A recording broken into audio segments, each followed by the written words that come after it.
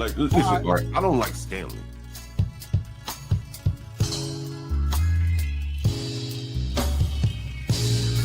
I think the only person I have been was Stanley. And Nate, Stanley doesn't state the obvious, like what the app. He spews talking points. Yes, he does. Yes, he does. The nature of American culture, it's a white people problem. Okay. I literally said they need to understand that people bother you like that. If they want to beef with you, it's called Stanley versus the world. And just assume their character by stereotype? I think people do that every day. Okay, I didn't ask you. What do I think is okay? America, my name is Armiose Frimpong, and we're going to go in on why I believe that the era of Black domination in sports is over, and why that's tied to the family and some interesting regendering and economic developments that are going on. I think the biggest, this argument's premised on the notion that the biggest divide in the coming generation is going to be kids who are parented well and intentionally versus kids who were just kind of parented by inertia because they parented them the way that their parents were parented, and it just goes all the way back. Welcome to Stanley versus the World, everyone. Please make sure you hit the like button on the way in. Leave comments if you happen to catch the show on replay. Just want to make one quick note about what Irami is describing here. Hopefully he'll mention the term social Darwinism. That's literally what he's describing. Just in other words. I think that boomers weren't the greatest parents. And millennials, dicey. Gen X millennials are dicey, depending on not whether they critiqued their boomer parents or dicey. And so what I think, and man, I was gonna just let this play through, but it seems like I'm already disagreeing with parts of this. The boomer argument is a bullshit argument. This is just, the normal battle of the generations. You can go all the way back to, movies like Rebel Without a Cause.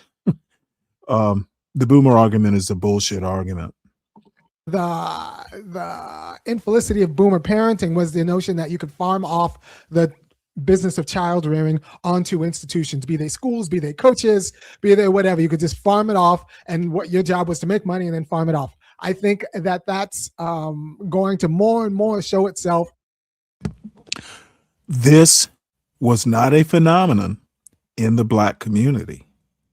That's these fools who just, I don't know why Black people have just, the young Black people have bought into this white bullshit argument.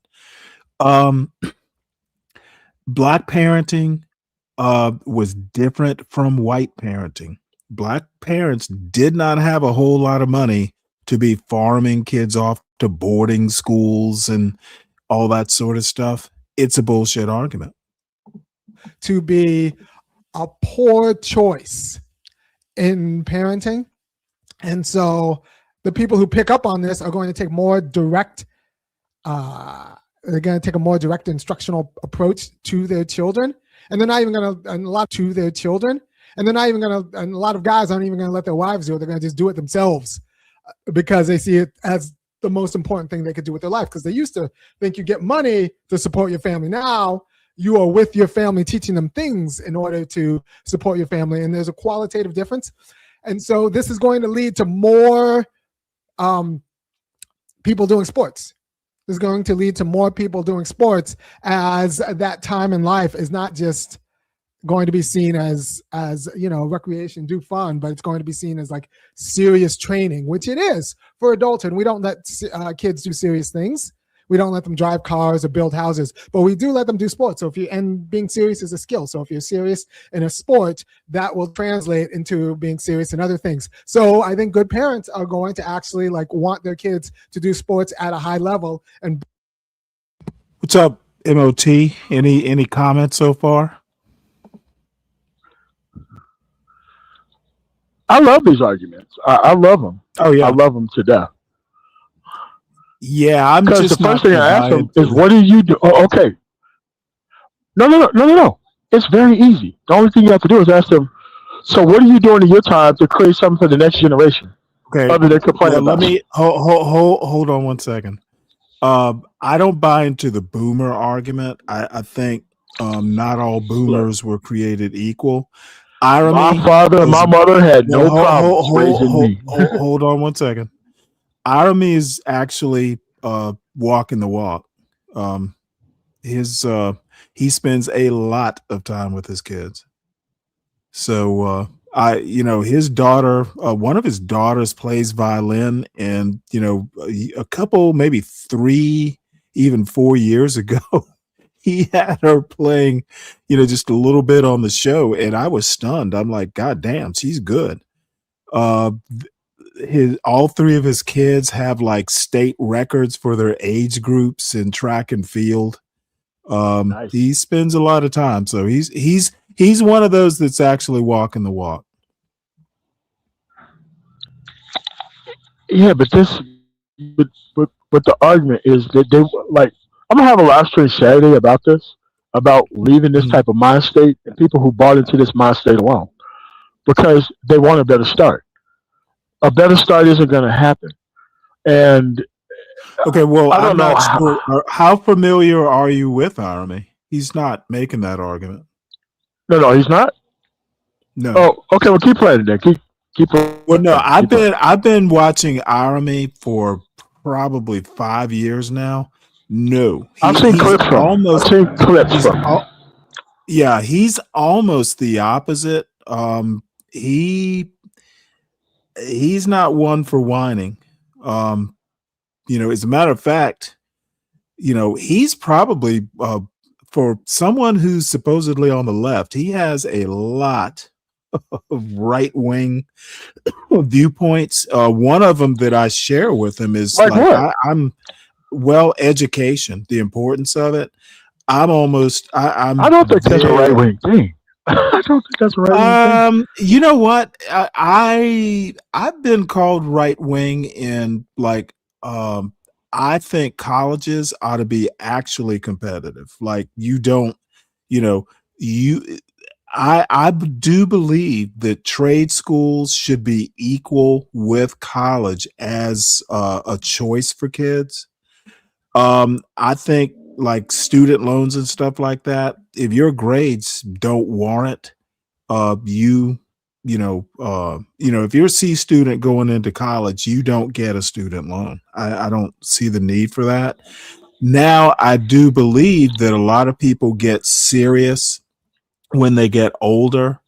Older students tend to do better. So, I mean, there should be a second chance, but you got to test into college. And the SATs, that's nominally a test, but I would just be a lot more strict.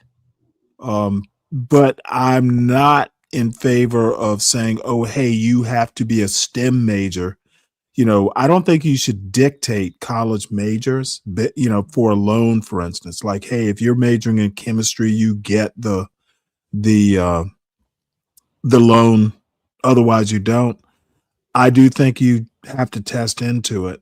But no, Army is not, he's not one of those guys. I think he still teaches. He's been working on a PhD for years, but he teaches philosophy at the University of Georgia. So, I mean, he is a gadfly, almost in Maybe I should have him on, man. Maybe I should have him on. Oh no, you'd love him. Oh yeah. You would. I think a lot of these educated people around here are just here for entertainment purposes, and for some reason, black people have inside their head that entertainment purposes is okay, and then they turn around and complain about the Well, when they support the same minister-ish he type people. no. Well, he's a Tommy Curry fan. He thinks Tommy Curry is very important. But one of the things that really, in my opinion at least, sets him apart is that he has literally said probably in the last week that, you know what? F the money. If he went in hard, I think harder than he should have on Rob Reiner. He literally said, the first time your son goes to rehab, if you can afford it, you quit in dealing with that child becomes your first priority as a parent. Rob Reiner's son, had issues as a teenager, and I Yeah, agree no, with yeah, I that. remember that too. I do remember that. Yeah, yeah, but I mean, he's like, fuck it.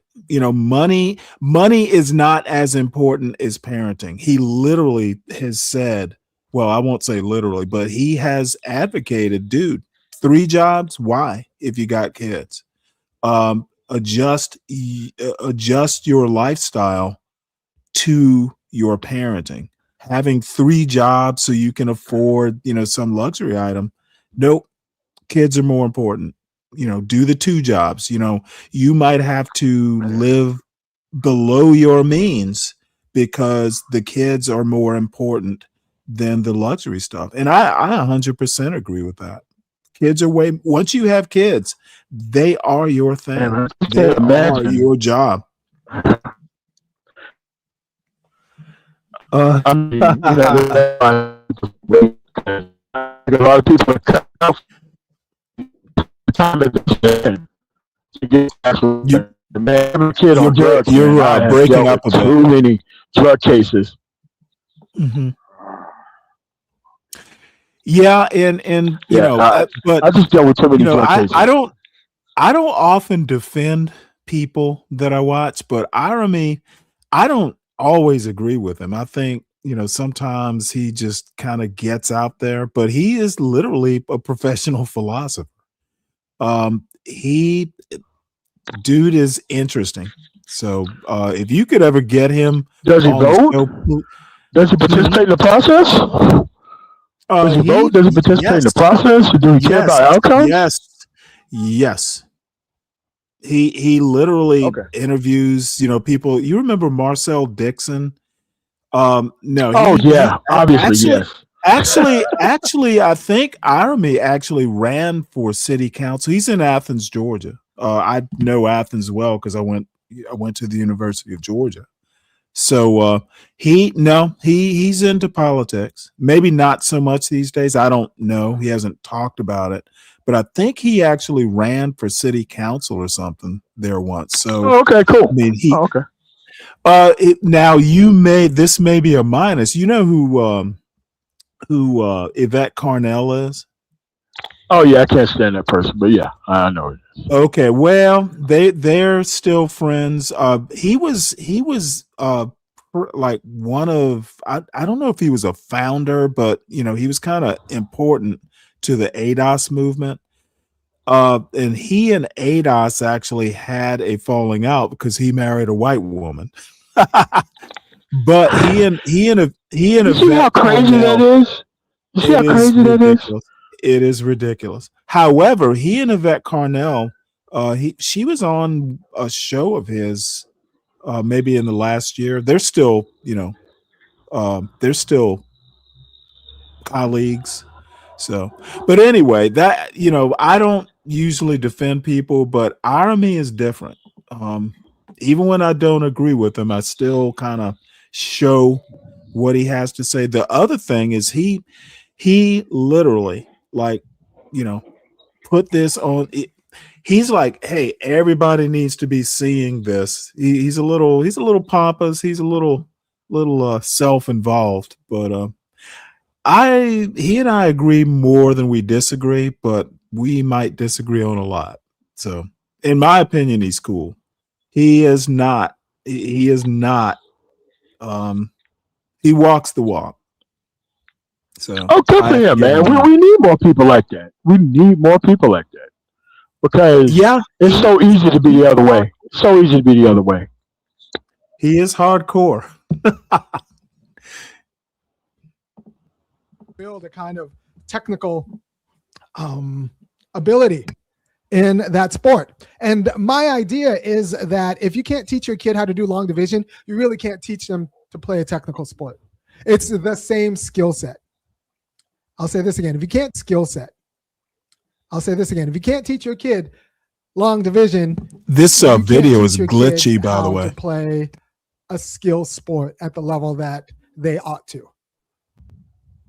Now, if you look at black math scores, a lot of our parents are not teaching their kids how to do long division. And I think you're going to start seeing that play out in other aspects of their life, right? So sports are becoming more skilled. Skills are going to matter. Skills are best delivered from family, just like math education is best delivered from family. It could be multiplied by schools, but if you expect the schools to teach your kid how to read and do math, you're not going to beat my kids who get it from me and then the schools. Like, that's just the case, right? So if you expect your rec coach to teach your kid how to play the sport or to just grit it out or them figure it out by themselves, you are in the same boat as the people who expect like their kid to teach themselves math or grit it out and learn by themselves and are surprised when they're beaten by the other people whose parents take a more active role. And so it's not necessarily going to be about money. It's going to be about family culture. But in terms of black families being a little bit of a mess, that's going to be realized in the professional sports arena in a way that it wasn't before, except for a few other sports, few kind of outlier sports where blacks have been artificially kept out of. And if there are enough suburban blacks who get this, that might change, right? So there's going to be dads who, instead of putting their energy into making money, they realize that you put all your energy into making money, you end up like Rob Reiner. They're going to put all their energy into their kids, and so that's going to change the quality. I still think he's brutal of both problem solving around sports and the technical ability of those kids with regard to sports, right? So the influx of dads actually doing the job is and the poverty of black dads, like with respect to access to their kids, is going to lead to a lightening of sports. And you got to get more Asians, and you got to just as sports become a more technical experience that you can't just grit it out and persevere. You're actually going to need training and drills and the right drills. There's this great article I've talked to about in the last two shows by Daniel Chambliss about swimming and Olympic swimming. The article was written in the 80s, but it turns out that like elite swimmers and like regular school swimmers and then regular club swimmers, the difference isn't the quantity of time in the pool. The difference is the quality of instruction and the quality of drills and the quality of time that they put in. Like they're doing different things in the water, even if they're in the water at the same time. That's going to be the same for basketball. And I know it's the same for soccer. Like you could scrimmage every day for 10 years and suck. Oh, by the way, he's basically coaching his kids' soccer team. I think he might have, I don't know whether he's volunteering or whether his kids' public school actually hired him, but he's coaching, that soccer team. So like I said, he's walking the walk. Relative to people who actually think about the drills, relative to people who work drills and work fundamentals in a rigorous way. And I don't think it's that different from any other sport. We don't pretend that you can go to and play golf and just get better at golf by just playing more golf. No, you need skills and habits and the right training and the right way to approach the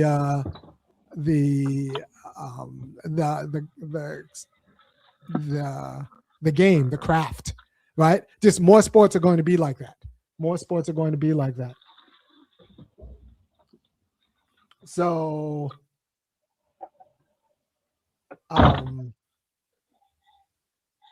yeah, so chat, you might not agree with me, but I might. This should be a new stream. I should have started over, and this should have been a new stream. Man, that's I the shit tried I to was do this video before. No, you know what? I love it. Chat, you might not agree with me, but I'm right. Dude, he's a confident That used to be motherfucker. the Now, name of a live stream of mine. I'm sorry, what? That used to be the name of a live stream of mine. Yeah, well, he does live streams. He does this off the cuff. I'm sure he's got stuff written down. Now, the other thing is one of the things I kind of like about him is mother, South Carolina, a nurse. His father was Ghanaian. And his background story is his father apparently he and his mother divorced his father, and he's talked about it for years. He thinks his mother was wrong for doing that. His father was just a little bit strict. But anyway, he did well enough to go to Berkeley and majored in philosophy. He got accepted into the University of Chicago for philosophy, but I'm not exactly sure what happened there, but it wound up not being a fit. So he wound up at the University of Georgia. And, it seems like Georgia is more a fit for him. And I loved Athens. Spent some years there, but he's actually just one of the I don't know whether to call him odd, but he's just different. So nominally he's on the left, but I swear in 5 years he's gonna be on the right. He's had a right issues. Based on what issues? A lot of it is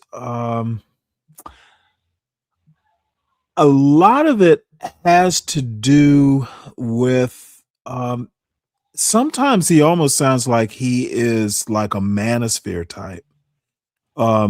He in my opinion at least, but he always keeps it in check. Like, he in a way he reminds me of me. An actual liberal, someone who is like,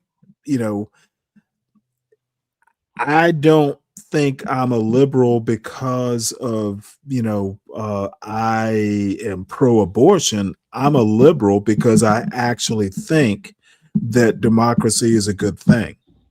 I think that government should be of, by, and for the people. Now, liberalism has a bad name for obvious reasons. I mean, John Locke and others, were principal, in my opinion, they invented racism, at least, American, the structure, the actual institutions. However, nothing's perfect, I guess, but, liberal as in, MAGA versus liberal. Democrats are liberals. No, Democrats can have liberal values, which there's, I'm an Edmund Burke fan. He's considered the father of conservatism. I think that a lot of what someone like Edmund Burke, said centuries ago, makes sense, but you've got to think about it. Not everything makes sense.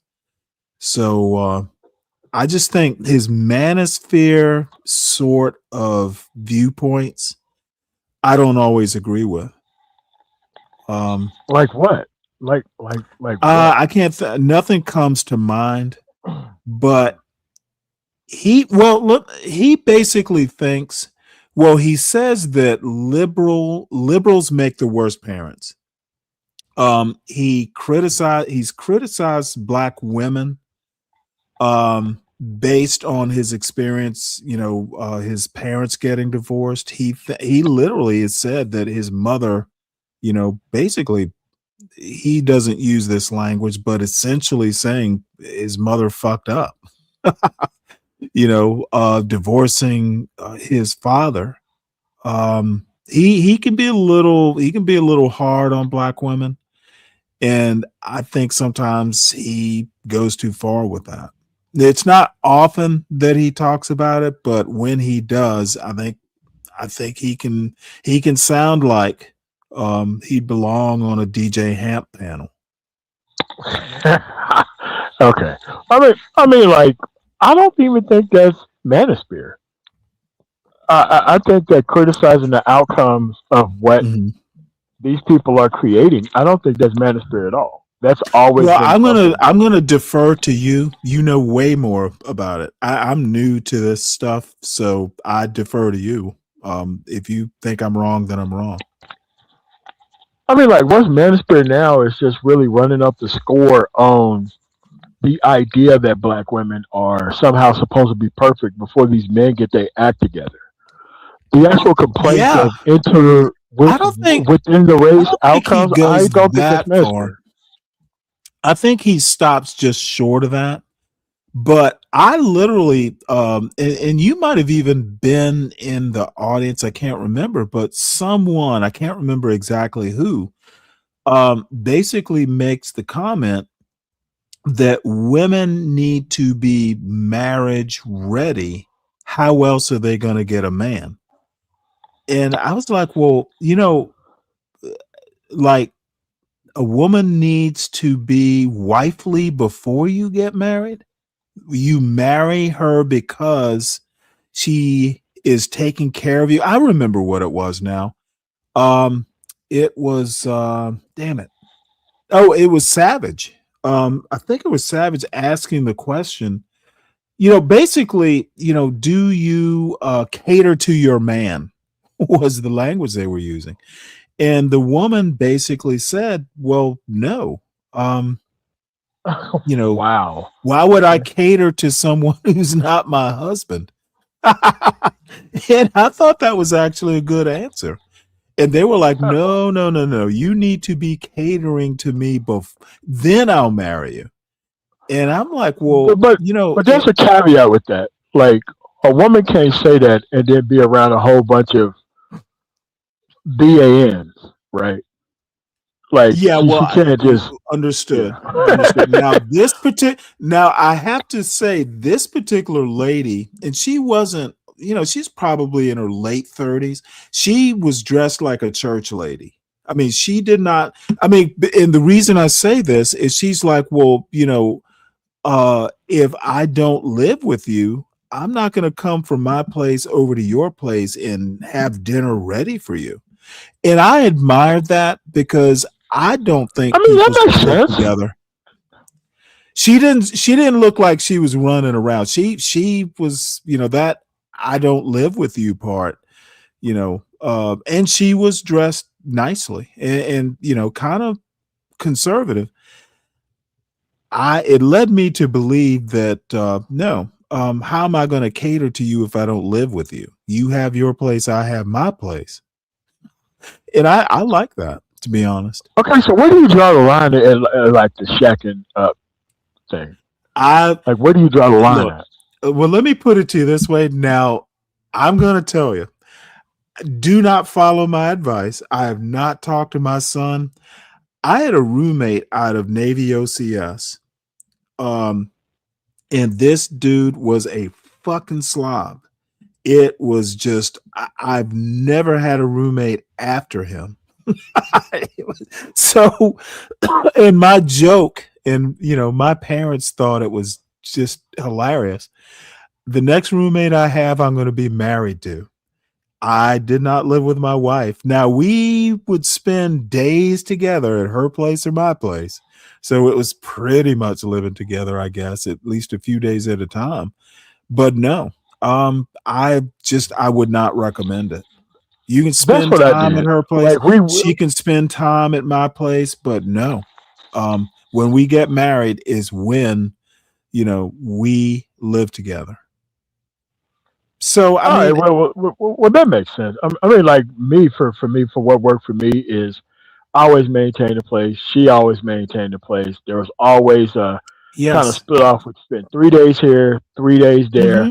Yeah. 2 days Hmm. apart, where we just do our own kind of, well, not not outside the relationship type thing, but like we spend time away from each other because we do need that break, and that's why we maintain two different residences at the time, Well, I before the lived marriage. up in the mountains and she lived she lived in Fairfax, Virginia. So, it was what 75 miles, between us. And I loved living in the mountains. I wasn't about to give it up until I had to.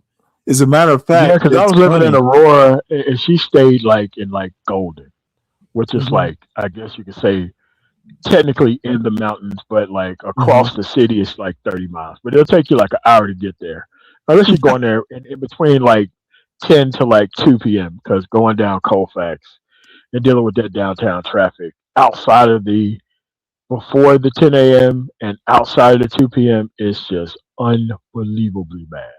But yeah, it, and that's what kind of worked for us. And I mean, it worked, but I can't Yeah. really police that for other people. I know I've seen people who move in together, immediately have a child, then they get married at some point Hmm. after Hmm. that. Again, that's kind of a case by case basis. I just wanted to see where you was on it because I don't have a Now, perfect answer. here's the deal though. She had a key to my place. I had a key to her place. I remember, one weekend I had to work, and I didn't usually work weekends, so it was a hard Saturday, and I knew she was going to be there. But when I got there, shit, she had like T-bone steaks. It was like holy shit.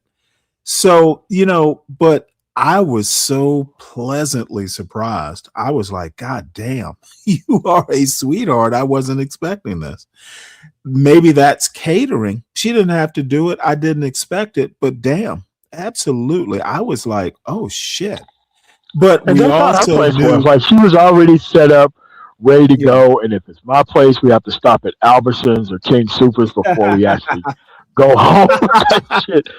I mean, because I'm kind of like survival mode, 6 MREs in the closet type shit. I'm not going to get food that I'm going to waste. And she No, thought that she, that was mind blowingly fucking crazy to not have food in the house. you know what? It might go bad. And yeah, you're right. She went grocery shopping before she got there because Yeah. I didn't have that sort of stuff. Now I like cooking and all that, but no, I wasn't, didn't have that. But the bottom line is, I knew we were gonna be together pretty much from the second time I met her. Yeah, in my mind, it was a done deal. It's like, nope, can't live without her. However, you don't rush into things. We dated, and we knew it was going to happen, but for one reason or another, it was a year, maybe more than a year before we got married. But anyway, I'm just not like lock, stock, and barrel. This is my address. This is your address too. Um, I'm just not that sort of person. And I would recommend against it. Now, it's me and my quirks. If I'm gonna have to deal with, learning a new person, it needs to be done gradually. And there we need to ease into it, not just, hey, will you move in? I'm just Yeah, I if mean, my today, son people said, got a hey, lot going on, already having kids yeah, and shit. So that's kind of, yeah, how do you take a break with somebody who's on like, I don't even want to even address it, but yeah, it's something that people go through a lot right now. They have to go into the situation that they're not even prepared for. And I understand the issue, but it's kind of like, how do you talk about the issue without coming off as complaining about the status of the fucking women in those circumstances. So Hmm. yeah, Well, I mean, my wife, no, she didn't need me, and I didn't need her, but we needed each other. You know what? Let me tell you a story, and I don't want to belabor it, but I remember. Now, I met my wife through my neighbor. Up on the mountain. He was the redneck, and I was the city boy, and there was a slow conversion. So one day I'd mowed my lawn. Now I lived on an acre, and I fucking mowed that lawn with a regular like push mower. I mowed the whole acre. It took me a while. Now the man, house was in what? the middle. Acre You know with a what? push mower? Yeah, it was. I don't think it was self-propelled, but dude, I was young, I did it. However, so her brother, well, my neighbor, drives by like, "What you doing?" Now I had already promised to go down to Fairfax, but one thing leads to another. It's like, oh shit, it's a nice kind of warm spring day. Hop in the truck, and we're just gonna fucking do these back roads. And it was all like one lane gravel roads. I lived in the country. It was on top of a fucking mountain. And anyway, so I had like 19 calls, and my neighbor's wife had like tons of calls. They were blowing up our phones. Where the fuck are they? So I'd forgotten. I left my phone at home. I didn't even think about it. I just hopped in the truck. I'm done mowing the lawn. Let's go. It's cold beer. So I knew when I saw like 19 calls, I was in trouble. It's like, oh shit. So I call her, and I'm like, cause I'm pretty tipsy. I'm like, well, I'll just see you tomorrow. And she's like, what? I'm like, and I thought saying, well, I was with your brother. We were hanging out. One thing led to another. She wasn't having any of that shit. So, I'm like, okay, well, I'll see you in like a couple hours. So, I'm sitting here taking a shower, just, don't want to be driving drunk. So finally, like 4 hours later, I make it down there. So I walk in, and she was like, if you hadn't come, we would have been over. And I thought she was kidding, because my wife did have a sense of humor. Oh, she was dead fucking serious. She's like, if you had not come down here, nope, we'd have been over. And I was like, you're kidding, right? She's like, nope. Oh, dude, I was like, oh shit. She did not like her brother's redneck ways. And I guess she's like, well, dude, if you're gonna be silly enough to fucking, do that sort of shit when you say you're gonna be somewhere, you're not for me. Dude, I never fucked up like that again. It's like, God damn it, if I said I was gonna be somewhere, I was gonna be there. And that was like really like 5 seconds of growing up. That woman was serious. Like, she'd have kicked me to the curb. So that was an eye opener. So hopefully MOT will be back. He's probably out somewhere on the road. So anyway, let's finish up with irony. And if anyone wants to hit the link, please do. I do have an agenda. Got one or two news stories, and then I'm going to pick up where I left off with Cellulite on Savage Entertainment show, and then this whole boomer thing, which I find just, I think it's arguing talking points. It's an ahistorical argument, but we'll get to that. But let's finish up with irony. By the way, it is Friday. Happy Friday. Support the show. Support the host. It is the weekend, and the Sovereign Beer Fund is open for investment. I have a Saturday show planned, but I don't have a topic. Feel free to suggest one. So let's continue with Irony. And I was running into some troubles, but there should be a new stream that's about 6 minutes old, and that should be this video. And if not, I'm in trouble. But what you should know is that skill sports are becoming all sports. And now that dads are paying more attention to their families in a direct way, those dads, and many of them are white, are going to start beating everybody else, like the other people. And, you know, Asians or whatever, just any like a technical mind. And also just understand, if you can't teach your kid long division, you're not really going to be able to teach him basketball very well. And the best coaches are the ones, and just like the best teachers are the ones who can do this at scale and think about strategies to be able to do this at scale. And most people can't do this at scale. And most people are bad teachers. And so you're going to get beaten by the ones who are better teachers. Yeah, it used to be the case. And now there's still the notion that, you know, in the same way that you can just kind of let whatever unserious person raise your kids while you make money. You can let your wife or your girlfriend or your baby's mom or whatever raise your kids. Those kids end up getting beaten in like life.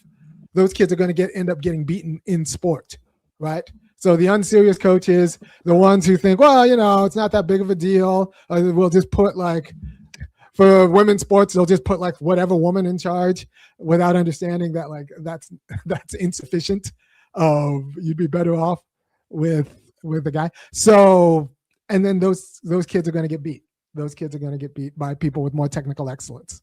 And it's going to disproportionately close out poor kids.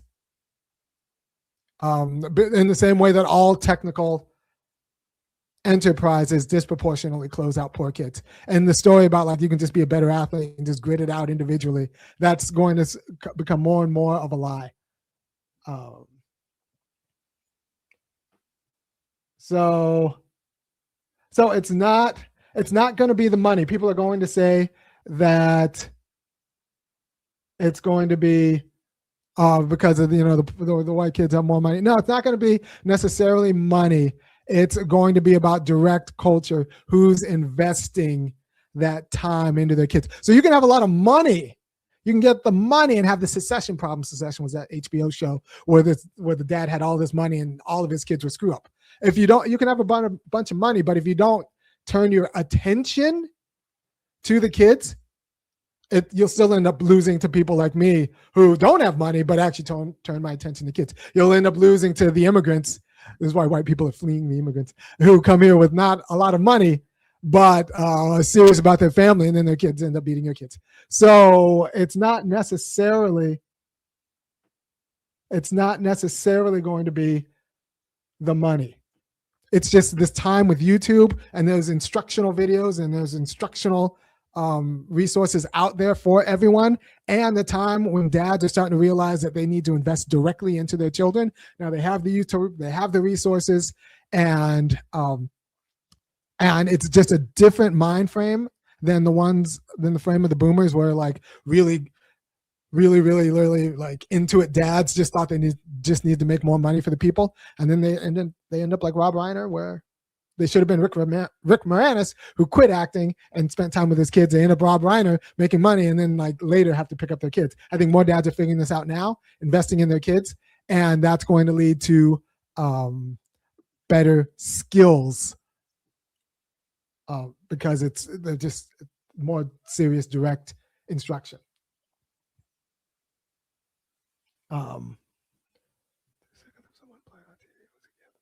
Yeah. All right. So, okay. So Carl Kosnak actually is absolutely right. YouTube changes the game. I don't know what would have happened if I would have had YouTube like with my kind of like verve when I was in high school, and I was a triple jumper and a little bit of a soccer player, but mostly a triple jumper. I like the quality of technical education out there for people who want it is astounding with YouTube relative to like my growing up in the 90s. Interesting. It's astounding. Like he says, 2 seconds of someone playing on TV was a gift then. Yeah, that's pretty much the case. There was no technical instruction. You did like hire away for like a book or maybe hope for like a magazine. And like now you get YouTube step-by-step instruction. So people who are technically minded can become good coaches. And the hack coaches get found out and hack parents get found out pretty early because there weren't the resources out there. So the democratization of resources plus the new emphasis on family is going to lead to a lot of like very thoughtful dads doing the job. And they're going to be put against a lot of like non-thoughtful parents who didn't make the transition, who are going to parent like boomer parents parented and hope that they could pay somebody to do it at the top end. But and that's not going to work even at the top. That's not going to work at the top end. But on the bottom end, you're just going to get beaten by less athletic, more skilled players. All right. So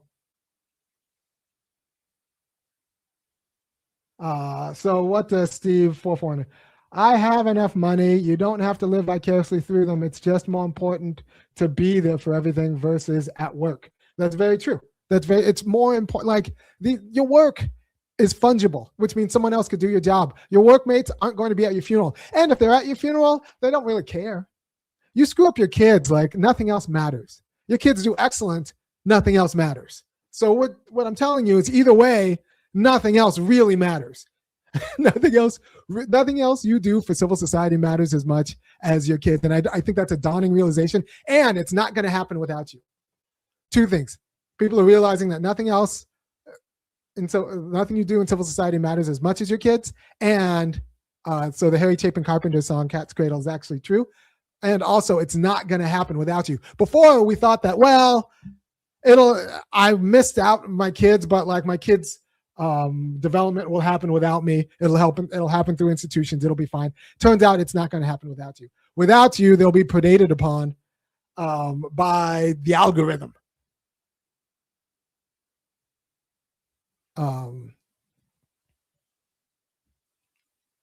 So when people someone says, when people live away from their families for work, it baffles me. I think it's possible. That's is what Dante 24 says. I think it's possible if you and your spouse are on the same page and like the money's worth it. I think it's possible it could work, but you guys have to be on the same page and your spouse has to be competent in the same kind of things that you're competent about. I can imagine living away from my kids for the money, but it would have to. I don't know. I don't know. I don't like in this world. I don't know. I don't trust anybody I don't trust any market-based institution to raise my kid. Now, the interesting thing is what is not a market-based institution in the United States. I actually think I could argue that the family unit, the nuclear family, is a market-based institution. I wish I could ask him to like define market-based institution. Literally, what isn't? If you go back and you think years ago, and 12th Man, you would be old enough, probably. Man of Tomorrow would probably be old enough to remember one of the big themes, the Peanuts, Charlie Brown, Lucy. One of the big complaints was the commercialization of Christmas. I mean, we're talking probably back in the 70s. Charles M. Schultz was, talking about it through his cartoons. So, families getting toys for Christmas. How is family not a market-based institution? Not every society has family that we in the West would call nuclear. So I don't know. I think that's kind of I'd be interested to know what his definition is, and I bet he's defined it in a recently passed show, which I'm not going to go back and watch. But maybe I'll just try and contact him in the comments or something. It's with the quality of rigor that I would, because market-based institutions just want your money, so they're going to kiss your kid's butt. So What's up, Brian? I think if I were like a loose parent, insofar as I thought the market worked, I wouldn't think of it as that big of a deal. But I don't think market-based institutions raise black kids very well. So it doesn't really matter how expensive they are. I'm going to want to do it myself. Yeah, Dion did the right thing, right? He made his money and then raised his kids. Even Gilbert Arenas, came in a little bit late to the game, but and he was his coach. He was coach of his kids' teams because he knew that nobody's going to take Shador where Shador needed to go except for Dion. So I think Dion did a lot of things the right way. A lot of these athletic kids are also knuckleheads because it's not like LeVar Ball read a book. So his kids are going to make mistakes in that way. But in this thing, Dion was right. All right. So there's a being there. People think that you're just talking about being there. I'm not talking about the quantity of time. Hey, 12th man, I have a question for you because I haven't been keeping up with football probably for years now. How is Shador Sanders doing? I know he was supposed to start for Cleveland. How is he doing? Do you know? Oh, I'm not sure, but I know the Seahawks are in control of the NFC West. I know that much after last Gotcha. night. What a surprising win that was. Well, good. Who'd they beat? The Los Angeles Rams. Gotcha. All right. Well, let's finish this up. I don't know if we're going to make it all the way to the end, but this is something new for Irony, actually paying attention to the chat. I'd say, 6 months ago, before 6 months ago, he literally never paid attention to the chat. And Glad occasionally, he got a haircut, Stanley. yeah, he does that. He does that every now and again. Let's see if he keeps it cut though. You spend with your kids. That's not the thing. That's what the article, the Chambliss article, actually went into. It's not the quantity of time you spend with your kids. It's the quality of attention that you put in that quantity. Like, how technical are you? Are you telling them things that no institution's going to tell them? You got to give them that secret knowledge. You got to work them in a way that you can't pay other people to work them because it would be child abuse. That's your job as a parent. What's up, Dave? Oh, chilling. What's up, Stanley? How you doing? Pretty good. Happy Friday to you both. Thank you. I'm already three tall boy Coors Lights in. Sounds like a good time. You're not drinking Guinness today, Stanley?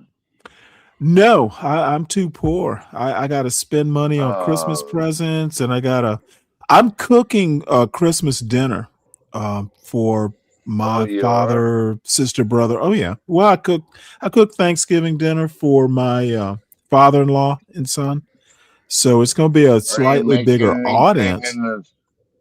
In the smoker, Stanley? No. Are you cooking it's going to be oven based, and it's going to be basically, I got a roasting hen, which is slightly larger than whole chickens, like you'd get. This is right. A hen big enough for roasting. So that's going to be the protein. I'm going to do the broccoli, sweet potato, what else? Onions. There was something else. So it's going to be like a roasted vegetable medley, and then I'll probably do cornbread stuffing again on the side. So that's going to be the crux of the meal. And then I'm going to have my son make a couple either blueberry pies or apple pies from scratch, of course. Give that college education a go. Is making pie crust from scratch good with your hands? Can I come over, Stanley? We're going to Savannah. You can come down to Savannah. You're taking all that down to Savannah? Yes. Dang. I mean, I guess I could cook it there, but it's going to be easier to do it here. Rather than taking all the equipment and stuff, because like I have my favorite knife, I have my favorite pans, I have my favorite pots, and taking all that shit down to Savannah is a little bit of a chore. So, it is. So I can do it here, and we can get everything, dinner ready, just by warming it up. Another thing is cooking for rewarming is like a lot of what caterers do. And I haven't done something like that in years. So it's going to be a challenge. It needs to taste as good there as it would here. So that's going to be a bit of a challenge. And I like a challenge. I nailed Thanksgiving dinner. I mean, I literally nailed it. It was so good. Like, I talked to my father-in-law a couple days later, and he thanked me for Thanksgiving dinner again. He said it was so good. Dude, I can cook. I'll probably just do some biscuits and a ribeye and some shrimp and surf and turf it. Maybe some mozzarella to put on the bread if I feel froggy or something like that. Well, Brian Nichols, dude, I have literally talked on occasion about being a Renaissance man. You have to be Du Bois and Booker T. Washington. You have to be able to make a pie crust from scratch, and you need to be able to fucking fix your lawnmower. That's a man. Well, I a can complete man. You need to be able to hunt.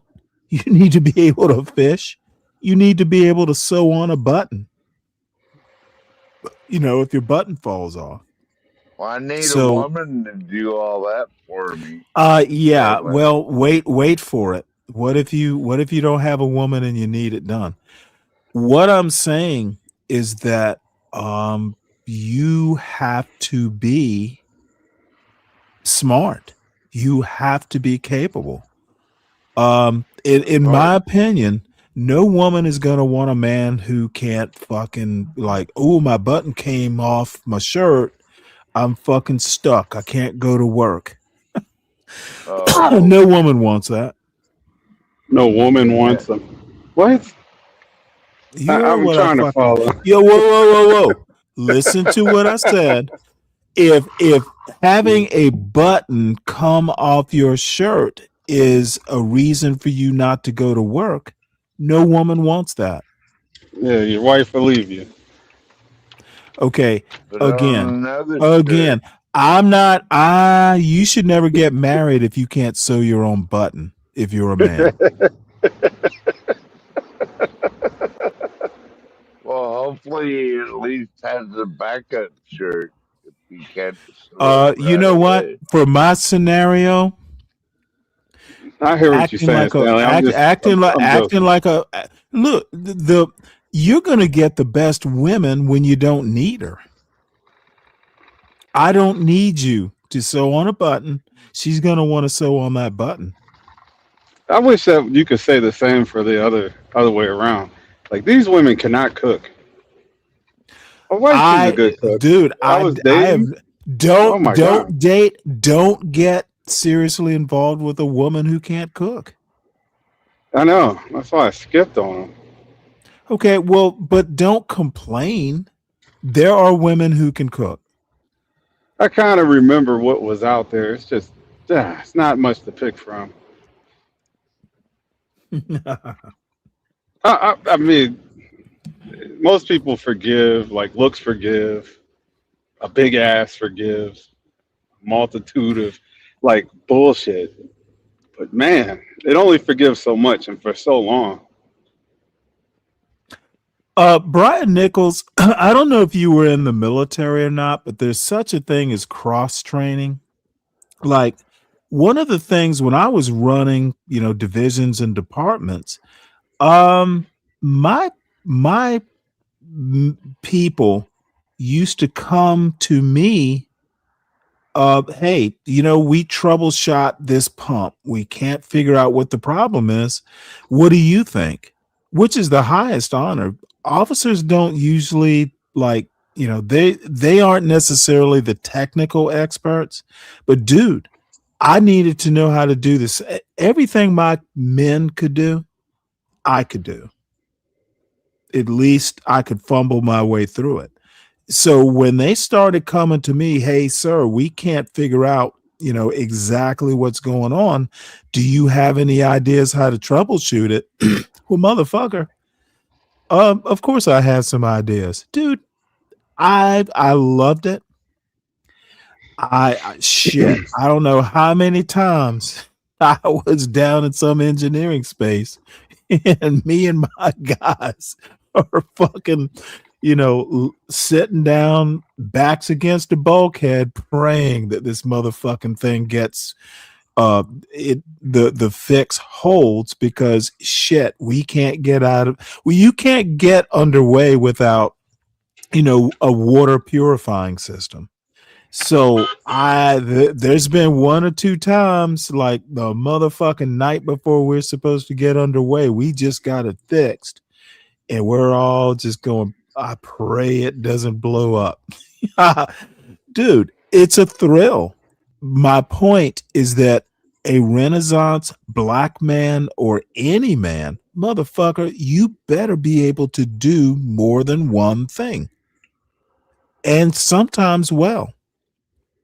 No woman in 2025 wants a man who gets crippled by a button he can't figure out how to sew on. It doesn't matter whether it's a woman's job. If a woman knows that, hey, he doesn't need me, he could do it himself, but I want to do it. To me, that's like the perfect woman. There have been plenty of times I come home and my wife would have cooked dinner, and my son and she ate dinner. I'm like, I don't want that. That's kids' food. So I just fucking cook my own dinner. Sometimes it would be out back with a propane burner, and I'm just fucking, you know what? I want liver and onions. I don't like cooking it inside. I don't want fucking kids' food, because kids, they kind of have their own, they would have like spaghetti and meatballs. That kids love that sort of stuff. Nah, I don't want spaghetti and meatballs. I want something more complicated. So I go cook it myself. I don't make her do it. She's already cooked for the major important person in the house, which would be my son. So she and my son ate. I'm home late because I work late sometimes, and I'm not going to bother her. I'm going to fucking cook it myself. Shit, you know how many times I done woke my wife up to hook a steak up? And do you should never tell me that sort of stuff, because now I'm going to pass judgment on you? I don't know why you would. That's my wife's issue, not yours. Well, let me tell you why I would. Because you're sitting up here telling me that I should have to sew a button on and all this other simple shit. I'm not with it. I'm pontificating, motherfucker.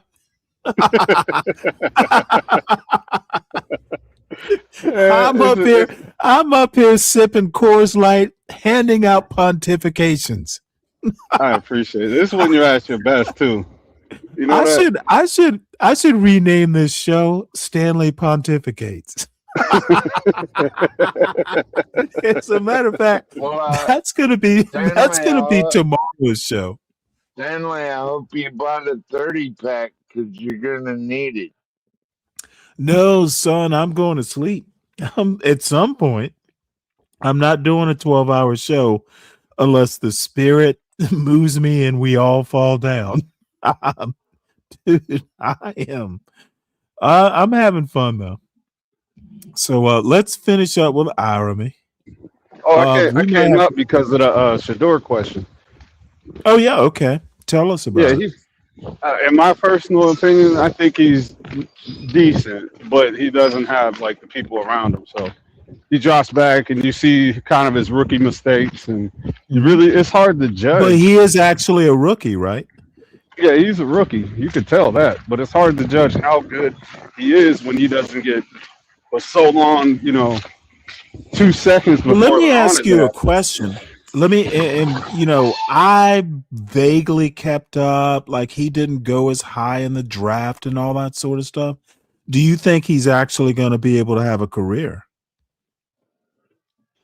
Yeah, I do. I think he'll be able to have a career whether it's where he's at or some other team. And the reason I bring this up is Irami is literally, you might have missed it. Irami brings up Dion and Shador, and forget there's another father-son duo, but the balls. Well, apparently, this LeVar or whatever the father's name is, he actually was like Venus and what's her name's father. He spent a lot of time, developing their talent. People like that, they got to spend a lot of time with their kids. Hey, So anyway, the bottom line is I'm so happy that Shador, because he caught a lot of shit. They were like, well, motherfucker, you didn't go high in the draft. You're just the impression I got is, oh, hey, Dion's a failure as a father. So the dude's a starting quarterback for what, the Browns? That's awesome. Yeah, my team up north, yeah. So apparently the motherfucker has a brain. Yeah, he's not bad.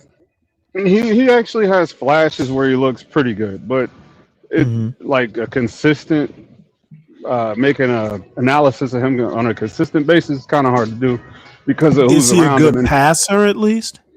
He could toss it. Yeah, he's pretty decent. Good for him. Good for him. So he might have a future. Well, my brother-in-law is from Cleveland, and he's a Browns fan. So maybe I'll catch some Browns games. It's late in the season. Are they near the playoffs? Hell no. No. They are trash. No, is the regular season over? No, you got about 3 more games. The Browns are trash. Okay, well, well, fuck it. You've got me interested in seeing Shador play now. Yeah, he's interesting to watch. I'll say that. Good for him. So, let's see. Deacon Dave, did you catch those Seahawks last night? That's what I call squeaking one out of your asshole right there. Nah, actually, I didn't get to watch it. I forgot it was on. My bad. 38-37. That's like, man. All right, well, you know what? Let's just move on because I have other surprises. Like Fonnie Willis, my future wife, Fonnie Willis. Your future wife. We will hear her sassy self in front of a panel in the Georgia. I think it was the Georgia House. So anyway, this is odd. The Brown University shooter was a former grad student, physics grad student, and apparently he killed an MIT professor who was a classmate of his earlier in their career. The dude was teaching nuclear science, physics, and engineering. So all I have to say, physicists are out murdering other physicists. Dude, who knew? physics is developing or raising up a culture of violence. Apparently, the violent physicists. They understand ballistics for sure. So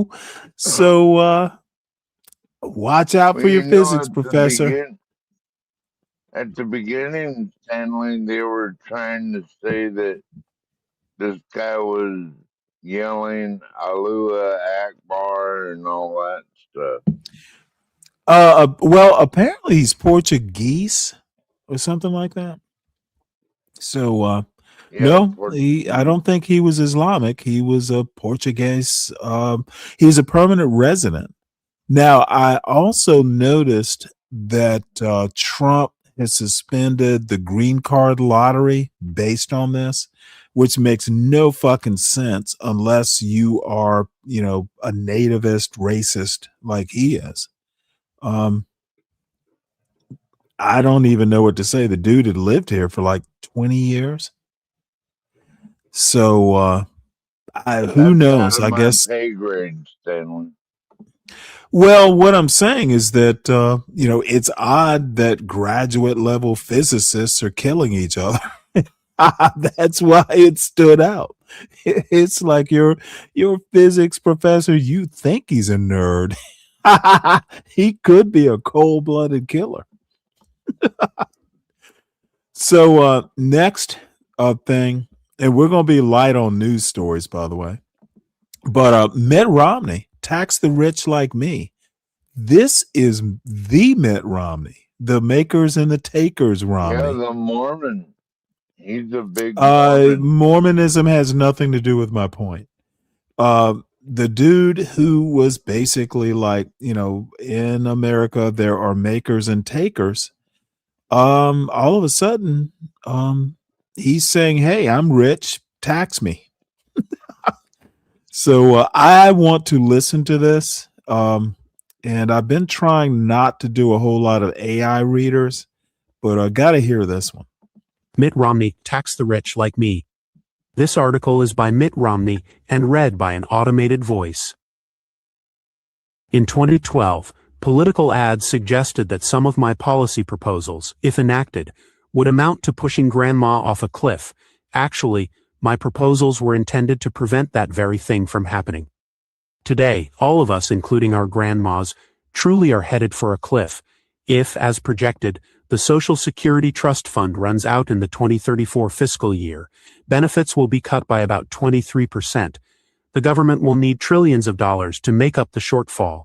When lenders refuse to loan the money unless they are paid much higher interest rates, economic calamity will almost certainly ensue. Alternatively, the government could print more money, inducing hyperinflation that devalues the national debt, along with your savings.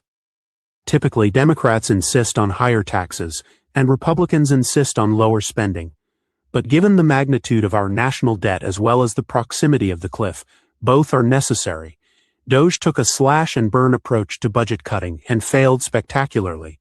Europe demonstrates that exorbitant taxes without spending restraint crushes economic vitality and thus speeds how fast the cliff arrives.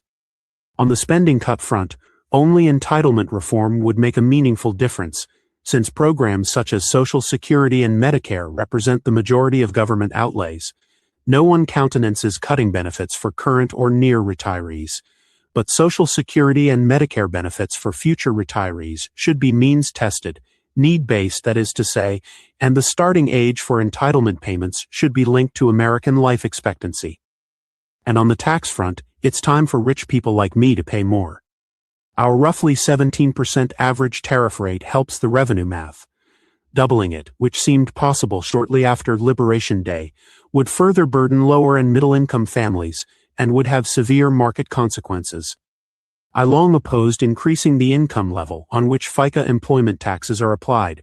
This year, the cap is $176,100.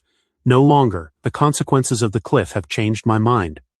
The largest source of additional tax revenues is also probably the most compelling for fairness and social stability. Some call it closing tax code loopholes, but the term loopholes grossly understates their scale. Caverns or caves would be more fitting. Consider, for example, the cavern of the capital gains tax treatment at death for those with enormous estates. Let's look at a hypothetical scenario using Elon Musk as a proxy. If he had originally purchased his Tesla stock with, say, $1 billion and held it until his death, and if it were then worth $500 billion, he would never pay the 24% federal capital gains tax on the $499 billion profit. Why? Because under the tax code, capital gains are not taxed at death. The tax code provision known as step-up in basis means that when Mr. Musk's heirs get his stock, they are treated as if they purchased it for $500 billion. So no one pays taxes on the $499 billion capital gain, ever. This unusual provision makes sense when you're talking about helping families keep their family farms. But it's used by billionaires to avoid capital gains taxes. In order to raise more revenue, this cavern should be sealed for mega estates over $100 million. Sealing the real estate caverns would also raise more revenue. 1031 exchanges allow a real estate developer to defer and possibly avoid paying the capital gains tax on the profitable sale of a building. Depreciating the purchase price of a building, including the debt, shields income from taxes. As with the previous example, hugely profitable real estate properties held at death are not subject to the capital gains tax. I presume these provisions were originally intended to stimulate the real estate industry. Today, they insulate multi-billionaires. There are more loopholes and caverns to be explored and sealed for the very wealthy, including state and local tax deductions, the tax rate on carried interest and charity limits on the largest estates at death. It is not that the rich in these cases are cheating the government, they are playing by the rules. But given the potential peril ahead, we need to follow the Willie Sutton rule, go where the money is. I believe in free enterprise, and I believe all Americans should be able to strive for financial success. But we have reached a point where any mix of solutions to our nation's economic problems is going to involve the wealthiest Americans contributing more.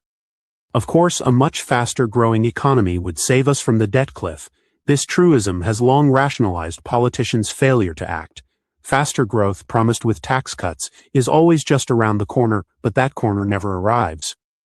Yes, taxes can slow growth, but most of the measures I propose would have a relatively small impact on economic growth.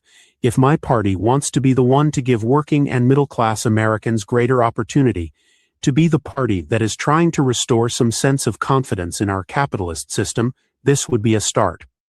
It would help us avoid the cliff ahead, and may tend to quiet some of the anger that will surely grow as unemployed college graduates see tax-advantaged multi-billionaires sailing 300-foot yachts. Mitt Romney was the governor of Massachusetts from 2003 to 2007, and the 2012 Republican presidential nominee. All right. Well,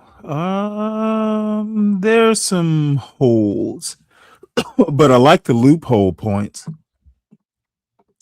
So we're going to go from there to this very short point about reparations. This professor is William F. Darity, Sandy Darity. And he's a contemporary of Glenn Loury. They both went to MIT, PhD, econ PhDs. I think he's still at Duke. So, he is not to be trifled with.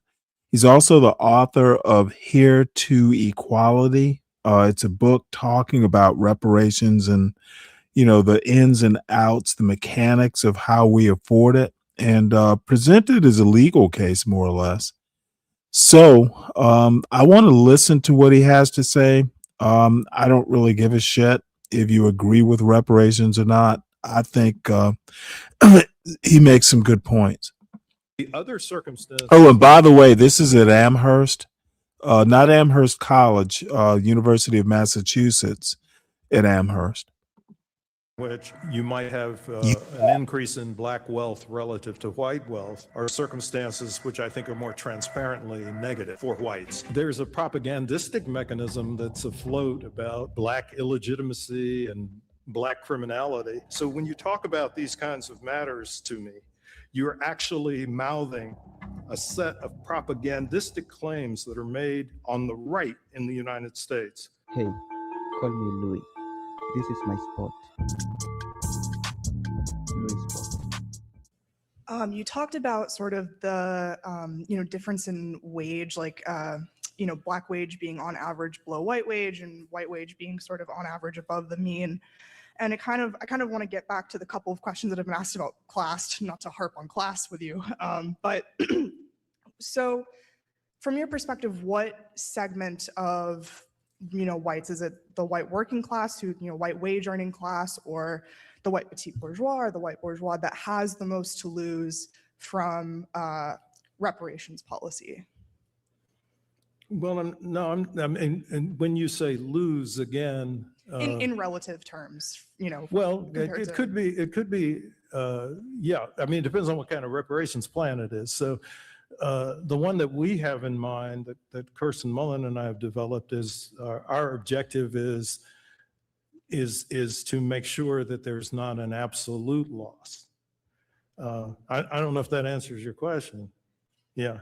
But yes, there would have to be a relative change. I mean, if your goal is to say, for example, you want to equalize wealth between blacks and whites, and you do it at the average, you would end up in a situation where black median wealth would be higher than white median wealth, even though mean wealth would be the same between the two groups.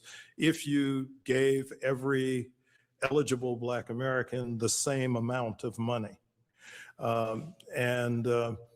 So there's no way you could institute a serious reparations plan without altering the relative position of whites.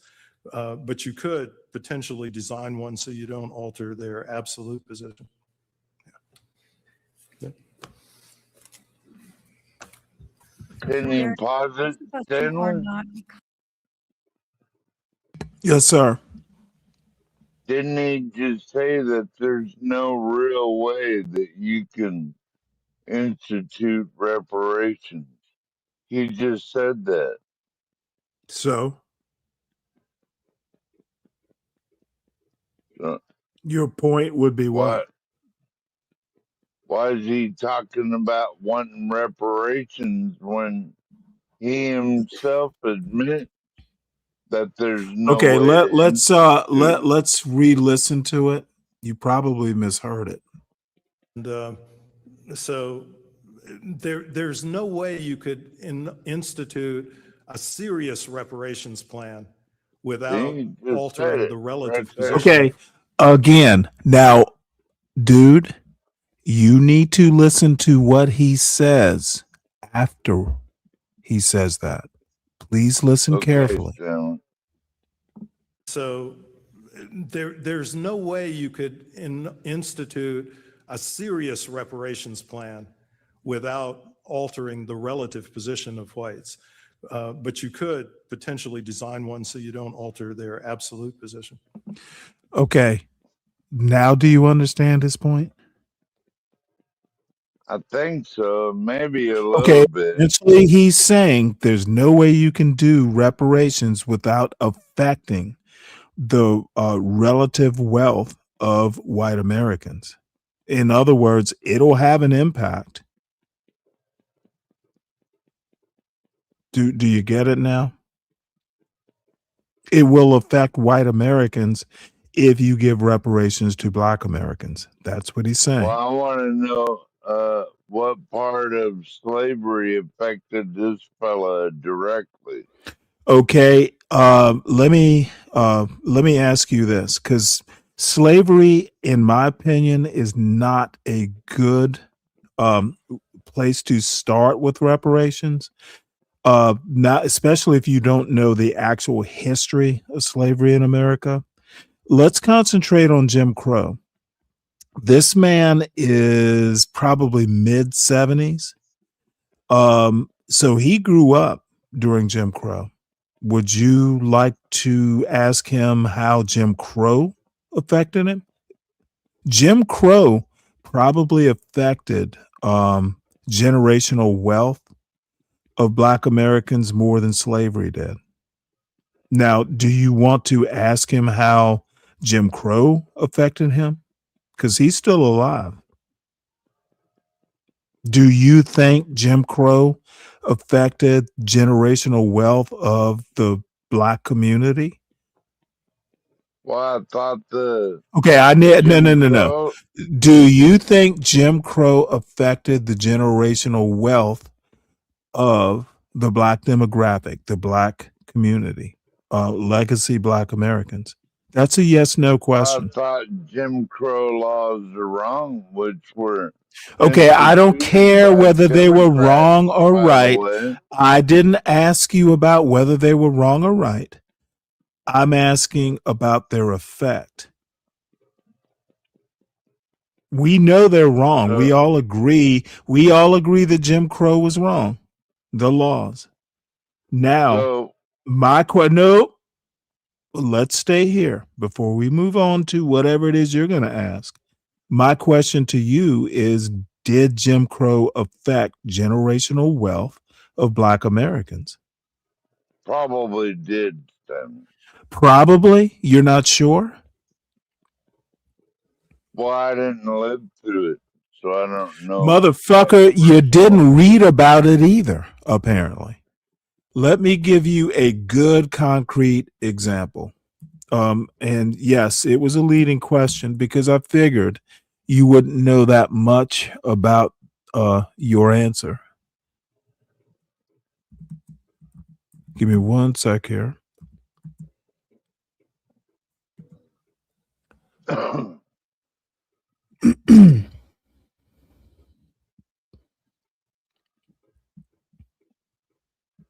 So you're basically saying you want Okay, no, what reparations. I'm basically saying is wait till I bring this up.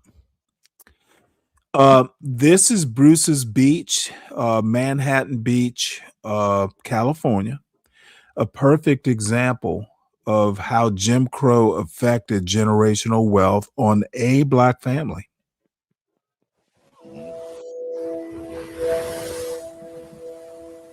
My father. I need you to listen. Until I came to visit him when I was about 17 years old. At that point, he went way out of his way to talk about how they had a resort and that it was for Black people. And because of that, segregation, really this is important for us to try California, and find folks. a way to getting our property back. And unfortunately, he couldn't say, you're actually, own this property. That was because of the events that took place to rid our family and other families of their property from that time.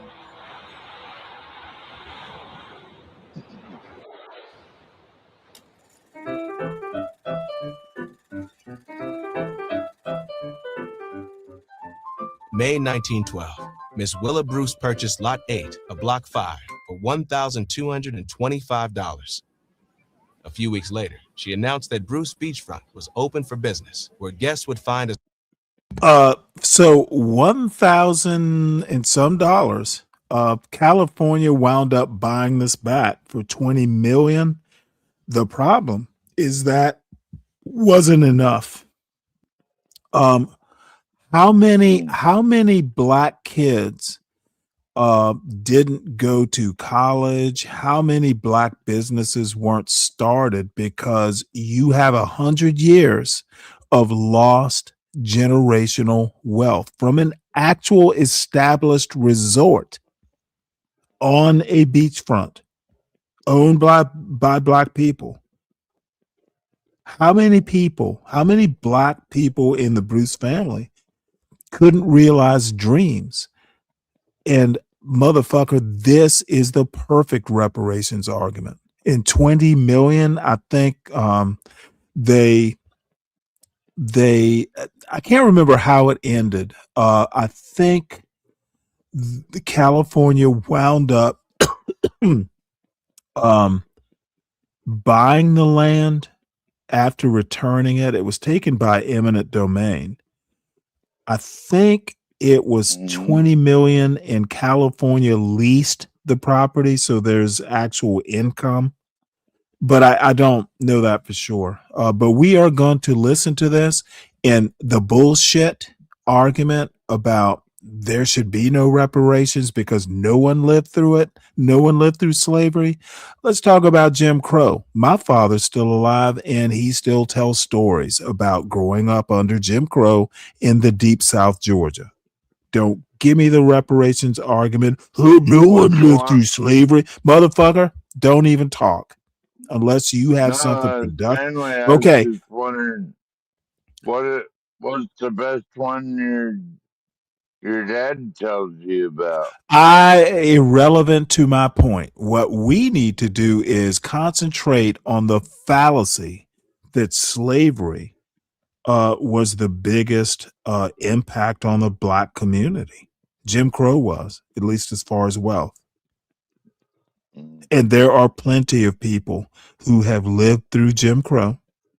A lot of them are in their mid 70s, probably starting.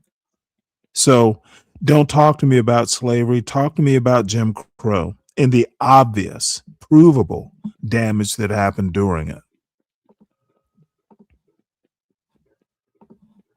Small portable cottage with a stand that sold soda pop and lunches. Most of the people that had property down there didn't live down there year round. They only came down for weekend excursions. And it was so successful, even from the first day that it opened, the white folks decided they were going to sabotage the black people's enjoyment of the beach. They said they didn't want black people down there because it was going to impact their property values. In the years that followed, the Bruces upgraded from their portable stand to a 2-story brick building. And in 1920, Willa purchased a second lot with a station on the Pacific Electric Balloon route. Bruce's Beach had become a popular destination for black Angelinos. Bruce's Beach is in the limelight, and quite a few enjoyed a day at this pleasure place. It was a phenomenal event that was talked about, and it was extremely exciting thing to have a place where black people could go without being harassed to the beach. So it was very important. You have black folk around the country who are just trying to do well. They're coming off of plantations, they're trying to thrive. And then you have a lot of governments that are putting policies in place and laws in place to exploit, to control the destinies of black folk. If you think about where we were, so we're a half a generation out of slavery, and here you have a black woman entrepreneur running a successful hospitality business on one of the most beautiful beaches in California. People were threatened by that. For much of the 1920s, a campaign of harassment, both subtle and overt, was waged against the city's black population. Ultimately, the city's leadership used eminent domain to repossess the Bruces' property. They lost their property because the city of Manhattan Beach used a legal method to, in my opinion, commit a crime. They didn't want the money. They wanted to keep it. And so they fought it in court, and of course they lost. One of the local leaders said that they thought that the Negro problem was going to stop our progress. We had to acquire these 2 blocks to solve the problem. So we voted to condemn them and make a city park here. The insult is that for decades, nothing was done with the property. So it was very clear to the public, particularly to the African-American community, that it wasn't about seizing the property through eminent domain for public good. It was about seizing the property to arrest the success Charles and Willa were having. Decades passed. Eventually, a park was built. Over time, ownership of lots 8 and 9 went to the County of Los Angeles, and the city of Manhattan Beach became one of the most desirable places to live in the South Bay. At the top of what was once just another sand dune is a plaque. How it got there and what it says is testament to the issue of race in America and how we are confronting the past. In 2006, when Mitch Ward was serving as the mayor of Manhattan Beach, this area had been called Parque Culiacan for over 30 years. The plaque made vague references to tragic circumstances that reflected the views of a different time, and it needed a rewrite. We have an opportunity here to take something in our history that was important and negative and embrace it and turn it into something positive. And I hope that the council will take the action to rename Parque Culiacan to Bruce's Beach Park. Thank you. So I would keep Bruce's Beach out of our community. It's a nice use of alliteration, but it doesn't fit. Thank you very much. A new plaque was installed in the newly renamed park, but the reckoning, the acknowledgement that some had hoped for, would have to wait. I know that the wording is inadequate by today's standards. Without the name Bruce's Beach, I think it would have been more difficult for us to get the land turned back to the heirs without people knowing that the area even existed. My family was invited to the unveiling of the plaque, and my father gave a speech, and he told the audience about how when he went to talk to his friends in school, he told them that our family owned a beach, and his friends laughed at him. I don't even know how to approach this idiotic question. Hear me out. What's the chances there was issues there and they wanted it clean? They wanted to clean it up and provide a park the whole community can enjoy. All I have to say is, how about stop asking stupid questions, Sen, and go and read the history. Doesn't matter. It was taken. The property was taken. There's no way to replace the generational wealth. That's the point. What are the chances? I don't know. Become a historian and make your counter argument to the injustice that was done to the family legally. What's the chances that there's issues and they wanted it cleaned up?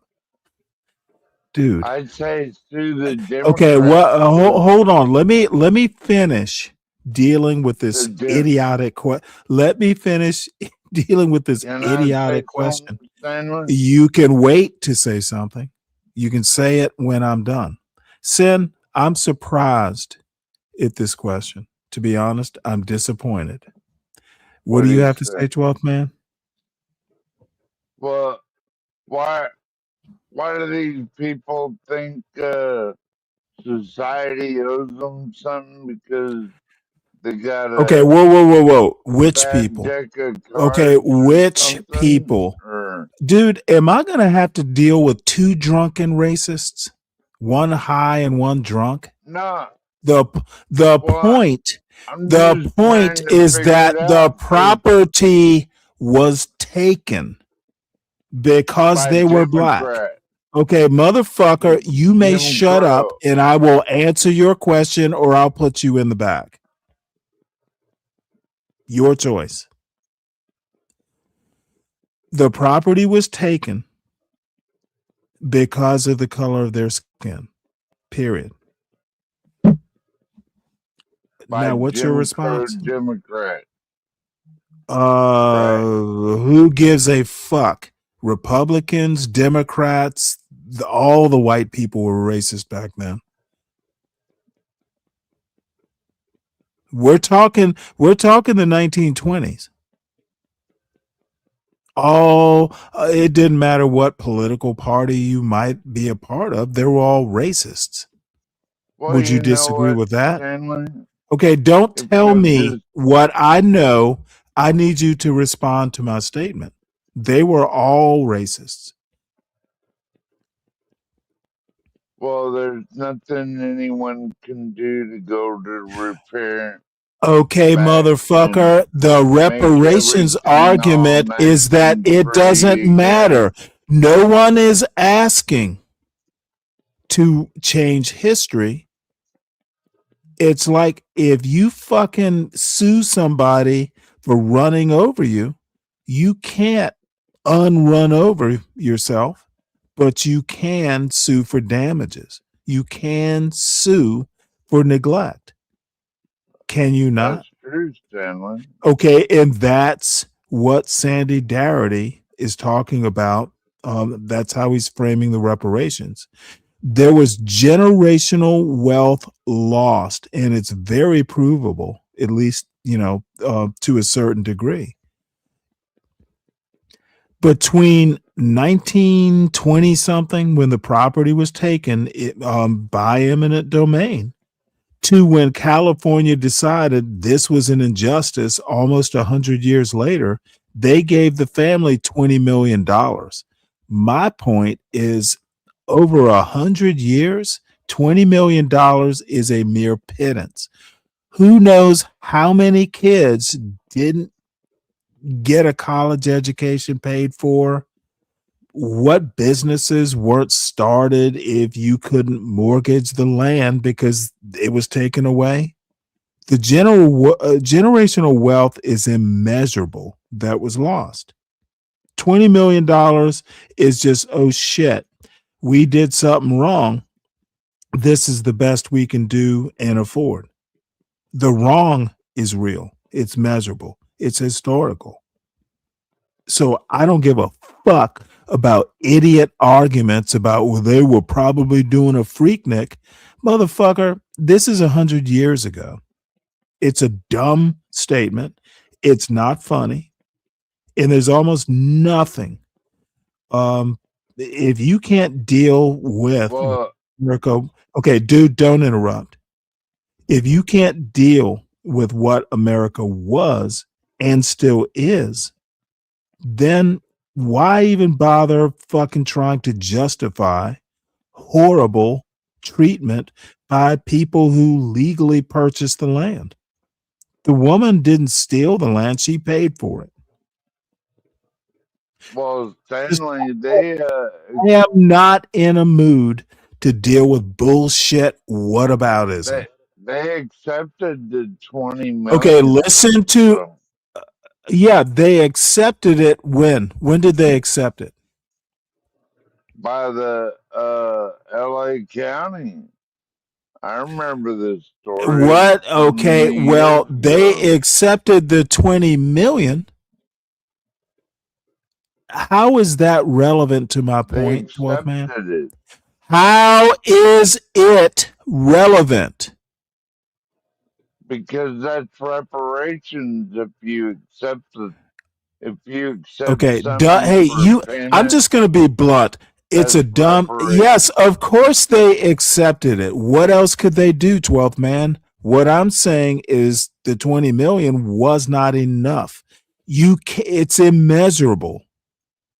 20 million bucks, motherfucker, you may be, God damn it, 12 man, your fucking idiocy and racism are stunning. Stop defending racists and racism. You can't come back. Motherfucker, did you not hear what I said? Stop defending. If you defend racism, then you're a racist. And that's just my opinion. Oh, motherfucker, you are literally sitting up here. You're not even smart enough to understand that you're defending. I'm defending the rule of law. No, you are stupid. If you accept a payment for something, if you accept a payment, like that's the most important point that I'm making. You owe me more money. Is accepting the 20 million, is accepting the 20 million, does that make racism go away, 12th man? Oh no, I think racism lives more in your head than mine. Okay, I don't give a fuck what's in your head. I'm sorry that you can only think in your head, but you can't project thinking outside of your immediate circumstances. Stop talking about shit you're not capable of understanding. Well, I understand perfectly. I don't think you do. I don't accept that you have a fucking clue of what you're talking about. Stay in your lane and you'll be okay. They didn't believe African Americans own beaches.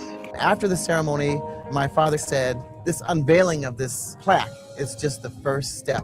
And he said, we are going to get our land back. And I was skeptical, but I believe that in his heart, he knew that this was going to happen. And it was the most inspiring thing he's ever said to me.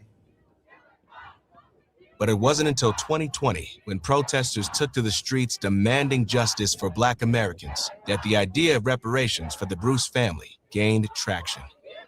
Tragically, the George Floyd incident catapulted the world into action. We as a country were having this great awakening, and I was one of those that finally woke up.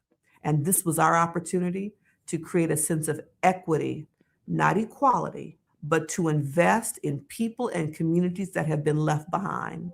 And Charles and Willa and their heirs were left behind. I think this country has been struggling with, what does reparations look like? What is restitution? We were very much ready to have an example of how we right a wrong. It is very easy to say equity, and it's actually very popular these days. It is quite different and far more difficult to do equity.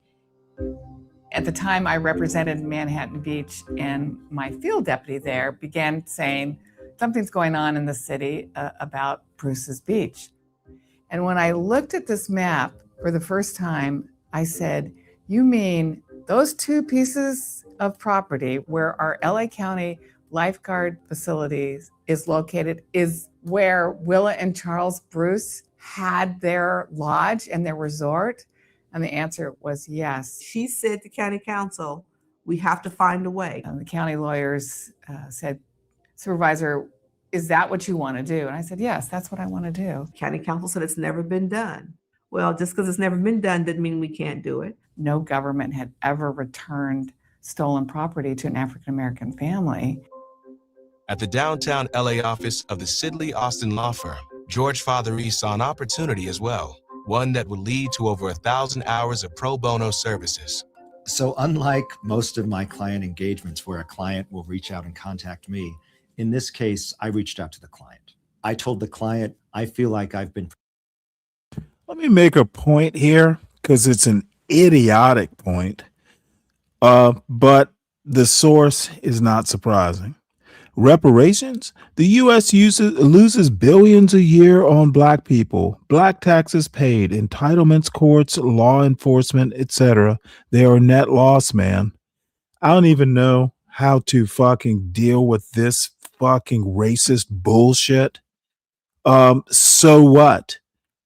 If you really want, how much, so the losses, does the United States lose money on entitlements for white people, you fucking moron?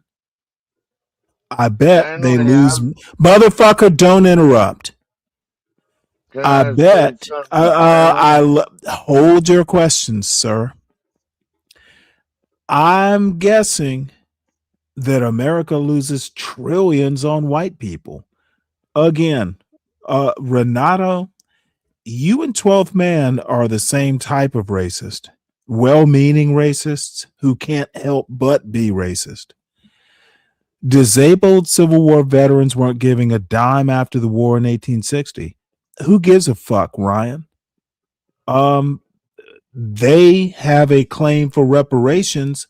How about they get together and fucking, do what they think is necessary to fix an injustice? Otherwise, I don't give a fuck. These, you guys are just fucking horrible sometimes. What's your question, 12th Man?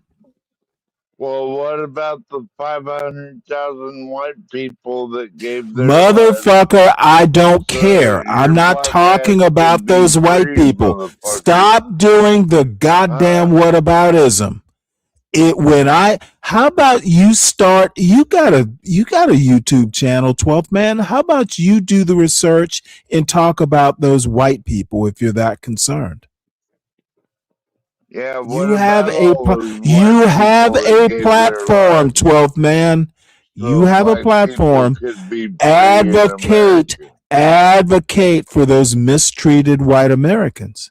But I'm not going to do it. You have a platform. I'm not either. Good. Then why are you bringing it up? Preparing my entire personal and professional life Talking like to be of someone service to else your used family in this something matter. or something. I'm talking like I think you're a fucking idiot. Yeah, you're talking That's like that's reparations, actually right? you and Ryan are twin idiots right now. It's about whataboutism. You're reparation Flavored man, right? motherfucker. If white guilt and racist attitudes, racist attitudes are your steak, and the white guilt is the salt. How about just not say anything? You'd come off less heinous. His counterpart in the Office of Heinous. County Counsel was used to dealing with How complex real dare estate you, issues. But this Stanley? transaction was unique. When you suddenly come to own a very, very valuable piece of beachfront property, there are a lot of unintended consequences that we're going to need to be dealt with in order to transfer this property in a way that was beneficial to the family and not a burden to the family. After decades of indifference and inaction, the stage was set. I knew one day it would happen. I didn't think it was going to be in my lifetime, I have to admit. Until Supervisor Hahn came along and said, no, I'm going to get this done right away. And I said, and Anthony said the same thing. Okay, all right. I said, Anthony, no, that's not what's going to happen here. I was like, we could be slow about this. She said, no, I want to get it done now, and we want to get it done as quickly as possible. Within about 2-3 months, we were rolling. And when I realized this story of Bruce's Beach landed back in the lap of me in LA County, I knew I had to do something. It is an acknowledgement that it was wrong, and we're going to use our political power and public will to correct that course of action. I am from the generation that Charles and Willa Bruce prayed for. And we're going to stay here until the job is done. We can show what reparation looks like. It's going to be a catalyst, and it's going to be the spark, I hope, for the rest of the nation to follow. Just days before lawmakers laid out their plan to return the property to the Bruce family, the Manhattan Beach City Council found itself once again confronting the past. On the agenda, whether or not to issue a formal apology. An apology atones for past injustices that have been well documented so that we can move forward. We can acknowledge the past and move on. Sadly, we are stuck in the past and it's suffocating. Instead of an apology, the council approved a statement of acknowledgement and condemnation of what happened at Bruce's Beach. I found myself being angry when people don't see the magnitude of what this meant, because this was not just an injustice on Willa and Charles Bruce. This was an injustice on their entire family, generations of Bruces, who most certainly would have been millionaires if they had been allowed to hold on to this beachfront property. By now, the action had moved to the County Hall of Administration in the state of California. Supervisor Hahn and her co-author, Supervisor Mitchell, had the support of their colleagues on the board as they declared their formal support of California's Senate Bill 796, a proposed bill that would make transferring the land from the county to those descendants legal. The city of Manhattan Beach owes a debt to the Bruce family. The county of Los Angeles owes a debt to the Bruce family. And the state of California owes that debt as well. Madam Secretary, please call the roll. The number of legislators, Republicans and Democrats, who pushed their button and wanted to stand up and speak about this vote on Bruce's Beach, they were saying things like, this was the most important vote I've ever done. Aye. Senator moves a call. 3 months later, in a history-making move, Governor Gavin Newsom signed 796 into law at Bruce's Beach. Hey, good to be here. The law was used to steal this property 100 years ago, and the law today will give it back. We're returning what was stolen, what was rightfully theirs. So this is what this day represents. Returning a property, not a gift of public funds, Well, as governor of California, White we'll be doing what liberal apparently women Manhattan are Beach the death is of unwilling to do, and I want America. to apologize to the Bruce family. Who gives a fuck what you think about liberal women? It's literally not the topic of the video. Why are you White polluting? liberal Why are women. you polluting the point with your misogyny? White He's so liberal excited and women. thrilled to see Governor Newsom. Again, why are you polluting this point with your personal misogyny? What is gained by you talking about liberal white women? Misogyny. I don't like white liberal What is women. gained So what? by your obvious misogyny? That's what And you maybe like. you're So a racist against white women. You're a misogynist and a racist. Why would it matter? Are all liberal women white? Or are you that kind of racist a too? lot of them are. Are all of them was my question. No, I know. Okay, I can then tell are the you a ones that racist? aren't. Are you a racist against white women? I White can liberal tell women. the white girls that Why aren't does the color matter if they're liberal? You racist? My hairstylist Why is a wouldn't black it just girl. be liberal? Why would it not just be liberal women? Why do you specify their race? I have I Because kind of know why, but I'm interested in your answer. black women make more sense than white women. Really. Funny, man. I've been with Well, both Fred. dudes. Hey, Fred, that's gonna be a show title. What's a well-meaning racist?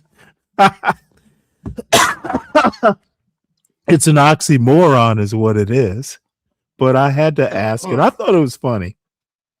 I'm glad you noticed, though, Fred. It's a show title.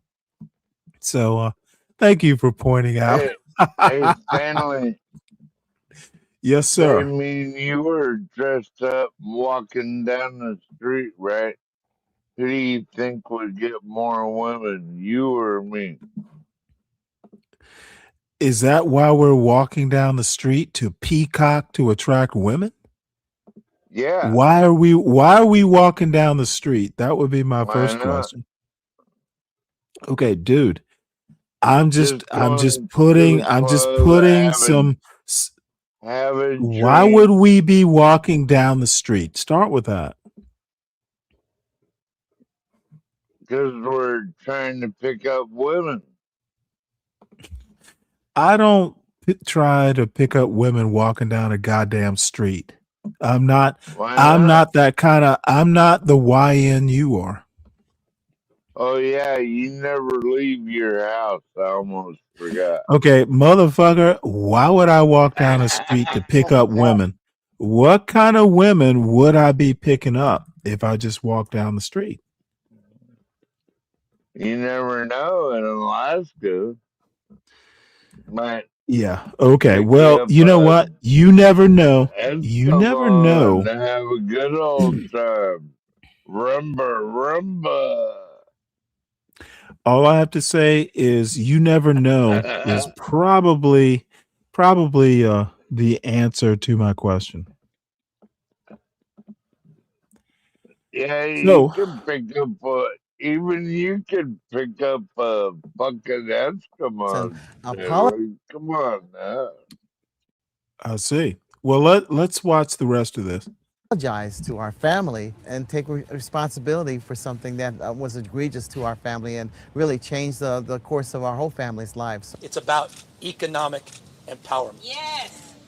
We're moving from symbolism to substance. After the event, I just felt the need to just, in my own quiet solitude, kind of walk out to the beach. Because I needed to have a personal, private moment to stand on that beach and say, we've done it. We are returning the property to you. A week later, the board voted unanimously to begin the process. Let's see, I was hoping she was going to do one of those. What's the show? I was hoping she was going to do a Baywatch moment. Damn it. I'm disappointed.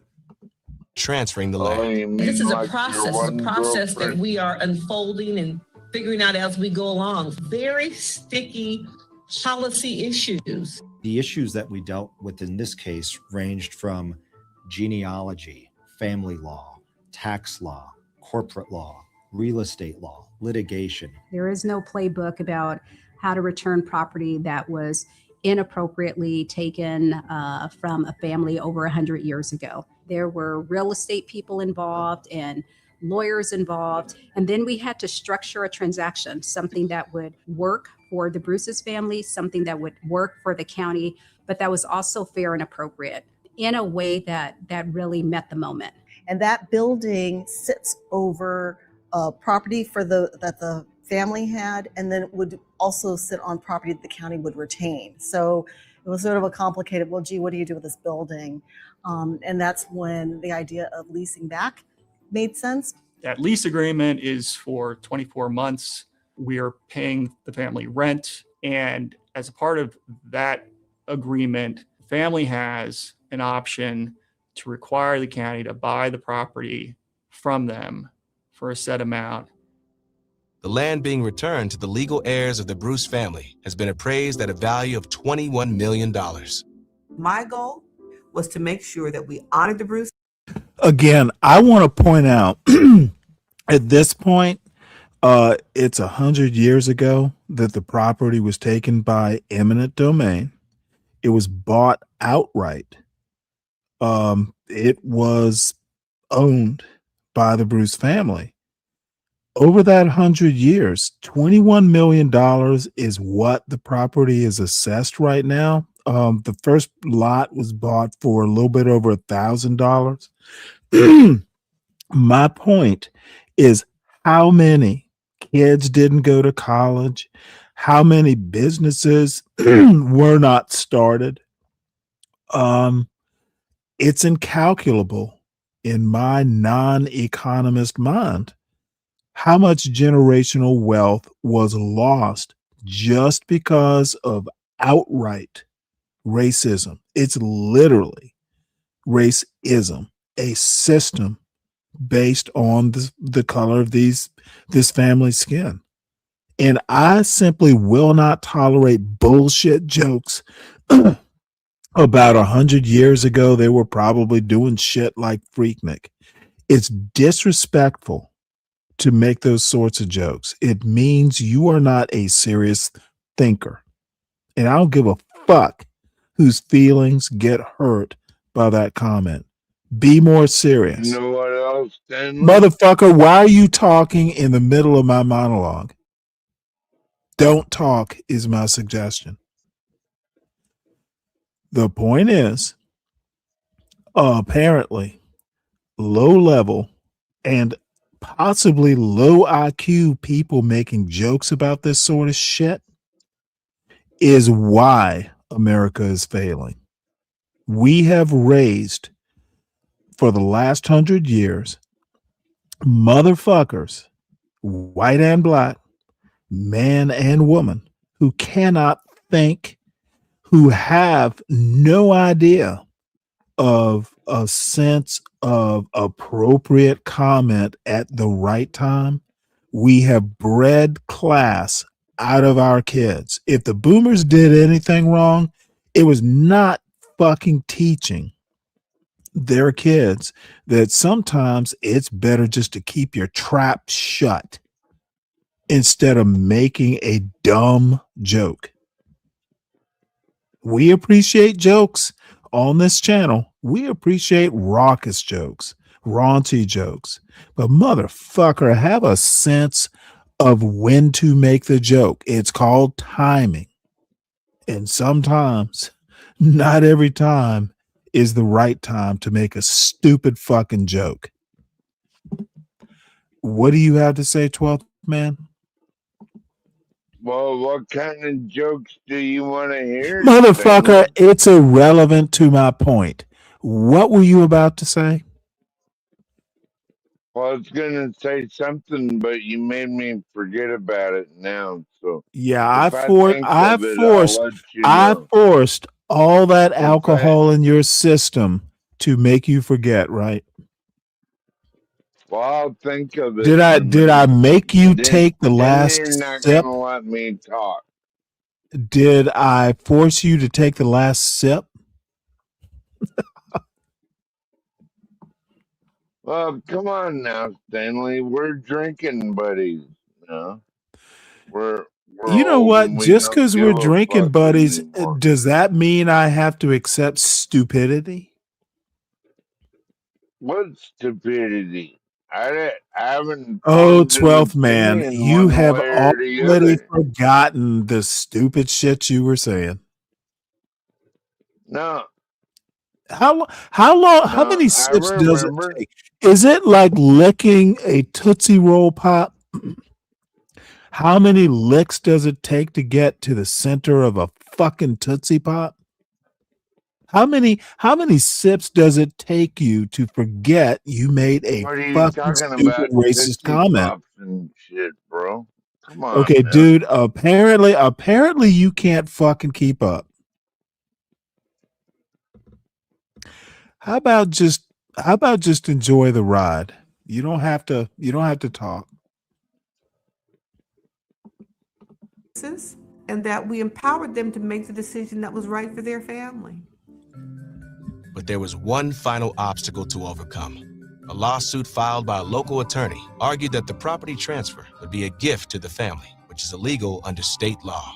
The court disagreed. The court didn't just say it's okay for LA County to give this property back. The court went further. It confirmed emphatically that combating racism is a public purpose. When a government rights a wrong for the good of society, it fosters trust and faith from the people in their government. The county's once-a-decade redistricting process added another wrinkle. Lines were redrawn, and now Supervisor Mitchell would represent Manhattan Beach. And I am honored to be a member of this body at this moment of time, to be able to lead and co-lead in this effort. And at the June 28th, 2022 meeting, it was her honor to sign the agreements authorizing the return of lots 8 and 9 of Peck's Manhattan Beach Tract Block 5. Well done. Thank you. In December, the Redistricting Commission shuffled the lines and drew Manhattan Beach out of my district, but I'm so grateful that Manhattan Beach went to Supervisor Mitchell, who's been my partner in this effort since the very first motion. And when this is done, returning Bruce's Beach will be one of the most important things that I know I've been involved in. And finally, on a July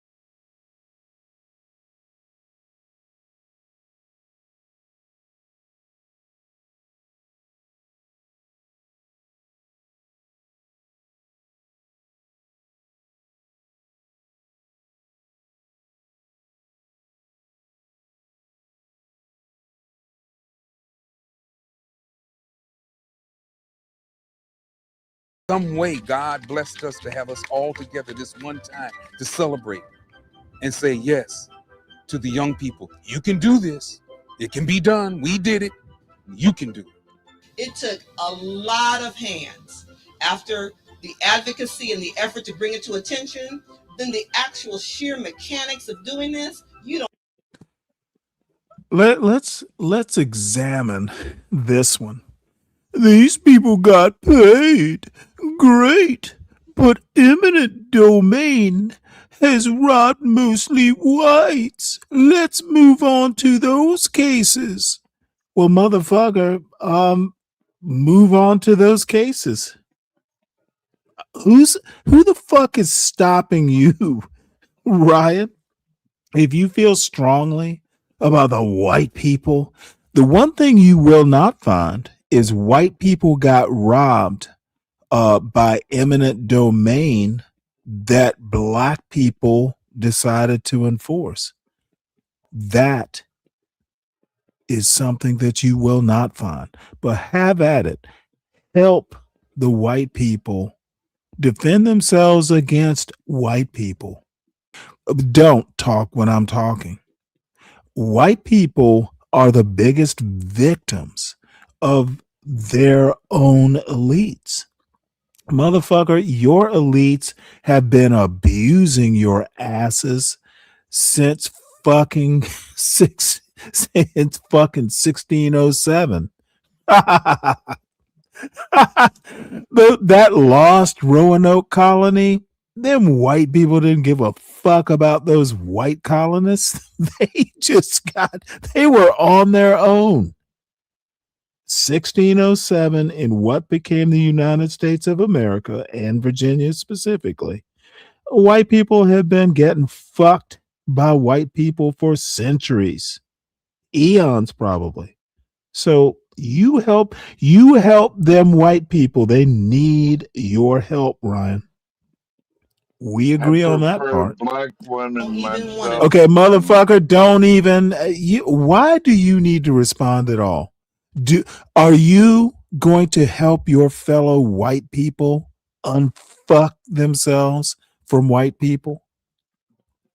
I might help White a people black white woman people get are out the of there. biggest victims. White people are the biggest victims of white people the world over. Trust and believe. This document, while it does not have the beauty of the scrolls that were just distributed, it's a bureaucratic document, but it is. Ryan, you need to be triggered. If white people are the biggest concern, if your whataboutism, your way of whataboutism leads you to feel sorry for white people, they need your help. Help the whites, Ryan. If that is if that's your cause, if that's your life mission, help the I white don't people need who are anyone's okay, help. dude. I do not know why you're talking while I'm talking. Help We're the talking whites, about white motherfucker. person You are needs help. talking when I am talking, and I do not appreciate it. Ryan, those white people need you. Help the whites. If that is the cause, if that is your vocation, help the whites. Now, what do you have to say, 12th man? Yeah, help the whites. I don't need any help, Stanley. Motherfucker, I'm talking to Ryan. How did you get involved Well, in the he doesn't conversation? need any How help did you either, get motherfucker. involved? How did you get involved when I was talking to Ryan? Why do you think Ryan needs Motherfucker, your do help? you think all white people look alike or sound alike? Why do you hate white Do you people? think all Stanley? white people sound or look Why do alike? you hate Do you white think people, I can't tell the motherfucker? difference between you and Ryan? You're both white, but I can tell the difference.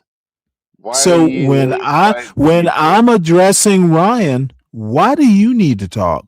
Are all white people psychic? You know what Do you Ryan is think thinking? white Do people you owe you know something? what Renato Manioni is thinking?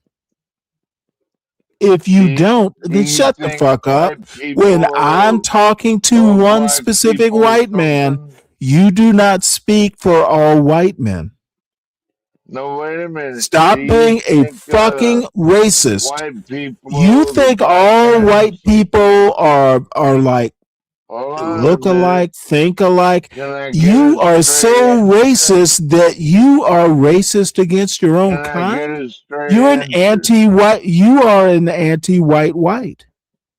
Do you think the white man owns the black man something? I Yes or think you're no? a fucking Simple moron and a question. waste of a white education. Simple fucking question, Stanley.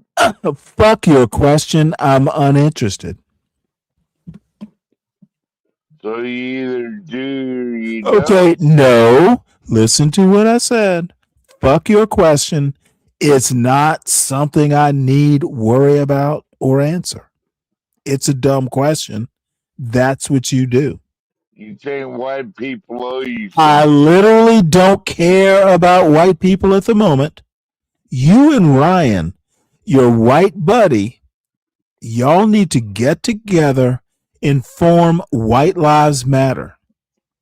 Well, what Is the do official white record people owe that you, I'm will done. show the transfer. It symbolizes for all of us that it is always the right time to do the right thing. And it is my honor to be here to present a certified copy to the family.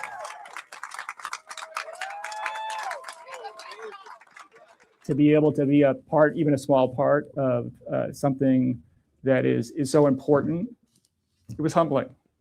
You know, to hear the support, the commitment of the county board and the state to make this happen, it was really amazing. They told me nothing like this had ever been done before. They said the work ahead of us would be unprecedented. And today, we're sending a message to every government in this nation confronted with this same challenge. This work is no longer unprecedented. The Bruce family has become worldwide, so everybody is part of the Bruce family, and they're all very excited. It's amazing how many hearts and minds we've touched with this amazing event that's happened. And my thing is, like, you get a twinkle in your eye, there's a smile on your face, you know, there's a little bit of pride in your heart, and you know, that's what it feels like right now. This was not something that I imagine was easy for LA County to do, but they showed real courage and political leadership. And my hope is now that other folks have seen that there will be followers. It showed a very dark side of government and what government can do to people just because of their race. And so if this is the first step in trying to lead others to have a more just and equitable society for people of color, then right on. I have worked on a lot of groundbreaking initiatives that I believe have benefited thousands and thousands of people. The return of Bruce's Beach will probably forever be the top accomplishment in my career with the county. This was a beautiful moment born out of injustice. It's a reflection of a moment in time, but it's also a reflection of a movement in time, right? A place that we've gotten to in our society where we are ready to overthrow the vestiges of race and racism.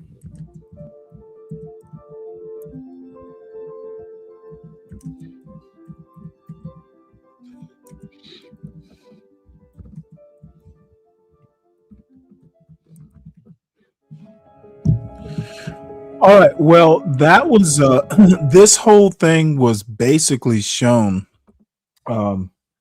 kind of to support something that Professor Darity was talking about in 12th Man just mangled as usual. Dumb people succumb to racist tropes, and we have a lot of it in this particular sector of YouTube. The blacks are racist, the whites are racist, and none of them can fucking think their way out of their racist upbringing, apparently. So it'll be a problem for years to come. So next we're gonna show my future wife, Vonnie Willis. That's racist. Everything is racist. Fuck you. And I don't give a shit about your opinion. Now all of a sudden your racist soul understands what's racist. Dude, it's time That's late. racist. Okay, what you need to do is just enjoy the ride. You'll learn something if you can shut the fuck up and stop doing whataboutisms. for your time this morning. For those Not of a you who word, Stanley. want answering questions, the committee policy for the duration of this committee under the leadership of Chairman Calzert has been that questions would come through the chair of the committee. And so that's what I've been doing so far this morning. And then in conjunction with that, any questions from the minority party would go through the minority leader or an individual designated by the minority leader. And Leader Jones is here. You've indicated you will be asking those questions on behalf of the minority party. And with that, I'm going to turn it over to Leader Jones. And that has to be pretty brief. Hopefully we're near the end here. Madam DA, nice seeing you. Good afternoon. Good afternoon to you too.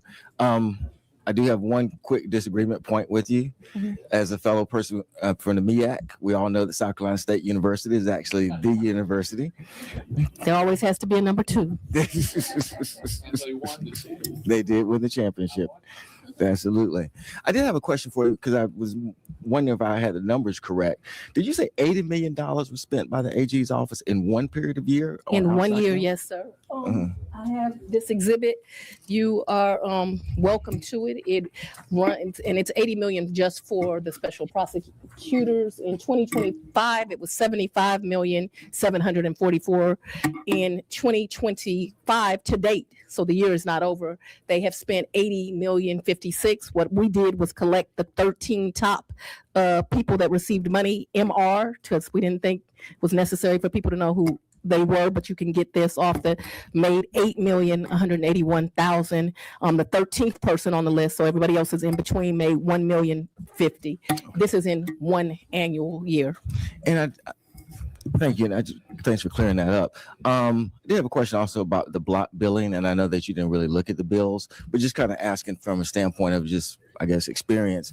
It could also be just as reasonable that whoever was actually looking at the bills could say, look, I don't need every phone call. I don't need every witness name that you talk to. Just give it to me in one kind of block, and we do it that way. And by the same token, someone else could say, no, I want every single thing. And you just have a difference about how the person can input it into their particular system. Is that accurate? Ms. Whitmore, who is the CFO for the county, is a stickler. If she paid a bill, it was done to whatever the county rules are. But again, you're asking me to speculate. Yeah. I never saw the bills. I don't see the invoices. And that's a good point of clarification. Several documents have been put up this morning. I can't attest to the accuracy of any of them. In fact, it is clear that some of them have been augmented and they're not authenticated documents. So no document that's been shown here today has been authenticated. And it's clear that some of them have been altered. But whether they've been altered or haven't been altered, that was my first time seeing them. Right. In any event, however a person wants to get the billing or not, would you think that this is actually a good way for us to come up with a recommendation on how local DAs or solicitors should actually try to do their billing for outside counsel, that the Georgia General Assembly should decide this is how we should do our billing practice? What I think is that the voters What's should up, MLT? elect ethical district attorneys, and that I'm sorry. My future intended wife, Bonnie Willis. I gotta watch her when I can. Any thoughts? Not so far.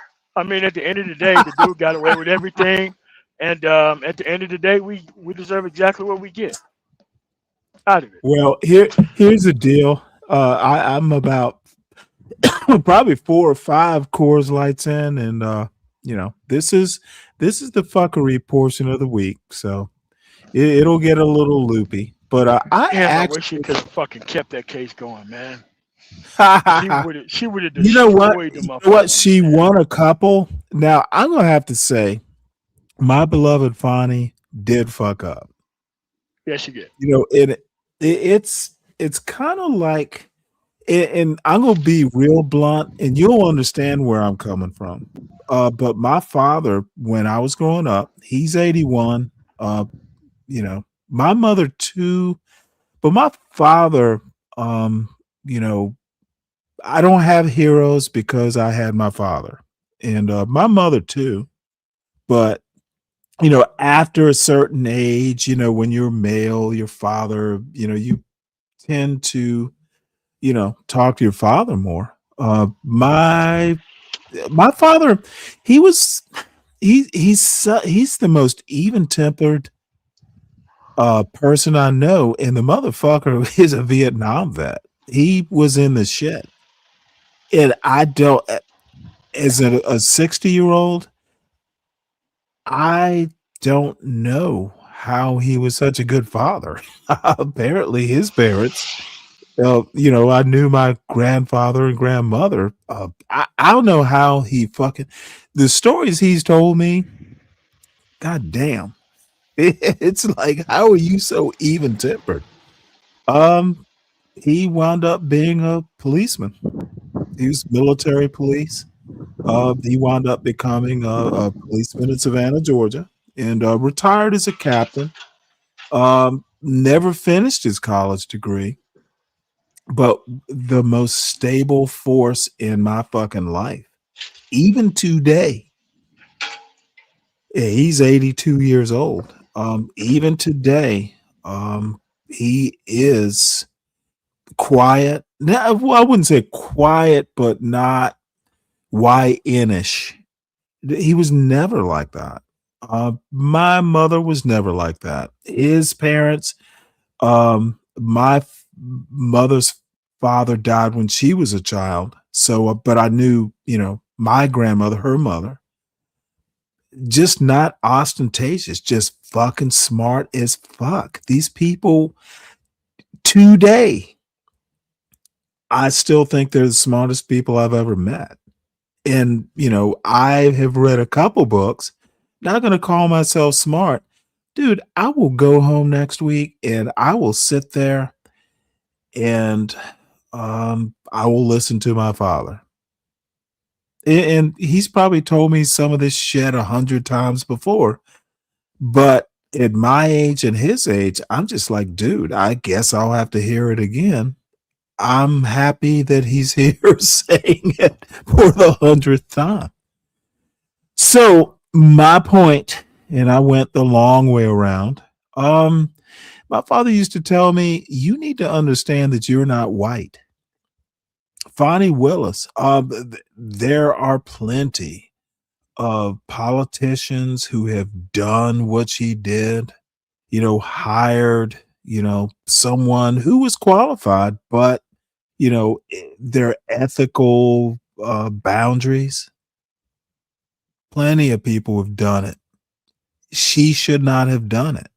And I actually think she is dogged. She's an Emory lawyer. She graduated from one of the better law schools in the country. She fucked it up. I think her personal life is messy. Yeah. So, I mean, when you, it's kind of hard. Like, if you're not married at that point, it's kind of hard for it not to be messy. And it's kind of hard for I people don't know. not to Was know. she? I know she has a daughter. I haven't done heavy research. I just assumed, she's got a baby daddy at a minimum. But what I'm saying is, if you're going to be going after people this powerful, you got to make sure all your ducks in a row. You got to Correct. make sure all your connections are tight, because there ain't nobody who's going to untighten that shit like Trump is going to. Well, the thing is why, and honestly, this is an honest question. I don't think she's good at politics. No. She good at her job. should. Yeah. There is, dude. I don't know. She got a couple convictions though. I know, but the convictions were early. Had that case would have went on, man, she would have cleaned Yeah. up the Oh whole crew. shit. She would have cleaned up the whole crew. No. She had him dead to rights. Yes. That fucking phone call with Raffensperger. That's all you need. That's all you need. That could have been, dude. She could have been like the lawyer of the century, dude. That was some Perry Mason shit she had on her hands. She fucked it up. She fucked it up. She did. So in a way, she's gonna survive this easily. She will never, I don't know how this all works out for her, and I don't care. She should date me, and we'll make jokes about it. I'm kidding. Yeah, I don't know. she could I just like her. date. No, she could just date Stanley and be safe, and that's it. I and people, people have, kind of made huge jokes, as they should. But dude, there's just something about her I like. I'm 60. I know I am not gonna get a Holly Berry, at 25. But anyway, now the other interesting thing is the old slouchy gentleman sitting Not in next this to culture her. anyway. Right. I'm not that worried about it. But the old Yeah, gentleman that's next to her is yeah, Governor Roy Barnes. That's her lawyer. yeah. Former Georgia governor. Now, that's how well liked she is, at least in the Democratic Party. And Roy Barnes, he puts on that fucking Southern lawyer bullshit act. Oh yeah. He does it to perfection, and he is a funny. He's a funny old dude. The woman has a former governor, and they show him deference. Well, They governor, have to. oh, They have to. they fucking have to. But that is the beauty of Fonnie Willis, motherfucker. I got a governor as my goddamn lawyer. This is in the Georgia House, I think, House of Yeah. Representatives, whatever. She's got a motherfucking former governor as her As legal an attorney. counsel. As an attorney. That's intimidating as fuck. That So guy can pull all all these kind of little- strings the other way too. Hey, the guy who's the main questioner is trying to act like, he's a man, and Barnes just kind of fucking, you know what? I'm here. What you gonna do, Chad? It's funny. So, and it's 38 minutes. I gotta watch it. And I have already watched it through. We won't watch it all the way through, but I found it fascinating.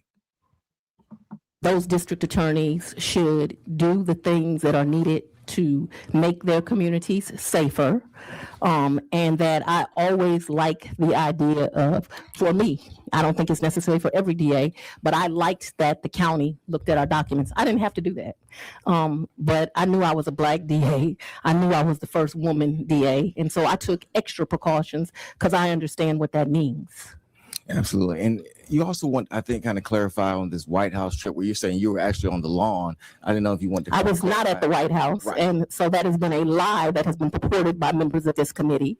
That what happened is, I know we don't like to talk about Black history, right? We want to get rid of Black history museums. We want to get rid of, and I want to say this, we want to get rid of free admissions to parks on Juneteenth and on Martin Luther King's birthday. But I'll let you know something. I appreciate our president because he made free admissions to parks on my birthday. So I do appreciate that. Hopefully King Petty don't get rid of that day. But right now you can get into a federal park on my birthday for free. Now, with that being said, that was a party celebrating Black History Month. And I was so excited to get the invitation. And leaders from all across the country literally came to not the White House, because I never went to the White House on that trip. And I think I was there like 24 hours. It was at the Vice President. Oh, it cut out for a second. Yeah. Let's see here. House, but not actually at her house. It was in a tent on the lawn. Quite frankly, while we were there, I never got a chance even to meet the vice president, which was disappointing. I thought, you have all these people from all over the country there. You would like kind of do a assembly line and sign and, everybody take a picture, but that did not even occur. She did come on the stage at one point with her Secret Service all around her. I don't know what was going on, but Secret Service was all around her. But it was still a very valuable trip because I got to meet leaders from all over the country that were trying to service their communities. And so I was honored that I was thought to be a leader worthy of having an invitation to that event. Thank you.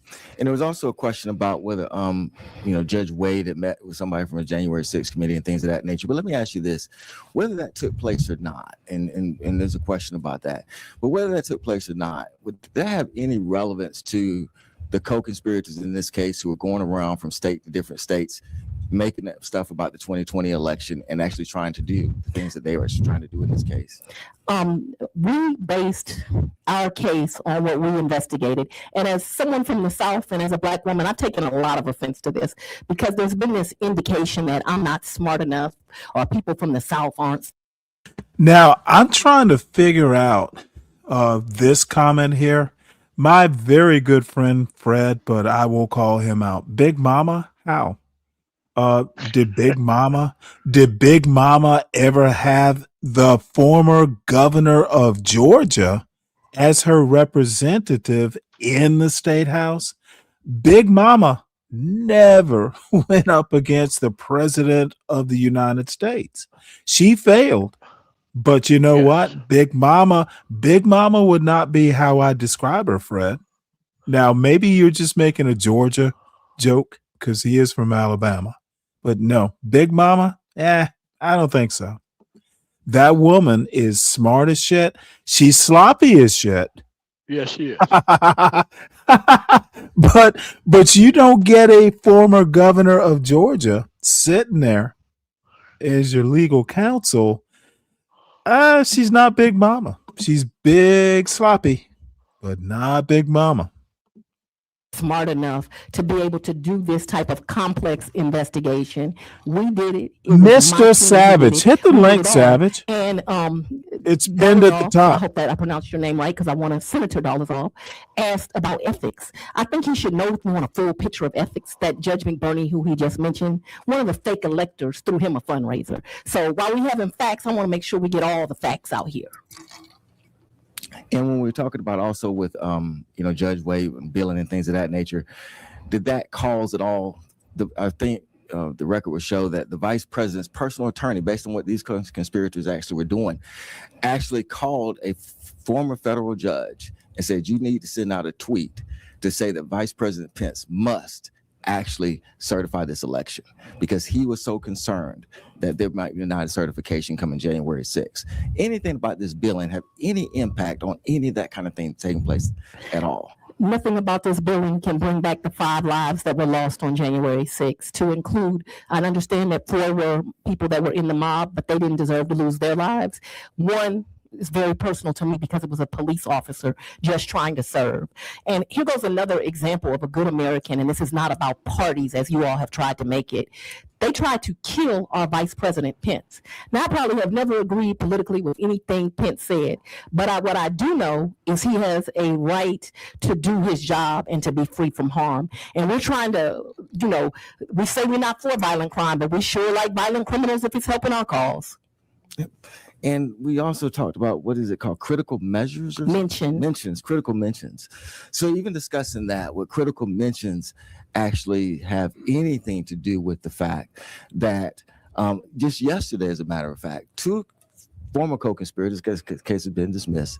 I think Mr. Roman and Mr. Cheeseborough, just yesterday in Wisconsin, was held to answer charges, 4 felony charges for actually creating a fake elector program that was similar to what was prosecuted right here in Georgia. That they're going to be felony charges facing those. And there were 2 conspirators in this particular case who had the same kind of scheme.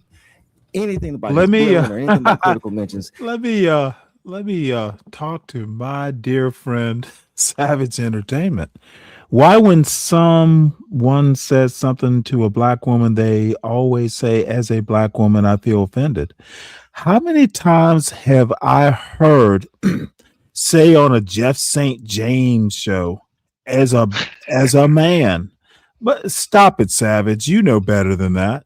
Dude, I will destroy silly comments like that. And by the way, I'm glad you're here. I am going to go back to your show where we left off last night.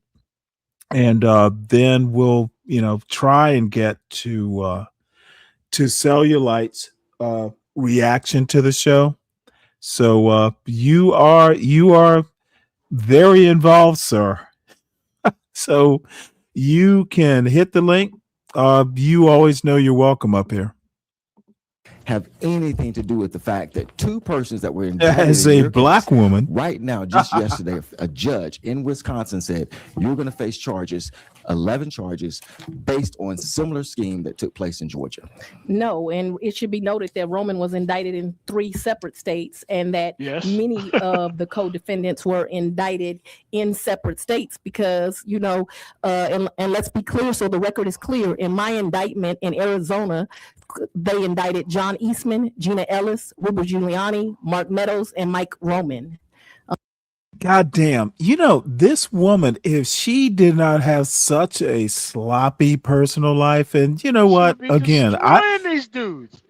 Yeah, she has that woman is fearless. Fuck it. But I'm not bullshit when I say dude, I would love to fucking hang out with Bonnie Willis. She's got to be a hoot. But dude, she is fearless, just sloppy, and god damn it, it is so disappointing. She reminds me of Chris Christie. When Chris Christie was district attorney, no way I'm going up against Chris Christie. Yeah, and the thing is he's kind of sloppy too. Yeah, he is. I don't mean even physically so much. I mean, dude, he is smart but undisciplined. Yeah. When it counts. He's political up to when he's not political. Emotions take over. But I'm going to say right now, her hair is nice. The white outfit. She's good at politics today. Dude, it surprises me that Roy Barnes is there. You'll hear not dude, really, not for me, not really. I think she probably had this set up. Look, I need your help. I need you to stand in one time. I need this to be, because it was a disrespectful situation.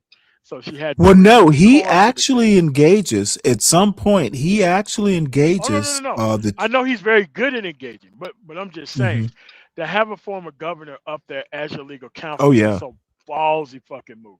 To think. Oh, it's intimidating. Dude, she's good at politics, just not all the time. This is going to be on tape forever. And by the way, 11 Alive, WTOC in Savannah, Georgia. They've gone, outside of Savannah, but good old Channel 11. I grew up with this. They get a lot of views, station. Man. Jesus, that place get a lot of views. It was literally just down on Victory Drive. I think it was on Victory Drive. Maybe it was downtown. I can't remember now. But anyway. It's good to see. It's good to see this. Now I have to ask you, what do you think about the dude with the Alpha Phi fucking silly scarf? Why is that necessary? He ain't gonna be on camera. Come on, man. I just think that's silly. And he's not a young man. I could see gray in that chinny chin chin. Oh, of course. Oh, yeah. Mike Roman was represented by a merchant who came here and testified. In Wisconsin, they also indicted Cheeseboro and Roman. And so, we could go on and on about, in the federal case had only one defendant, Donald Trump, but he was also indicted in my case. So these defendants committed crimes in our state and other states, and there's all this talk about political enemies. Not one of these defendants do I consider to be my political enemy. I'm sorry that they think of me as an enemy. I guess they don't know that their job is to serve me, to work for me, to make life better for me and my family, but they are not my political enemy, and I actually pray for them because I see issues. And also within Wisconsin, the quote unquote fake electors there actually got sued. And the discovery in that case was over 577 pages. Now, you didn't get to the discovery process. In Who your is particular breathing case, on that but I'm just goddamn curious because we were microphone? talking about Mr. Scandalakis and his maybe how deep he got into your case. How voluminous was your case at the time it stopped? Huge, much of this room it could fill up, if not all of this room. It was huge. It was lots of witnesses that had to do a lot of work was put into this, because I always want to make sure that I am a fair DA, and that's why you see a grand jury recommending 39 people based on their conduct being indicted, and me cutting it down to 19, because I'm only going to put forth those with the worst evidence, who did the worst things. But I'm also a fighter for victims, and I was fighting for the victims in this case. And the fact that to some prosecutors, Ruby Freeman and her daughter have no value. She has value to me, and she should have value to other Americans, because what happened to her is horrible. And for someone to say they couldn't prosecute a defendant who came in a room and lied for the grand jury, I mean, a baby prosecutor could have prosecuted it, but that's neither here nor there. And lastly, where we're talking about billing being correct or things of that nature, or critical mentions, does any of that change the impact? I think what these co-conspirators were doing, based on the indictment, that the ultimate goal was to overthrow the 2020 election. That was the ultimate goal. And we've had people that are supposed to be leaders that, instead of being leaders, are just cowering down. This country needs leaders, not cowards. I don't have anything else, Mr. Chair. Thank you, Leader Jones. I've got a few more questions here. Some of this, Madam DA, will be a little bit more, philosophical manner. I want to get your take on some of the testimony that we've had prior to your arrival around some of the state laws. You've shared some of your thoughts on. Yeah, this dude is a clown. But one thing. Roy Barnes handles him. Special purpose grand juries. Can you, for the benefit of those watching, outline the difference between a grand jury and a special purpose grand jury? Special purpose grand jury is for the purpose of investigating. They are not legally allowed to put forth an indictment. And so that is what a special purpose grand jury is for. So, and you referenced this earlier, the process of going to two grand juries. In your case, with the use of the special purpose grand jury, you went from that special purpose, which was used for investigatory means that you mentioned, and ended up ultimately with a grand jury. Is that correct? That is correct. Okay. It's been described to me that a grand jury exists to essentially put a check on prosecutorial power, to require the prosecutor to have to prove some element of grounds to bring an indictment. Would you agree with that statement? That's one way to phrase it. How would you phrase it? That a grand jury is made up of citizens, that the citizens are brought there. I'm the only DA in the state. I do grand jury 4 days a week. So I have an A grand jury. It runs on Monday and Tuesday. And I have a B grand jury. It runs on Thursday and Friday. And we bring forth cases to the grand jury, where usually law enforcement, but sometimes lay witnesses testify. If the grand jury finds that there's adequate evidence, they will put forth an indictment. It should be known by the general public that not all felonies require an indictment. Some of your lower level felonies you can do by accusation, just like you could do a misdemeanor. But for any serious felony, you need to go to the grand jury. You may have touched on this, and I'm just going to ask you to, in the context of this conversation, outline it again if you don't mind. What was the reason for the use of a special purpose grand jury in this election case? To investigate, to make sure. I took this matter very seriously. I was not. For everyone in the show, please make sure you hit the like button, of course. If you're new, please consider subscribing. It's we do a lot of watching Fonnie Willis here. It can be slow in acquired taste, but it does get, vibrant occasionally. And the other thing I want to say is I want to watch this all the way through. It is fascinating to someone like me. And, come back, because at some point we are going to go into Cellulite and Stanley. Questioning creates genius. We didn't quite get there, or I came into Savage Questioning Code creates genius? Entertainment show. Hmm. Questioning what creates genius? It's just the title of the show. We'll get there. Yeah, well, Savage, you know you're welcome up here. Dude, do I have to send an engraved invitation? We're gonna watch it shortly after this video.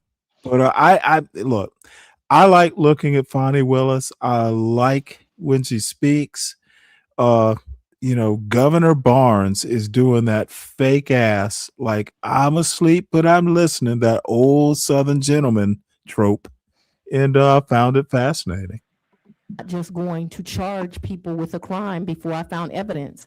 And sadly, a lot of people in government, the governor, and other officials refused to testify unless they had a subpoena. Well, I can't get a subpoena unless I have a special purpose grand jury. And so we served them with subpoenas, and they honored their subpoenas and they came forward. So with the grand jury for out-of-state witnesses, there's no way to get, for a regular grand jury, to get a subpoena? For a regular grand jury, but by the time you're before a regular grand jury, you're indicting. And I didn't go into this case knowing that there would even be an indictment brought forth. Tell me about a material witness warrant, what the process is to get one, and when one would be used. When someone won't cooperate, you have to go get one. Do you have to get one for all out-of-state witnesses unless you're using a grand jury? I'm sorry, a special purpose grand jury? You can get a material witness warrant for a witness in a trial. We have had to get material witness warrants for someone in a trial. So I don't know that I understand your question, but basically when someone will not cooperate, it requires you to go get a warrant. Typically you have to send someone to that state. They have to testify as to why this person is material. Then the judge there makes a determination. Yes, they are material. They sign the warrant, they come down. That's very brief, but that gives you kind of the... Why am I finding her at her sexiest right now?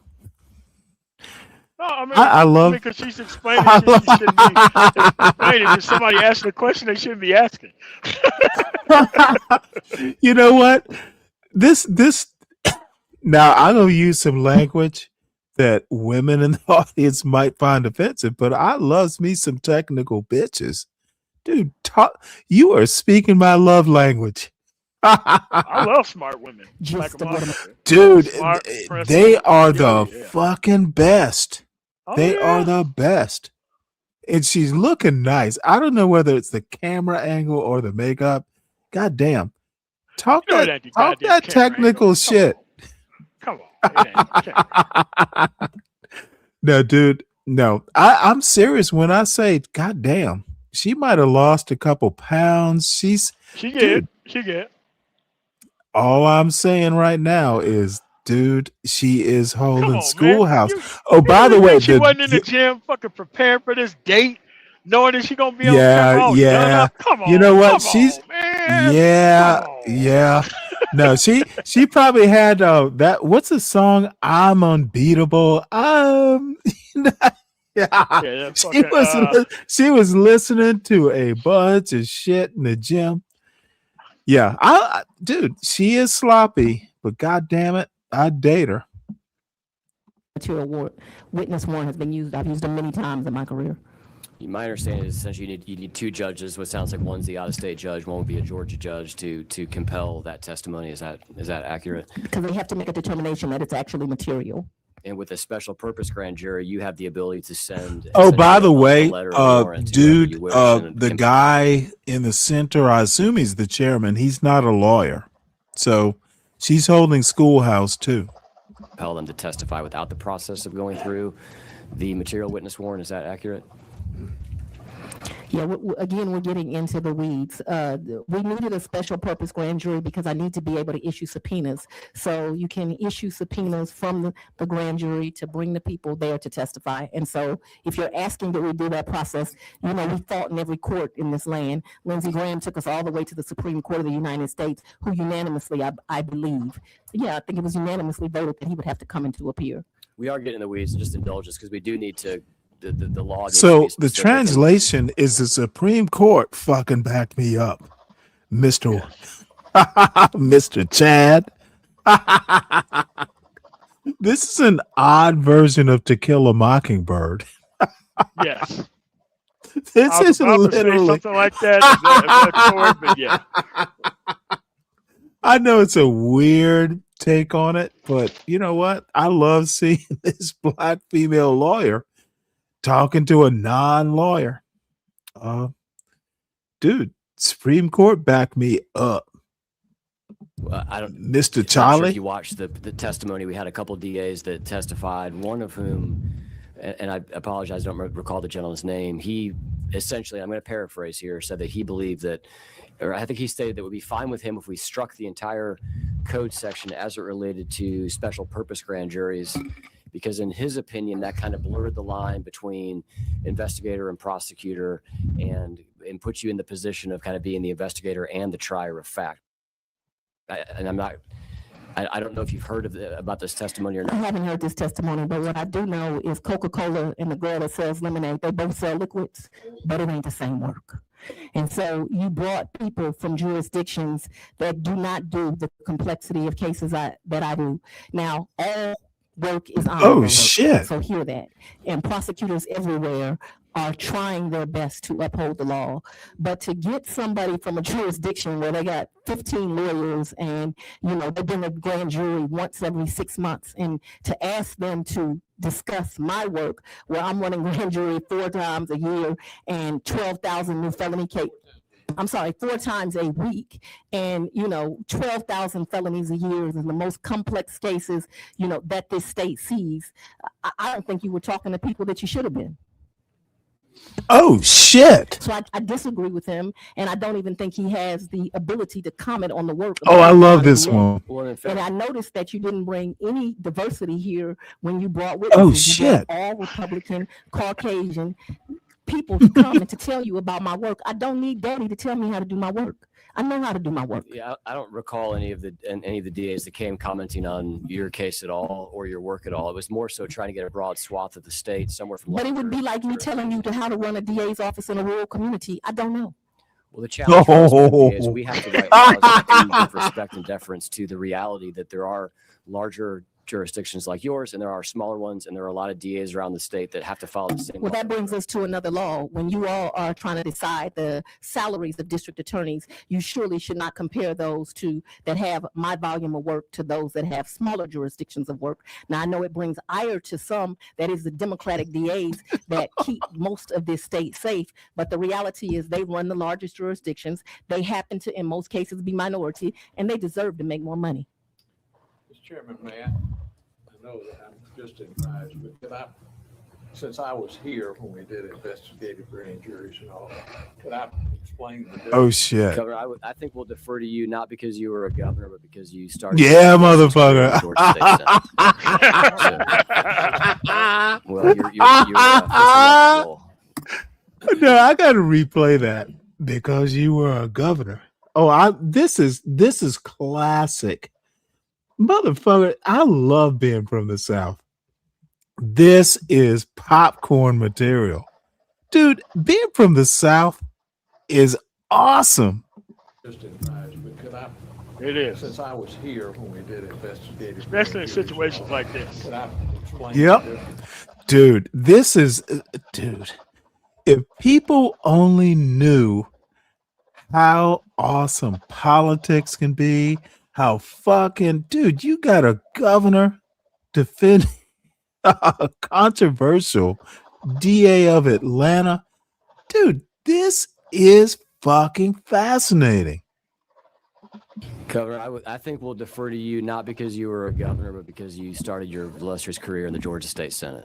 Yeah, it's because he was a governor, your and role. dude, he knows people you want to know. Jury, and there are lawyers everywhere that do not understand this. Oh, when shit. a grand jury, you present a bill of indictment or special presentment. You can do it either way to a grand jury. Then there has to be laid before the grand jury a specific bill of indictment alleging facts, circumstances, and the defendants. And you just can't use a regular grand jury to say, well, we need to investigate this. The law. The motherfucker said a grand jury. I love it. It goes back to the common law. It has to be an indictment, perfect in form, laid before the grand jury, charging a specific person with a specific crime. So there is no way for a regular grand jury to investigate, unless they are given some civil investigation powers, for example, the jail, things like that. But in a criminal case, the case has to be made on that bill of indictment. So in a investigative grand jury, and they're rarely used, but investigative grand jury says something went wrong here. And I don't know exactly who should be indicted, and I don't know exactly what they should be indicted for, but it deserves investigation.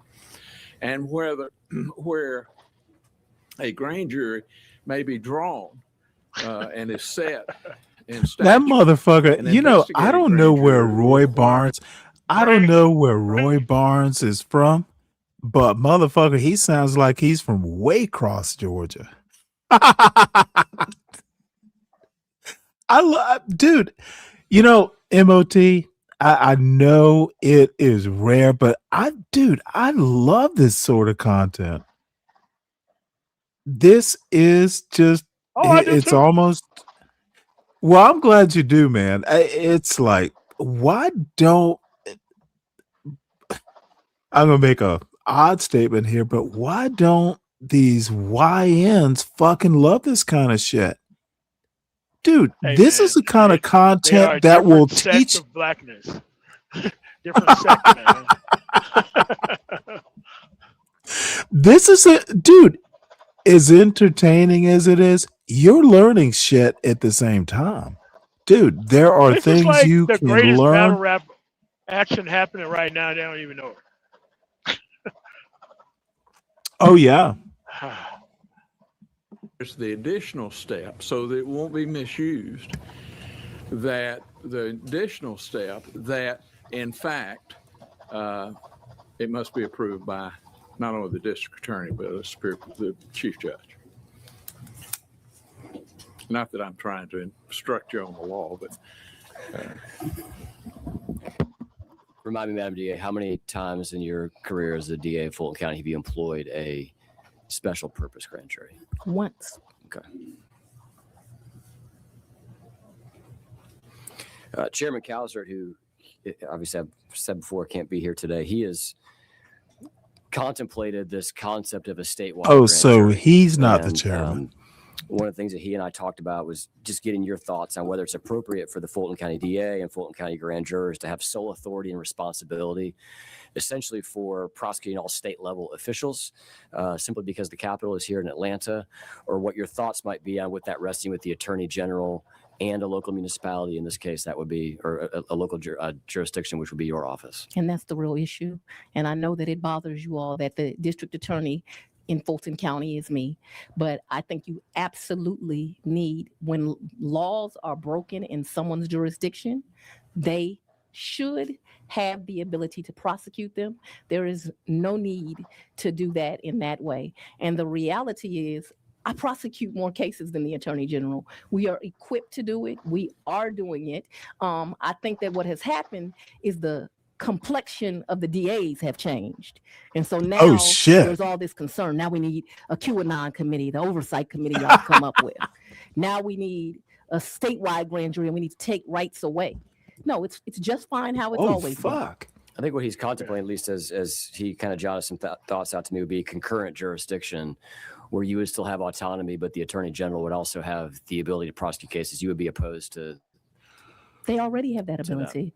Okay. They have that ability. So then they have the ability. That may be the distinction that he was getting to. I just want to get on the record because he couldn't be here today, and that is something that he asked about.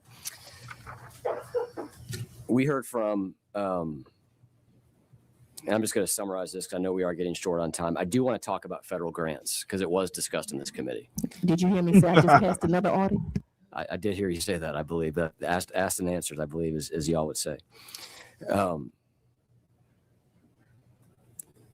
I don't think you gave us this number, but what's a ballpark number of federal grants in an average year of what y'all receive? Is it hundreds of thousands? Is it a couple $1 million? Is it? I don't know an exact answer. I can tell you we do excellent work with our grants, and because of the current administration, not just in my office, but all over the country, people are losing valuable grant money to do the work of the people. And that is going to require some work of the legislature because the state's going to have to kick in more. This year alone, I lost 14 employees as of September 30th because not as many grants are being given. Grant work that just does excellent things for community. And the grants, so that we're clear, they're actually not the Fulton County District Attorney's grants. They're not the Atlanta Judicial Circuit's grants. They are the grants of the county. So they are not my grants. So that's a misnomer slang.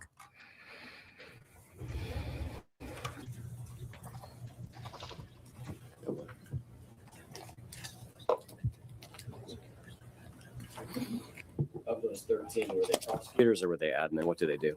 A combination of everything. Some lawyers, some investigators, some staff. Okay.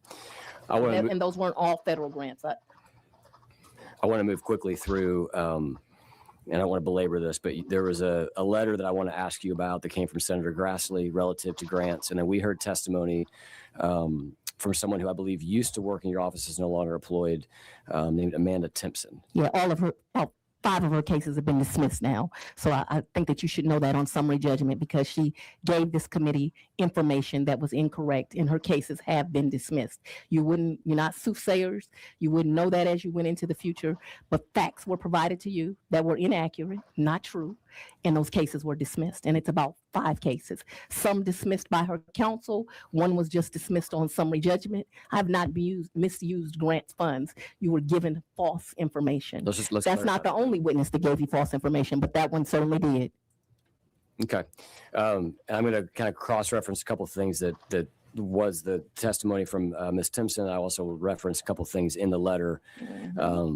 The letter specifically notes that your office received $500,000 in 2020 to open a youth empowerment and gang prevention center. You know, I wasn't the DA in 2020. Correct. I'm just going to ask you if the money for the grant has been used for that purpose, to your knowledge. I wasn't the DA in 2020. I can't speculate. After receiving Mr. Grassley's letter, did you have the opportunity to look into the use of that $500,000? I don't believe I did. I don't think I responded to Mr. Grassley. Okay.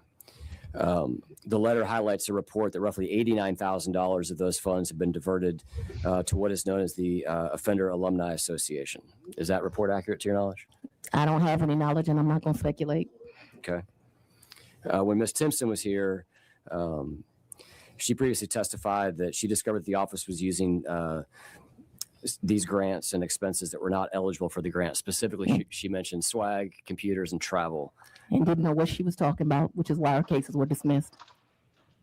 So is it your testimony that the funds were not used for swag, travel, or computers? Let me speak specifically to the one that I know about. Okay. I bought a computer for a grant employee. I did not use grant funds to buy it. Which I do with all my grants. It's never enough. So you always do things to support the people working on the grants. But what I can tell you is her cases were dismissed because they had no merit.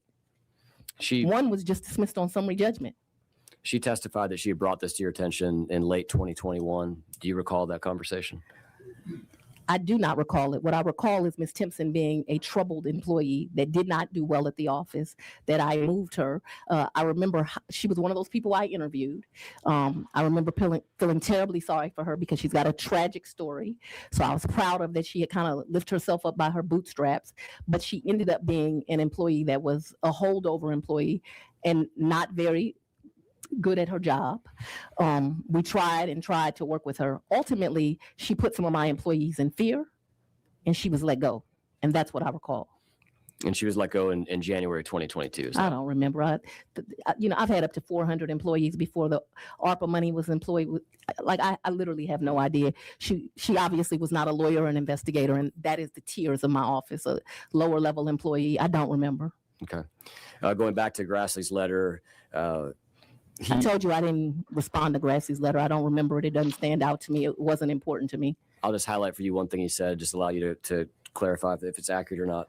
He cites a report in the letter that says that in 2023, 98% of these federal grant funds were spent on travel and conferences. I don't know if that's true or not. I doubt it's true, but if it was spent on travel and conferences, it would have been allowances of the grant. But that sounds inaccurate to me. But again, we're speculating. Okay. Chairman Grassley asked you for a series of documents, and based on what you just said, I think I know the answer to this question, but I just want to clarify. He asked for a list of all federal grants received by the office since 2019, complete accounting of all expenditures of grant funds, reports relating to planned expenditures of those funds. Have you complied with Mr. Grassley's request? I believe Mr. Grassley was ignored. Okay. Would you be willing to provide those documents to this committee? I think you've been provided documents. What did happen was I provided documents to Jim Jordan. Do you know if federal grant uses and sources and details that was requested by Mr. Grassley would have been captured in what you provided to Mr. Jordan? Have no idea. This is a large office. It's not a rural office. I have a grant team. So if we request these documents, you'd be willing to provide them to the committee? Whatever has been provided is what I was willing to provide. Okay. We'll consider. But I think it is included because I went to Washington on the Jim Jordan committee. Can you say that one more time? I went to Washington on the Jim Jordan committee twice. And they not only did they have all the documents, they sent another team of auditors down and they said everything was still correct. I just passed a federal DOJ audit this week. The Fulton County Ethics Code was amended in April of 24 to clarify that it includes elected officials. Is that your understanding? I have no idea what Fulton County did. That wouldn't apply to her. Yeah, I'm not a county elected official. I'm a state. She's a state elected. Right. Okay, so your position would be that the county ethics code, anti-nepotism code that they updated to include elected officials, when they expanded that scope, that would not include you. That would be. There's county electeds and there's a state elected. I am a state elected. Okay. I represent the Atlanta Judicial Circuit. Does PAC have any sort of model language around either internal ethics codes for your office to use or any sort of anti-nepotism You have to ask PAC. language? Are you aware of I'm not. anything that PAC has provided? Can you provide the committee with any sort of internal ethics guidelines that you have, as well as any sort of anti-nepotism policy that your office has in writing? I subpoena them, we'll consider and decide whether it's relevant to the inquiry or whether it's privileged or whether you've already received. Okay.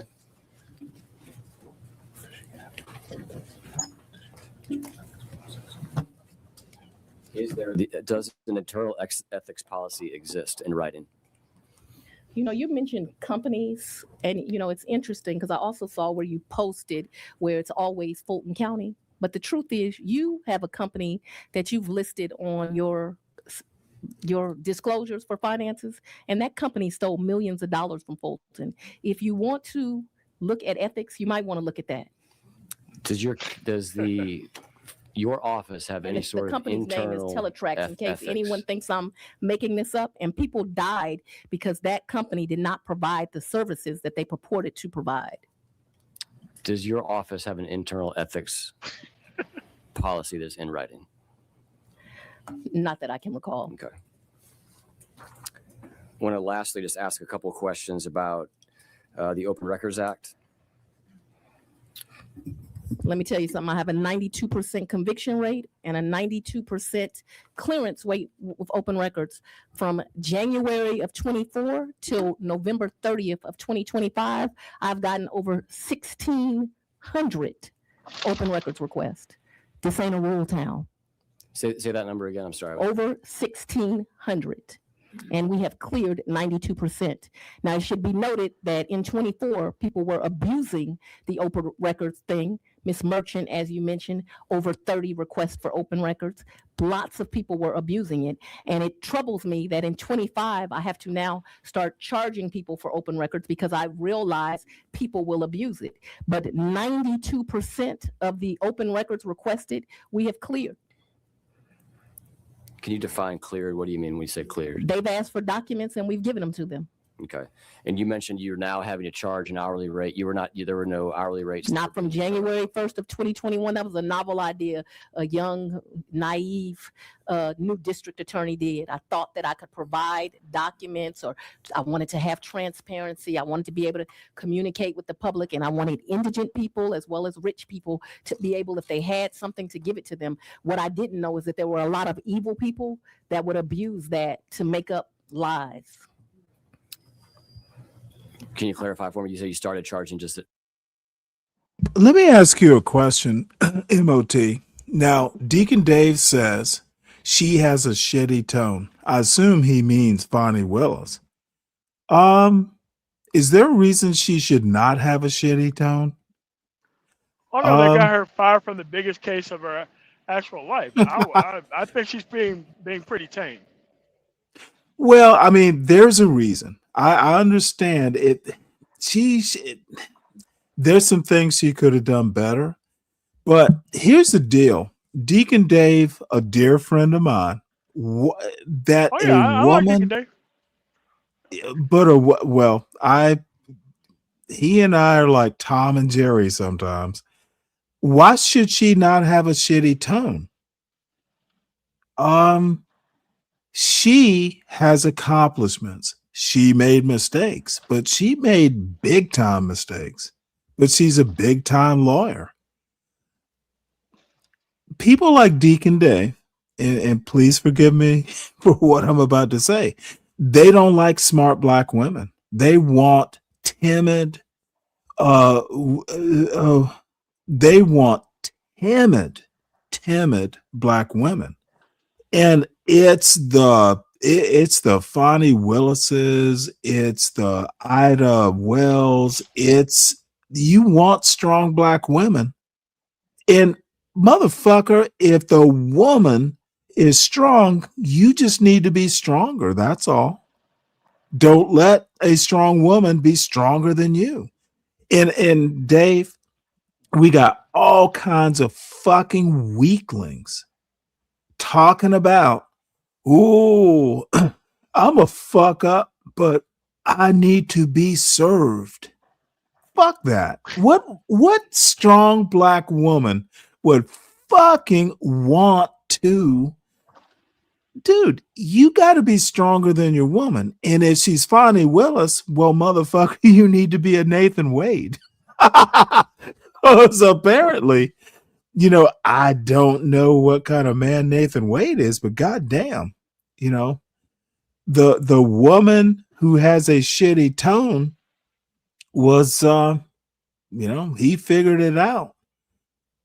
Dave, don't compare yourself. If she has a shitty tone, she's not talking to you. Don't comment on a woman talking to a hostile Georgia Senate committee. She has a hostile tone because, God damn it, these are people that could ruin her life. I'd have a shitty tone too. Hopefully you would. Stop fucking making random dumbass comments about shit you can't comprehend. You could comprehend it, but Fonnie Willis is not some hoe out on the street. They don't wind up before Georgia Senate committees. Stop acting like all black women are the same, all black men are the same. Dude, it is a fatal flaw in logic. You lose arguments with this sort of bullshit. She has a shitty tone. I don't think she does. I think she's talking to her social lesser. She's got a motherfucking governor, a Georgia governor, by her side. She talks shitty or he does. Stop it, Dave. Stop that stuff. Earlier this year. January of 2025. Okay. But I don't take in those funds. I had Ms. Whitmore do that. Prior to your getting sworn in, did your office charge for open records requests? I believe the prior DA did charge for open records, but when you become the new DA, you have new ideas. One of my new ideas was I wanted to offer this level of transparency to my constituents. It was abused by people all over the country. You referenced certain individuals abusing the process. Absolutely. When you said 30, just to take the example of Ms. Merchant, just since she has been before the committee, you said she filed 30 open records requests. In what More period? Than 30. It was 30 it was a little bit in excess of 30. Yes, I did say that. Over what period of time? I don't remember. I don't remember. Generally speaking, I'll kind of remember. the scope of the I don't remember, so I'm case not of the going to elect- speculate. Okay. What, in your opinion, I what know should she also came in here and testified that I diverted money from my homicide backlog. I cleared my homicide backlog, all of it. Didn't divert any money. People came in here and lied to you. You should be upset about that. Wow. in the as you think through the law, the open records law currently is unlimited, right? Somebody can. I think if you want a new open records law, you should make the legislature Oh, have to shit. answer open records. That would be my recommendation for a new law. I would vote for that as well, but let me just get I just want to get your opinion on the scope and how you would limit that, how you determine abuse versus non-abuse. How I would limit open records? Is that what you're asking me? Yeah, if you were to take an extreme case, right? If you say 30, I think. I don't think that district attorneys should actually be subject to the open records, but if they are subject to the open records, obviously attorney work product should not be subject to it. Only cases that are, completely closed, and I mean closed past the habeas, you should have to give. Help me understand why you don't think you should be subject to open records. I would agree with you that the General Assembly should be. Judges are not subject to open records. Do you think they should be? Did I think judges should be subject to it? Not their work product, because judges also have work product. But I think they should be akin to DAs. And do you think DAs should be akin to the legislature? Or you think that the legislature should be akin Fuck to the county legislature. They're not judging shit. I don't know that I understand your question, but I think that you should be subject to open records. I think that you're making laws that are supposed to be in the benefit of the community, as opposed to this day where we're wasting a lot of time. Judges me don't and my make staff laws. Could be keeping the community safe, but I'm here to do this song and dance with you.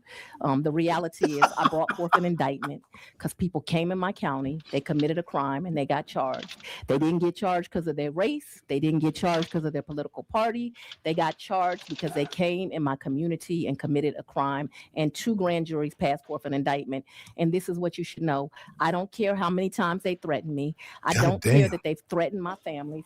Actually, just yesterday, I went home and the Department of Justice sent me a letter about another person that they are prosecuting, and that I can come in January because this person swatted my home as well as the home of other public officials.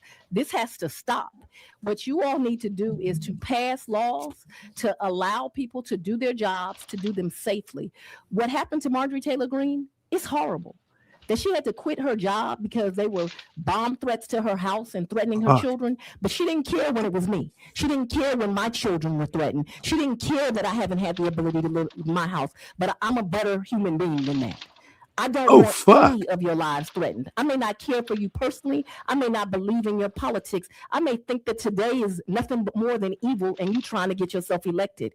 All God of that damn. being said, I don't think anyone should threaten you and your family. And I think if you're here to protect, you ought to establish this laws woman that if should someone be my uses hate girlfriend. speech, and that creates an environment where people like myself are threatened doing their job, we ought to do something about it in Georgia.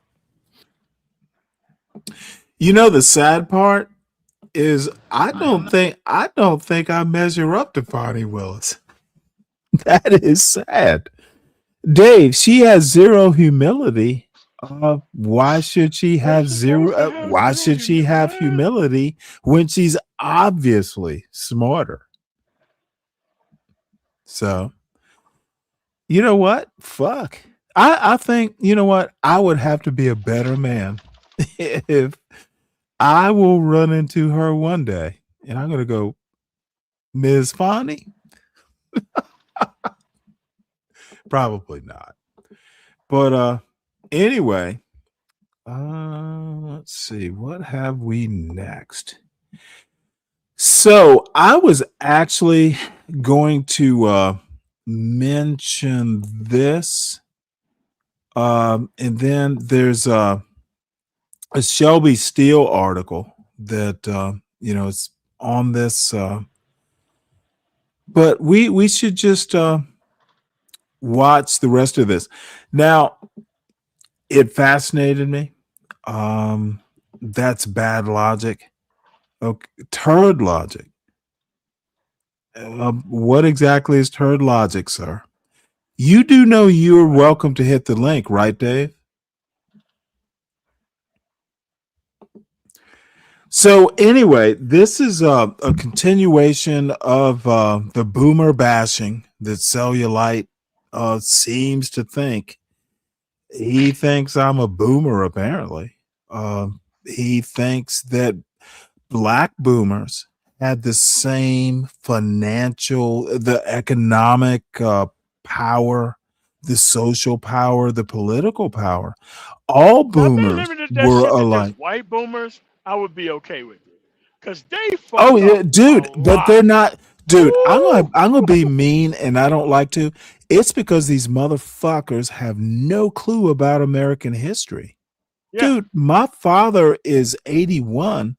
I think he's probably a bit older than a boomer, but motherfucker, let me tell you a story. Now, my father owns a farm, 75 acres. Not huge, but dude, my grandfather used to sharecrop it. And my father had the opportunity to buy it. It was after my grandfather, his father, died, but my grandmother was alive. My father had the opportunity. This little boy from Adel, goddamn Georgia, bought that fucking farm, and it is in the family. And my grandmother, at least, dude. My father. There was a low place on that farm. My father fucking basically hired people to dig a fishing hole for my grandmother, and my grandmother loved to fish, so she had her own personal place to fish. And I, by the way, have fished with her, and she was look. I was like, well, I don't like mud air. We have to put the small fish back. She's like, no, if you catch it, we're gonna fry it. I was like, this little woman is ruthless. She's like 5'1", but no, we're gonna fry it. I loved my grandmother. So anyway, I was maybe 17, and my father and I were down there. So when we're down there, we just go up and check the property as landowners do. Well, we find some old white man that my father knew as a boy, and the thing, and it stands out in my mind. If I just walked up, I would have thought the white man owned that goddamn property. It's like the posture of the white man, and maybe it's age, but I think it was a little bit more than that. The question should have been asked, motherfucker, why are you on our property? Why are you here? But my father, being polite, just and his mother still lived there. You don't make trouble, because we live like a 200 miles away in Savannah. But it will forever be in my mind. This motherfucker is on our property, and it wasn't just bought; it was paid for.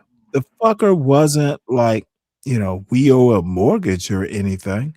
The shit's paid for. Period. Lock, stock, and barrel. Why is this white man here?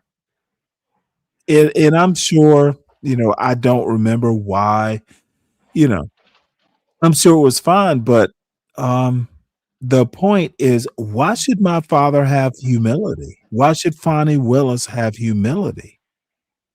This I mean, this is a disrespectful bullshit. process for her. Dude, if you're accomplished and black in 2025, motherfucker, don't be offensive. You should have humility, but motherfucker, what if you don't? Fonnie Willis she graduated from an elite law school. Emory is not chopped liver. She's got a governor by her side, a former governor. Why should she be humble? Because some little rinky-dink black man thinks she should be? Dave, do better. And you're not the rinky-dink I'm thinking about. I'm thinking about her future boyfriend, me. It's a dumb joke, but still. That woman should be as bold as she thinks she can be. And, pride goeth before the fall. She should also understand that. But who the fuck are you to comment? She knows what she's doing. She's a politician. So this is my buddy Cellulite and Savage. We're about to do your show. Dude, hit the link. Comment on it. You did fall asleep during the saucy parts. So I will make nightish jokes. But this is actually fascinating enough. I'm reviewing my mistakes, my logical. I failed, quite frankly. But we there. Oh, by the way, Jim, Mr. Savage, Cellulite and I should come back on your show because it's neutral ground, and I'll be better prepared. And we can go back and forth about the boomer fallacy that these YNs seem to have. YNs versus boomers. It's a Episode dude, the motherfucker. 55,000. Dude, it is literally the dumbest argument. Dude, if you knew anything about history, you wouldn't even, the argument would never form in your misinformed mind. Black boomers did not have anywhere near the financial means to, dude, what boarding school could a black man in South Georgia afford to send their kids to? If the argument is boomers allowed institutions to raise their kids, the institution in the black community in the early 60s would have been Big Mama. My parents, for instance, we would spend, and Big Mama was, well, it's an institution now, but not back then. Dude, we used to spend 2 weeks, my sister and I used to spend 2 weeks in South Georgia with my grandparents. We looked forward to it as kids. And you know what? I think my parents just needed 2 weeks in the summer to be a married couple. And our grandparents were like, hey, cool. Dude, dude, my grandparents had a pecan orchard in their yard. They had 2 acres of land in the middle of the fucking city. Dude, we spent our summer fucking climbing pecan trees and hiding the candy. It's like it was a small town back then. My sister and I could walk to the candy store. They had a fucking candy store downtown. Everyone knew, we were, my grandparents' grandkids. So we would go and buy candy, and then we'd play with the other kids on the street fucking climbing pecan trees. It was fucking glorious. And I'm sorry that not every kid gets that kind of childhood.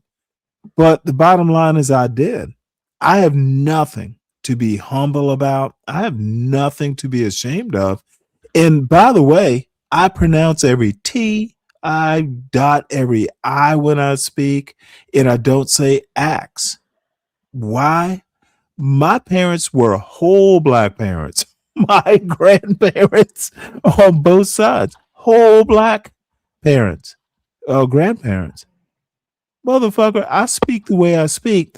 And by the way, I've never code switched because I was a goddamn nerd, but I was a cool nerd. Dude, I would help. Back in the day, they call him the king of the class. Like, there had to be an apex. Like, no one would fuck with, Kevin because he beat your ass. Nicest guy in the world. Dude, I'd help him with the homework. The motherfucker lived 2 streets over. And hey, you know what?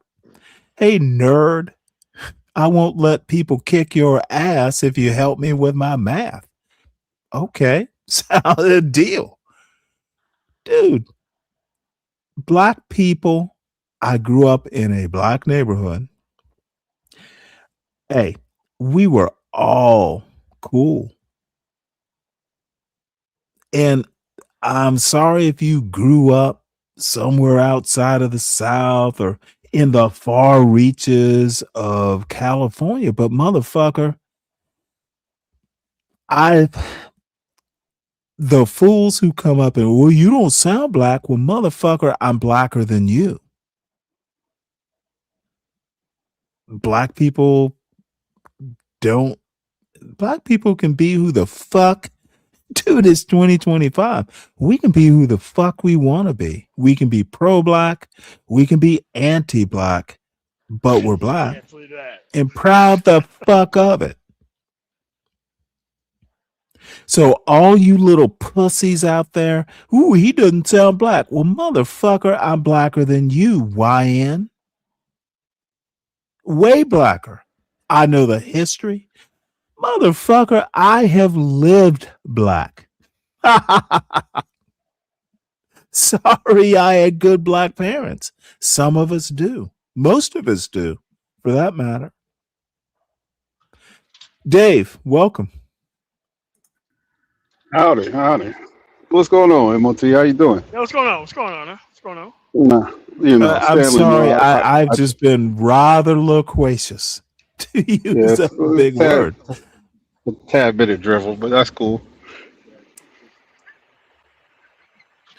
Oh, wait. This motherfucker. Look at this dumb son of a bitch. John Galt speaks well, too. That motherfucker can barely speak English. Dude, Brian, you talk about the bigotry of low expectations. You have it for John Galt.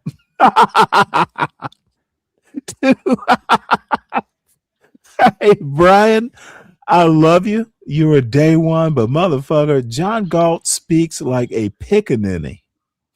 Don't get him started on John Galt, man. This will go on for hours. No, I've been just tuning in for 2 days trying to figure out what this stream was about right here. Like what set it off. Well, all I have to say is Brian Nichols is a day one. I'm just gonna mess with him a little bit. Dude, I know you're messing with me about that. John Galt speaks well. The motherfucker's a degenerate. He can speak as well as you think he does, but the dude, one thing you can't deny is the motherfucker's a degenerate. Strong black families will not be built with John Galt's. So, damn it, here we go. Any comments before I start this? And Savage, again, hit the link. Don't be shy. It's only called the Dare link, but you're a brave man. Oh, look at, dude, someone say pause. John Galt has potent man juice? What the fuck does that mean? And how would he know? And why is it potent? And why do I know that it's potent? Oh, Zhang. Oh, Zhang. You know what, John? I'm sorry, Zhang. I might have to take your wrench over that one. That's beyond the pale. I'll suspend your wrench. I just got to do it. Motherfucker. Hey, man, just give him That a is 5-minute just- timeout, man. Jesus. Holy shit. Talk about a man's potent man juice? What the fuck? I'm like, Zhang, you got to do better, troll. You're my chief troll. Yeah, you gotta type that and then delete it, bro. Don't press send on that. Yeah, man. Like your grandma. Yeah, you gotta up your troll game, son. Hold yourself accountable for your shit. Self accountability, self responsibility. But you got to remember, this is an engineered. He even said it, and it doesn't matter who the little hats is, where it goes. You got to remember, man, this was a program. This is an agenda. This has been going on for thousands of years. But I'm gonna be honest with you, America has to fail. I'm gonna let this lead up to my appearance. This is actually important to hear. I'm sorry, what? America has to fail the country? I'm trying to figure that out too. I'm not so sure they understand what happens after a failed state. Nothing good comes after it fails in the first place. I don't think they do either. Now, this is going to be roughly 10 minutes before I appear. And this is what I was listening to and partly why I just came up. I was reading a book in bed and hearing this. I'm like, well, what the fuck are y'all talking about?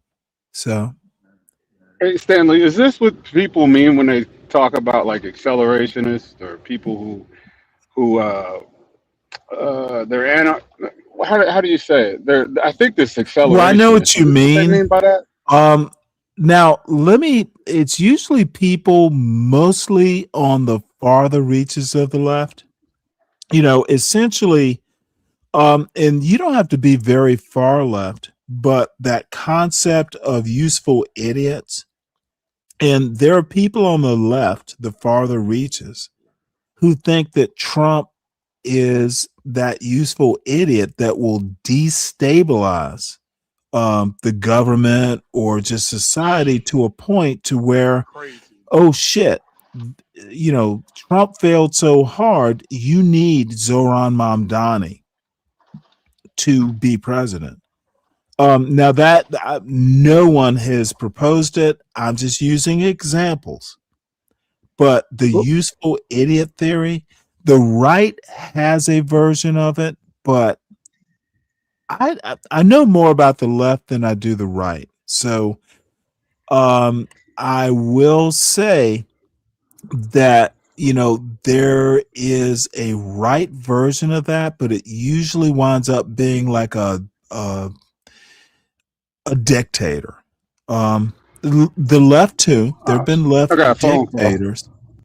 But the useful idiot, we need to destabilize. We need to get people so pissed off that they will vote extreme because the present government is such a bad government. It's left and right, but I know more about how the left does that useful idiot stuff. Man of tomorrow, you know politics. Yeah. What's your comment on that? Because I don't know it as well as I should, I guess. But I do know that the useful idiot stuff destabilize so we can bring the end of capitalism. Like late stage capitalism can be ended, and a useful idiot will help us do it. We will, the horseshoe politics of it, we will support someone like a Trump because we think Trump is going to fuck it up so bad that we will be an obvious solution, or we'll have a better way of actually having a chance. And the DSA left, dude, they're generally, Mom Donnie's the smartest of all of them, and AOC too, but they're actually kind of smart, at least personable. Nina, what's her name? Nina, damn it, the woman from Cleveland or somewhere out there. Yeah, Nina Turner. You know what I'm talking about. Nina Turner, yeah. She's not that bright, in my opinion. She, Where is she? Jamal She Bowman. dropped off the map. Oh, she's still around. You'll still see her on, you'll still see her online. It's mostly like people like Wajahat Ali, kind of the not far left, but they're DSA types. She's still around. Okay. You know what? She's still in contact, but probably the biggest DSA type black progressive was Jamal Bowman. Dude, you pull a fucking fire alarm. Dude, is that politics? Dude, that was like, it shocked the shit out of me. And I'm not unsympathetic to some points that the DSA left makes. But dude, I'm motherfucker pulling a fire alarm to disrupt a vote on the floor of the House? No, sir. I'm not that far left. But that's what I mean. Dude, by any means necessary? No. That's not America. There have to be some rules, some guardrails. And, Jamal Bowman got his ass bounced from office by a Westchester, New York fucking, I think he was city councilman or something. He was not as, yeah. Dude, because you fucked up. Don't be pulling fire alarms like a high school boy. What's up, Savage? Can you hear me? Yeah, we can. Welcome. Welcome, sir. Folks, this is Savage Entertainment. Hello, everyone. Hello. So we're about 10 minutes till I appear on this show, and the stage, look, it winds up being one of these there's a term that they used to use, but essentially, we got a young man railing about how black boomers ruined the YN's chances. And I think that's one of the dumbest positions I've heard possibly ever. I literally think it is a YN listening to some dumb fucking talking point. He's read no history. If he did, he would know that black boomers, the age range is the only commonality. Blacks never had that kind of wealth. They didn't have the economic power. They certainly didn't have the political power to ruin. It can't be proven. So Cellulite needs to read a history book, is my assessment. So, yeah, but they're never going to read. You know that. I think Cellulite will surprise us. I hope. Maybe not.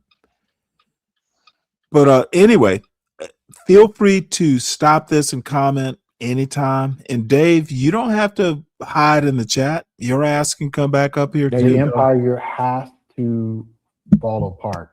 Yep. And I think we're so The many of empire us has are to fall afraid apart. of our luxuries of having clean water, having microwaves, having public transportation, Lexus and name brands. I'm not saying that what I mean by the America has to fall. I'm saying America literally has to be humbled. The empire has to crumble. And only then, and I think then and only then, will they will look at not as equal. Who is they? Not as This is amazing. Who is they? Why can't people be more specific about who they is? And what is crumble but not fall? Hey Stanley, how you doing? What does that mean? We can hear you. Do you have something to say, JB, that's useful, or do you need to self-deport? No, I would just say, I don't give a dude. Stop. I'm sorry, I'm not giving you the attention you so desire, but you can be here. But dude, just be normal. Do you have a comment on this video? no, you can go ahead. Thank you. So what were you saying, MOT? My bad. I don't understand the fall of America, the crumbling of it. What the fuck is they gonna see? It's like the changes that need to be made to America is very fucking simple. Well, the thing is how does it even if you are strictly pro-black, you're a Pan-Africanist, how does that benefit black people? I don't think they understand what a failed state would look like. Like, I don't think they understand Germany after World War One and after World War Two. I don't think they understand what they mean by you owe reparations, so you get to No, deduct these your country's motherfuckers think currency. if the Like, state fails, they're still gonna be able to fucking like get SNAP. bro, listen, you stop the fucking SNAP benefits, and you're talking about getting all over the country. Because believe it or not, a lot of YNs love laying under them land whales who has a lot of SNAP benefits. So I Well, don't look, I'm not understand. beating up on SNAP. If you need it, you need it. I No, have no what I'm problems with saying that. is that they don't understand a collapse of the government is the collapse of the infrastructure, the collapse of the energy sector, the collapse of fucking jobs in this country. Like, do they understand what a currency collapse would be? Just the currency.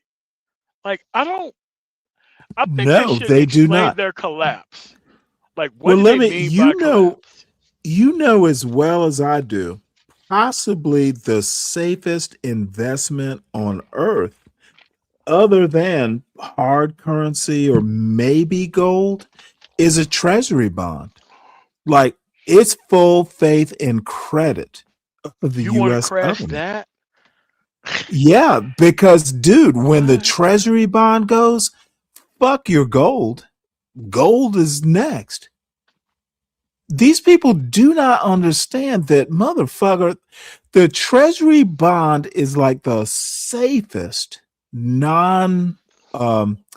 the safest is it hard asset? Like, you can fucking touch gold, you can touch a treasury certificate, but the debt underneath it is actually, dude, that's as good as it gets. Collapse the US government and, motherfucker, it's gonna be Mad Max. So Overnight, overnight, like what he's talking about is the collapse. Because I'm in the transportation industry. Do you know if everybody stopped shipping? now I 3 days. 3 days. also have to say that Savage, what's his full name? Because I respect him. I respect Cellulite. It's just that, you can be exuberant about your point, but you have to actually think about what you're talking about. Don't wish for the collapse of the U.S. government, because dude, if America catches a cold and black people get a flu, motherfucker, what's going to happen if the monetary system fails? dude, And all dude. your money is trapped in banks that can just not open and not let you have access to that shit. Yeah, we went Like, I through don't. that once. Yeah. Shit, that's how we got the FDIC. It's like, dude, you're gonna give these motherfuckers a reason to reinstitute slavery. It's like, I don't have money, but I got a slave. Come on now. I mean, I wish they would just explain what they want to collapse and how long does it need to collapse for, and what do they hope, because this actual statement that he's talking about need to be further fleshed out, and we just ask questions He and he just does sit back and tell us. look, let's not discount just yet, because 7 does get better. But see, here's the interesting thing about dialogues like this. You need good questions. Yes, Good excellent questions question. produce. Dude, let me tell you something. And dude, I'm not going to tell you the story. I got a brother who's 13 years younger. And one of these days, I will get drunk enough to tell that story, but god damn it, dude. Suffice it to say, I'm not a all questions are good sort of person. There's no Oh, me such neither. thing as a bad question. No, motherfucker. There are idiotic questions. Oh yeah. And that's one of the things that America needs to learn. Dude, there are questions that should never be asked. And there are questions like, I think less of you, your mental capacity, because you asked that question. We need to be harder on kids and the YNs. Saviors that they're going to look at us as aliens because our ingenuity, our Absolutely. compassion, and our compassion and capacity. I'm gonna put that there. Compassion and capacity to create and move on is stronger than any other. And the even if the I don't even want to put it like this. I'm gonna put it like this. Even if some of the sociologists are now saying there is no people, finally they're saying there are no people, Africa, Europe, there are no people like the Black American than any other people on the planet Earth in all history. Think about that. They're saying there is no people in history. You know what? Like I the would Black stop this, but American. we need to let it play Hey, through. Seven, I want you to think about something. We already got a taste of what it means for the empire to begin to crumble, right? Yep. And I'll have it again. Absolutely. A lot of people, they get mad when I say this. I said there was no reason for Trump to win the second election in 2020, 2021. There's like, what do you mean by that? I said, I'll tell you why. America needed to get a taste of what it means to be in a state of fear, idiocracy. Yep, crazy stupidity. Trump left office, Biden came in, and literally the agenda was the Rainbow Coalition and the Brigade of Gay Frogs. And if you did not believe in those two or follow any of its edicts, you were removed from society or Okay, I need to. What the fuck? I need to examine this. Now, notice Cellulite said nothing about why. Motherfucker, the reason Trump had to leave office is because his ass got voted out because he mismanaged the pandemic. That The only was the thing he had to do reason. was one more stimulus, and he probably would have won. But Nancy You know what? Pelosi and actually, what's the guy from Kentucky? Mitch Rand McConnell. Paul? No. Mitch Mitch McConnell. McConnell sabotaged him from doing another stimulus. If he had done another stimulus in September, like he planned on doing, but was talked out of, he would have won the 2020 election. He would have won. Well, let me offer a different perspective. And it's strictly, dude, if he had been a strong leader during the COVID pandemic, dude, he did Operation Warp Speed was good enough. But Trump has to be the center. Motherfucker, if he had just been silent, a George Washington type, motherfucker, don't say anything. Just show up at the right place, look presidential, be a strong leader. Folks, it'll be okay. You know, believe me, folks, look directly into the camera. Dude, Trump is a fucking sissy. And I will forever remember, and he will never be anything near a good president. Those people, those old people on that cruise ship coming back, they're Americans coming back, white Americans coming back from their cruise, and he would not let them off the goddamn ship because he didn't want the numbers to go up. That was the height of goddamn cruelty. The motherfucker is a cruel asshole. Trump can never be a good person. I don't hate him, but I don't think he's a good person. The motherfucker was worried more about numbers than American citizens getting proper goddamn medical care. Unacceptable. If it started September, October of the previous year, taking this shit seriously as it would have been taken seriously, he would have cruised to an actual motherfucking second term. Dude, he would just be a goddamn leader. He would have cruised to a second term. No problem. It's fucked up. He didn't invent the goddamn pandemic. Just manage it. Just lead. He's a pussy. And how much lying he does, he could have put that lying to good use. Yep.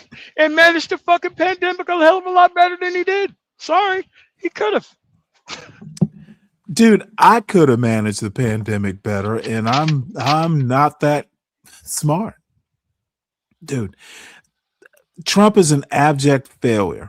And the other interesting thing is these YNs fucking think Trump is great, but why? I'm still trying to figure it out. He's great, but you have to actually catch them up to speed on why he's not great.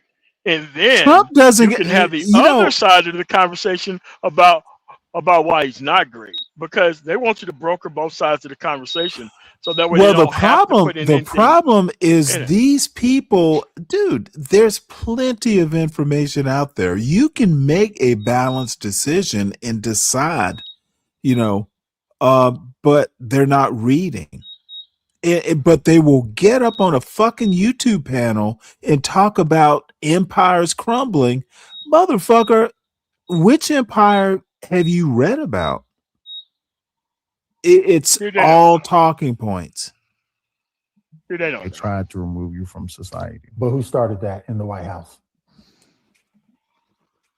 I'm going to piss off everybody on this. Well, I hope ain't too many people. I don't want to get no death threats. Who started it? I have an idea, but I don't mind being wrong. I would say Reagan. Nope, Barack Obama. Oh, well, yeah. See, Barack Obama was a terrible problem, and this is why I didn't vote for him. He put it on the website. In what way? Barack Obama was a terrible problem. Motherfucker, dude, this is what these YNs He was the epitome of class, and he was not treated very well for it. Not treated Dude, very well for it. and you know what? I'd have fucking lost it. Mitch McConnell set the tenor of the Obama administration when the motherfucker said right after, like within a month of the inauguration, our job is to make sure Obama is a one-term president. Dude, that set the stage. And the Lock bottom line everything. is there could have been all kinds of shit done. Dude, the fucking white Democrats weren't supporting him. They sure the fuck wasn't. They played that middle of the road shit. Yep. That's why I don't like Yeah. Reagan Democrats. I don't like centrists. I don't like them. Well, I'm a centrist. Can't stand them. No. I will have to, dude. But I'm also a pragmatist, and you know what? The way my mind works is like Obama.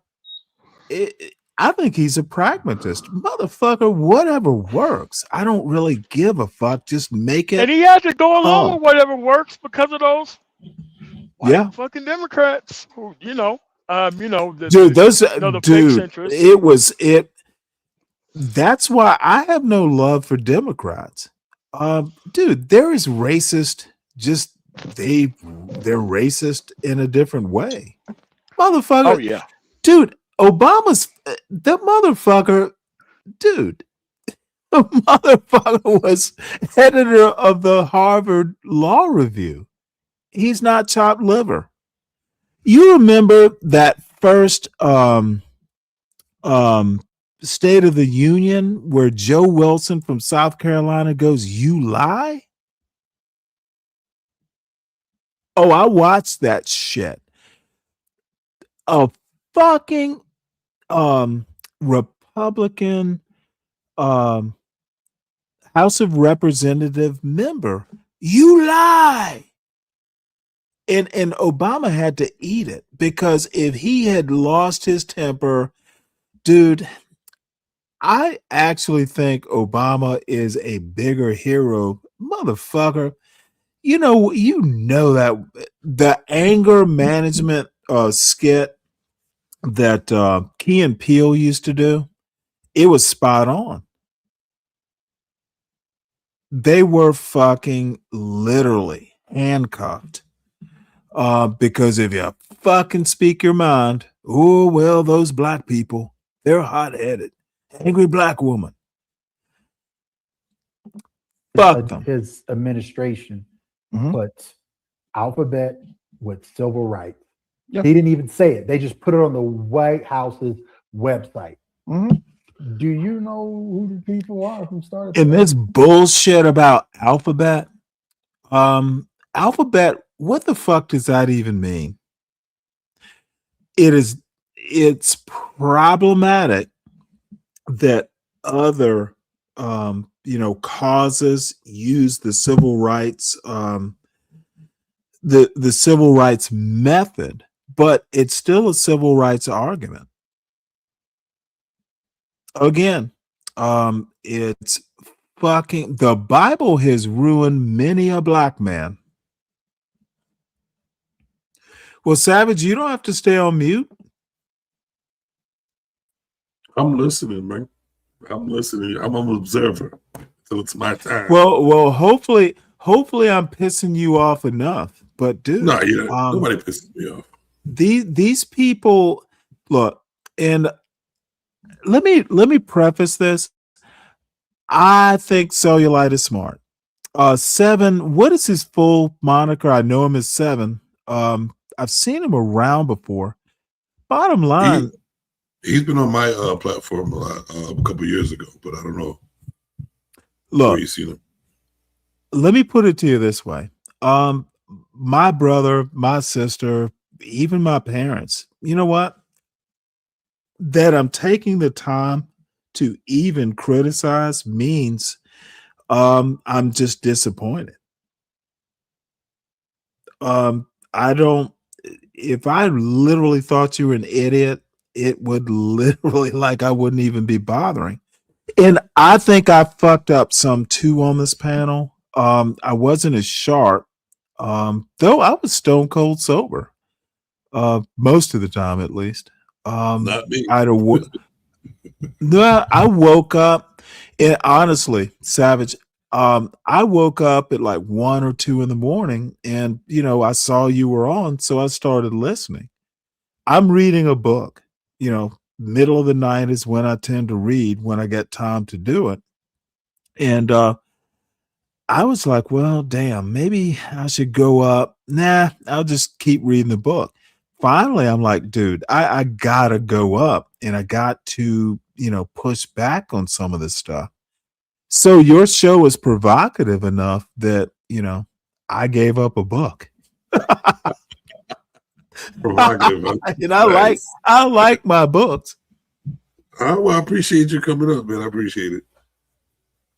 Well, the thing is your book aside for me. Well, the bottom line is, I'll get a little wild with the comments, but Cellulite, I respect. 7, we actually wound up having a good conversation. Yeah, I looked at it afterwards. I ended up, when y'all didn't see me, I fell asleep. And I just sat there. Oh, yeah. We figured that much. Did you hear the Nightish jokes? The Nightish comparison? I didn't hear anything. I didn't hear it. I went through some of it. I know I stayed up for like, I was asleep for a whole hour while y'all were talking. I know that for sure. No. Yeah, we made a, is this Nightish? Savage Nightish? The new Nightish? Something like that. Nightish fell asleep this morning. It was pretty funny though. Hey, hard workers, man. Do you know? You know what? Fuck it. You know what? I think, and I'm impressed that, dude, Nightish has gotten fucking cash apps when he was asleep. Hey, I wish I could do that. Me too. I wish I could. They keep coming. Dude, Nightish has like 100 people in his fucking chat, and I think they come up there just to like, I want to see him fall asleep. Students, yeah. So, but I'm gonna pull it back to this.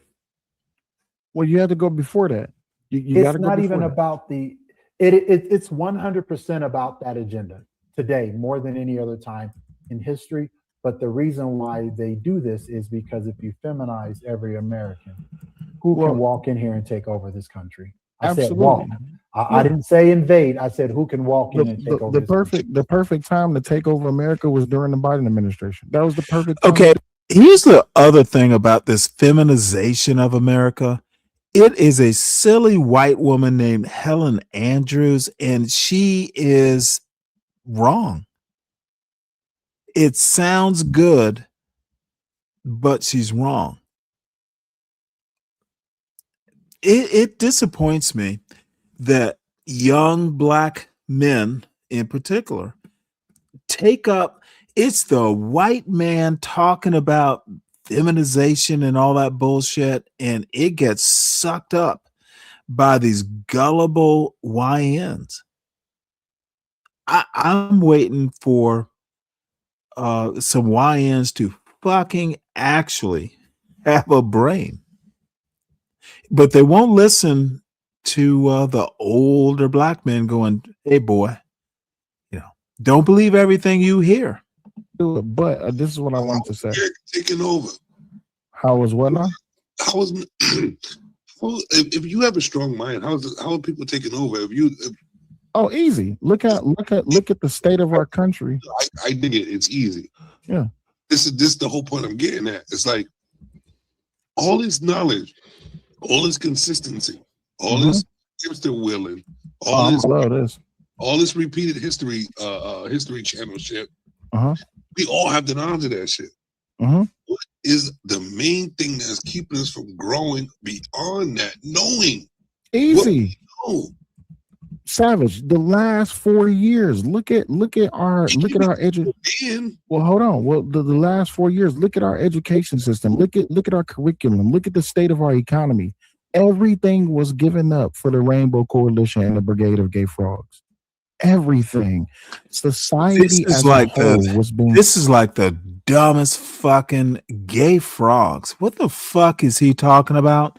And I kind of know about, you know, the chemicals in the water or something like that.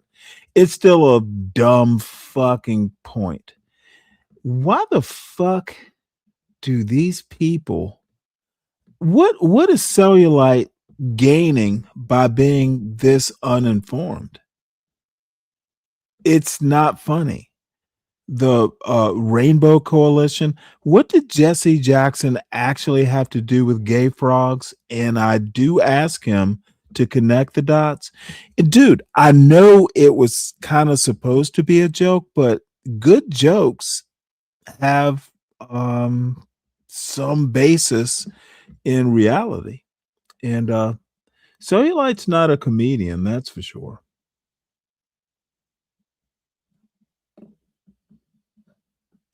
So give me 1 second here.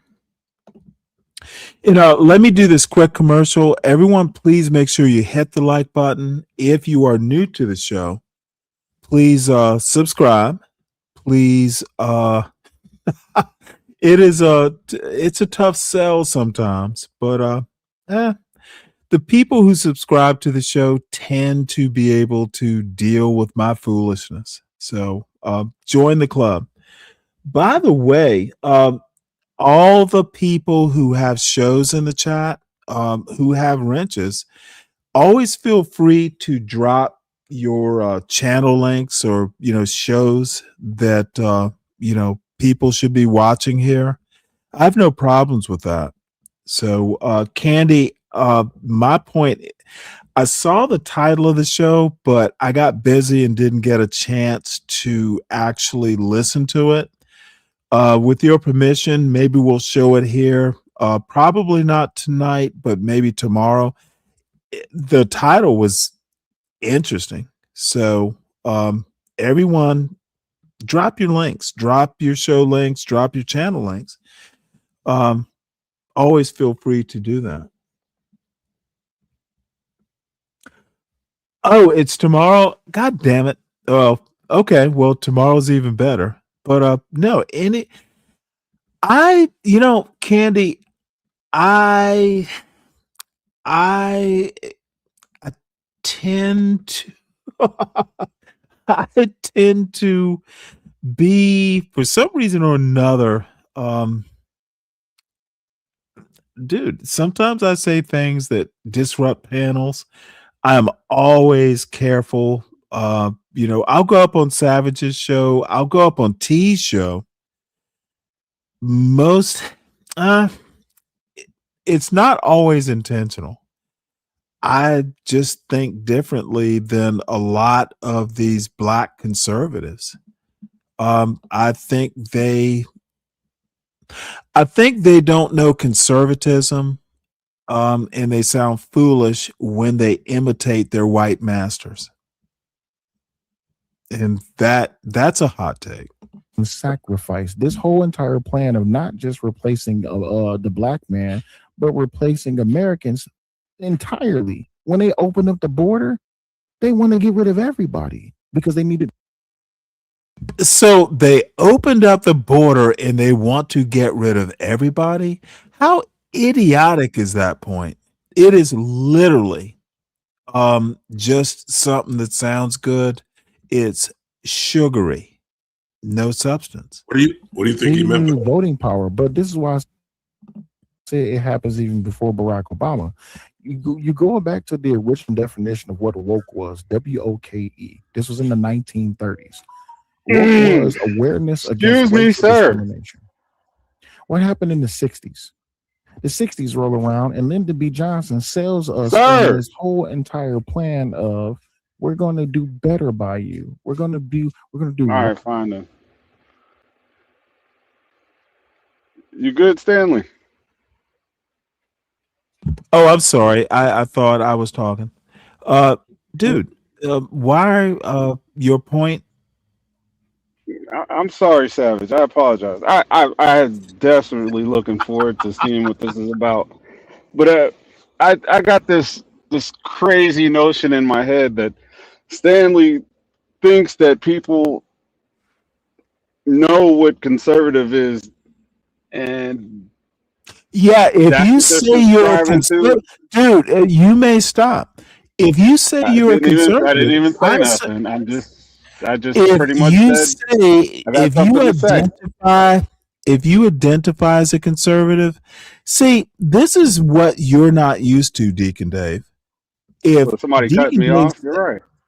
well, motherfucker, I will cut you off when I understand your point. See, I didn't even make a point. Let me make my point. you had a point about conservative. I wasn't finished. And I was about to comment on your point about conservative. Nobody heard me make a point. So now I get to comment. Go ahead. If a black man identifies as a conservative, I assume that he's done the requisite reading and the talking and the thinking to identify as such. Motherfucker, Cellulite doesn't know shit. He literally has no clue about anything he's talking about. It sounded good somewhere on some YN panel talking about black women being shit and black men being like, we are lonely because women won't follow us. That's what he sounds like. Okay. If you're going to be a goddamn black conservative, fucking do the work to understand your position and why you're a conservative. I don't think And these people know the difference. who gives a fuck what you think? Dude, I was trying to make a point. Whenever you put a period in, let me know. I am not basing my opinion on what Deacon Dave. I don't know what you think, but I do know what I hear. I do know ignorance when let I me know hear when it. you're done. Motherfucker, I may never be done at this point. The ignorance is disgusting. Why are black people in 2025, after all the work that was done to get us here, why are y'all still ignorant? Get us where? Motherfucker, I'm in a great place. You are too, asshole. Wait. Work to get us here. Where's here? Which here are you talking about? A great place. Dude, I'm retired at 60. Retired, not at 60. I retired before, but dude, I get to hang out on YouTube and chastise YNs who don't read history books. Where We're not else? talking micro, we're talking macro. It's such a great place. We're talking macro. Stanley, let's talk macro. Motherfucker, fuck macro. See, this is where you and Dave, I'm actually not criticizing you. I understand. I know. I could tell the difference. No. I understand why you think macro is important. Micro comes before macro. If the shit is broken, and I think we can all agree, and it's not just the black demographic, the white demographic is fucked up too. The only way, if you are in earnest about preserving in America, motherfucker, you got to start small. You got to replant the seeds, which in American culture is the family. You need to start worrying about how you're raising your kids. And you missed Arame's point earlier today. If you actually think America is something worth saving, you need to look within your four walls. Stop fucking thinking about even Trump, your God and hero. Trump will be okay. His family is enriching themselves while president. You better start worrying about Deacon Dave and his family. Start small. It'll grow big. Are you done? People, well, I guess. What could possibly be your counterpoint? I mean, now you asked me if I'm done. The answer is yes. What's your counterpoint? I don't have a counterpoint because I never Then, made my motherfucker, original why are you point. asking me if I'm Let me done? make my original point. If you Shit. cannot respond, why are you asking me if I'm done? Because you wouldn't even let me make my original point. I don't know what the hell you're talking about. What do you even remember your original point? Yes, most people don't know what conservatism is. They don't know what liberalism is. They And know what is their that my God goddamn damn it, man. fault? Okay, no, dude. One of the more frustrating You're things. assuming that people are making decisions based Yes. on good knowledge. They're Why not. don't they got? Honestly, Dave. They're Yes, not. you got me cold. I assume if you get on a panel and you start talking about how the American empire is crumbling, you know why it's crumbling, how it's crumbling. Dude, it's empty-headed. I literally assume if you're taking some conservative argument and standing by it on a panel, that you know what the fuck you're talking about.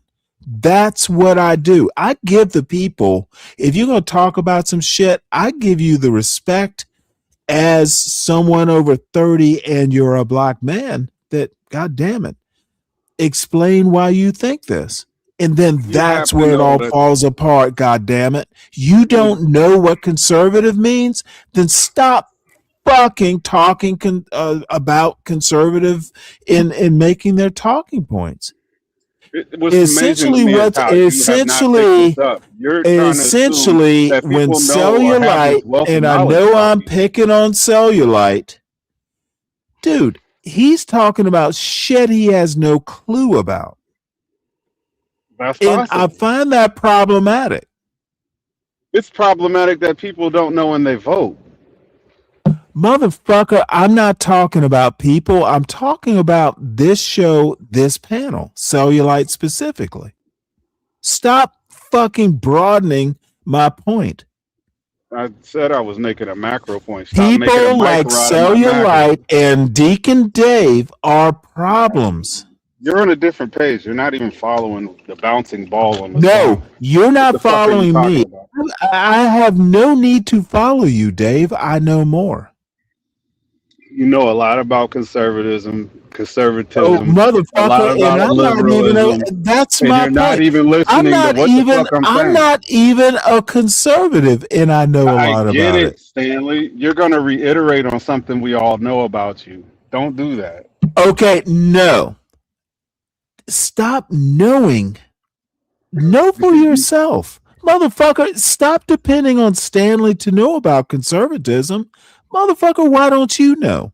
Why aren't you talking to me? Well, Stanley, I think William F. Buckley was wrong on this particular point because I look forward to that day when a cellulite can go. When a cellulite can go, well, motherfucker, I read Edmund Burke, and Edmund Burke said, I look forward to that day. Bruh, come on, Stanley. What are you doing? Nobody's doing that.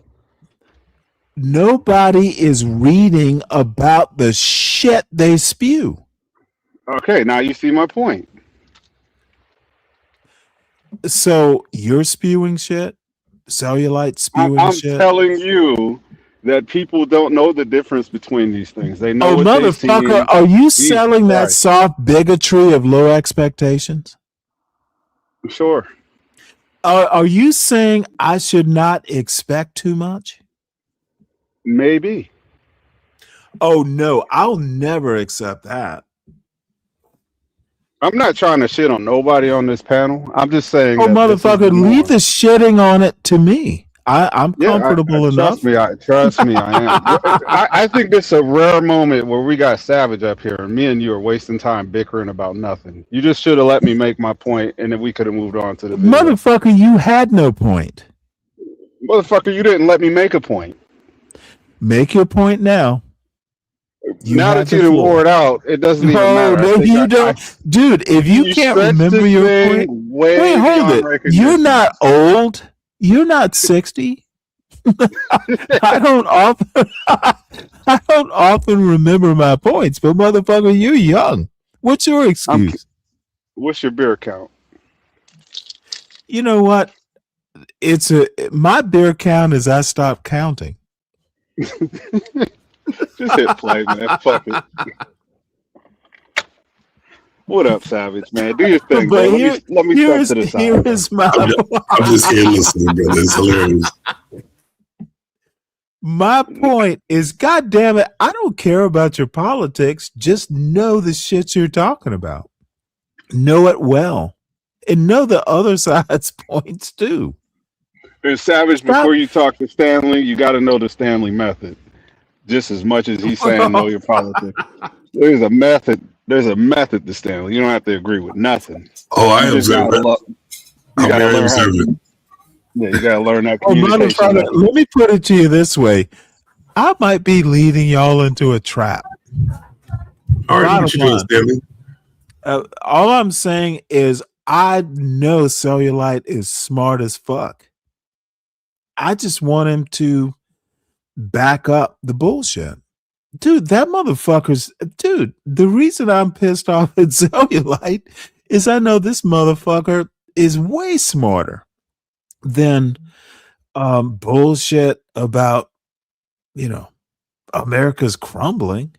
It is, but not in the way he thinks it is. And is it crumbling? Right by you. Oh, and by the way, he thinks Trump is the fucking grout to rebuild the bricks of this country. Dude, Trump is a cad. We got the Great Migration. We got all of this, that, and the other. What book is that? I can't see. Your screen is blurry. A Testament of Hope. And this motherfucker's talking about a Great Migration that he's never read about. The dude knows nothing. Dude, he has literally nothing underneath his talking points. And it's obvious. Dude, just the way he talks about it. I know. Dude, I'm 60. I've heard some smart black people. I've heard some smart people in general. And dude, he's got the ability to learn. He's got the intelligence.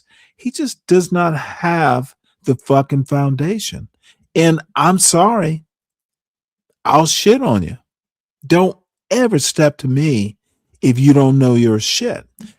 And you know how I know you know your shit? When you can make jokes about it. When you can fucking take the foundations of your knowledge and fucking crack jokes about it. I know. Oh, this motherfucker knows. Dude, take the knowledge and have fun with it. Dude, this motherfucker is doing struggle logic when he meets someone who can fucking just go, what the fuck do you know, boy? Martin Luther King, the biography. Absolutely. So then you get to this point to where now in society we had this thing called Black Lives Matter. You know what happened with this thing called Black Lives Matter? Black Lives Matter got absorbed and taken over by the Rainbow Coalition and the Brigade of Gay Frogs. No one even talks about What's Black up, Lives Vi? Matter anymore. No, it was always about the...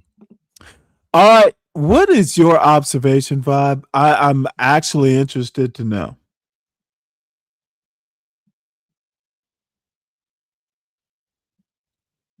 Are you crying? We can't hear you.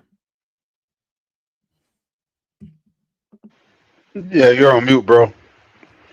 You see your mouth moving, but you don't hear shit. He said he was crying. Hey, Vibe. Honestly, we can't hear you. Your mic on this side is not on mute, but I can't hear you. Something between your mic and StreamYard. Hey, Stanley, could you hear me clearly? Yeah, I can. Can you hear me now? Okay, cool. Oh, we can. What's up, Vibe? We can hear you. We could hear you. Anything? hear you now. Going in and out. Oh man. We can hear you, Vibe. It's not There saying might be a delay. I bet there's a delay.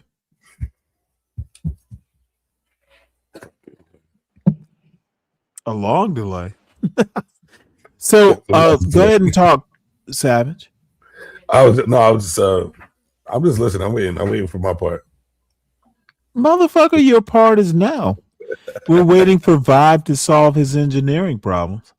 What? So, what, you don't think it's all right? So, what did I observe when you guys? No, motherfucker, be blunt. Me? Okay. Yes. I don't want to talk too much about it because I didn't watch everything. Dude, But be I know you were. absolutely blunt. It's the only way I grow. Well, you was cutting them off a lot. That's all I seen. I just wanted to hear the back. Yeah, and forth. because, dude, I do not like long-winded stupidity.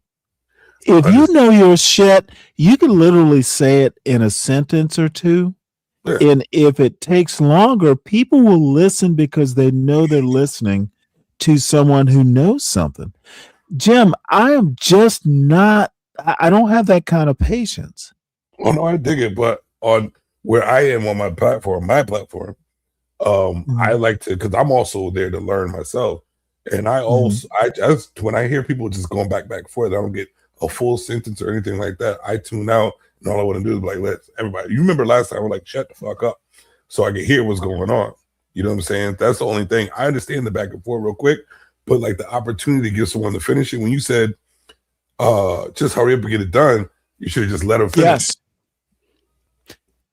Yeah, Jim, I know, and it is my bad, but I always use this excuse.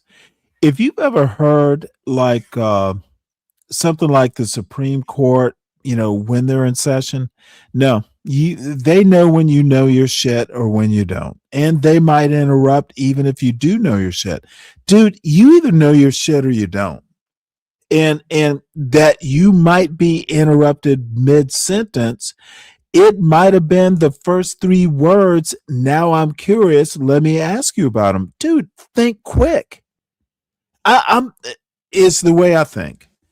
It's my conversational style. I just know if you're slow-witted, don't fucking talk to me about important shit. You can make jokes, you can do all that shit, but if you want to talk politics or something serious, I need you to know it. I need you to know it, and if I'm rude enough to interrupt you, just go, you're rude, let me finish what I'm saying. Dude, I will fucking stomp on someone that I think is mentally that weak. shit don't work. That shit does not work. But go ahead. I don't give a fuck, Dave. If I think you're weak, I'm going to step on you.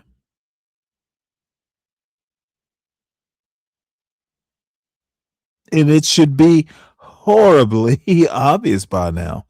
You better know your shit. If you're going to engage with me, you better know your shit. Especially if it is something I think is serious. You want to talk politics, you better know your shit. If you want to talk, something lighthearted, dude, you have at it. I'll listen, we can engage. But dude, don't tell me about an empire crumbling that I live in. It's not a joke. Tell me why you think so. And don't tell me it's because Biden fucking blah, blah, blah. It's dumb. Tell me why. But hold on, Stanley. Let's see it like this. You have a platform, right, where you want people to hear you and listen to the solutions or whatever you have to say and get the feedback, right?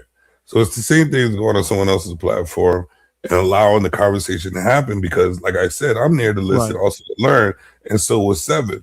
And then we had our biggest watch that night, which I was up to, which is not much because I just got back, 13 to 20 people at one time, and it was for a while. So I really wanted the conversation to happen, and I wanted to jump in, but I couldn't even get the gist of it because how it was going. Because I did wake up. I did wake up, and I was like, I'm going back. But it is. Well, let me put it to you this way. I know, my limits on your platform, and I'll respect them. That's why I'm reviewing this on my platform, because I did not go as far as I wanted to go. I'm sure. On your platform, and I fucking respected it because it was late for starters, and Cellulite was not ready for me. Well, are you still down for the debate? Because I'll set it up. Absolutely. And it's not going to be a debate. Tell him to read a history book before he engages. But yeah, I'm up for it. I'm gonna tell him to prepare himself before because I know how you are. You know what? I'm not much of anything, dude. I'm not a historian. Cut it out. You're like the humbled, not humbled person. You act like you ain't dude. smart, There are like people who think I'm arrogant as fuck. That's cool. But no. But let me also give you a compliment, Savage. Dude, you're a wonderful conversationalist. I appreciate that. I don't go on many panels. It's mostly panels that can just go, Stanley, you're an asshole.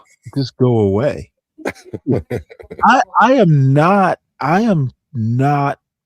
dude, I will go too far sometimes. But all I'm saying, and again, I think Cellulite is actually smart. He needs to fill his head with information, not what he's hearing. Yeah, but we got a lot of people. We have a lot of people like that. But what I and I see that, so that's why I'm building my platform, learning, and also the conversation. And I didn't mind you like the way you were doing your thing because it's entertaining as well. It's just sometimes go ahead and get it done, but sometimes back off a little bit so we can get the conversation in. You know what I mean? That's why I need a strong moderator. Oh, trust me, I got you. Don't fall asleep. I'll shorten up my wine intake. Next time, no, don't do that. Next time you fall asleep, I will fall back.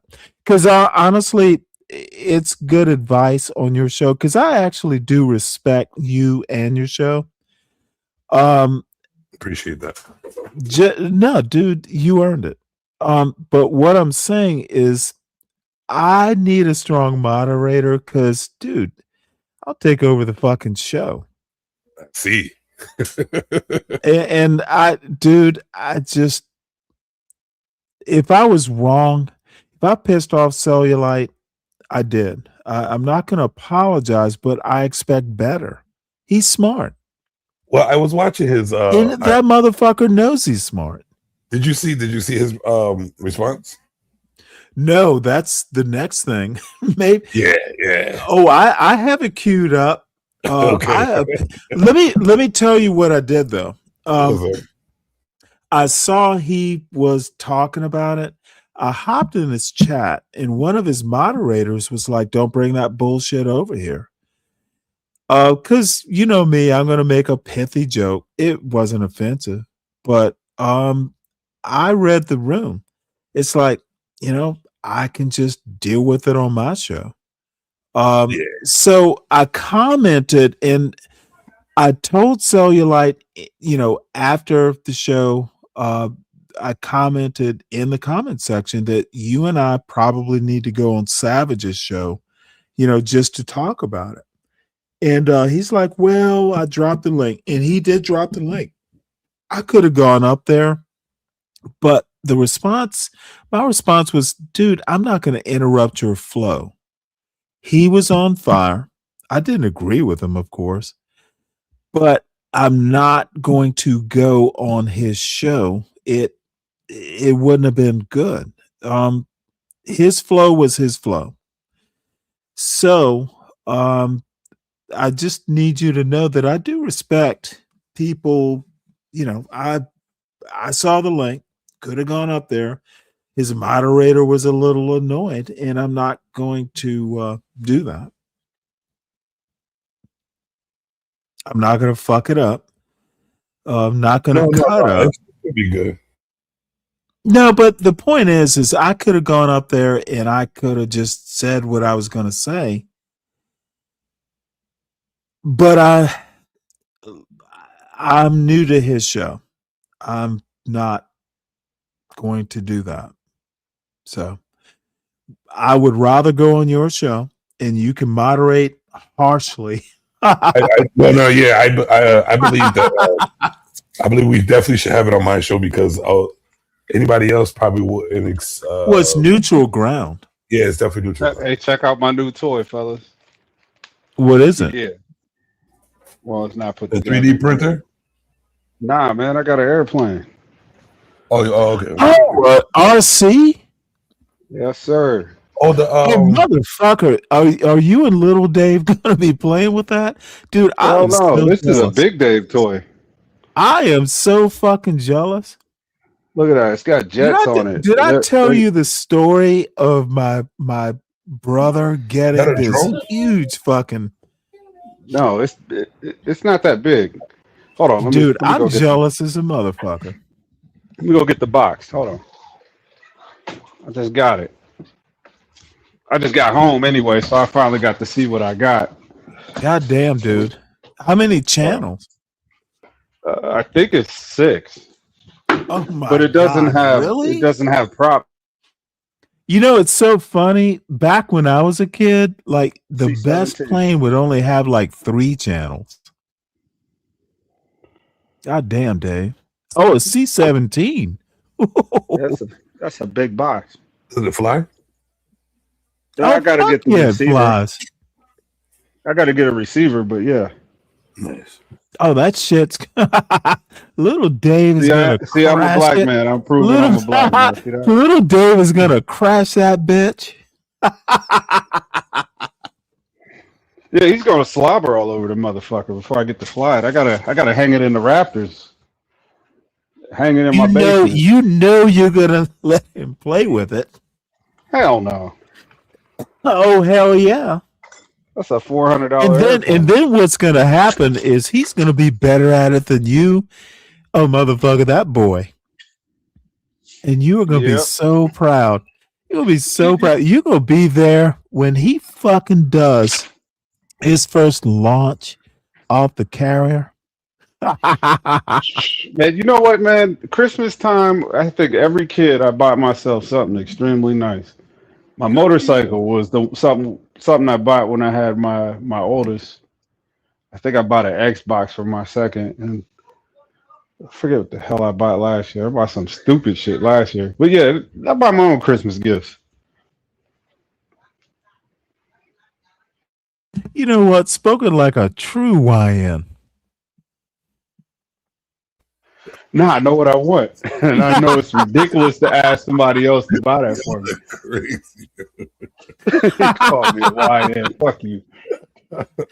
Now, Savage, Dave and I, it's a little extreme, my comment, but I knew it would push a button. I just got home, man, and I seen this box, and I can't wait to put this shit together. So I'm up here. I'm just like big boy joy. What ages are you? Are the YNs? Who, me? No, I'm saying what age you consider a YN? A dumb motherfucker. They're 50-year-old YNs. Coach Ferg. Yeah, let me pick on Coach Ferg. Let me pick on Coach Ferg because he's my favorite old YN. That motherfucker's a moron. Still, you know what YN stands for, right? Young nigga. Yes, were they young? If you hey. So why is when I apply old to YN, it's not a dichotomy. There are 50, 60-year-old YNs. What do you mean, like they act young? Yes. And I get talk that young. They haven't read since they were young, if they ever read at all. Yeah, absolutely. I get you because Coach Ferg, if you've ever heard Coach Ferg talk about men and women and relationships, that motherfucker is 15. Oh, wow. I've said it to his face on a panel. I think he's an idiot. Well, a lot of people on these things are idiots. To be honest with you. No, they're people that I don't think are idiots. He doesn't cut the mustard. Hey, Savage, Stanley act like he don't ever have moments where he just say some dumbass shit. We have to call You him know on it what? too. Well, let me put it to you this way. When I do, I expect you to come up and challenge me. What I Still have, get relieved what when I nobody have, calls what out. I Trust me. do is say dumb shit, and there's not a motherfucker who has balls enough to come up and tell me, "Well, Stanley, you're full of shit." Why don't you be the first, Dave? Well, you know what you gotta do, Stanley, right? You gotta let them come up, and you gotta let them talk shit instead of interrupting them. Let the shit come out their face first. You know what, Savage? You're absolutely right. I just don't have that kind of patience. We got it. Patience is Like a virtue. motherfuckers, don't take 5 seconds to say something you could say in 2.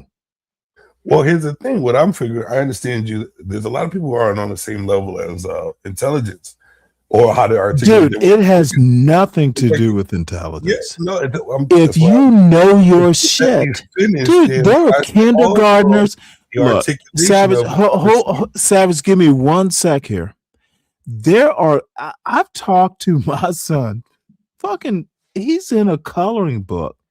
And he's telling me about the colors and he knows what he's doing. And I'll go, well, don't you think? No, I think it should be this way. Dude, they're 5-year-olds who know what the fuck they're doing and don't belabor the point. They know what they're doing. And dude, 5-year-olds are blunt and honest because they don't know how to hold back. But what I'm trying to say is if you know your shit, it takes 2 seconds. Unless you want to be artful and, put some flowery sentences together. People who know their shit, Savage, they don't take 8 minutes to say a 2-minute I know what the fuck I'm talking about. And True, but it a lot of is people don't so know how to get straight to the obvious. point. There's a lot of people who don't know how to get straight to the point, and they think all the. That's not my fault. That's not my problem. I don't give a fuck. It don't come up to a panel talking about shit that you can't be very succinct about. It's not my problem, and why should I give them a chance? And it's not. The only reason why I'm saying is because we have a show to do, and I'm just making sure you know that this is what I'm going to be doing. Well, let me put it to you this way: I will be sober. I will not. No, I've had a little liquid. I don't mind. That's what we're supposed to do. Have some. No. Some I need to be. Well, I'm going to be drinking. I know where you're going, Savage. The thing is, dude, they just don't. Honestly, with all due respect, cellulite has so much potential. Put me on the center screen, Stanley. It comes assembled already. Why, bitch? I want to show this off. Check that out. There you are. Now that is the nice. 12 ounce. That's the 12 ounce bottle of beer. You know who inspired you though? Were you there when I was showing that RC show? There were planes like that. I gotta show you my RC collection. You haven't seen that yet, have you? No, you have a whole collection. Interesting. I got quite a bit of RCs, man. This is just my newest. Okay, I didn't know that about you. Good for you. My first aerial one. This is my first airplane. Well, damn, dude. Little Dave is gonna be a Navy pilot. Look at those little jets. Hold on, let me show you. That's a real. Well, hopefully, when it's in the air, it doesn't come apart like that. It looked like it might. It looked like it might do it. No, the airplanes now are definitely styrofoam. But yeah, this is what you get. Look at that. Motherfucker, I'm still jealous. How heavy is it? Probably feels like maybe 7 pounds. I'll be right back. I'm listening though. Oh, that's not bad. 7 pounds. Mostly towards the center. I'm sure it's got I'm sure it's got like something on it, all in Chinese. But Oh yeah, man, did you get it from look at that. Temu? Nah, I do the Horizon Hobby. Okay, Yeah. So hold on. nice. Let me see. Let me try to get this thing right quick. There we go. Oh, nice. Charger. Okay. That's the connection. I just got to put a receiver down in there. Right. And yeah. Let's see. Nice. Yeah, man, there's some cool shit though. I like it. I thought it was a drone at first, or yeah. So apparently you can control it like that, but Remote control. Well, yeah. motherfucker, why don't you do a show about this? Yeah, I might go hit the air. I should show y'all how I was out at the track. I made my front yard into a track at my old house, but yeah, I have my RC's out there in the snow, and A black man in his RC. Motherfucker, there's a show in that. I'm dead serious, by the way.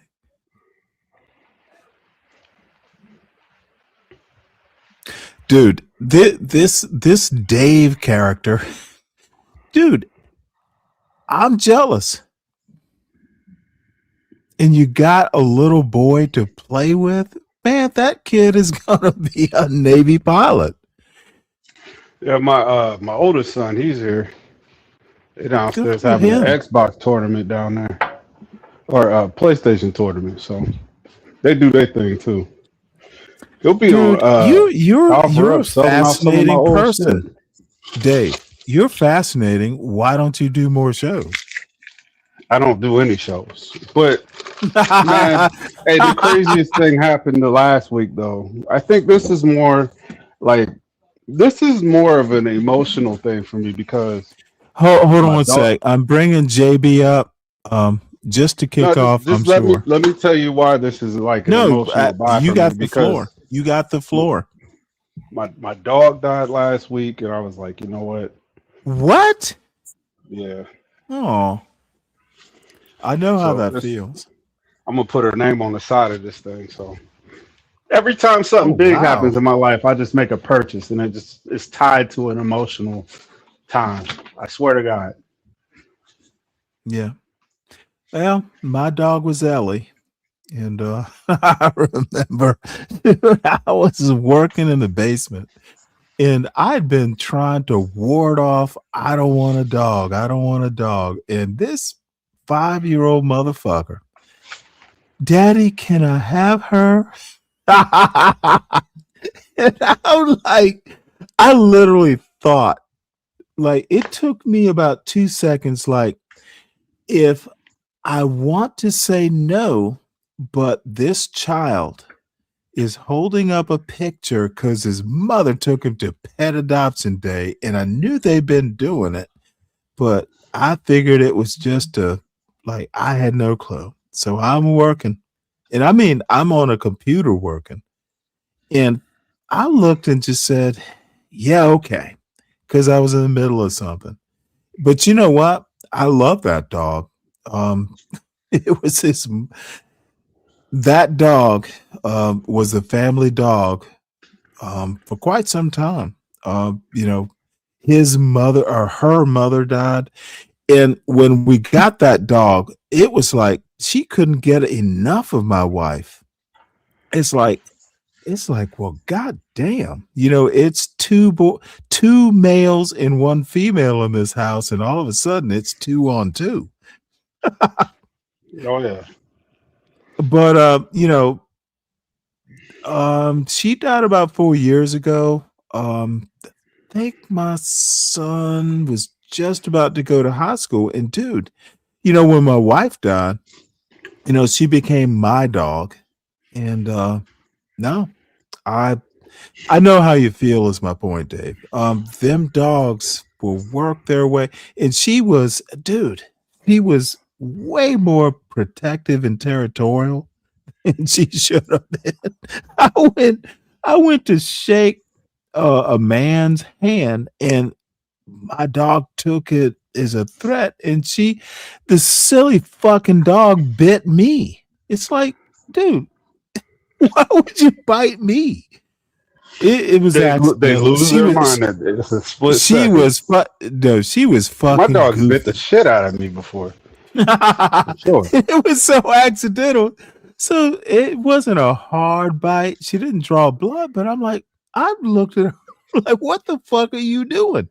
You're supposed to protect me and you bite me? So yeah, well, we bonded over that ass whooping I gave my dog. For sure. Dude, She ripped the skin right off. Dude, I don't do ass whippings. She was a good dog ever since then because she didn't fucking try me. You're blacker than me. My bad, Savage. I didn't mean to steal the moment, bro.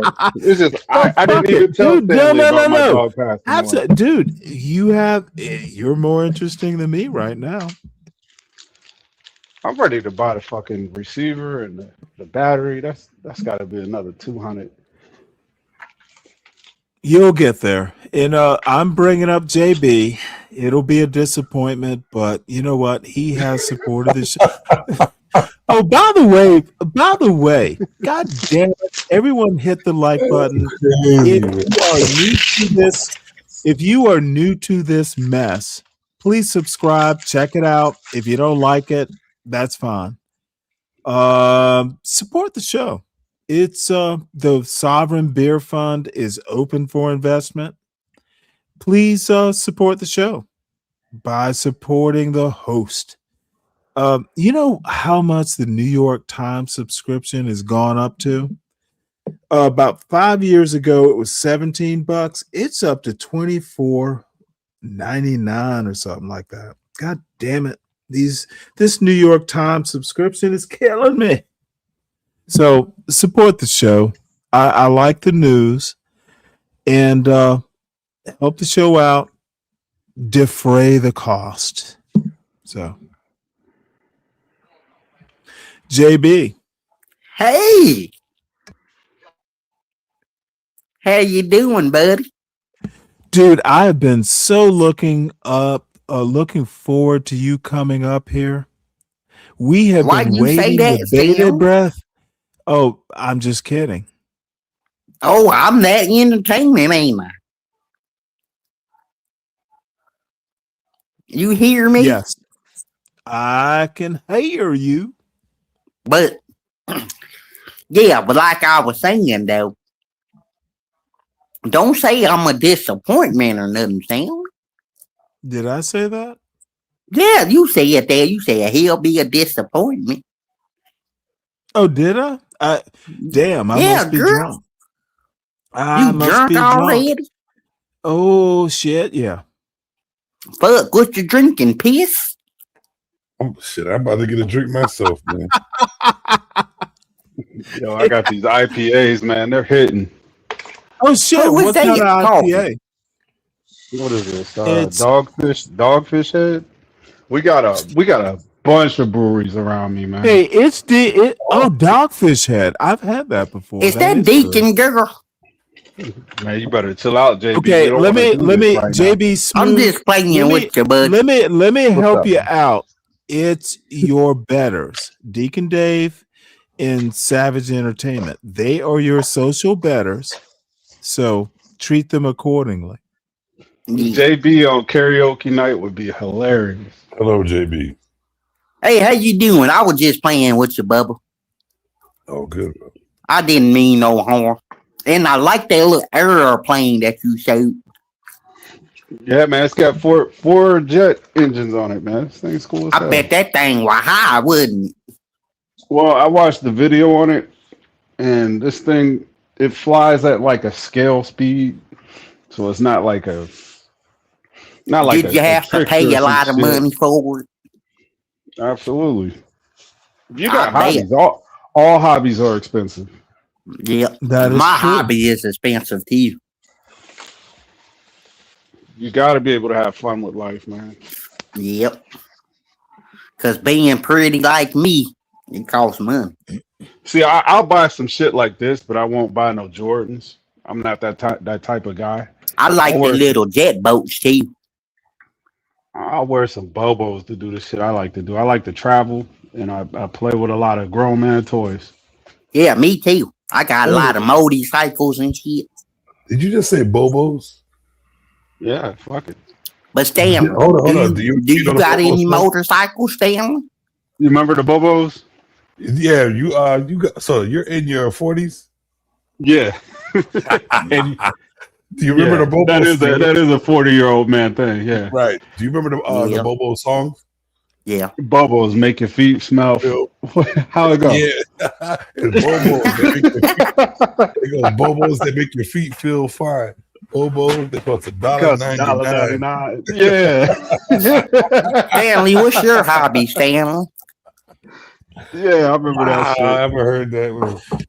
I've heard Stanley, you got What's a my hobby? hobby? Yeah. Fishing generally, but I don't do that a lot. Taming fools seems to be my main hobby these days. Taming fools? What do you want to know what taming fools entails? Well, we don't need to go through all that. I was just asking a question. Well, motherfucker, now you know. Well, why you gotta be disrespectful to me? Hey, when I call you motherfucker, that's the same thing as you saying Bubba. Yeah, Oh, it's not, boy. motherfucker is a term of endearment around here. When I say motherfucker, just translate it to Bubba. Stanley, why you just can't get on your knees and apologize to me, man? Oh, wait, hold it. Apologize. What was the last words you used? I said, why you just can't get on your knees and apologize to me, man? What's up with that? Oh, okay. You know, have you ever noticed when you say man, it sounds like the N word? Oh, I never knew that. Oh, yeah. It's that trash accent. Oh, you saying my accent is trash? Sin. Oh, come on, Sin. I'm not that bad. And it was a her, by the way. It was a her. Ellie. Ellie was her name. Listen, this woman is cruel. The dog got one answer, got one wrong answer, and Stanley dropped him at the pound. Hey, JB. Hello? Silly woman, dogs What'd don't you say, give bud? answers. Hey, we don't get savage up here. I can't hear you. We don't get savage up here often. Let's let them have a moment, bro. Okay. That's what I was doing. God damn, shut the fuck up, man. Dave wants to worship. Hold service. Don't tell me what to do, motherfucker. You do it. I'm being quiet, asshole. Dude, you are literally annoying me right now, JB. Stand down. But he's the one talking to me. I didn't say Okay, that. what you need to do, JB, is take Mike 123's advice and stand down. Fuck Mike. Yeah, well, you have, but stand down anyway. How do you know that, Stanley? Dude, you trying to say I'm gay? I don't have to say it. You said it. This big dick don't go in You there. literally said it. No, I fuck women. I don't fuck men, Stanley. I'm not you. All right. Well, this show is going in a direction that Because you I said want to it. get. Okay, what you But want continue to what do, you were saying, Deacon Dave. Okay, no, it I doesn't was work gonna tell that you way, to shut sir. the fuck up, honestly, but go ahead, Savage. Who you got talking to? No, Savage, you got it. Wait, Stanley, who that motherfucker Oh, talking to? motherfucker, shut the fuck up. Savage has the floor. I'm just here to be entertained, I guess. You know what? We're providing much of that, apparently. I So see. I see. he put a bounty on JB's head, just $10. Wow. Let's put a bounty in your asshole, motherfucker. Oh my God. Why?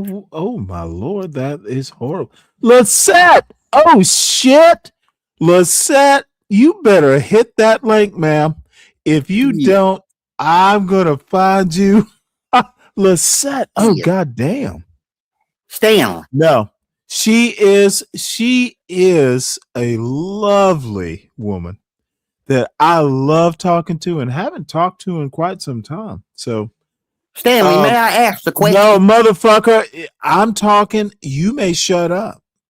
Okay. So when Not just shut Lisette up. Shut the fuck when up. Lisette Suck a enters dick, the bitch. building, okay, Lisette, hit the link. If I have to clear the decks, I'll do it. That's how much I like that Lisette. Oh, that woman is gorgeous, by the way. So shut the fuck up when I say Lisette's name. I'm go ahead, Dave. Say it. I'm simping. Nah, actually, I understand. Actually, No, you she's don't I'm not gonna. understand. no, You no. goddamn monkey looking motherfucker. You Billy Goat sounding white man. Fuck Shut you, the Stanley. fuck Go up. suck a dick, man. Oh, you know what? Say the N word so I have a reason to drop your dumb ass. When Say I the get N-word. ready, I will. Oh, motherfucker, you ready? You ready? Shit. I ain't mad enough yet. So anyway, but like I was saying, hey, how you doing up there, Savage? Okay, bitch, shut the fuck up. Lisette, hit the link. I just want to hear your voice and your accent. Oh, the woman is gorgeous. So anyway, she will come up if she wants. But goddamn, I haven't thought about Lisette, and now, you know, my old man's, they're the cobwebs are falling off. That's kind of bad, Stanley. How you know she ain't got a man or nothing? You know what? If she has a man, she will make that man a great man.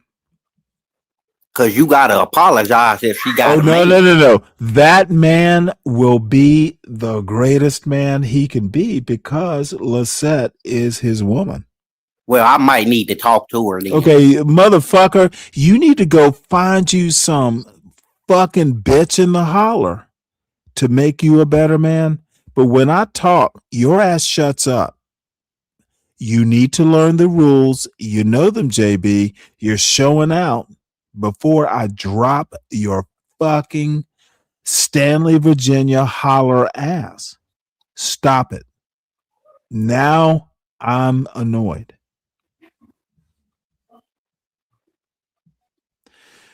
So it took all that. I didn't want to do it.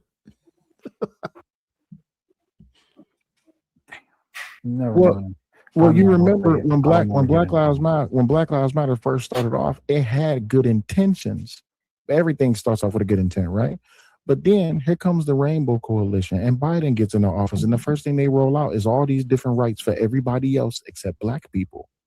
And then Black people just get swept up under the rug. Now it's all about the dumbest bullshit I've ever heard. So Black people don't have rights? The fuck is this boy talking about? The rainbow people have more rights than the blacks? Dude, this is just, it's so dumb. It's annoying. How can a YN over 30 be this dumb? Except he knows it's disingenuous. About the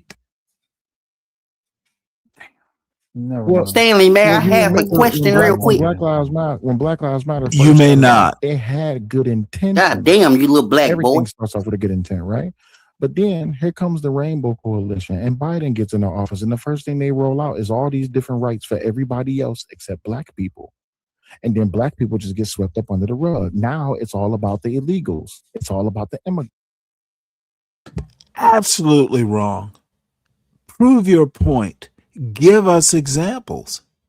Dude, you are listening to some Black people in Chicago who made the point, and it's probably a good point, that illegals are getting some benefits that black people don't. But step back.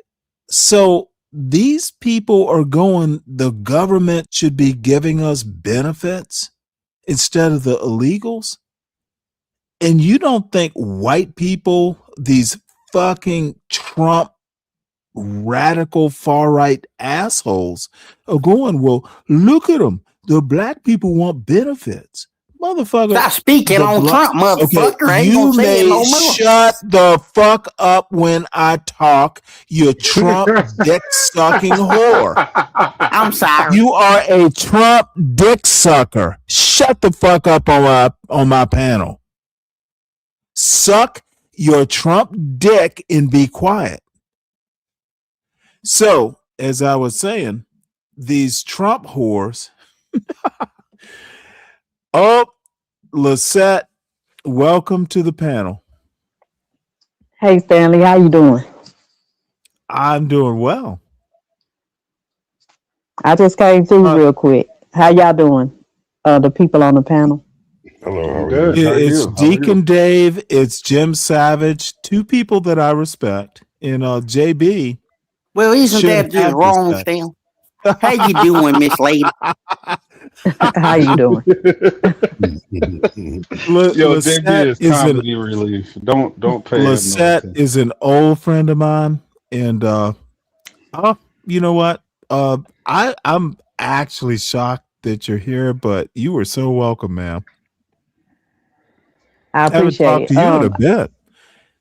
Yeah, I caught your channel because was you on somebody's panel the other day? Probably about a week ago. On Benji's channel, and me and Empress will have our little rough ups. Oh yeah, I remember. I remember the now. bottom line is, I know. I look. I hadn't talked to Benji in a while. Hadn't talked to Janet in a while. So I knew the risks. Yeah, you come through every blue moon, huh? You know what? Those people, I actually love them. I actually, Benji and even Janet. Yeah, you know what? She's cool. So. Yeah, I was surprised to hear you, but I think that's when I checked on your channel. Yeah, I think it was Dirty Dude is always kind and drops the link. Like y'all need to tune in. So Dirty Dude, I think that's what it was. Yep. But yeah, I said salute to Dirty Dude. Yeah, well, what it was, I checked out. I was looking at my subscribers, and I realized it was a few people that I needed to. You have a channel? Yeah. Your name was on it. You probably just don't remember. I don't. But guess what? Drop your channel link in the back chat. Okay. How often do you do shows? Well, I don't do the lives like everybody else. You know what I'm saying? That's right. You don't. Yeah. Okay. Yeah. It's kind of, and that I don't know if I'm gonna try to do something or not. As far as really going live, I guess I'm maturing a little bit more, and I kind of feel like. What's that? You're not 60 yet, are you? No. No, but I'm at that point I'm more where mature than you. Listen, Stanley. I'm in the same generation as you are, so yeah. I be trying to tell you that, but a lot of us are. Lisette, I've seen you, and you're not in the same generation. You are gorgeous. I appreciate the compliment, but Stanley, I am Gen X, okay? I'm in the same generation. Oh, I'm Gen X too. That's my point. We in the you're same. Just a good look at. Stop that. You are. may I say you're beautiful? I appreciate it, Stanley. I Don't thank you make me for it. put you center screen, I try to ma'am. stay humble. I try to stay humble. You know what I'm saying? I was brought up Well, in a no, humble way. you do the eat right. You watch your diet. I remember those days. Yeah, I try to. You know, it's funny you say that. I was just thinking about that. I have to take more supplements. And my grandmama used to tell me, if you ate the right food, you wouldn't have to worry about taking all of that. She said you should be the healthiest person in the world. That's what she used to say to me. But anyway, Well, I just came up here to whatever. grace, step up on your panel. Yes, I'm ma'am. gonna try to spread my wings. You know, I go different places, but I don't necessarily go to, places doing lives other than, the Mhm. circle that you was talking about, Benji and Mhm. them. Mhm. You can But I come guess over to I'm getting, Savage.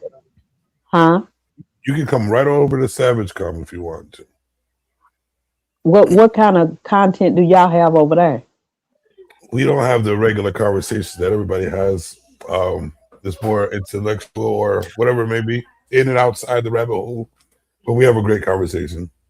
Okay. Well, Stanley Lissette, might Savage is recommended. He runs a good outfit. Okay. I think It's I need more. to It's tap more into people. no, actually, dude, you're strong. Now, you're a strong black woman. That's one of the things that I actually like about you. And look, you and I remember you. You are strong. Yeah, I'm trying to tone it down. I'm No, trying to tone but it down see, a little but bit. you know how I am. Dude, be yourself. Well, And I'm Yeah, gonna because say none of this. us are sober. None of us. be yourself, I'll say it man. like this. I've already toned myself down to a certain degree, even though I done had my Why? times over there. Because I mean, I don't know. Sometimes you just get to that point. You know what I'm saying? Because I Well, used to let me be put it rougher to you than I this am way. now. I ain't gonna lie to you. You know, Let but me put it to you you know. this way. I'm you know where I am now. You're always welcome here. I mostly do politics and culture and all that stuff, but you're royalty on this panel. So never be Well, shy about it. I appreciate it, Stanley. Yes, ma'am. You used to do your thing over there. I ain't gonna lie to you. Well, the Stanleys are gonna Stanley. Stanley is Hey, Savage. Hell yeah, I'm simping. Hell yes, I'm simping. The woman Nothing is wrong with that. I'll gorgeous. give it to you. You got a Why point. the fuck would I not, dude? We all do You it. know We what? all do it. Now This Stanley is cool what. though. Okay, let Stanley me stood tell his you. ground. No, Stanley Let might me do it. I tell like you it. something about black women, like here we go. actual strong black women with brains. Don't do it, Dude, dude. they're gonna let you be who you are. Just don't be an asshole. I know. I dig it. That's true. She is what being black women is all about. That's my opinion. I'm looking forward to do a show on my network with all black women or all women, regardless. So just keep. I'm since telling you wanna right now, come through, keep do in not mind. put Lassette Savage. She'll eat them up. That's what I like to hear. Don't do that. Don't do that, Stanley. I told you I'm trying to calm down. Oh, we gotta get. Oh, I no. like that. I like that. We need minds Okay, like well, that. I won't promise too much. I've seen you at work. Some of these little girls that go up on a DJ Hamps channel, dude. I won't speak for Lisette, but I will say that I will cover my eyes once they start that bullshit. See, that's what I'm trying. Look, Stanley, that's what I'm It's trying gonna to be say. ugly. That's what I'm trying not to be. I'm trying not to be in that mode. You feel me? Sometimes you gotta I need to tighten it up a little bit. It's time for me to cross over to that other lane, What's and the it's, other lane? life is like, how sometimes Oh, you outgrow certain things. Lisette, don't you dare sit on the porch and drink the chamomile tea. there's some young ladies that need your advice. Facts. Put your channel in the chat. I mean in the private. Lisette. Oh, okay. Well, no. I'll make you a moderator, and yeah. you can drop it. You can Well, drop I'm it gonna in the say this, chat. Stanley. Give me a minute before I do that. I'm. You know what? I Yes, can ma'am. be. Absolutely. I can be a little rough, but I still got We're some not going to shyness. talk. We're not. Look. You are as feminine as any woman I've ever met, and I know this. But femininity has claws. It can leave it can leave marks. Fucking Stanley, yo. Well, no, but don't y'all know that? Yes, of course we do. But we don't need to hear you simping every second with the shit. This you got woman in the set. Hey, You got fuck, something to say. hey, Say. am I simping? She's an old friend of mine. I'm not That's what's up. simping. She's No, a you good not simping. woman. I'm just talking shit. Dude, let me put it to you this way. And here's why I am simping as much if we don't solve that. She is my age. All these the young ladies are young ladies. Lisette is my peer. Yeah, you got me by a few years, but you still in my generation. I think Yeah. got everybody. She gets it. This lady gets it.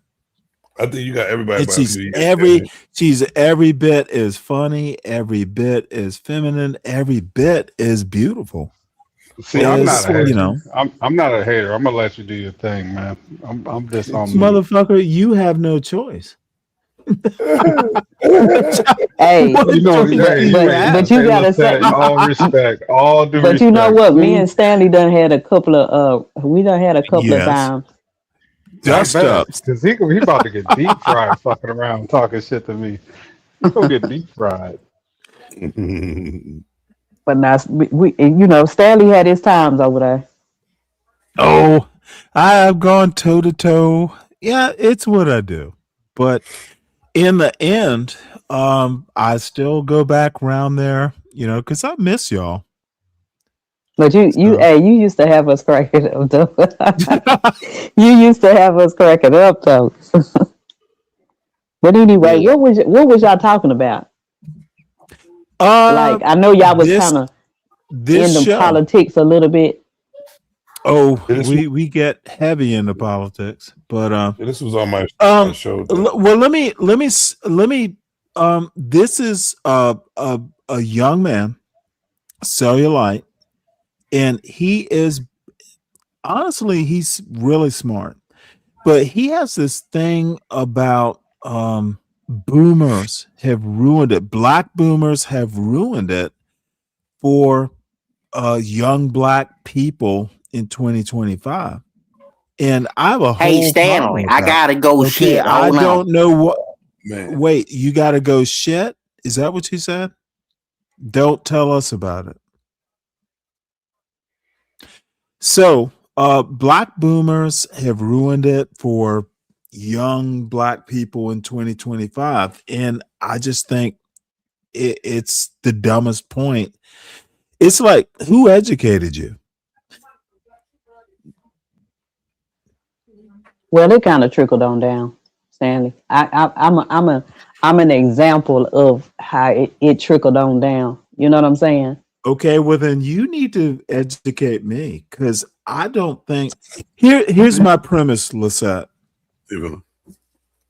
Black boomers did not have the economics, they weren't rich. They did not have the same effect. If YNs are failing, it's not because of the boomers. in some ways, the boomers were under the same social, economic, political conditions that YNs are now. And when I say YN, I'm being a little pejorative with the comment, but young people have it way better than I did.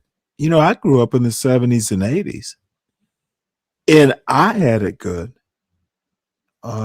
compared to the 40s, 30s.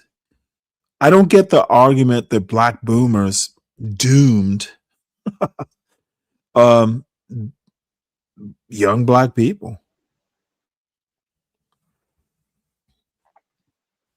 Well, let me say this. I like I said, your parents was probably older than the boomers. You know, my mother died a couple years ago. Yeah, you told us that when you came over there. So Okay. you was coming around when around. I think it was right after that. Mhm. But go ahead. I didn't mean to derail. No, it's just But yeah, I had great parents. Have great parents. Well, my father's still around, but great parents. but were they weren't boomers, are they? They were older. They were. I think Yeah, they were was right probably. before the boomers. I think probably. Mhm. It's all I can say is I kind of agree with it. I How kind of so? agree with Why it do you agree? because Because to be honest, I they respect came your across. opinion more than these YNs. I'm gonna say this: they came across more during a time where they dealt with civil rights to a certain degree. Mhm. I don't know how much they dealt with it because it's like they Well, kind most of of them didn't.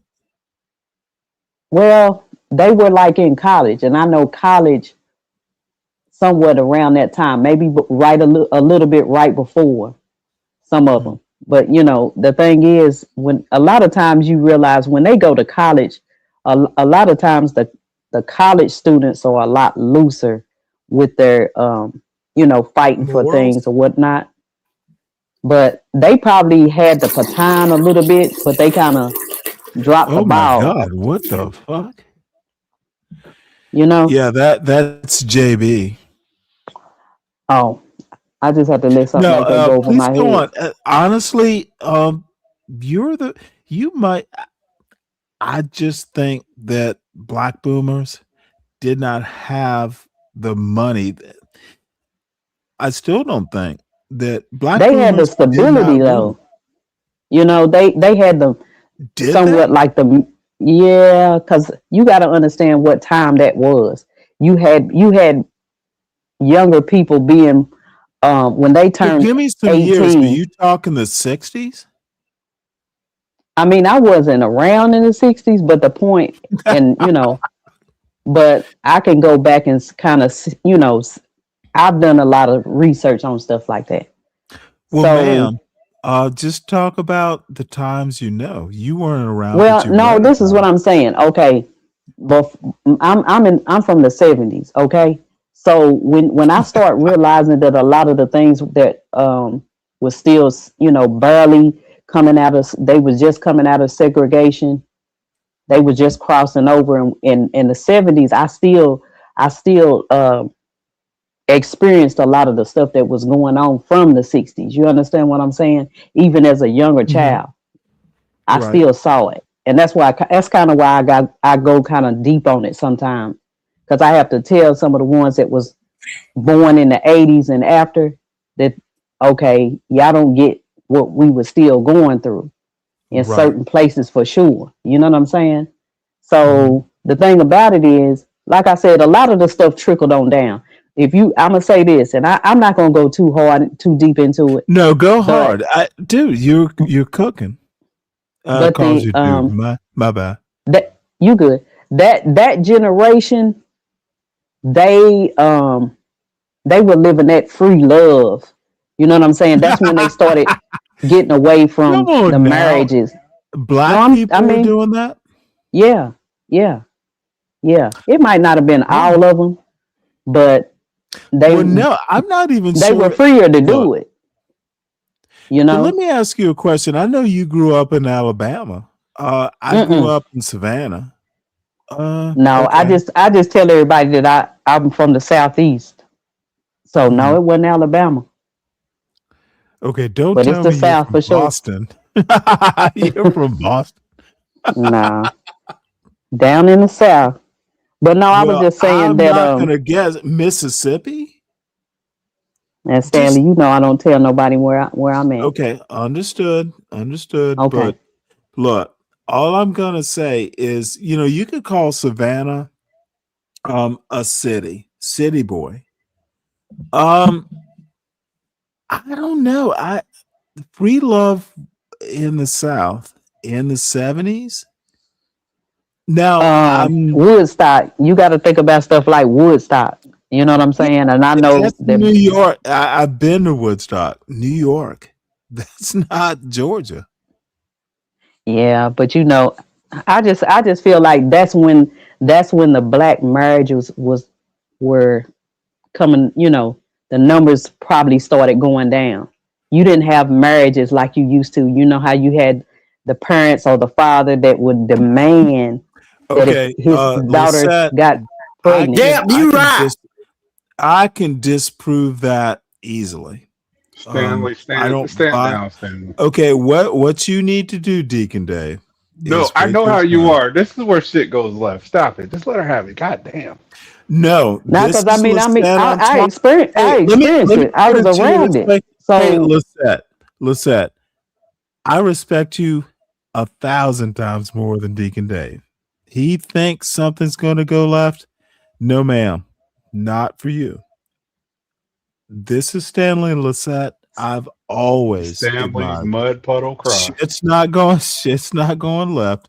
Shut now up, I ain't young gonna man. lie, Stanley. You kind of sound like you just well. Tell me what you think about I that, am. since you. I have about 5 or 6 beers in me, but no.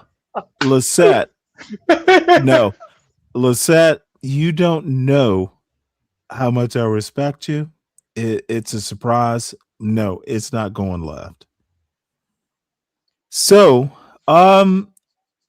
I just experienced a different. I don't agree that the boomers had that kind of power.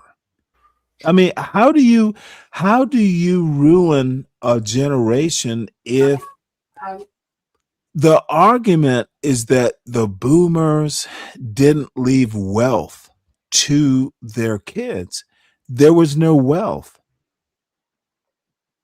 Now I see Hey, it. What I Stanley. wealth? understand the But see, they argument, Okay. have Stanley. some wealth. They might not have that over the top, like millionaire, billionaire wealth, but they've got some wealth, and that's the thing about it. I'm glad you said that because they don't like to share their wealth as much from what I've seen.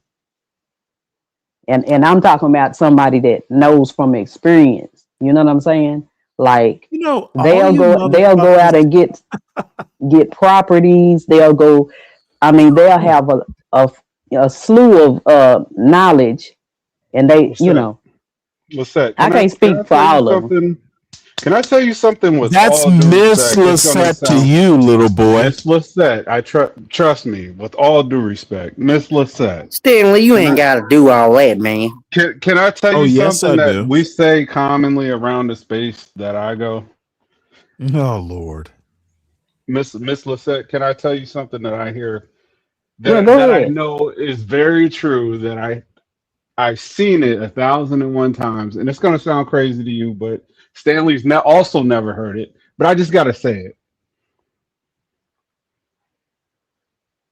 Go ahead. I'm listening. Okay. There's a That such thing as motherfucker passed out. Stanley, wait. There's a such thing as a concept that Stanley does not get unless you say the same thing with a pair of tits. What? Now, if I Dude, was to say that, he would cuss me out.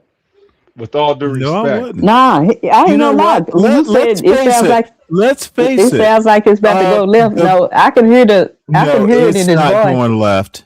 Deacon Dave is not gonna. No, Deacon Dave isn't that kind of guy. He wants to get my goat. I'm telling you, Stanley, you listen better when the person who's speaking has a pair of tits. But Because I know is right now you're is bubbling. it?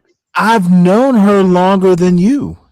But you know how like you eat Cheerios before you get I've on a school known bus? her That's what this longer is. You're than bubbling. you. Your guts Is are it bubbling. tits or trust, dumbass? It's tits. It's trust. Stanley, but you don't gotta talk to him like that, Okay, though, Stanley. JB, self-deport, Y'all son. crazy. Y'all got a little Self-deport bit of your craziness going on over here too. self-deport your Gomer Pyle ass off of my panel. Suck my dick, Stanley. You wish. So, Dave, it's trust. I trust Lisette to tell the truth. If that's the case, you know what, Lisette, I can't concede. Stanley, Lisette, carry on. Well, let me ask you wait, this. hold it. Now I know Lisette is super attractive, but Lisette, how many times have I been ungentlemanly to you? We've known each other for a couple years longer. I don't do that. Lisette, don't let this young man besmirch my reputation. I've gotten all southern. Nah, I don't think I've ever you've been okay as far as disrespected I'm concerned. You'll I'm get sorry, it. what? Hey, I said you've been okay as far as I'm concerned. You ain't. I mean, like I said, we done had our times, but you know that's why I say. Well, no, hey, he's not I going to go withhold after his you for disagreement your just ideas. because it's me. Have I ever disrespected you for being a woman? No. Mm-mm.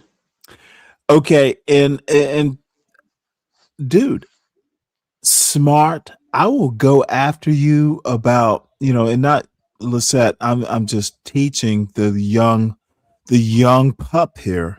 Dude, women are as smart as men. If they have bad ideas, have no mercy. But you never, dude. I will admit, Lisette is an attractive woman, but it's trust over tits. Yeah, but you don't gotta downplay the Okay, hey, another man for dumbass, his opinion. you don't make me self-deport you. Man, fuck you, nigger. Yep, well, yep, that's Hey, Stanley. his exit. Hey, Stanley. Yes, sir. You don't think the each generate the decisions and what the outcome of people's decisions affect the next generation throughout the generations? They affect them, but the next generation actually, not every person. Like I had options. Not everyone does, but someone needs to quantify. I'm guessing that most kids, if they can make it through high school, have options. If you know your parents are effed up, then don't listen to your parents' advice. It's not, and again, I might be the wrong messenger. I was luckier than most, but I just think if you are, I don't think it's all doom and gloom. The boomer, a YN talking about how the boomers ruined it for everyone, it doesn't hold water as an argument. I wouldn't say ruined. I don't get that part. Cellulite. Cellulite. Yeah. I'm talking about cellulite. No, I know. I'm still on the same conversation. With him saying it, I don't think he used the right word ruin, but we did grow up teaching and learning everything pretty much ourselves because Yes, I can agree on that for sure. Let me ask you a question, Savage. Yeah. Did you grow up in the hood? What do you consider a hood? I don't know. I never lived in one. You tell me. There's people who call people like there's people who act like they never shot a gun, they never did this and that, but they call it. Oh well, dude, I grew up. I told you about, dude. shot a gun, fucking, we used to go out and shoot guns while the women were making Thanksgiving dinner. Well, that's the country shit. men, the boys. Yeah. No, So that's not a I hood. know That's the some country. okay. Did you grow up in the hood? So if Not the it's country. no, I didn't grow up in the Maybe country. well, let's refine it. You didn't grow up in the country. You I grew was up a in city the life. hood. City life, yes. I grew up in the city limits, but I had a front and back lawn to mow.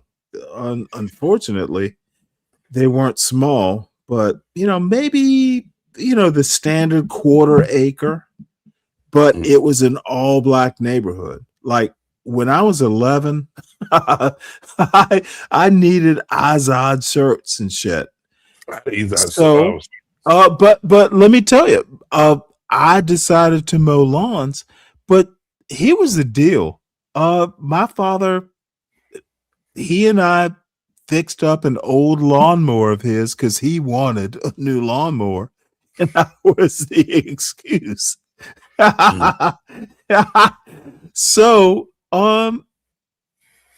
So all right, let me ask you a question. So I don't think the city limit were people shooting past your heads. Well, that's irrelevant to the conversation. Help me out, Lisette. So You what I'm saying know is, me like, well enough to be the level set. Well, I just say that you probably was in what you would consider a prestige neighborhood, especially back in the day. We weren't rich. We just had Well, for lawns.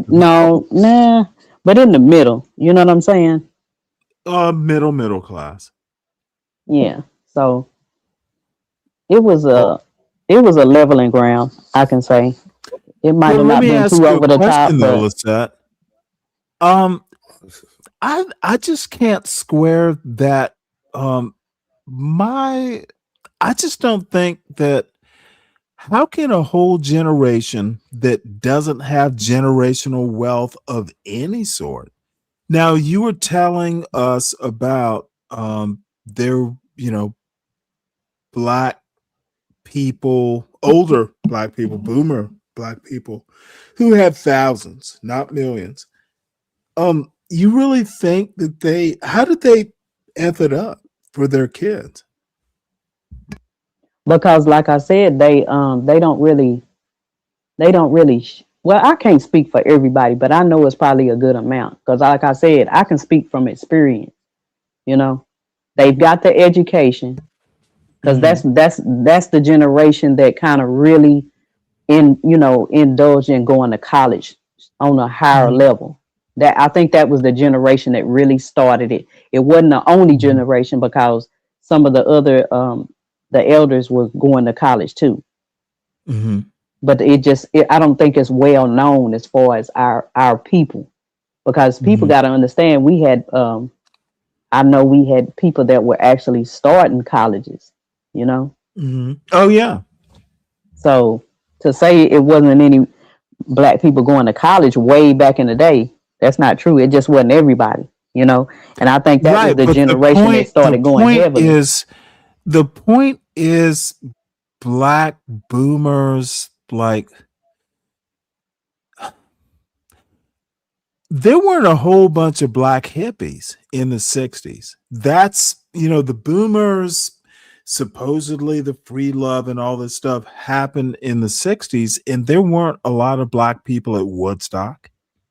Well, that still kind of probably played a lot in what they were, following. They decided, okay, we don't have to be married. Like I said, it wasn't all of them, but that's when it started for the heavy part. Now, I'm not saying it because I'm going somewhat on statistics. Now, I'm not a heavy tell me the statistic person, statistics so we can interpret them. Because because they say that back then the black marriages were like high. I can't give you the exact numbers. But they said they were high, and I kind of believe it. And who is they? And they are wrong. Well, the reason, listen, Stanley, the reason why I say that is because I saw a lot of the older people still married. Now, see, I'm not just going on statistics. I'm going on real life, what I saw. And the people that I was going to school. Listen, hold on, Stanley. I want to throw this out here real quick because when I was growing up, and I was very young in the 70s. I like but the thing about it is, I saw firsthand some of the parents. Like I said, I grew up with grandparents, but I saw the parents of the my peers. Some of them were married, and some of them weren't. Some of them were saying that they were married, but they wasn't really married. More like common law marriages, because they might have been together for some of them are still together. And some of them still haven't gotten married.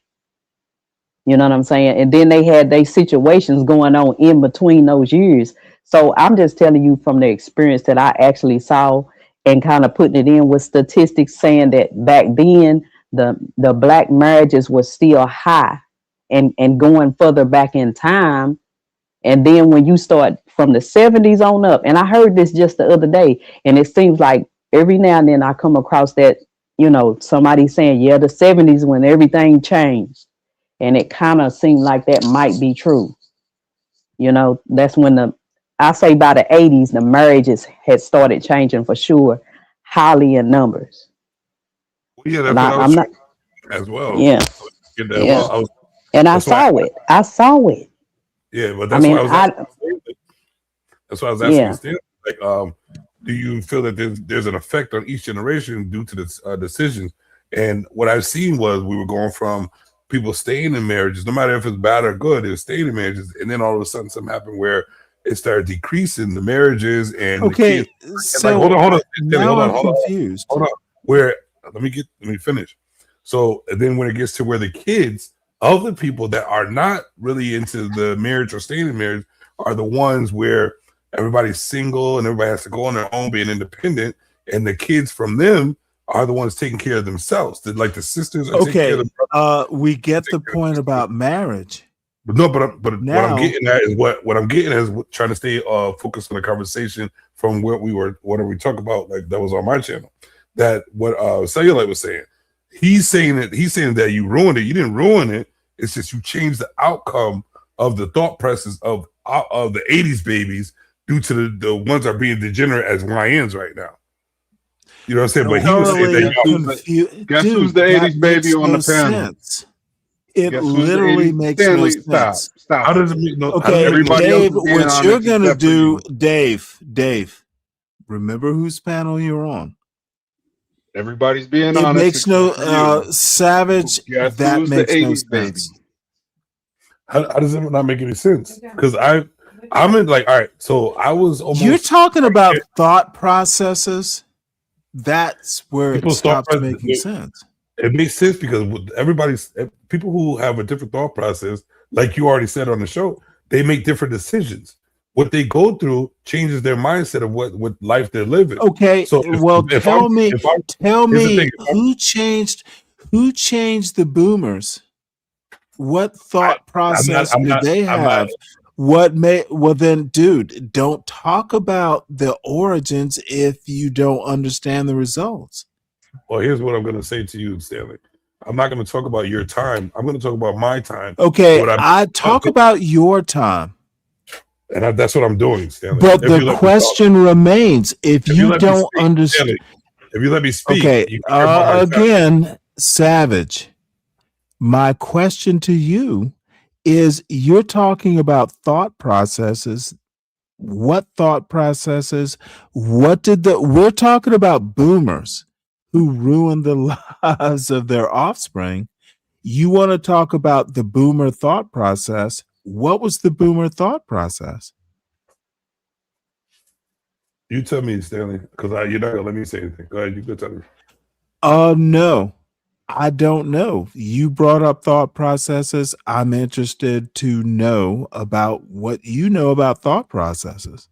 Okay, I know about mine. And I know about the people. Okay, well, you are not a boomer.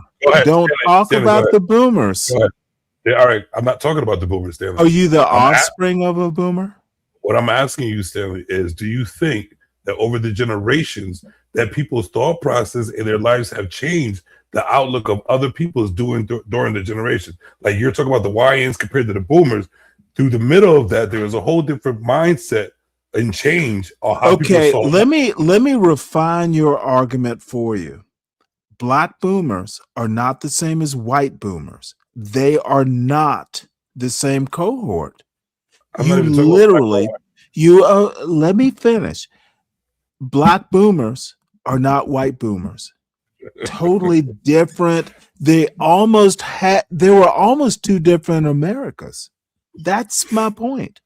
But Black they boomers do are have not some like white similarities. boomers. I ain't gonna lie to you on that. Similarities are what you're saying. fine. What I'm saying, You think I'm a white guy? what I'm saying is that it's almost like two different Americas.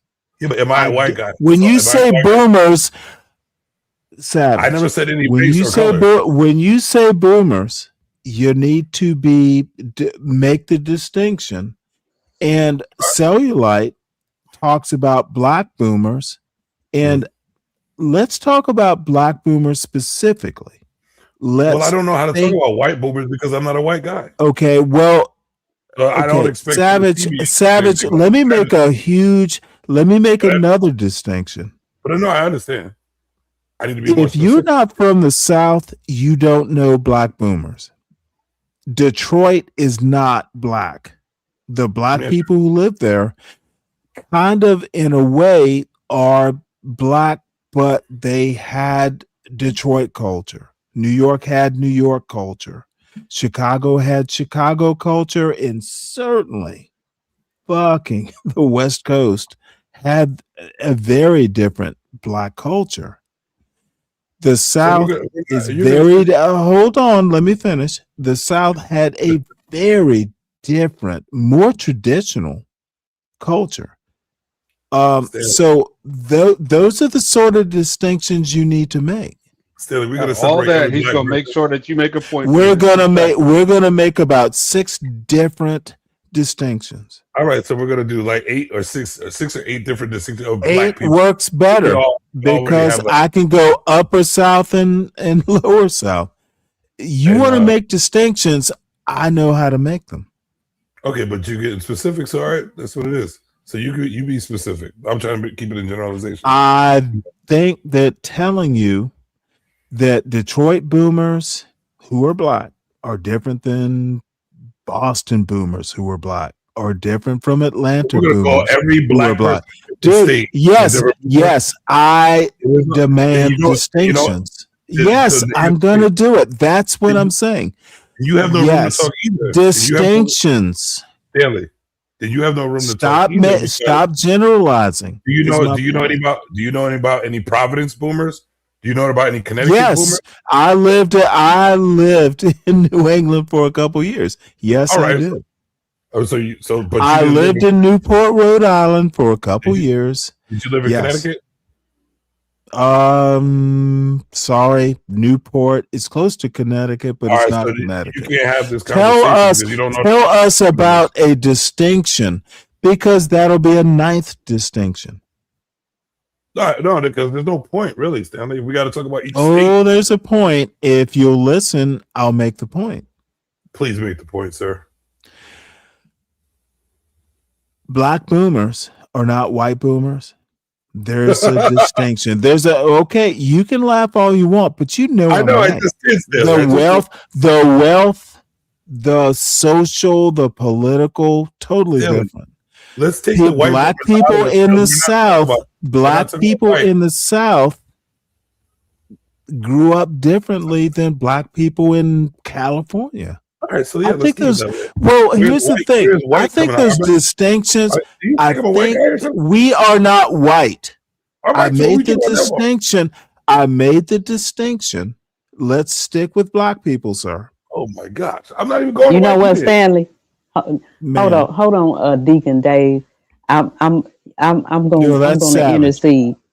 Oh, okay, Oh Savage. no. Listen, I'm gonna throw some. I know I'm going out on a limb with Stanley Uh-oh. saying what he just said, but you know, I've seen it. And like I said, that's why I say some of the points that I say. Yeah, you can say to a certain degree that black boomers are not white boomers to a certain degree, but in a way, they're kind of in the same bucket somewhat. And I can say Okay, that. well then you want to Because no, let glue me them say this. back together. No, yeah, because in some ways you have to. It would be like a graph that you would have. Okay, say you have like Lisette, all a I'm saying, yellow. all I'm Hold asking, on. Let me say this. tell Let me me the say this. No, similarities. Let her finish.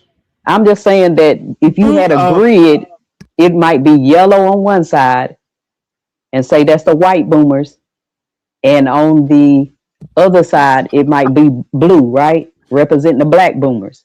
In the middle, Yes. you're gonna have a green, whereas the yellow and the blue has mixed. Yes. Because they do have similarities. Because Okay, like I but said, I need you to. I don't know, Lisette.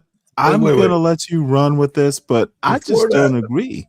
but before The that, I'm intersection confused. is so small. Most well, black you know why I kids. can say that. Let me Yes, say ma'am. this. Let me say this, Stanley.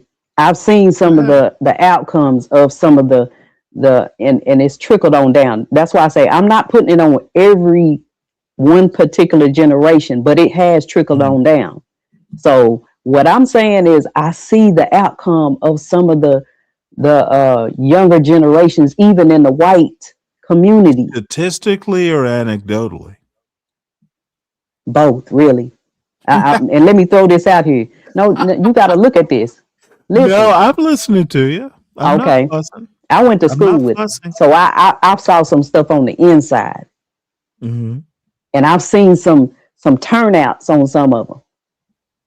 Now, the white boomers were letting their children do a whole lot of things that they probably shouldn't have. Mm-hmm. They let them You're live more going the way freely, you're going the way I would go. but they were still supporting them in a certain manner, but it Mm-hmm. still didn't turn out good. And black boomers could not. Uh, No. that's I can't. You can send little Listen. Sally and Johnny to rehab. Black people don't have that kind of money. That's my point. I can't say that. Where Because listen. You just I said get middle but class. ma'am, You said middle but class. They ma'am, do have the money but to send ma'am, their children to ma'am. rehab. Now, Stanley, Okay, bullshit. now no, Savage, hold on. Bullshit.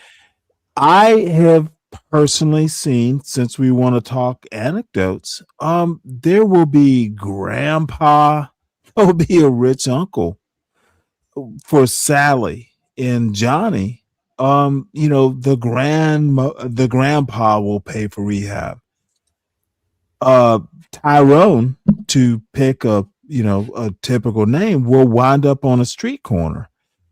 There is deep pockets in the the white boomer community that the black boomer community couldn't have.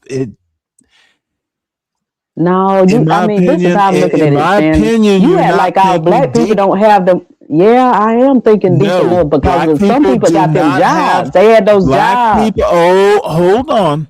Black Okay, people do Stanley. not have the Golly. generation. Wealth is not income.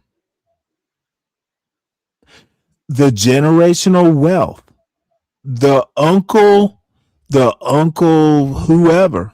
Black people didn't have that. If you're gonna, you remember George. I'm gonna Lisette. You may Stanley. not even be Damn, old enough. Stanley. I'm Hold trying to on, stay. Lisette.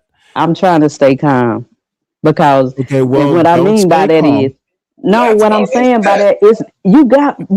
Listen, black people save money from when they were dirt poor, and I know Okay, that. and white people did not have to And they do had it. money saved up in their bank That account. is literally what I'm talking about, generational wealth. You And remember, I'm I talking about was the going to black bring up, people. I'm Yeah, I'm talking confused. black people too, Lisette. Black But you people said don't. never, okay, Savage, please. Lisette, we're talking generational wealth. If you personally are not rich enough. You might have some rich uncle somewhere. Black people had that in the boomer generation.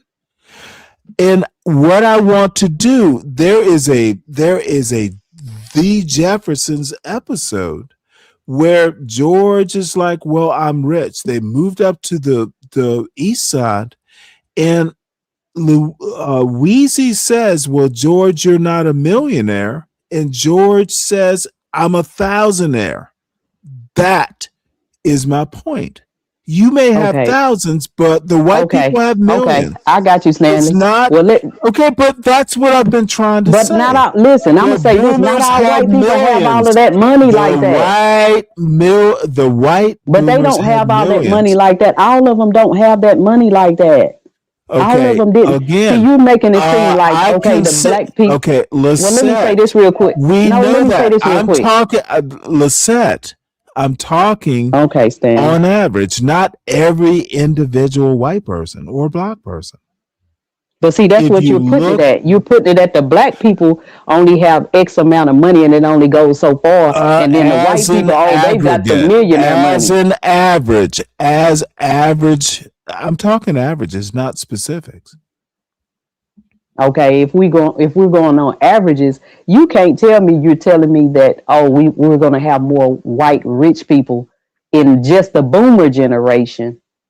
Yes, I'm going to tell you There's that. no way, man. You know, I'm literally there's going no to way. tell you white people are There's no richer way, as Stanley. an okay, If you go from state to state, okay, if you go from state to state and look at all of the white boomers, you mean to tell me, especially down in the South, there are going to be a yes, whole lot of yes, rich ones? yes. White Ain't people no are way. richer in the South than black people on average. You're going to tell me I'm wrong?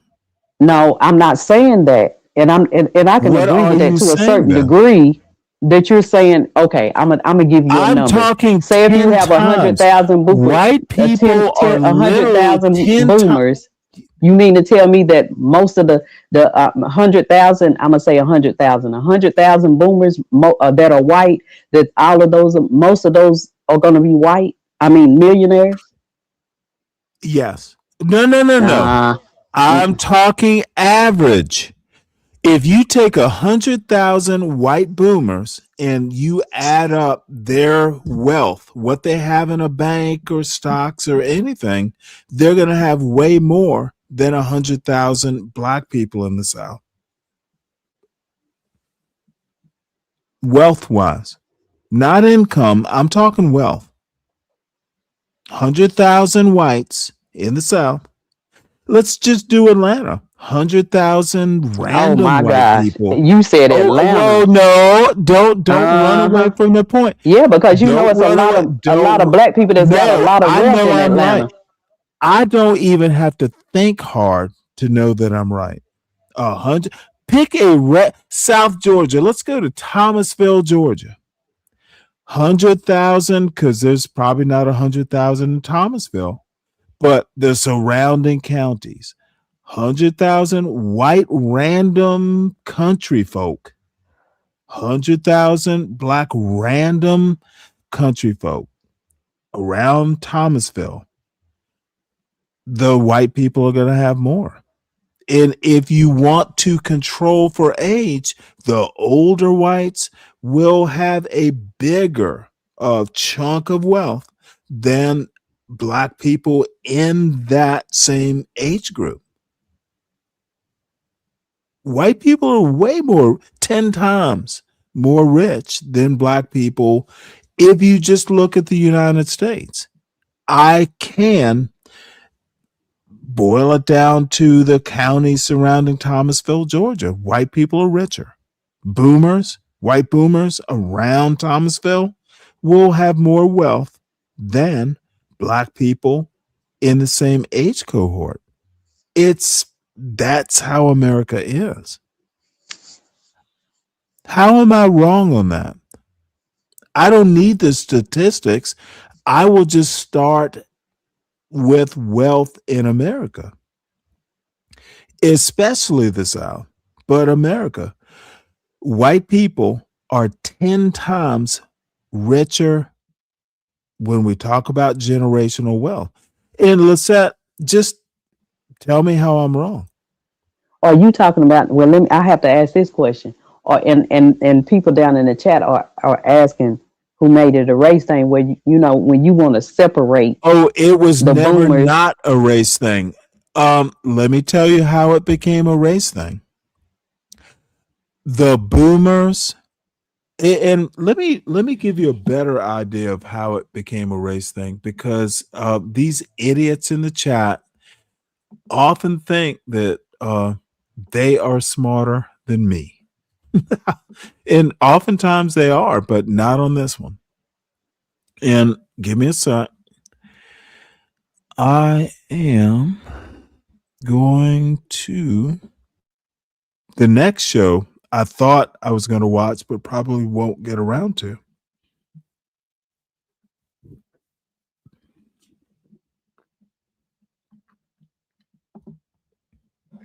I got you on a contradiction too. Okay, stop it here. Okay, do you see the show title there? This is how it became racial. It says black old niggas is the problem for the black community. Boomer old niggas is the problem for the black community. Now, this is what I'm going to eventually get to reacting to, but is that not racial? Ma'am? Les? Yeah. Is it okay? Wait, how's that racial, man? No, don't you dare, Savage. Come on, bro. But when I started talking, boomer, that's why I'm saying black boomers are not the same wealth wise. White boomers had more wealth, more social, more political power than black boomers did. That's why you cannot, dude, you almost, well, not almost, you have to separate by race. Now, Savage, tell me how I'm wrong. Because here's the thing, I'm talking about boomers as in we were talking about. Okay, motherfucker, I'm talking about boomers and how you think about boomers. But Dude, listen, are you talking about boomers in general? Or are you, because really in the end, I'm saying, I can speak on the other half too, because Lisette, no. What? Lisette, hold on. Lisette, you can't talk about boomers in general. Is my point. Yes, I can. Yes, I can. Why can't I? I don't mean you specifically. I'm saying if we Stanley talk about boomers, you have to make the racial distinction. You have to. Okay. Let me say this, Stanley. I'm gonna say this, and I'm gonna be quiet for a minute. I'm gonna let whoever say what. It'll be me responding. No, I'm just gonna. Well, I wouldn't want it just to be, But the thing about it is, you have to look at society as a whole. I know you have to look at. Okay. You have to look at society as a whole. It's not just us. It's the whole society that's in a ramble. It's not just us. Lisette. What I'm responding to is this YN's point. He made it racial. All I'm saying is that if you as a YN want to talk about how black boomers screwed up the black community, you have to understand that black boomers had nowhere near the wealth, the political power to screw up the black community. That's my point. Black boomers are not equal to white boomers. And by the way, the boomer generation grew up during Jim Crow. That's also my argument. Considering boomers as black, white, hey, it's all racist. Nope, doesn't work. That's my point.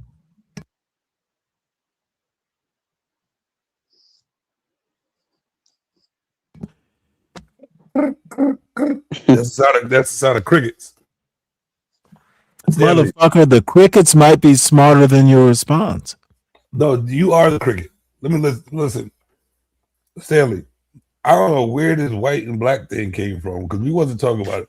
Dude, it literally comes from America. No, you lost me. You don't know where the white and black. Dude, the boomers, that generation grew up in a segregated America.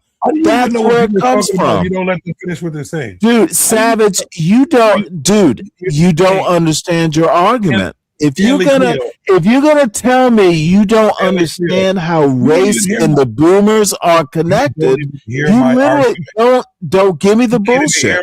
You don't know your argument. You don't even know my argument. So you're literally gonna tell me that people who were born in 1950, race is not a way to separate them? What the fuck are you talking about? Oh my God, Stanley. Okay, your God is not going to make you smarter on this point. I'm not trying to be smart, Stanley. I'm trying to get you to shut the fuck up. Dude, race in 1950s America was huge. I'll let you tell it. You go ahead, Stanley. Well, dude, you cannot come and act like the boomers. The boomers and race are intimately entwined. Okay, I'm on your show. I'm. You know what? We will have to move on because y'all just don't fucking get it. Okay, so let's you move cannot talk about a boomer generation. Most of them born post World War II. Jim Crow in the South ended in 1964, and functionally, it didn't end until maybe the mid 70s. Dude, race and the boomers are one and the same practically. All right, Stanley, you don't know enough history to understand that. That's on you. You're absolutely right. You won this one. You motherfucker. I'm not only right. I read the history. Golden. You're golden. All right. What's the next topic? Well, your show. And Lisette, I hate to be so rude. Lisette, I have to apologize to Lisette. But dude, I'm sorry. Yeah, I am sorry. But Lisette knows me well Stanley. enough to know. You didn't even let Lisette talk. You are not sorry, Stanley. You know, Stanley, I'm gonna say this: it's other things that you have to bring into the equation. It really is. Race is primary, though. Yeah, but when you're saying boomers, you're talking about a generation. Okay, and to be honest, you know what? Now let me say this: to be honest, I'm even thinking shorter. Really, it's more to it than just black and white when you really think about the boomers. Period. Oh no! I didn't say there wasn't more to it. I said that black and white is primary. They didn't grow up the same way. Well, some of them didn't have the. Some of them did have the same. Some of them did, Stanley. Some of them did. Most of them did not. Most black people in that generation were not even middle class. I don't know about that. Okay, well, it was put it this way. This is what I'm gonna look at too. Some statistics I can look at and I can kind of go along with it, but just that's why I incorporate seeing it in real life. Because one thing I see it in real life. So your present experience. But what I'm saying is, you're not even as old as I am. I know, but my experience, I lived in two different worlds. I lived in two different worlds. I saw it on both sides. My darling Lisette, listen, you just proved I my saw point. it in the hood and I saw it in private school. So I saw it. Lisette, Okay. you What? literally. Okay. Well, let me ask you a question. White people and black people lived in two different worlds in 1950 in Alabama or Georgia or South Carolina. Is that true? They didn't live in the same world. Some of them Am I did. right or wrong? Yes. No. Some of them did. I don't know. I guess where I'm. You I are guess where I'm absolutely from wrong is a. about that. No, I'm not, because where I'm from, Okay, so white people in South there are Carolina, in plenty of black. Charleston, There were South black Carolina. and white together, Okay, and that's now why I can I'm speak on it. going. You know what? I'm gonna have to pull my experience card, dude. I was born in 1965.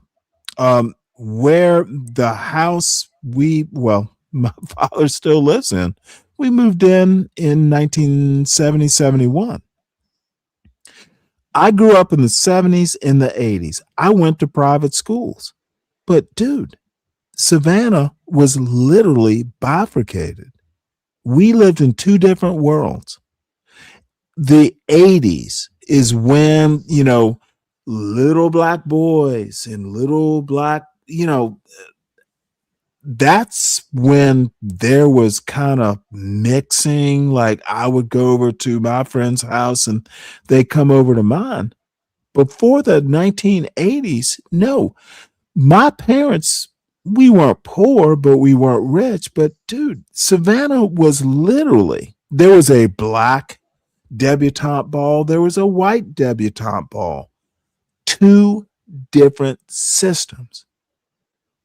And the boomers, my father, my mother, same age as, say the Rossiters, two different neighborhoods. Theirs was all white, mine was all black. Mine Well, I not lived in a white mixed as well. neighborhood, so Okay, well, I'm and talking even about if part of it, my personal experience, and and I'm I telling don't you like this in bringing about it the up. 70s, but I'm telling you this was even in the 70s. So you're saying that the 80s is I when, grew up in the 70s. and I'm telling you that in the Don't 70s, tell me. in my real life, there was black and white together. Okay, and let me tell you about my real That's what life, my which I father just said. He said described. in the Shut up, 70s, like Dave. it was all. No, I you literally lost. You're just lost. You described lost and you are my lost. real life. Dave, you know You what? lost and you are lost. Even in My middle school, father said even the in same thing. That's why I said you're Rick. I literally just said that Savannah was a bifurcated city. I did not grow up in a mixed neighborhood. All I'm saying is that you have to take race into account when you criticize the boomers. That's all I'm saying. White boomers were way richer, possibly 10 times richer as far as generational wealth than black boomers. In my opinion, if there's that sort of wealth disparity, they're not the same people criticizing black boomers because they deprived today's YNs. They didn't have as much money.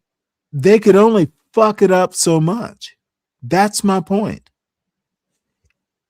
Dave, you need to not talk sometimes. My experience, and I'm older than Lisette, in Savannah, Georgia. My father's also It from was Georgia, I don't and give a just fuck because about I your don't father. support I'm your talking about narrative my doesn't mean that you experience. win Did the you argument. experience what your father experienced, Dave? If the answer My is father no, and your then mute. perspective and your perspective is totally Dude, different. you were telling me about your father's perspective, and I'm telling you mine. I'm probably as old as your father. My father is older than you. I'm gonna say Not this, by Stanley. much. It was more black wealth than people want to give the black community credit for. No. Because yeah, it Black was. It wealth was. is Even not back, my point, especially, Lisette. but especially Was back, there especially back in more? the Bay. Yes, ma'am. Listen, this is the thing Yes, about it. ma'am. And please let me Yes, say ma'am. this. Because There I was see more black there's wealth, some things I can't but speak on by experience, but I can speak on because I grew up with the older generation. And I started from one of the generations that I grew up with was born in 1883. Okay? So I saw wealth, a little bit of wealth. I really did. And they told me about my businesses that they darling had. And I'm Lisette, talking about before the 70s. I'm talking about my black darling businesses Lisette. before the 70s. So they had Yes, some wealth ma'am. going on. They did because they Yes, had businesses, ma'am. you Yes, know. ma'am. But I'm just throwing some stuff out there that needs to be thrown out there because they've covered a lot of stuff up. I'm not saying black people were starving. I'm saying white people were 10 times wealthier. And And I'm saying that this you're on wasn't the even other side of the Okay, track. and I'm not can even you You're talking about the accept understanding. boomer can you generation. This was the accept what parents I and said? the older people from the boomers. This was before the boomer generation. I'm talking about the people Yes, that were ma'am. older that had these businesses. Yes, And for ma'am. some reason that got thrown up in the air. Yes, ma'am. All Okay? I'm not saying black people were not wealthy. I'm saying white people were 10 times wealthier. To me, they were more established Okay, back then. I need you to just address yes or no. White people Stanley. were 10 times Stanley. ma'am. Are you talking about in general? Are you clumping Yes, everybody I'm together? talking about in general. He's just appealing to the Stop it, majority. Dave. Stop it. White people were wealthier by 10 Cop and times, please, maybe bro. more. Stop it. Of course, you want to. I'm I stepping agree with through a Lisette, but I think process, she should come David. around here way more Hey, often than go usually the fly a case. goddamn plane. I'll fly a kite and I'm just just know. Stanley, you be going off, Stanley. no, He but You be do. going no. off. All I need were black people as wealthy as white people in say 1970. No, but that's not the point she's making. I'm talking to Lisette. It's not the point. That isn't the point. No, it Because is you my got people, point. different No, people are gonna move it around is my differently. point. You want Lisette, everybody to be clumped together. Lisette, No, just listen, don't Stanley. kill my You want point and make everybody to it be clumped yours. together. Oh, the black people over Lisette, here. What? Lisette, Stanley my likes point is that that, chick from what's her name? What the fuck is dude, her name, you are Stanley? literally, you I'm know drunk, what? bro, If but I help could me put out your here. dumb ass in the back right now, let me finish, sir. You like Bonnie Willis. The only And point I I want to like make is Lisette. that We are different. black boomers did not have the political or economic power to have that kind of societal impact on millennials. Let me tell you Now, something, you said, Stanley. There's no way you can say that because that generation. Lisette, hold on, No, because I can't stand Lisette, it no more. yes, Let her get it off, If they Lisette, didn't Stanley. have as much Lisette, influence, I'm going to make society my would not point have one changed way or like the it other. did. Well, I was about to they make a made a big change in concession. society. So, hey, Black society or white society? black society had Okay, a then change on I society. will Period. talk As a about. whole, Okay, then we Okay. Lisette, they agree. call that cooning. Then You we can't do agree that. You to can't tell talk the truth. about black society. Correct? Listen. Just We wouldn't be where we no. are Don't today tell if it me to wasn't for listen, them ma'am. going and having such an influence on society. You know what? This is so annoying. I know it is. It sure is, ain't it? Let's just talk about black society then. But we're not talking about white society because there's a racial bifurcation in the boomer generation. You don't give the black community enough credit, Stanley. Dude, No. I'm only Lisette. You cannot be saying that seriously. Yes, I am. I'm very serious. Lisette. Yes. Oh, I said Lisette. it. I said Now it. that cuts. Yeah, I know it does. Well, I'm go put a smarter Band-Aid than on it. white people. Go put a Band-Aid on it. I Okay, can't even this is stand it no going to more. become a very Lisette and Stanley. Yeah. Lisette, I am. I said it. And you know why I can say it? I can even say it even stronger. See, my people were down in Atlanta. While I was in a whole different state, I know about listen, where I'm from, we had some back in the 70s because my granddaddy, I know for sure we had black dentists, we had black doctors, a few other areas that we had black people more back then in the day. Okay. People moved away. Just like what and I wasn't gonna say it, but I'm gonna go in on it. A lot of the places that you named, a lot of people migrated from the South to those places. And I know about those people too, to a certain degree, because I had family members that did it. Family members that were living in places like Chicago and Detroit and Atlanta before I even came along. Lisette, why they send them there? Okay, Dave, let Lisette talk. You're not on the big I'm gonna screen. plug up my good mic. All right. No, Why what don't you're you? gonna Now I'm do gonna be is honest. Can you let him talk and let everybody else talk? I don't want to be the only one talking. It's not going to be a Stanley Lisette. Why not? Because it don't need to be. Why not? Are you afraid? He thinks that my narratives come out of nowhere, God damn it, and they're David. not backed up by nothing. Okay, bottom line is you are making my point, Lisette. No, not really, because when you're saying, these people, they move different in Chicago and places like Detroit. My only point is that black boomers were not as rich as white boomers. That's my gosh. proven. Listen, Stanley. Okay, you don't. Okay, No, whoop-de-doo. I'm gonna say this, whoop-de-doo. That's gonna be a heavy part of. But the point, Lisette. Okay. Lisette. That's gonna be all across the board. Oh, the white people are gonna be richer than the black people. Okay, but in some cases, now you're understanding my point. No, but you still have. I feel like you have more wealth in the black community than people. They don't want to talk about it. Now, see, you not helping the black community tell the truth. No, because I know. Okay, and by the way, to your point about dude, I would not be as smart as I am if it weren't for my parents. I'm extremely proud. Dude, I'm almost a black supremacist. You damn sure are. So my point, you just like Dave Chappelle played the damn that skit where he was. What? I still think I'm right, and I can prove it statistically. But you know what, dude, you are cute. I haven't seen you on this big screen in a while. You're cute. Take me out. So anyway. No, yes, ma'am. Thank you. Motherfucker, you. Yes, ma'am. Oh, fuck you, Dave. I know.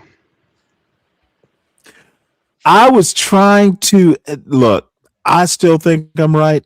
I can prove it statistically. I can prove it rhetorically. Hey, Lisette, no matter what, don't be a stranger. God bless not to be. God bless you. We need this pushback. You know, hey, just like I told you, me and Stanley done had our times. He'll give you some pushback, but you have to stand up with it. Cause I get what you're saying to a certain degree, Stanley, but nah. See, they try to downplay the black community too hard. But that's not my point.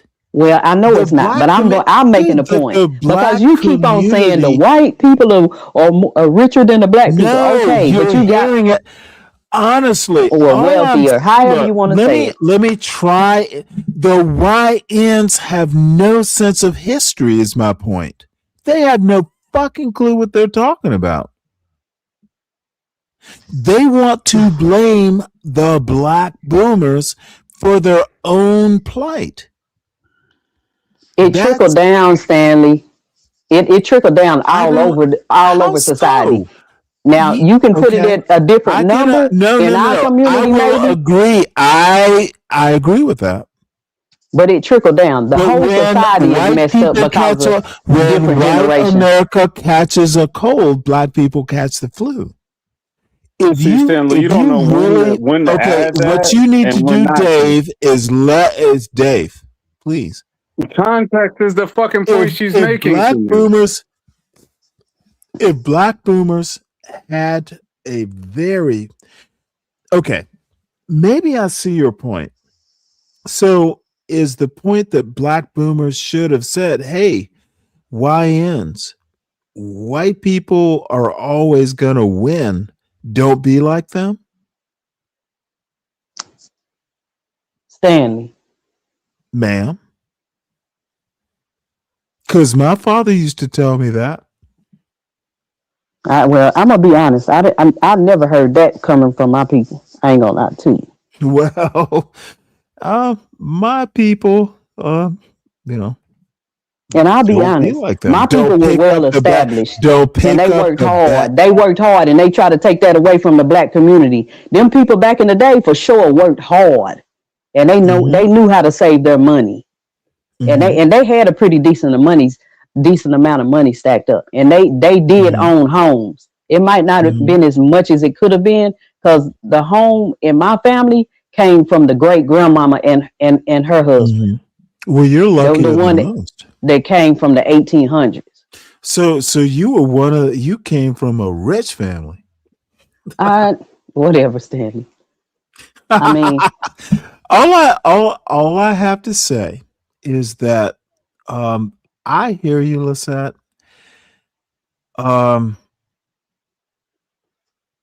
White people were richer and still are.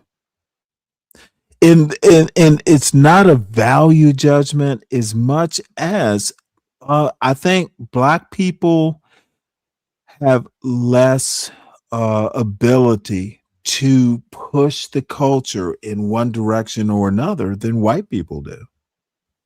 Look at what Trump's doing now. He's undoing some things. He's doing more, pushing in one direction or another than Obama did, or could, for that matter. I'm not even going to get in on that. Let me make a point. No, I don't want you to. Well, can I anyway? Oh, you can do what you want to do, ma'am. No, I'm honestly, gonna say this. I'm gonna throw this in, and I know this is. Hey, it is whatever. Drugs in both communities and all communities played a part in it also. That's why I say I can't just put it on one generation. I'm not going to. That was another heavy hitter that came in during those times that made a heavy difference. Pushback you're going to get? Zero. And it trickled on down. And I'm gonna say this too, because we see it playing out in this day and time. Okay. No, go ahead.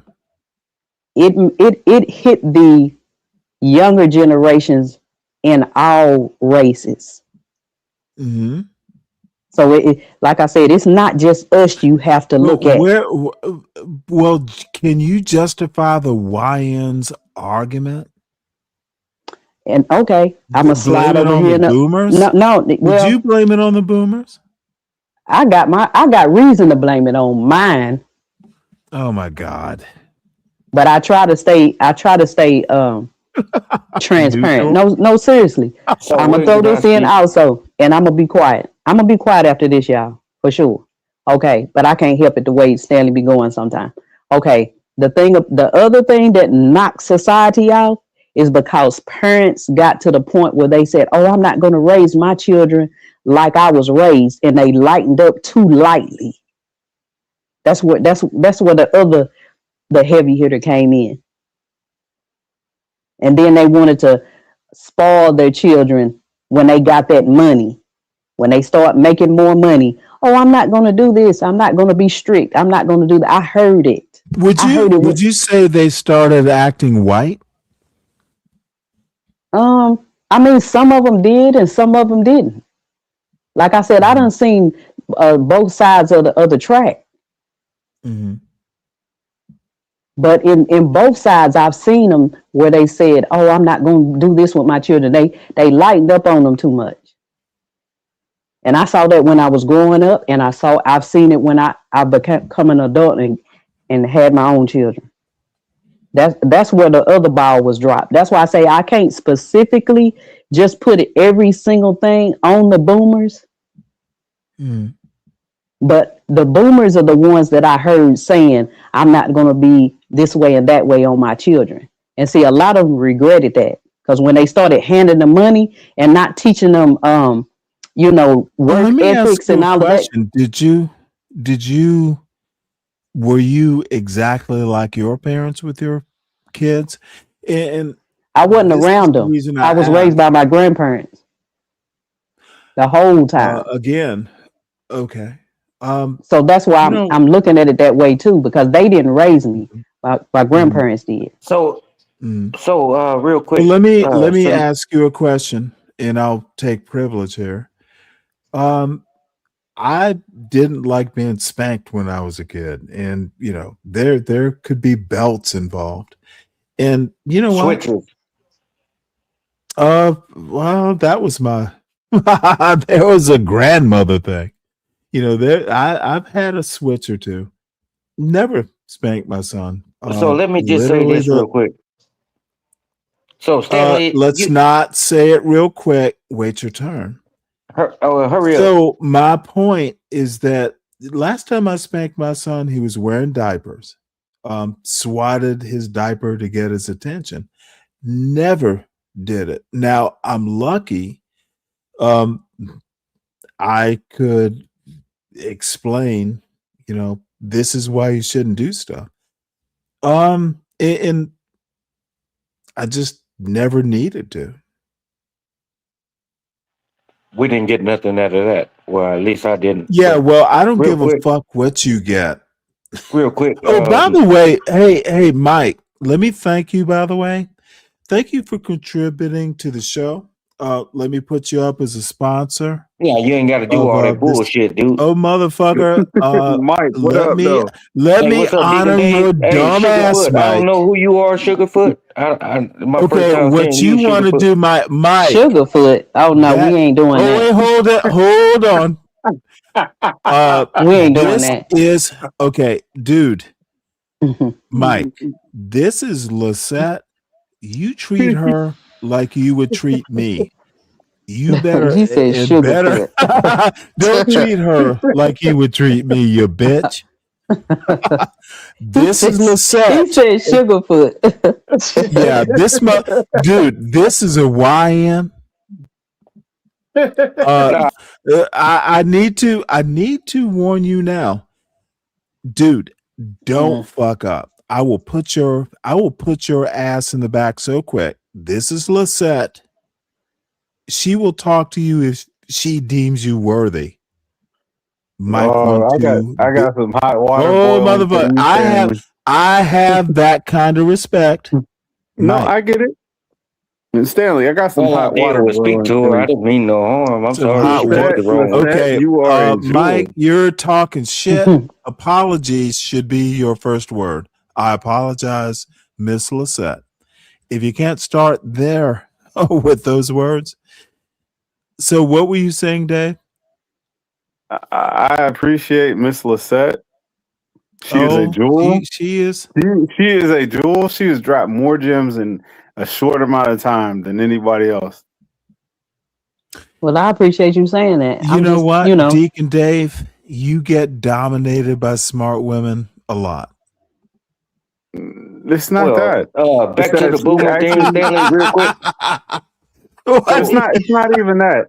I know what smart women look like, and this is it. It's not no Fonnie Willis, Stanley. Well, no, she's smarter than Fonnie Willis. So real quick, back to the boomer thing. I had a statement on that. So Stanley, we went down this rabbit hole last night. You were talking about it, and I told you, man. You specifically, you and all the boomers. It's not a race thing. Y'all fucked it up for this generation and the generations to come. Let me start young YN. I'm sorry, YN. Am I a boomer? Go ahead, ON, old nigga. Hey, bitch, am I a boomer? Stanley ain't a boomer. You talk like you won. You talk like you won. That So Well, he's anyway, I not. didn't ask. I didn't ask anyway, you how I talk, you fool. well, Am anyway, I a boomer? so Am I a anyway, boomer? Stanley, Is my question. you have to See, understand. this is what You got to understand. YNs fail to do. Am I a boomer? Is the question. Mike, 321. Well, stop speaking on it like you a boomer.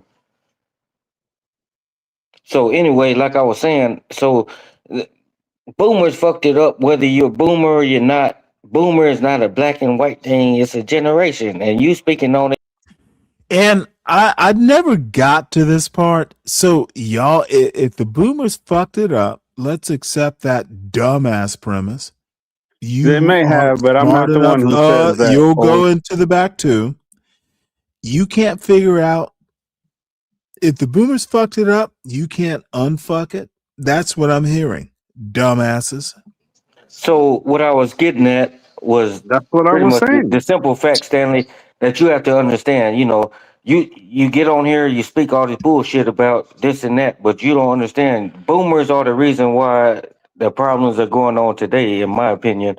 Because if you and everybody else in that generation would have raised these kids, right, you wouldn't have the problems you have today. You wouldn't have a problem. And then you want to go around, you and the boomers want to go around and act like, oh, if they, y'all speak on, oh, the parents should raise their kids. It's a parenting problem. But don't seem like y'all raised y'all kids, right? Or you wouldn't have a problem. So you have to understand, you know, you trying to make it a race thing. It's not race because black people had the same opportunities as the white people did, and the white people they just took the difference is the white people took advantage of it and they stuck to it. Black people, some of them may have took advantage of it and then they fell off the cliff. So you're saying, Mike 123, and please, Lisette and Deacon Dave. So you're saying that black boomers and white boomers had the same opportunities? Mike? That's what I'm saying. Okay, then, dude, I can't abide that kind of ignorance. You're a dumbass. Do better. Okay, wait. Stop right there. No, motherfucker. No, I will not tolerate that kind of ignorance. I got a whole nother argument. It's not the Okay, same. Dave, don't be the next to go. I can't You do don't nothing, want to man. Stanley, you so damn Dave, raw. You do need to not calm He your be ass don't down. respect. He to don't go. respect that. Do How not one defend, argument fucked up another one. dude. The motherfucker, this motherfucker thinks that Jim Crow never happened, that the boomers were the whites and blacks who were boomers had the same opportunities. What kind of fucked up I've individual is never that? heard somebody Dude. And the thing is, and Lisette, Mike is mixed race. He's a Oh, mixed up easy. boy. He's a Oh, mixed. okay. No, my son is mixed race. You know that. No, But I got I you. raised But him. but see, that helps me understand what Dude. angle he's coming from. Oh, Somewhat. he's a dummy. You so raw. Let me tell you this, Lisette. My father and me specifically, he's a black man. Now, he can be who he wants to be, he can choose, but my if you think I'm an asshole, listen, my son is not. He's smart because I raised him to be smart. I raised him to be a smart black man who's mixed race. He's not Mike 123. He has respect for women, for starters. Mike has a problem, and confusion is one of them. So you gonna let Well, him you back can up on the call me with stage? any name you want, he's Stanley. back. It's just a word. But what I was getting at, Mike, I Motherfucker, you said don't they have the respect same words. opportunities. I'm not speaking about race. I'm not speaking about slavery. I'm Dude, not speaking you're about not that. speaking about What anything I'm that's speaking worth about me is hearing. the same Mike, opportunities take a that deep was given breath, to white Mike. people. Take a deep breath. Motherfucker, you don't know white people or black people. You I don't know Mike. know both sides. That's the problem with you. You I know both literally sides. don't know You force either your son to side. be black, Mike, and he's you're a mixed. fucking idiot. You forced your son to be black. You He do didn't have a not chance to know choose white. whatever side You he do wanted to not choose. know black. So you don't tell me what I do and don't know. Motherfucker, I just told you what I think So of what you. I'm telling you, Accept Stanley, you it have to or leave. understand that the simple fact is, I whether don't you have to agree or you don't, understand. whether you Hey, agree or you don't Dallas. understand, Stanley, you have to understand that everybody, not every, Oh, Stanley. which I don't give a fuck about all this bullshit you speaking, but the simple fact is, y'all gonna beat around the bush and y'all gonna say this and that, but the simple fact is, you did have the same opportunity. You had it. No. You did. That's a damn lie. I'm gonna say that real quick. This That's a damn motherfucker lie. is crazy. I don't know. Hey, You know what? Now let me say this. I don't even know how you Maybe thinking that. he's well. Let me say this. I will say mid 80s. I actually had the same opportunity, but you know, you still had to be a standout even in the mid 80s. When I was in the Navy, early 90s, yeah, I stood out, but it wasn't because it was a racial thing. Me. I you know, was raised to stand out. Don't be middling, do something. Mike is not bright.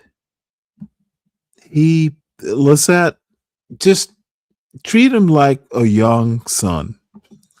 Call it what you want, Stanley, but I'm, you know, as far as slavery and all that bullshit goes, and I told you I don't think slavery Was was real. slavery a But choice? what I'm saying is, you get 100,000 people, 1,000,000 people, whatever you want to call it, all together, and you telling me y'all let motherfuckers chain you up and beat you and force you to do shit? You know, that's stupid shit. It's stupid shit. Why couldn't everybody band together and fight these people back? So you just laid down like a You know lame what? duck. It was a Let lot of me revolutions that ask did you a that. Don't you question. know that Mike, in one, history? two, three. What you need A to lot of do, that stuff Mike, was is hidden too. okay. A lot of that stuff was What's hidden that? too. It was a lot of Lord have mercy. Go A ahead, lot of that Lisette. was hidden. It was a lot of that hidden too. See, that's what I'm saying. There's so much history that was hidden. What was hidden? A lot of the revolutions that people Just lay down and let these people force you to do shit. Hey, dumb fuck. people Black died trying people to were get free. revolting You must all be the time. crazy. Yeah, this motherfucker, dude. If I met you, I'd shove Frederick Douglass's autobiography up your ass, white boy. Just say, hey, I disagree with And you and what's move on. crazy is they still putting Motherfucker, some of the stuff you back can in. That's all you disagree gotta and be say. Hey, I stupid. disagree with you. Just because I don't you don't agree with me, you wanna shove whatever the fuck you say. Hey, dumbass, and honestly, Mike, I'm about to flush you. That your opinion is uneducated doesn't mean your opinion is equal. And Mike, I know you're kind of playing a role here, the clown. Dude, you're not Charleston White. And if you were, your ass would never come up here. See the difference between me and Don't Charleston be White. Charleston White The is what I'm difference between saying. me and Charleston White. Don't Charleston White be is the playing the role and Mike clown. is not. You're a fucking clown right now. And you're a fucking clown. And you don't. And Stanley, you like Wait, let people that whoa. agree with You're you. gonna call me a And clown on yeah, my own that's what I panel? did. You're a Oh, fucking that clown, is and you're a race bold. hustler. You know difference than Ben Crump, Oh shit. I'm the a race ambulance hustler? chancellor. You know difference than him. Al Sharpton. Dude.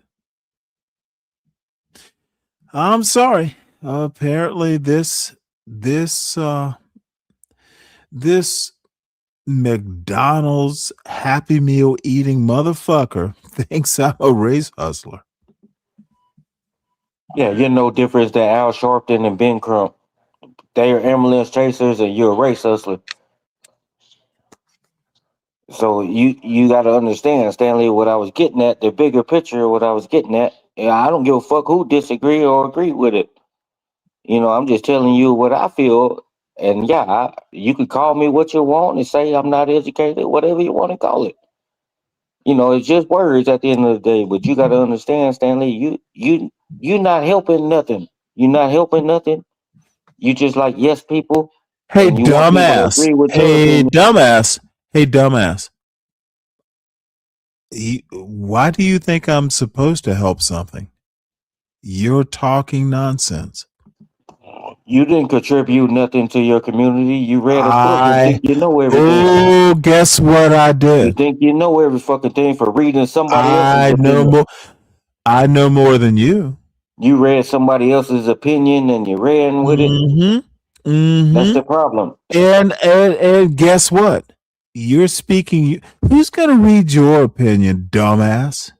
No one will know what you think because you can barely write it down.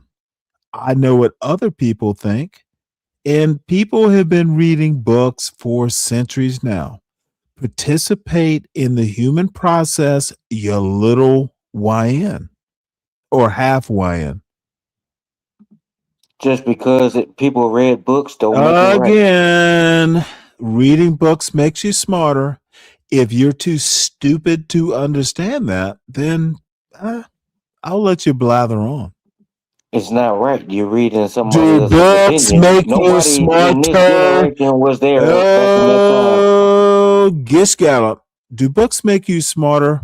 Yes or no, Mike? Reading a book might make you know something, right? No. And I say no because Well, how am I going to debate? the reason I say no is because books do not improve you, right, Mike? I say no because the reason I say no is because nobody was born back when all that shit was written, or you don't know if that shit true, false. You just going off of somebody else's opinion. You weren't there to see it. Why can't you just may why I can't ask you motherfuckers an just actual bitch? I'm talking. call me what you want, boy?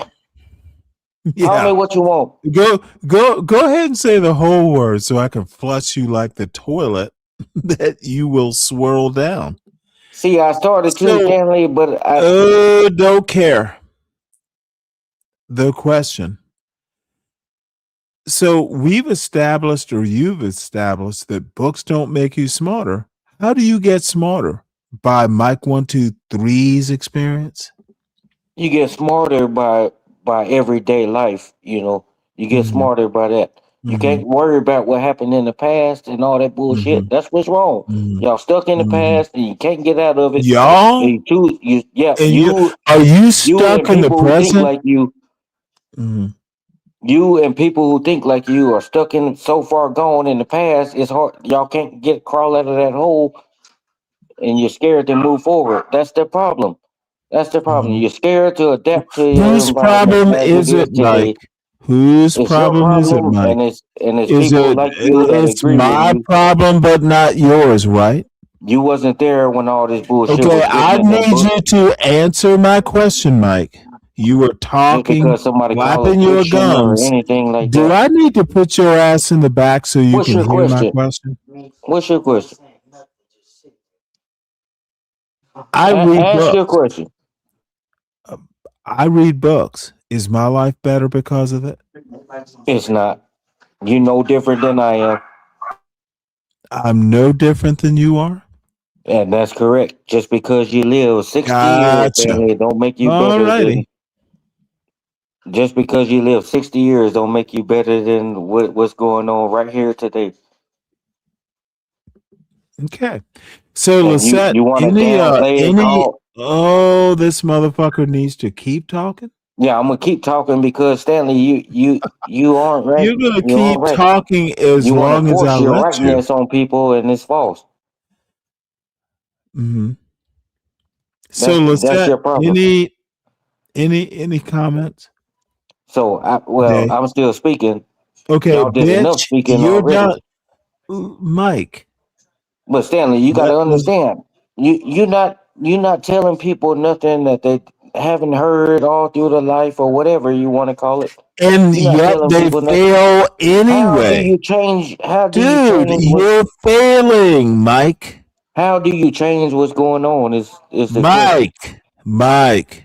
And I don't nobody give a has that shit. answer, right? Okay, Mike, you seem to not understand me. I don't give a fuck whether you fail or succeed. You're just someone on my YouTube panel. Shut the fuck up. And let Likewise, Lisette but you have talk. to understand.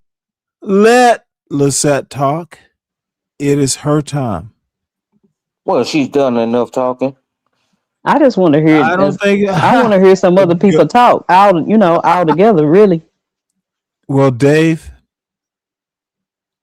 look, I don't usually have large panels. Yes, I have a question for Lisette. Yes. Oh, go ahead. Lisette, Mm-hmm. if you were in a relationship with a man, right? Oh, my Lord. Really? Wait, I got a question, Stanley. Can I finish? Don't You gonna do offend me? her. You Yeah, gonna you do can me finish right? what you got to say. No, Speaking no. of. I have a real legit question. Let's say like you have a husband, right? And the button of his shirt falls off, right? Do you Oh, expect that's him funny. to Stanley, stop it, please. Can I finish? One question. Do you expect him to sew that button back on versus going to go seek a seamstress, or maybe you do it for him? If he doesn't know how to sew Go that button ahead, on, would you let's leave do him? the Just over that? Yeah, not alone. No. How would you prefer him to handle that situation? Would you prefer for him to do it himself, or would you do it? Well, if to be honest with you, I'm gonna say this first. My granddaddy taught me a lot about sewing. My granddaddy did. Okay. But number Can you two, yeah, Dave, you're gonna learn lessons. Lisette is the type of woman I like, not a Fonnie Willis, Stanley, who would leave me for not being able to sew that button on myself. So wait, She hold it. probably Listen whoa, to Lisette. whoa. I'm Listen to telling you. Lisette. Listen to who taught Lisette how to do a button. You need to listen to this.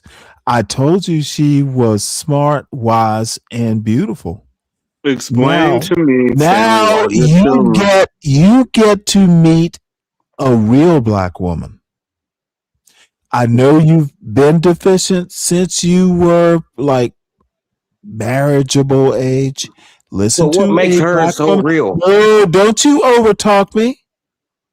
Lisette, Mike, I please do get a continue. sense that she is very Lisette, real please. because it got Stanley acting like this. Lisette, please now I'm continue. gonna tell you, and I'm saying this in an humble way.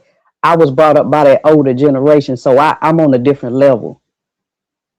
You know what I'm saying? See My that, Mike? my grandmama was born in 1918. Granddaddy was born in 1905. Great grandmama was raised around her before she passed away. Like I said before, she was born in 1883. I was raised by different people.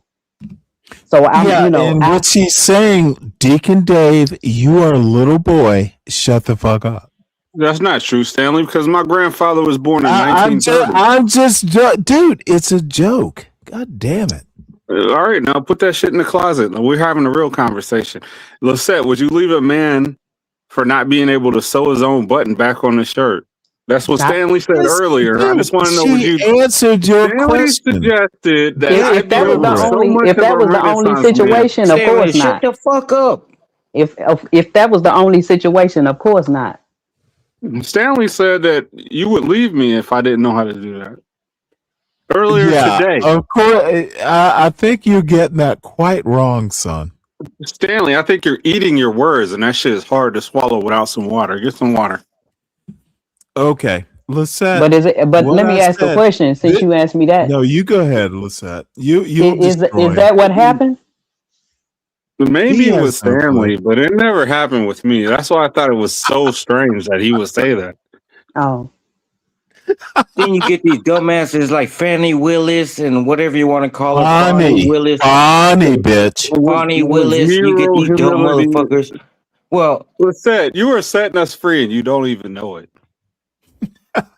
I kind of know it. Look, That's why I stepped this out is on the limb with Stanley. I know it. Lisette, Hey, I know I have to be ready for some comeback. You know what I'm saying with Stanley, but I was no. willing to step out on the limb. Now you Lisette, you let rough, me Stanley. Stanley, let me you are rough, Stanley. You are rough. let me tell you. Let me say this. This is why I like you. This is why we love her too. You set that little boy straight. All I said was black men, like I raised my son. He's 19, by the way, sophomore in college. You need to be able to sew a button on your shirt. If you're some man and you're like, I need you to do this, you should know how to do it. Your wife should want to do it because she knows you can already do it. She just like, hey, men should not fall apart because a button fell off their shirt. No, they shouldn't. If your wife wants to do it, and I've from personal experience, yeah, I can make my own dinner. I can do all kinds of things, but dude, you appreciate it more when your wife knows you can do it. But hey, don't worry about it. I'll do it. You should be Renaissance man. You will appreciate it when your wife wants to do it and she knows you could do it, but she wants to do it. I don't see a problem with that. And you don't expect her to do it. You can do it yourself. But she goes, hey, I'll do it for you. To me, that seems good to me. What an advantage you have to drop everybody else from. Yes, it's an extreme advantage. And Stanley, and you forced your son to be black. I like taking advantage of it. All I'm saying, Lisette, please look. You should be worthy of marrying a woman, this woman. She should be worthy of being, the wife of this man. These manosphere fucks are dumb. And you praise Bonnie Willis, Stanley, but she slept with the prosecutor investigating the president. Don't make me go back and watch Fonnie Willis. She was looking good today. Hey Stanley, I got one bitch, question unrelated.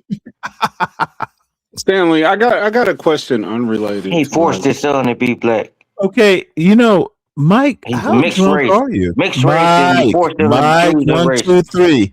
1, 2, 3. How drunk are you? Well, bitch, I'm not as drunk as you.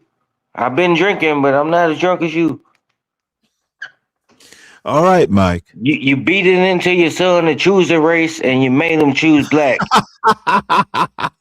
So let what Dave if he go wanted first. to choose white? How would you react? Hey, Mike, let Dave go first. If he wanted to identify as white, how would you react? Deacon Dave goes first, please. How would you react if he wanted to choose the white side? Is out of his mind.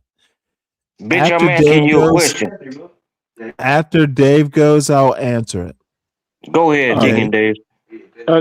Just one question. Okay, if one man tries to impress one woman and they have the power to control a vast amount of people over how much he wants to impress that woman, and he uses that power to control a vast amount of people, just to impress one woman.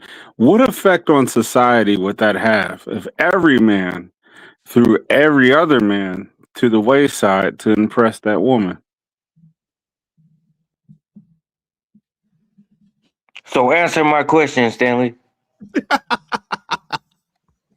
Wait, hold it. Let Dave have let Dave have the answer to that question. And Okay, who is he asking this? He asking you a question. You answer. No, this is why the woman becomes so powerful, because a man will try to impress a woman to the point where he will throw all other men to the trash or to the wayside to impress that woman. Let me ask you a question, Dave. Wait. Let me ask the question. It's one question. I thought you asked the question. I'm asking the question. You want to jump Okay, in and you're create still in the caveats. you're still in the process. Got it. No, you want to create these caveats to my question. I'm asking her. It's one person, one question being asked, and one person answering the question. So that's to me. Understood. Yes. Listen, I'm sorry. I'm sorry how things went. I really just wanted to come up. I really just wanted to come up here for a few minutes just because I knew it might go a different way, but I couldn't help it. Before you go, let's No. let's say the emperor of this society wants to teeter how society goes based on how his woman responds to his question. How much damage would that have to a society if the woman that the emperor is trying to impress decided the society is not worth? Well, Lisette. You know what? That is so towards you, Stanley. I want you to understand that's what you do. It doesn't matter what she says. I need you to know how much you wager. Yep. I'm sorry I shook it up here. He did do that.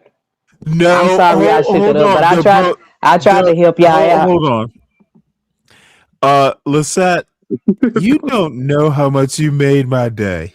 My weekend. You made my day too. It is fuck you. Lisette, it's an honor. So don't let these little boys, and I know I'm difficult. I ask questions too, but man, it is, please don't be a stranger, man. I won't. She didn't make my day. She sounds like Miller. I think she sounds like Miller. He did not. No. You know what? Let me put it to you this way. Lisette is literally. I'm just playing monkey in the middle with Lisette. Lisette, I appreciate well, you. stop playing monkey. No, it's not that. And who is he comparing me to?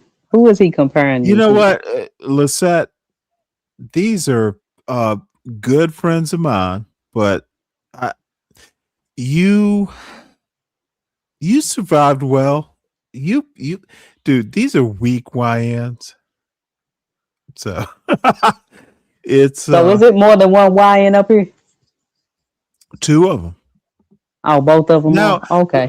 I don't know. I might be a third, but I'm trying not to be. But you can call me a YN. It don't. Dude, I didn't even say your name. These kids. Now let him back up, Stanley. I want to hear this. I want to ask him a question. Lisette. Let them both back up here. I'm cool with it. What's your question, lady? What's your question? Why you so angry? Well, I'm not angry. I just hate the fact that Stanley is trying to push this propaganda and beat it into people that he knows every fucking thing and nobody else's opinion matters. You can't get nowhere like that. Why have a panel and a link if you think you know everything and you want to know everything? Why have a link if you can't agree or disagree with somebody's opinion? I know, Stanley. Like I said, you kind of rough. You know, it would be good. Fuck Stanley. Did I answer your question? Well, I was trying to, go over to Stanley with what you said. Well, did I say anything wrong? Now, see, your dumbass doesn't understand that she's gonna pretty much go with Stanley. You need to stop. You need to treat Mike 1, 2, 3 better because he's a beaten man, beaten kid. He's a stray cat. I can't do nothing but laugh at you, Well, you could Stanley. call it. You could call You me what you want, crazy. Stanley. Call me what you want. It doesn't bother Mike 123. I'm gonna say what I want to say, regardless if you disagree or agree. But is that the only reason that you're kind of angry is I'm how not Stanley? angry. I'm like this all the time. I'm not angry. What's that? What What's What that? makes you think I'm Hmm? angry? What's that? Huh? It's not every day that the pawns get to use the queen like a pawn. She's not a queen. She's Lisette. She's No, better she's than definitely Lisette. a queen. But if we're No, pawns she and we is use the queen, Lisette. imagine how the And pawns she doesn't feel. Okay, want you, Stanley. Dave. She She's doesn't Lisette. want you, Stanley. You try to shoot at every girl or lady that come up Yeah, here. Lisette. How long have we known each other? You're Couple an of years. internet trick, Stanley. That's why you had a panel. I'm an internet trick. Yeah, I'm that's an why you having a internet panel. trick. I'm an internet trick with 7 people in the chat. Yeah, that's why you have a panel and a link. You run the man off so you can chase these women, and these women, not Oh all my of them, but lord. majority of these women, Stanley, they make you look like fools whether you want to believe it or not. They just proving the Okay, point to Mike. everybody in the chat and every man that comes on the panel, because we see it. Yes, Well, Mike. I do. Yes, Mike. It's okay, Stanley. I told you, go to your local bus stop or your Greyhound station and find your lady. I told you that. You He don't have to worry crazy. about these internet ladies. They probably married and having a happy life. Leave these ladies alone. Quit trying to shoot your shot and demean the men up here. You put us down so you can try to shoot your little shot or make them feel good.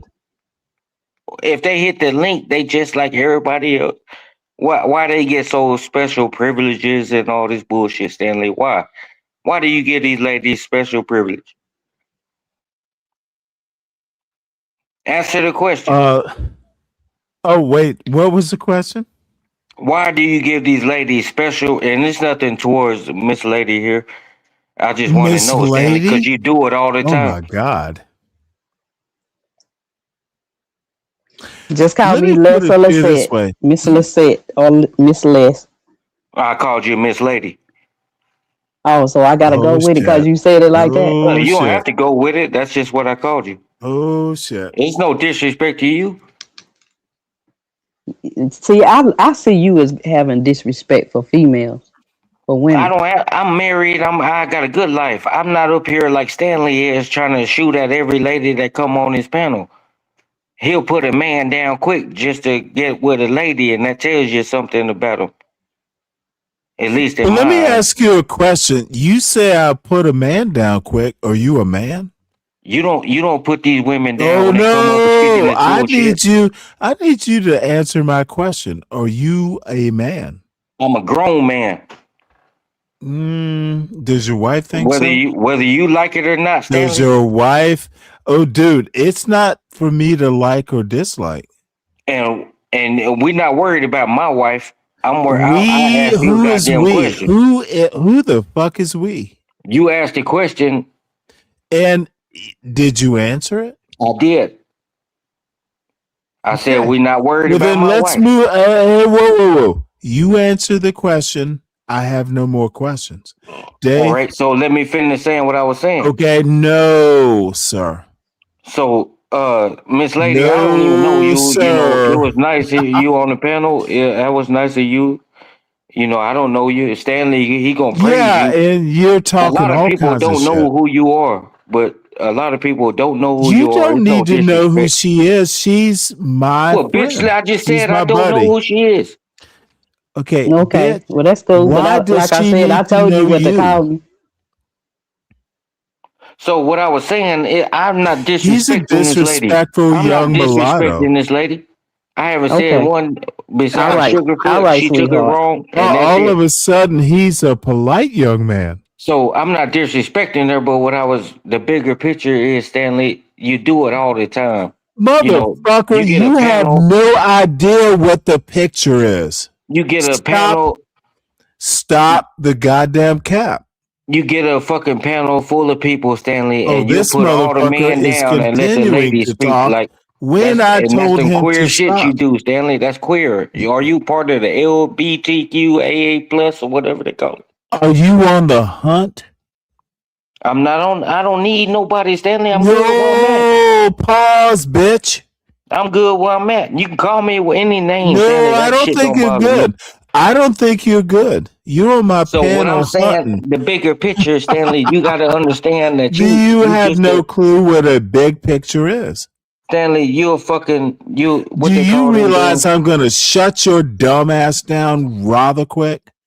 It's just talking you down because you don't talk as well. Wait, Shut the just fuck because I up, don't sir. speak how you want me to speak, Shut you the can't say, fuck "Oh, I'm up, illiterate, I'm not smart." child. Just because I don't speak how you Rick, want me have to, and you you brought disagree your with what I kids? say, Do you so you even can't have call me kids? illiterate or I anything, think I will call you anything I want of to that call nature. you. Just because I don't I speak how you think want me to. you are cooked. You don't think you don't like me because I don't speak how you Oh, want me to speak. dude, I think you're brilliant. You don't like Mike I 123 actually do like you when because you're you sober. afraid When you don't you like are the way I sober, speak, you are and I a don't speak nice how young Stanley wants mulatto me to man. speak. You are So you have literally to a understand, Stanley. nice young mulatto boy You're not the end when all you're be all, sober. Stanley. You You got know to that understand that. firewater doesn't do you And good. you beat it in your son and be black, and he's mixed. Why Motherfucker, can't he you choose have, his own dude, race? when's the last time you talked to my son, boy? I never talked to him, but the way Okay, you then, talk about him, motherfucker, why are you talking about someone you've never met? I'm speaking on your son But because you spoke on him, dude, my son is not and of you your don't understand, persuasion. Stanley. You said your son is biracial. What you Why need to can't do he is choose who stand he up. wants to be? See, You keep you calling him a tell, black man. You keep calling him a black motherfucker, man. Why can't he choose what he wants to be if he's biracial? If he wants to choose the white when side, he is, you know you what? keep calling him a black man. He's not a That's a black good man. question. He's Oh, biracial. That's the problem. That's the problem. bitch. You That's the asked a problem. good question. Okay. Let me help you out. He can be who he wants to be, but he wants to be my son. And I But you raised said he's him. your black. Okay, bitch, I'm bored. I raised my son to be my son. He can leave anytime. And it's funny you said that because this motherfucker couldn't clean his way out of his kitchen, my kitchen. Dude, lovely breakfast he cooked himself. He left a mess. So I went up to him and I'm like, what the fuck are you doing? And I think I might have even used the F word. He's 19. He'll survive. Man, that's crazy. Oh, dude, don't annoy me. Clean the goddamn kitchen. I'm with you. But I said, you do know that you don't have to be here. You can go somewhere. And I was probably flippant and I was totally sober. Fuck. I go, do you want to be here? And he broke my heart. He's like, yes. Motherfucker, that's my son. He's not black. He's not white. He is my son. He is his name. You know what? When he said yes, because it was an honest question. Do you really want to be here? Maybe you want to be with a girlfriend. Maybe you want to be somewhere else. He said yes. And I took him at his word. All I said was, okay, well, clean up. It doesn't have to be contentious, but you do have to ask good questions. And honestly, I understand he's fucking 19. Maybe he doesn't want to be cramped up in, some, small town in Carrollton or Carroll County. Maybe he wants to be somewhere else. It's okay if he does. I raised him to be smart. But you Daddy's also said you raised him to be a black man, and that did you not say and that? okay, hey dumbass. You Didn't said your you raised daddy him. hey dumbass. Yes. Stanley, Yes. Stanley, you know that Mike and your son have the same experience? Well, why couldn't he No. just say, "Hey, I raised a Okay, biracial male"? motherfucker, tell me how dumbass has had the same experience as my son. Because Explain they're this. both only Because on the same plane that they're both biracial. okay, motherfucker, he didn't have the same mother. My I wife said was fucking nobody okay, said bitch. that. No, you are on the edge of insult. Mike did not have the same experience. I said that they're both biracial. Okay, That's it. motherfucker, then you are literally the idiot you sound like. They're both biracial and that's it? That's all I said. Parenting? Okay, you shouldn't have said all you said. How stupid can you be? Why did you even unmute to say that? Now I'm curious. We're gonna have to take the argument all around the world for me to make a point to you. Oh, dude, I you don't have could the just energy tell for me that. why. You I could don't. just tell me why you thought that was a good thing to say. Well, Mike is further down the line than your son. Mike is a fucking idiot. I did not raise my boy to be like Mike. You're mistaken, and I want to argue with that you would about be this. the first step. His mother was brilliant, and I'm his father. Why the biracial is the similarity that you unmuted to tell me? Dude, Your lack of empathy is please missing the point. don't be that. I had high opinions until you unmuted and said that dumb shit. Literally, Dave. I get that's where you're Literally, coming from. Dave. The similarity, they're biracial. That's the best you got. Come on, Dave. You know what's funny? I know when you shut down when a point is being made. And what was your point? There is a Let point. me ask you, no, motherfucker. Now let me ask you some questions.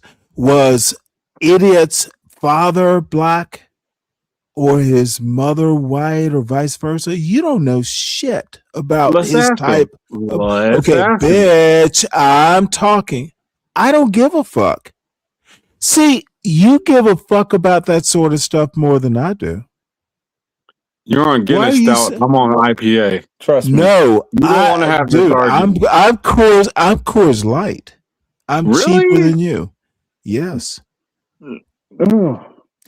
Now, what I'm asking you is why the similarity is biracial and my son's experience is like little Mike's. Dude, let's run the do you test. know how Let Mike- stupid? Do you let know how Mike up. stupid you sound? Let Mike up. Mike has been saying this. I listened to what Mike has had to say, and he's been saying this the whole time he's been up here. You're just not listening to that part. I don't listen to stupid people. Yeah, no, it's all entertainment. Why? No, motherfucker. On my show, it's entertainment. Where did you get this idea? After all these months, after all these months, you're the only one taking after this part all serious. these months, you think an idiot comparing my son to his plight is entertainment? Well, there's some validity there. What's the validity? The fact that these are two biracial people trying to figure it out. Me and you are black, right? Me and you. Okay. You sound I'm like black. a fucking racist. I showed you my palm. I showed you the back need side of my to hand. So race is the similarity? The admixture? Then motherfucker, what other than biracial and you and I are both black, tell me how your argument is not racial. I'll wait. That's not an argument I'm making. Motherfucker, you literally My argument said is very you much went, okay, racial. bitch, don't let me put you in the back so I summarize your argument for you. You cannot wiggle out of the hole you dug yourself in. I let you do it and I watched you do it. You and I are both black. You want to compare my biracial son with Mike. Tell me how that's not the motherfucker. Don't interrupt. I'll let you know when to speak. How is that not racial? I could blow No, this shit you up. can laugh Go your ahead, way make your out point, of. Stanley. You I'm can trying to have laugh, patience. I really am. I dude. promise. You are as dumb as a white boy with this racial shit. You can't say that because that is You racist. are literally as dumb as a white boy. If Be Brave had come That up is and said this, racist. okay, bitch. If Be Brave had come up and said the same thing you said, I wouldn't be surprised, but I am surprised that you said it. The only thing that Be Brave would not be able to say is you and I are black. Dude, you sound like an idiot too, Dave. Well, you're speaking very Don't nearsighted like you always do. bring a racial argument You to keep someone who this. doesn't want to All be right, a so this is racist. a racial argument. Mike and your son have the I've same won, experience motherfucker. Now that you keep want to trying talk to race project about my son? onto Mike. Dave, you lost the argument. No, I Accept didn't. it. No, I You be a swear to God, I racist. didn't. You be a fucking racist like Mike, and I'll listen. You have the floor now. Mike, and Let your me son.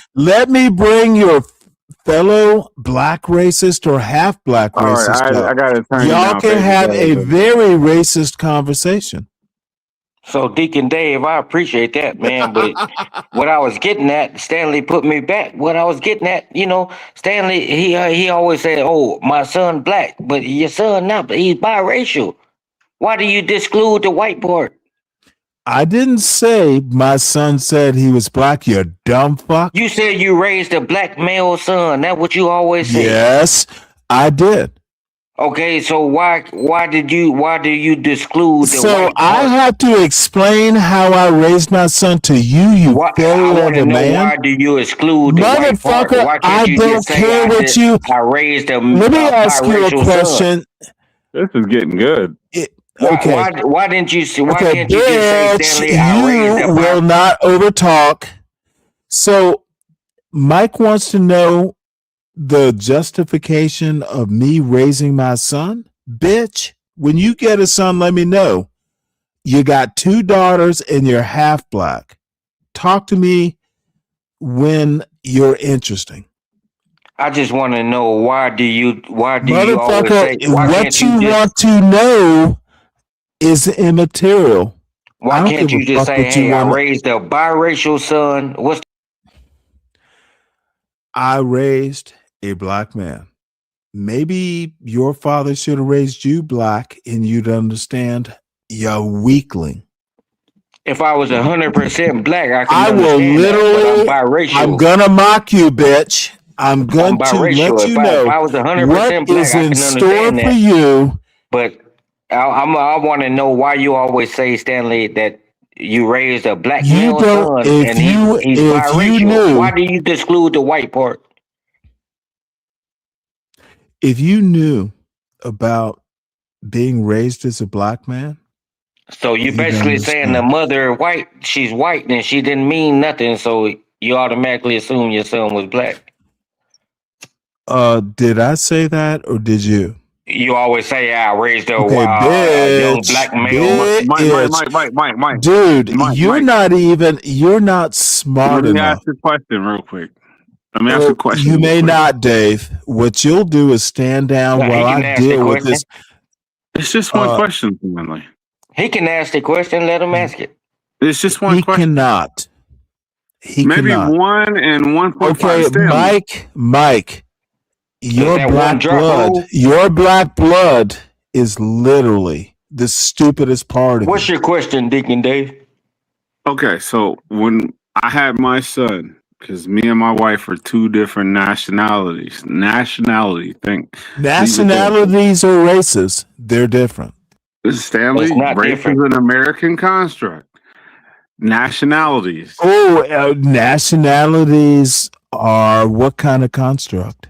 I'm interested to see your knowledge. I'm not trying to clarify for you. You're smarter than that, Stanley. I'm trying to ask you questions. No, I'm not that smart. What's the difference between nationality and race in America? The nation you was born in, the race that you participate as in, And the nationality is based on what? Stanley, in America, specifically. We're not dumb here. Anyway, when the mother's in the hospital and they give her the paperwork, who or what nationality does that paperwork file up under? No idea. My son is a what? My son is a what? Okay, so with race. Well, let me ask you a question, Dave. Your wife showed you the papers. I didn't worry about it. No, Stanley, it's a process. They because the way you are the way you are, the way you are the way you are, where you lay down in mud puddle for women. Let's just see if you understand how this actually goes. Now it's So, a Deacon woman Dave, do thing? you understand where I was coming from on that, Deacon Dave? Oh, absolutely. But Stanley Because doesn't. I just want to know why the white part got excluded. Stanley does not understand these skips in logic. He does not understand these things. No, I don't understand. I'm trying to point them out to you. Dude, I don't understand two dumbass YNs. One is whole black and the other's you don't understand. Okay, what dumb. you're gonna do, That's Dave? why I know you don't What you're understand. gonna do, Dave? All right. What race is the child? The skip in logic is there was never logic presented. Dave, bring do Deacon better. Dave back. Motherfucker, your ass is gone too. Stop it, boys. Which box does Lisette? Listen, I'm gonna say this, Stanley. Now you be Yes, ma'am. you wild, Stanley. Listen, I'm gonna go I ahead. don't think I'm that wild. Yes, yeah, ma'am. you wild, Stanley. Hey, listen. How am I wild, ma'am? I can say a few descriptions. You something, but you might need to have that as one of your topics. What? Stanley is wild? No, not that. About the biracial thing, because it is a highly talked about subject, especially on social media. Well, Lisette, you know me. Including you too. Well, Lisette, you know me. I think that is the least interesting. Well, no, Stanley, seriously. It's a part of society too, you know? And one thing I want to say about it. It's been a part of society since forever. Yeah. Like America is 250 years old, but 200 years before that. Or yeah, but I just think it's probably it probably would be a good subject. And I'm gonna say it like this. It doesn't necessarily have to be biracial,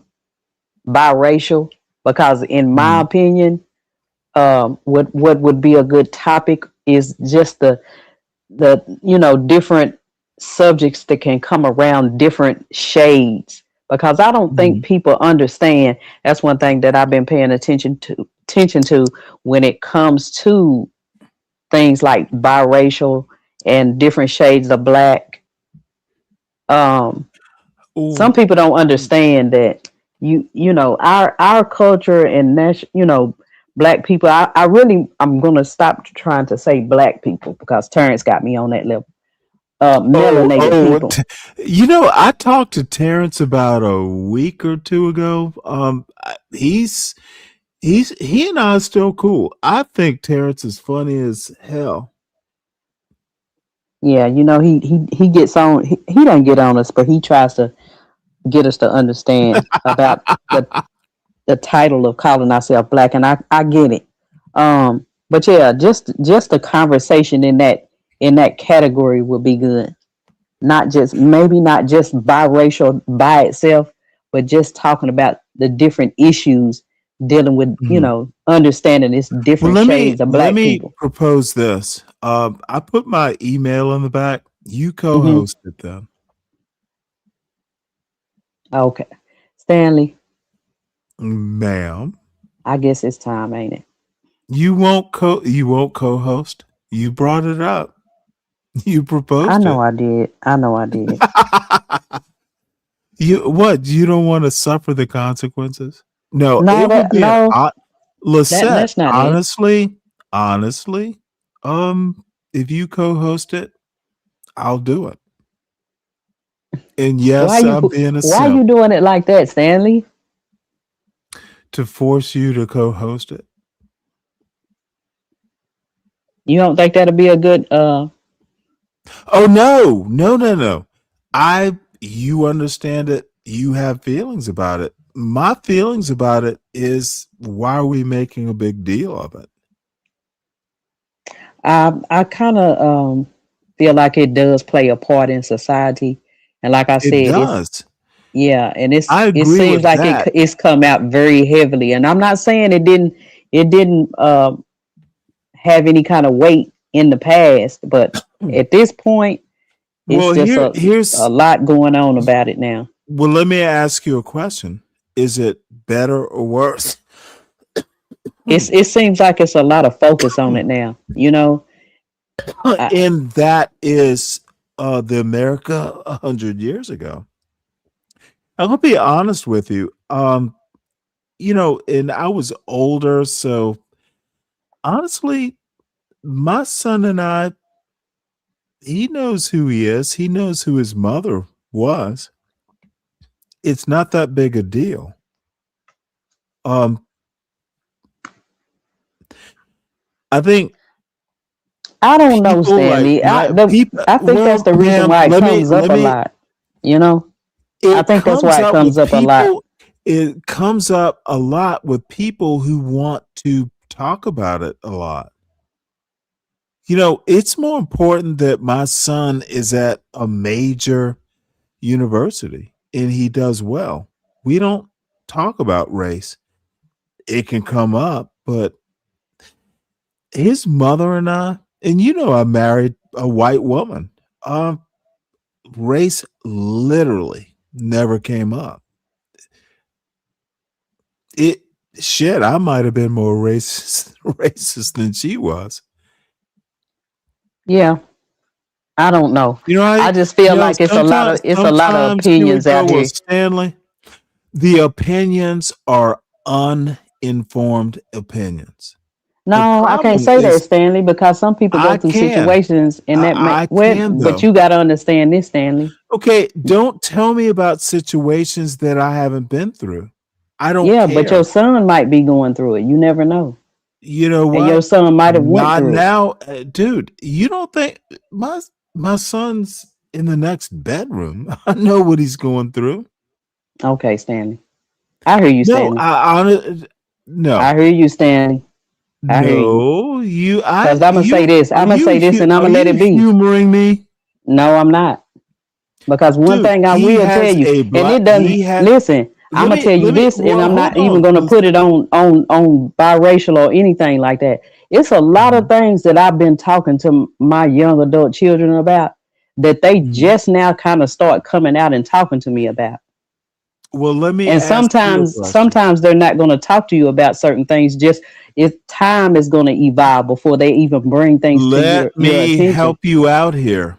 He's got a white grandfather. He's got a black grandfather. He's close to both of them. And by the Okay. way, the grandfathers are close to each other. Okay, Stanley, but that doesn't have anything to do with the rest of the world. Why should it? I've dealt with I'm not things that I worried. didn't even. Okay, ma'am, I'm not worried Okay, about Stanley. the world. I'm worried about preparing my son to face the But world. he has to live in the world. And I'm part of the And it's a world lot. too. It's a lot to do with that. A lot goes on with life experiences when you have to live in the rest Let of the me world ask you a question, Lisette. hold your. I am literally 60 years old, a naval Okay, officer Stanley, you just working. a few years older than me. Okay, So, well, okay, okay, all I have to say, you don't think I know about the world? okay. You But don't I'm think just saying you don't experiences that think I'm somebody might have, preparing and they might you? not even talk about it. You never know. You know what? I'm I just like I don't said. know, and I don't, It's things that my ma'am, children talk to me about ma'am, now. But anyway, ma'am, Stanley, look, Stanley, I'm gonna go on mute. ma'am. I'm gonna go on mute. What you need to do is understand. I've lived in that world. Okay. Okay, you And don't I think have I know how too. to? I have Okay, too. okay. All I'm saying is Uh-huh. I know how And to prepare I've my lived, son. like I said, Okay, I'm not I that much don't know younger why than I you. cannot get 5 words out. But I I got know you, how to Stanley. I I know got how you. to I know how to prepare my son for that world. Unlike Mike's father, unlike Deacon Dave's father, I've lived in that world. I went to school with that world. I know it better than Mike. I know it better than Deacon Dave combined. I I don't worry. I've prepared my son. So let's let the little people who think they have advice. Motherfucker, I went to an all white Catholic school. I know these I people. did too. Good. Yeah, I did too. First You Lutheran know school what? too. Yeah, Let yeah. me put it to you this I way. might have had Then some you know, times where I had some black people, but ma'am, they graduated, and I had ma'am. to deal with being in a whole white Catholic school, Then private Catholic school by myself. But then anyway, Lisette, then you know what I'm talking about. I understand your point now. You know. Can't prepare them absolutely, but you can tell them what to look out for. So that's why we get along, Lisette. So when I fill out paperwork, Stanley, what I was saying, I Okay, checked two dude, I'm or more bored. races. Don't talk to me about paperwork. I checked Boring. two or What the more hell races. kind of I don't one-handed choose fight black was that? or white. I I checked two don't or more have to, races because dude. that's what I Dude, am. don't. My son doesn't have to choose. He is who he is. You don't have to choose, boy. Well, you forced it on him and say he's a black man and he's No, biracial. motherfucker. I have. How do you know what I forced, Well, I'm going by dumbass? what you say all the time. Motherfucker, if you have questions, ask me about what I said. Why would I force anything?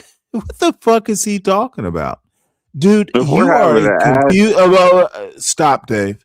You are a confused mulatto. Mike 123.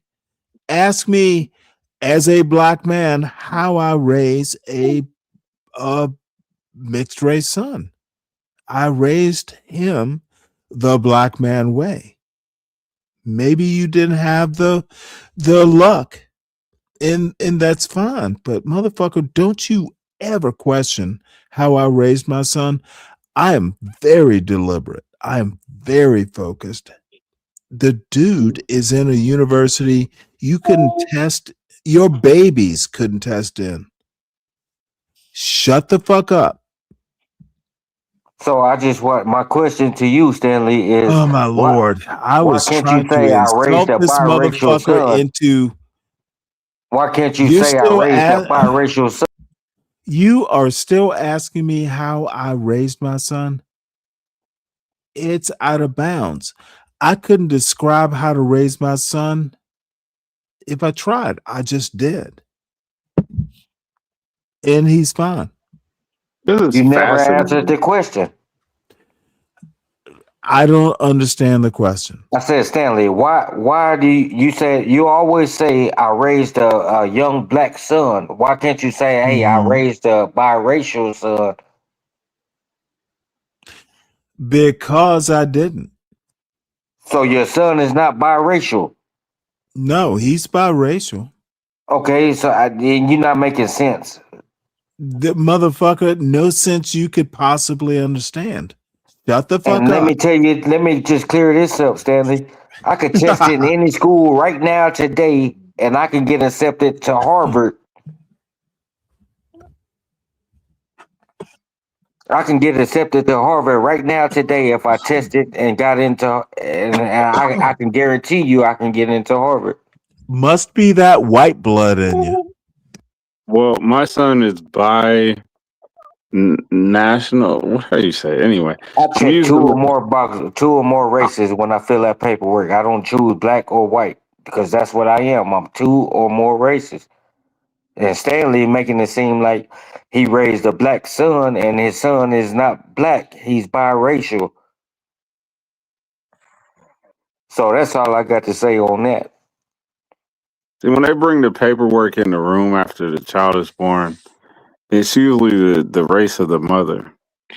So the mother fills out that paperwork. Like I told Stanley when I had my son almost a year ago. Stanley is just doing the 1 drop rule. That's what he's doing.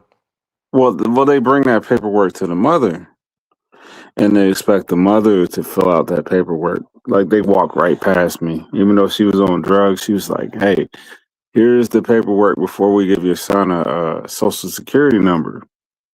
So she gets to fill that out. She could check whatever box for that child, and that goes on his birth certificate. Well, I So fill you out do paperwork. understand where I'm coming from, correct?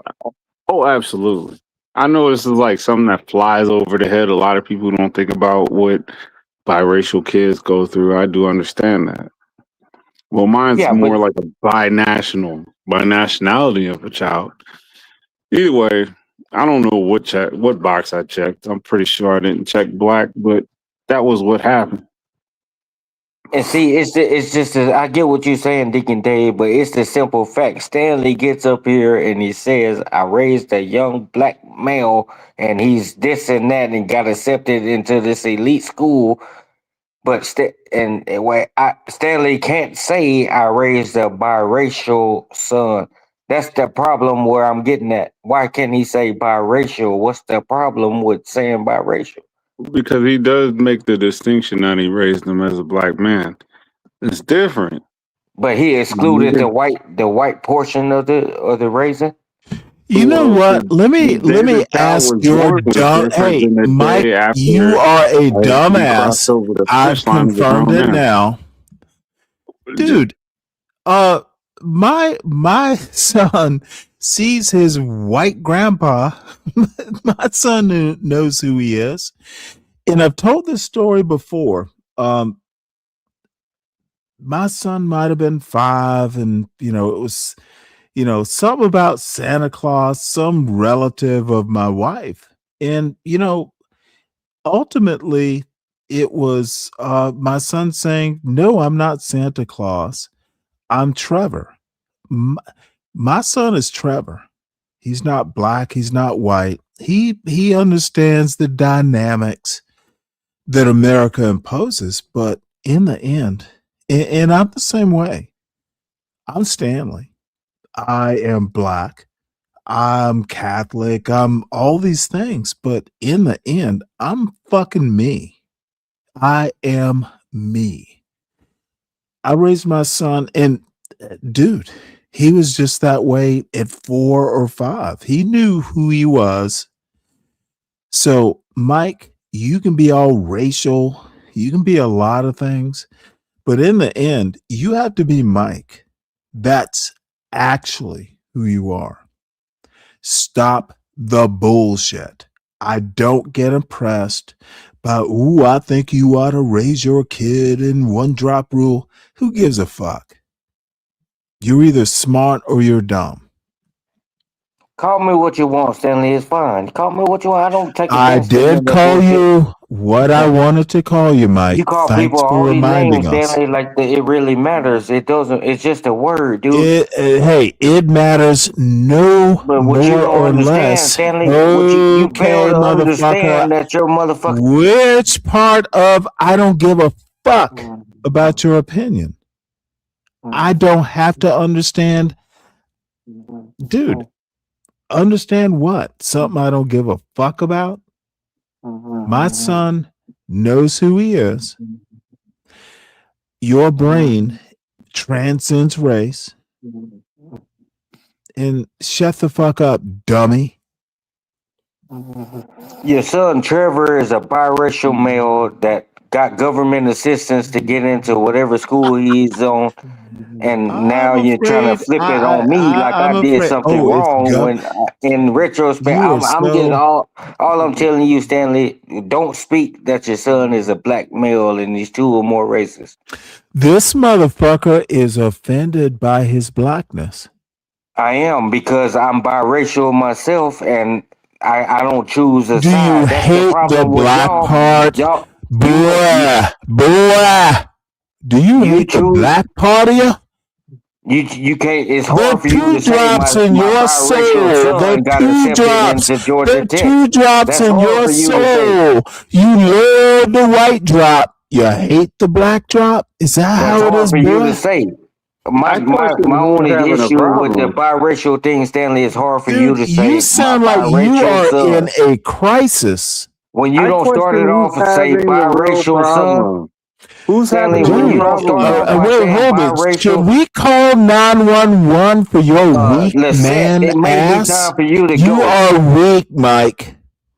But with Stanley, when you don't start off by saying my Motherfucker, biracial son, stop calling my name, you weak bitch. when you don't start off by saying my No, biracial bitch. son, Stop that. and your You son need is to not figure, black because he's not. bitch.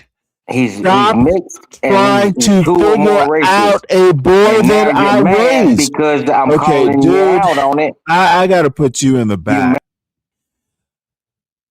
Motherfucker, how I raised my son is none of your business. Stop trying to project your inadequacies.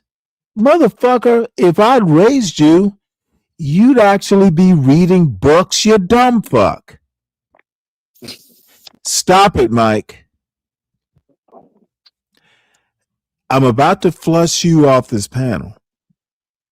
Well, I haven't did anything wrong. I'm just asking you a question. Done anything wrong?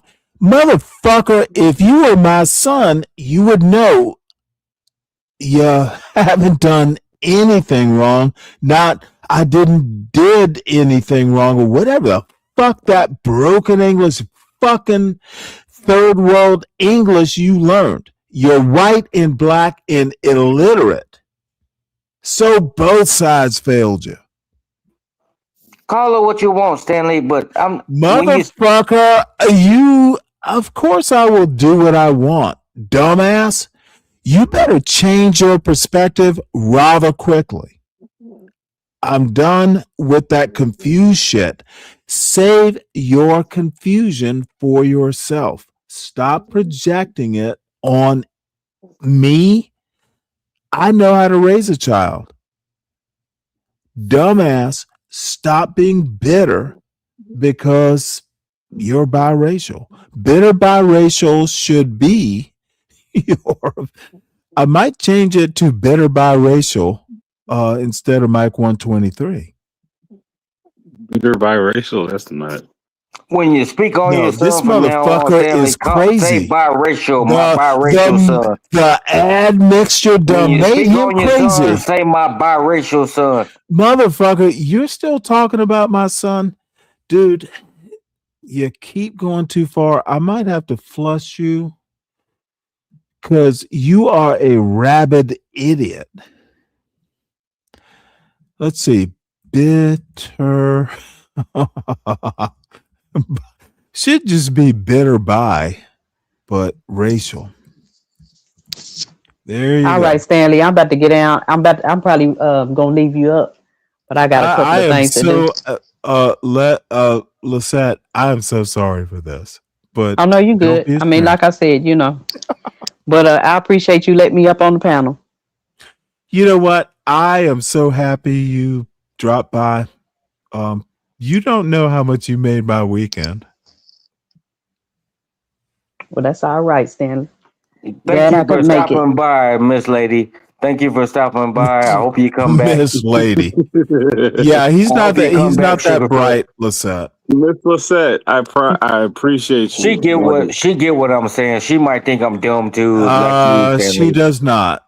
But Deacon Dave, Lisette, if you ever see Deacon Dave in a chat, he's a good guy. Mike 123 is a little bit more unstable, but Deacon Dave, he's a thinker, and I appreciate that, Stanley. Hey, it's good to see you. Nice to meet you. Nice You to have meet a you nice too. night. I'm laying on my baby. If you heard somebody snoring, that's my son. All right, y'all. okay. Stop being so Take it rough, easy, Stanley. Lisette. All right, y'all have a good night. Bye. I might be down in the chat, but I got a couple of Oh, things to you do. said, hey, your chat is my chat. And you know how I feel about you, Lisette. All Hey, right, if you go Stanley. live, drop your link. Drop your link in So, the chat. Deacon if you go Dave, live. did you Oh just yeah, agree with absolutely. Stanley and say I'm a You're little a unstable? moderator, Lisette. You can do what you want. Deacon Okay. Dave, I'm quick probably waiting a question. little while before I do that. Quick question, Deacon I'm gonna Dave. try to get myself together. Yeah. You know what? It is an acquired taste. It's not always this raucous. Actually, it's boring during the week. But Friday, Saturday, sometimes Sunday, it does tend towards fuckery. But during the week, it's mostly news, boring stuff.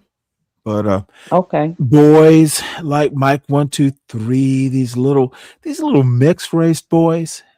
Don't do They it, get Stanley. so bitter. You already don't do it, Stanley.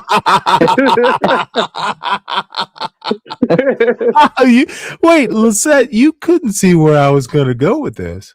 How did you Hey. know? You sometimes I think you like to razzle dazzle. I really do. I do. It's fun. It's fun. Even if he's wrong, it's still fun. Yeah, that's the fun part. Okay, Still y'all. having fun with it. Take it I'm gonna easy, be down in the Lisette. chat. Okay. Yes, ma'am. Y'all too. All right, Lisette. So, Deacon Dave, did you disagree No, with shut the Stanley? fuck up. She just left and you're talking to dude. I've known women like this. Lisette is actually a goddess. Let's tighten up. Mike, No, I know fuck all where. that bullshit. No, Well, I Lisette know what his is question was. I couldn't hear his it question. is so shocking. I don't usually get blessed like that.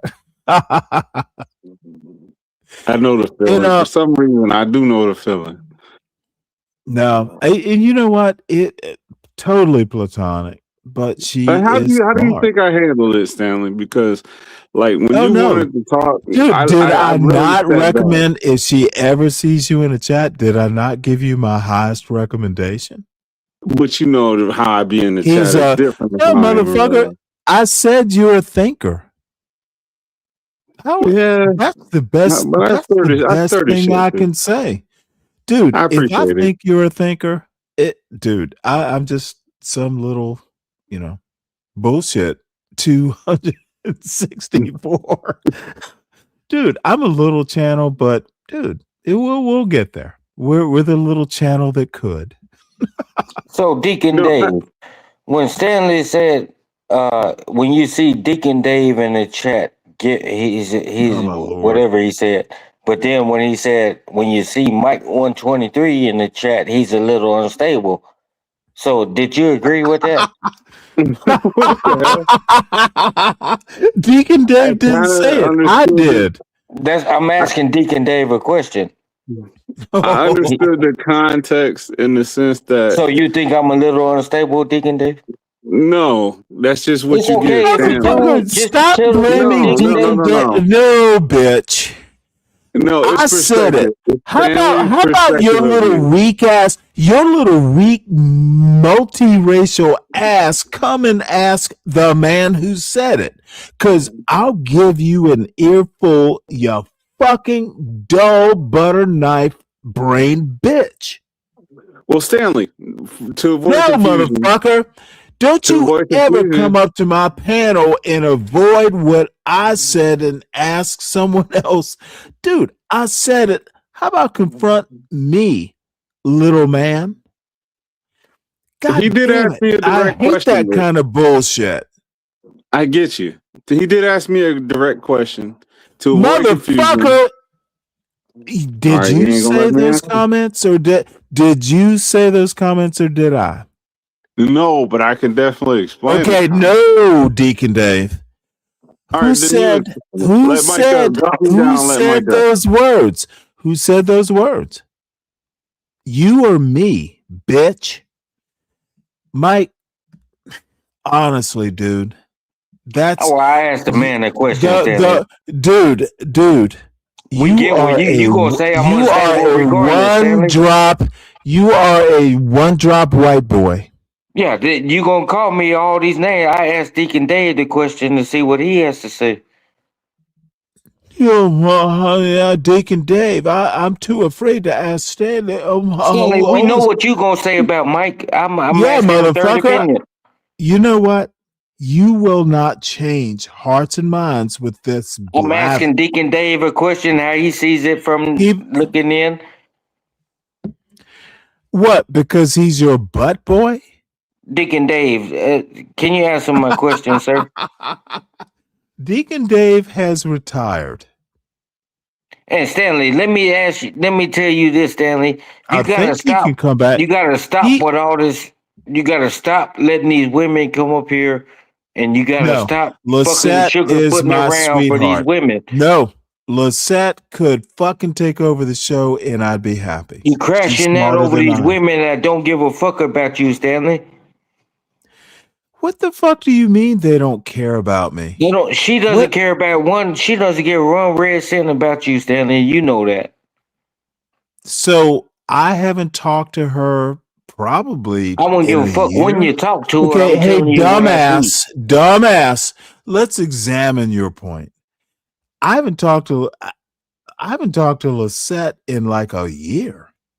And she comes over to my channel and you're saying I'm chasing her. Dude, all I can say is you're a failure. You are a failure of logic and you're a failure of biracialism. You could tell, like, she's a good woman. Yeah, I'm not saying she's not a good woman. Dude. Damn, don't stop Dude, dropping. what? That woman is awesome. And Yeah, I she's know, good people. but see, little Mikey 321, I know women like that.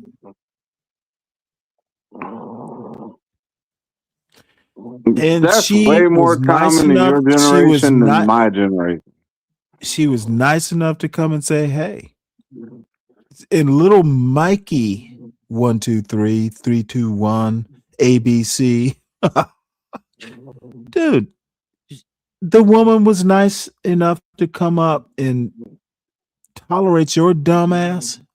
And she didn't let you lie. be- She did not let you lie 1 minute. She called you to the carpet on some of the things she disagreed with, and the way you acquiesced to what she was saying, I really appreciate that. I think she's smart. She is smart. Okay, She had you and backpedaling. She had you backpedaling, except for I when you don't know pulled the about man all that, card. but Except for when you pulled let the me put misogyny it to you card. this way, Yeah, Sonny I like boy. that. I If like I that shit. backpedaled, if I said she's smart, if I She had you on backpedaled, heels. it's because she's smart. And this is, but let me ask you a question, Deacon Dave. She's a What's up? woman, right? Do you doubt she's a woman? No, I don't doubt anything. I don't doubt Okay, anything do about you her doubt that femininity or women her. can be? Do you doubt that women can be smart and make me backpedal because they're smart? You gave me an example of Fonnie Willis. Okay, Versus stop that is it, no Dave. comparison. You are You're boring as so fuck. no, Can bro. women What you be do is so smart? fucking You like. son of a bitch. What you do is so Okay, what you insincere. do What is she take did was dumb actually showed you in YNs real like time. yourself and She showed you the in real time how motherfucker you I put in the acquiesced. back. Hey, I really appreciate I her. talk to smart women. If they You make me talked to this the backtrack, first one I've seen that was just like, God damn, I'm impressed by that. She had you backpedaling like a fucking defensive back, bro. yes. And my question is, why did she have me backpedaling? Because she Because she's told the dumb. truth. And I love No. that. She Okay, was no dude, Fonny. you She actually composed herself. She came up here with literally so much wind grace up. that she actually You will brought do femininity to your anything family. to figure out. Oh, she had me backpedaling because she's She had you dumb. beat on so many different fronts, bro. Oh, dude, I she never. had you Nah, beat I too. don't think She a had Fonny your could do that. dude. I didn't put her in the back, but I put your ass in the back. Why? I was cool with it because she was already gonna stomp you out. Because I it's saved like you from her I need stomping to you out. get rid of these two dumb YNs and listen to a smart woman. Regardless of what we said, she already was going there. No, she had. See, Lisette has patience. I do not. She had grace. See, the deal with Lisette, She she's a had nice great. woman, Stanley, but you're a big She ass simp. had grace. None of these And women want you. let me tell you why She Lisette carried had herself grace. with such a She reverence. I like she that. is a black woman from the South. She How much has grace older are and she's you? How smart. much Hey, older than her are bitch, you? you're talking while I'm talking. I'm sorry, but how much older are you than her? I have no clues. You're I from the think same generation, from what I heard. Both Gen X, right? she's probably in her 50s. Okay, but like the way she put you on your heels with all that femininity was like Why do you think I want an age appropriate woman? that has nothing to do with it. I Yeah, think you got it like has 5 or 6. everything to do it. One of these little YWs.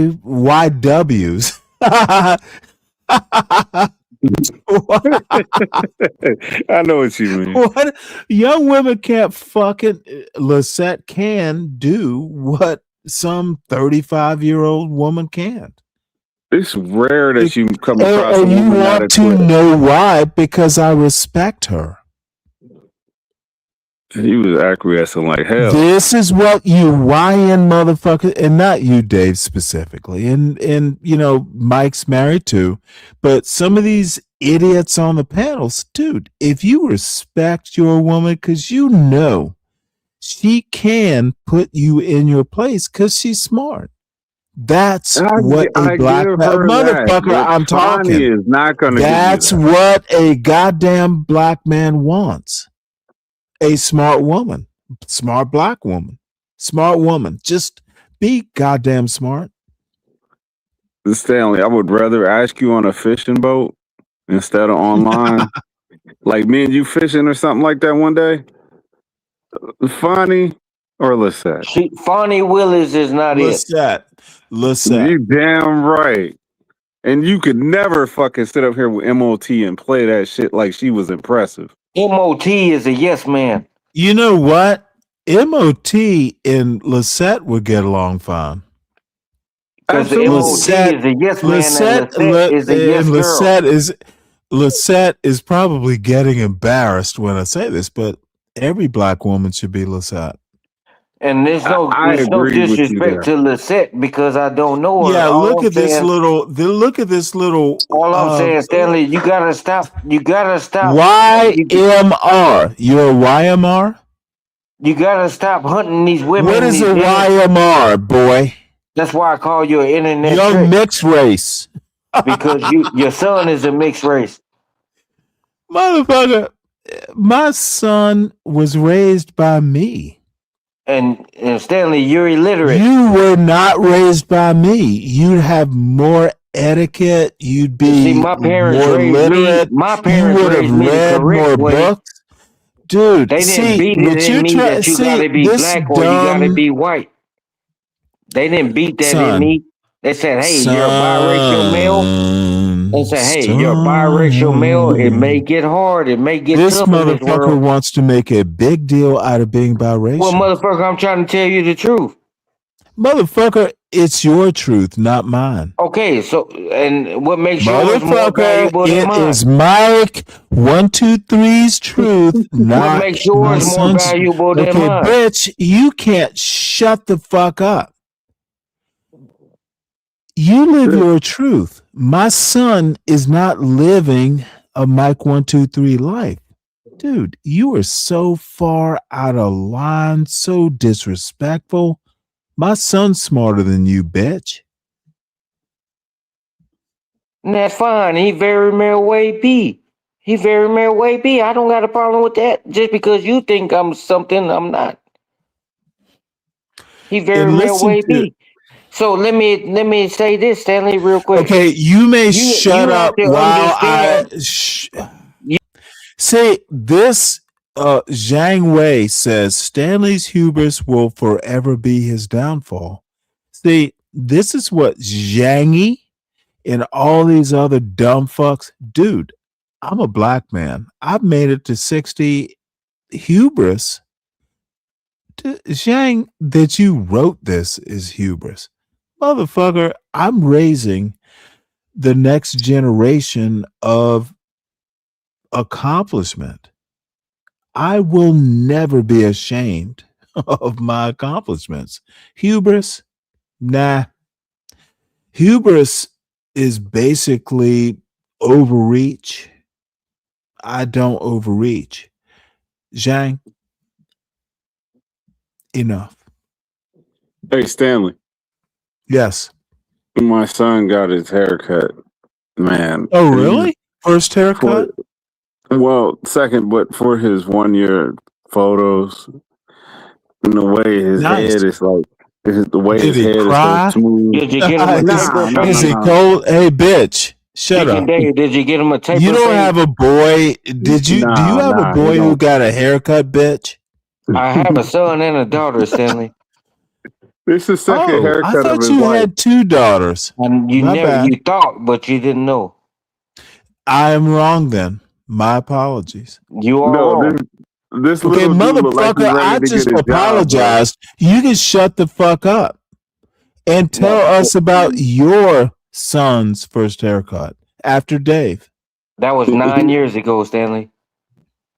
He looked like he ready to get a job. Oh, so you're a baby daddy. I get I'm it. not a baby daddy, Stanley. Yeah, you are. My kids are Yeah, both you by are. my wife. Motherfucker, My kids dude, are no, both no, by no, my no. wife. No, no, no. See, this is why you always listen to these YNs. Dude, you have older children and you got younger children, baby daddy. Now I know why you like John Galt so much. He's a baby daddy like you. I do have one. Oh, don't want to hear it. So, Dave, tell me about, dude, first haircut. Did he cry? A second I haircut? don't know. I wasn't there, man. I didn't even know he was getting a haircut. What? They hit Wait, me up hold on it. the. You didn't take your boy for his first haircut? No, she was in the salon my getting her Lord. hair done. She was getting her hair done, and she was like, "I Well, want to let cut me. his extra hair off." Your first haircut? Do you remember? No, hell no. Okay, well, let me tell you. I did. Okay, Follow let Grievous, me I wish I was tell there. you a Yeah. black man haircut story because apparently you don't have one. Actually, I do have my old original hair in a bag in my mom's I hope don't chest. give a fuck. That's You not did where I you was ever going. have a hope chest? I though? was going to talk about Mr. Oliver, who's dead now. But Okay. my first haircut, dude, it was early Saturday morning. You had to get there. Oliver's Barbershop. It's still on West 32nd Street. Oddly enough, within walking distance of my old grade school, St. Mary's. What state But is that? that's a separate story. But dude, You talking about Georgia or apparently what state? What state? Savannah. Okay. I was born and raised in Savannah. You didn't know? Have I not Let Mike said it Mike enough? up. He's gonna control himself. Let Mike up. Fuck Mike. So, my brother, who's 13 years younger, same barbershop. My father got his haircut there. He wasn't from Savannah, but my first haircut, Mr. Oliver. My brother, 13 years later, Mr. Oliver. So my father and I are there. And the little board they put on the barber seat. And my brother was like, I don't know.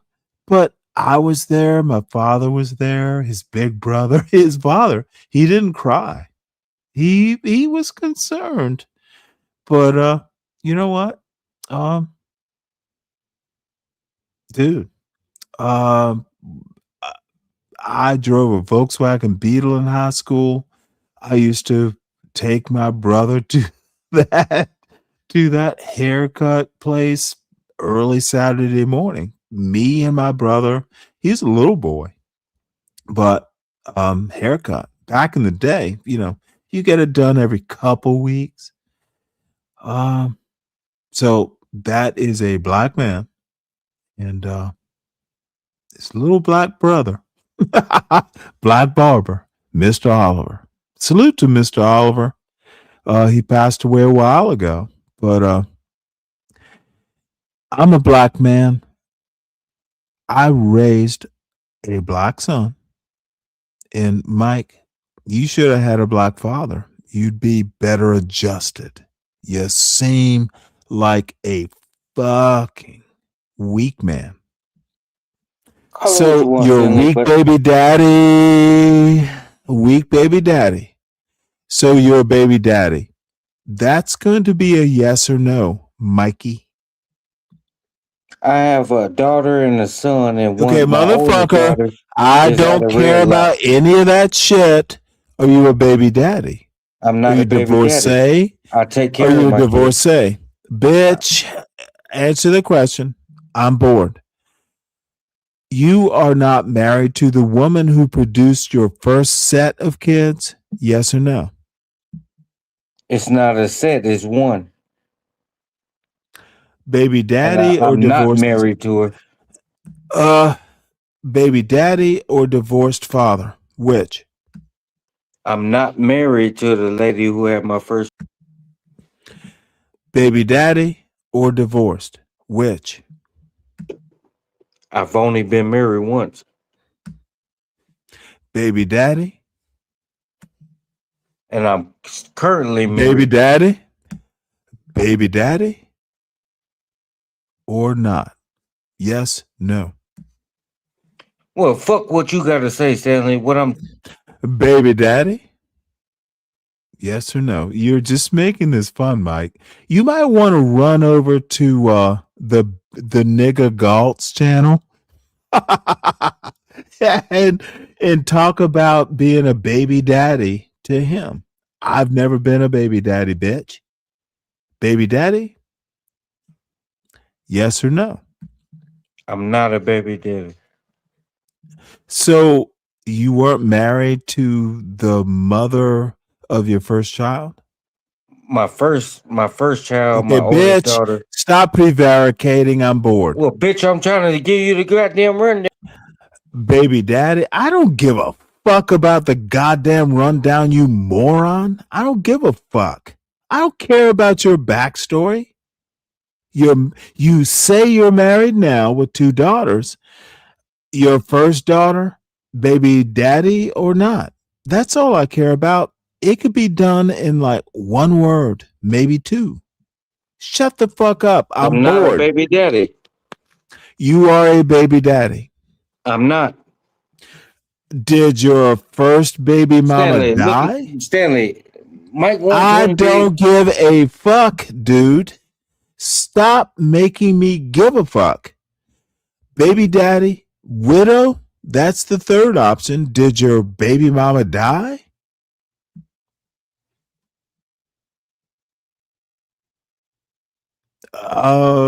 Silence. We can move on, Mike. Stanley, Mike 123 is married. And whether you want to accept it, I'm not a baby daddy. All your children came from your second wife or your first wife or whatever she is. I've only been married once. You Stanley. have 3 kids. And I've 2 of told them you, came Stanley, from my your first. dude. I'm not going to, dude. This My is first boring. wife, my Motherfucker. I think I'm My bored. first lady is deceased, Stanley. I told you that several weeks ago. Okay, were you married to her? I was not. Okay, then that answers doesn't the make me a question. baby daddy. Thank you for answer. Yeah, it does actually. It does not, and I have full custody of my daughter. Yes, it does. Well, you can call it Now, what you want, Stanley, but you have to understand of the course simple I can fact. call. I understand. And No, you know you gonna what? I'm understand not what gonna. Okay, bitch. I'm call me trying what you to make want. excuses for your dumbass. I don't need an excuses. Okay, you do need excuses. Mike, just shut the fuck up. I don't even need to be reminded. I don't care. Stop it. Why I asked the question if you don't care? I don't care. Don't answer the question. It's not. It We're wasn't a done. yes or no We're done question. with You the don't want to fucking silliness understand now. that I don't care, you are Mike. a baby daddy, Look, and you try to. your future girlfriend. You are a baby daddy, Stanley. You. It's Of hard for course. you. It's hard for you to get around that. It's hard. I understand. It's hard for you to get around that Stanley is a baby daddy, and he wants to project baby daddy tendencies on everybody else. It's Yes, okay. I do. It's I okay. do. It's okay, I Stanley. do. Except I have a marriage certificate, You have. bitch. I do too. Do You want me to you? show you? Dummy, don't pull that fucking you. What you need to do is move on. No. What you need to do, Stanley, is stop Sins, calling yourself no, black and don't tell me biracial. what I need to do, Well, don't baby tell me daddy. what I need to do. Baby daddy. Stop it. And shout out to Baby daddy. Oh, he's about to shout out John Galt. You know what? Sin, you're pulling up a pillow. Actually, I probably should too at this rate. Stanley. You're just a weak link, man. You're a weak link, and it's okay, buddy. Gotcha.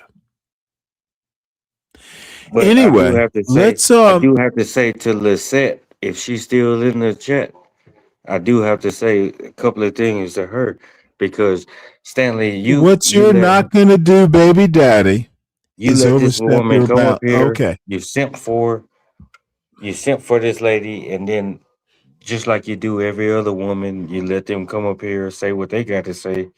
And then when you got men on the panel, you drop the man like we some type of trash or something. And the women know every fucking thing. Let me ask you a question, Mike. Do you think I think you're trash? Yes, I think you think I'm trash. Okay, well then you have answered the age-old question. So if I And what drop I'm you trying to like explain to trash, you, if I drop you like trash, you acknowledged I think you're trash. So you got to don't get understand, mad Stanley, when I treat you like trash. you're an You internet are trick, and none of these literally women not want you. capable. Once you have a couple beers, you can't think.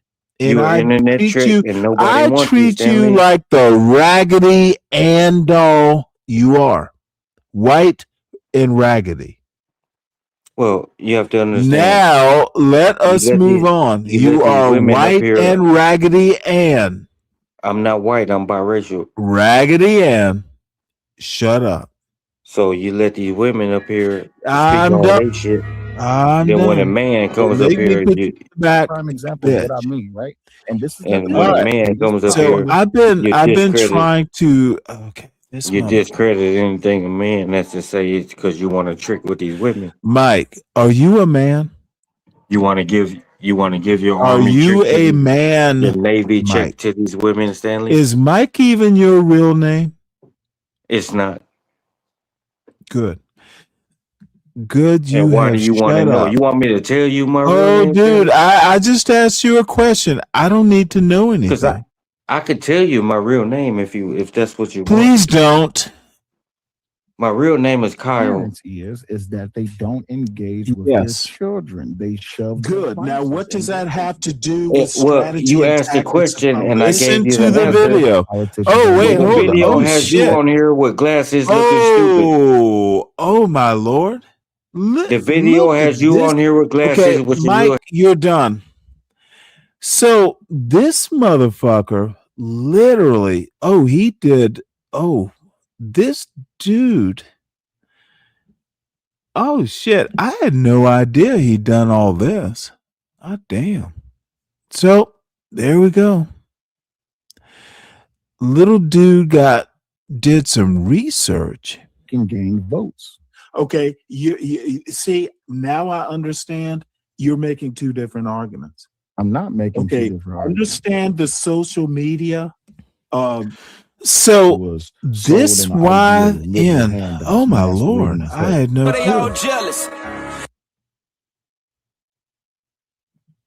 Being introduced to social media. This bitch gets mad and just has to do all kinds of research. Who knew? Savage, what kind of motherfuckers are you involved with? Interesting.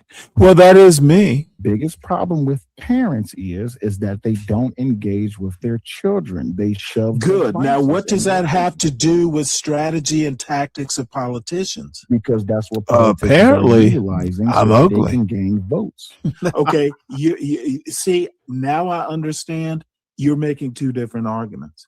I'm not making two Okay, different arguments. understand the social media in parenting. Parents are, introducing social media into their kids' lives too early. And then you're saying politicians are using social media, to go viral or whatever, just like they did back in the old days. What I'm Absolutely. It's the same what thing I'm with marketing. saying is the social media problem with parenting is it's not, they're two different arguments.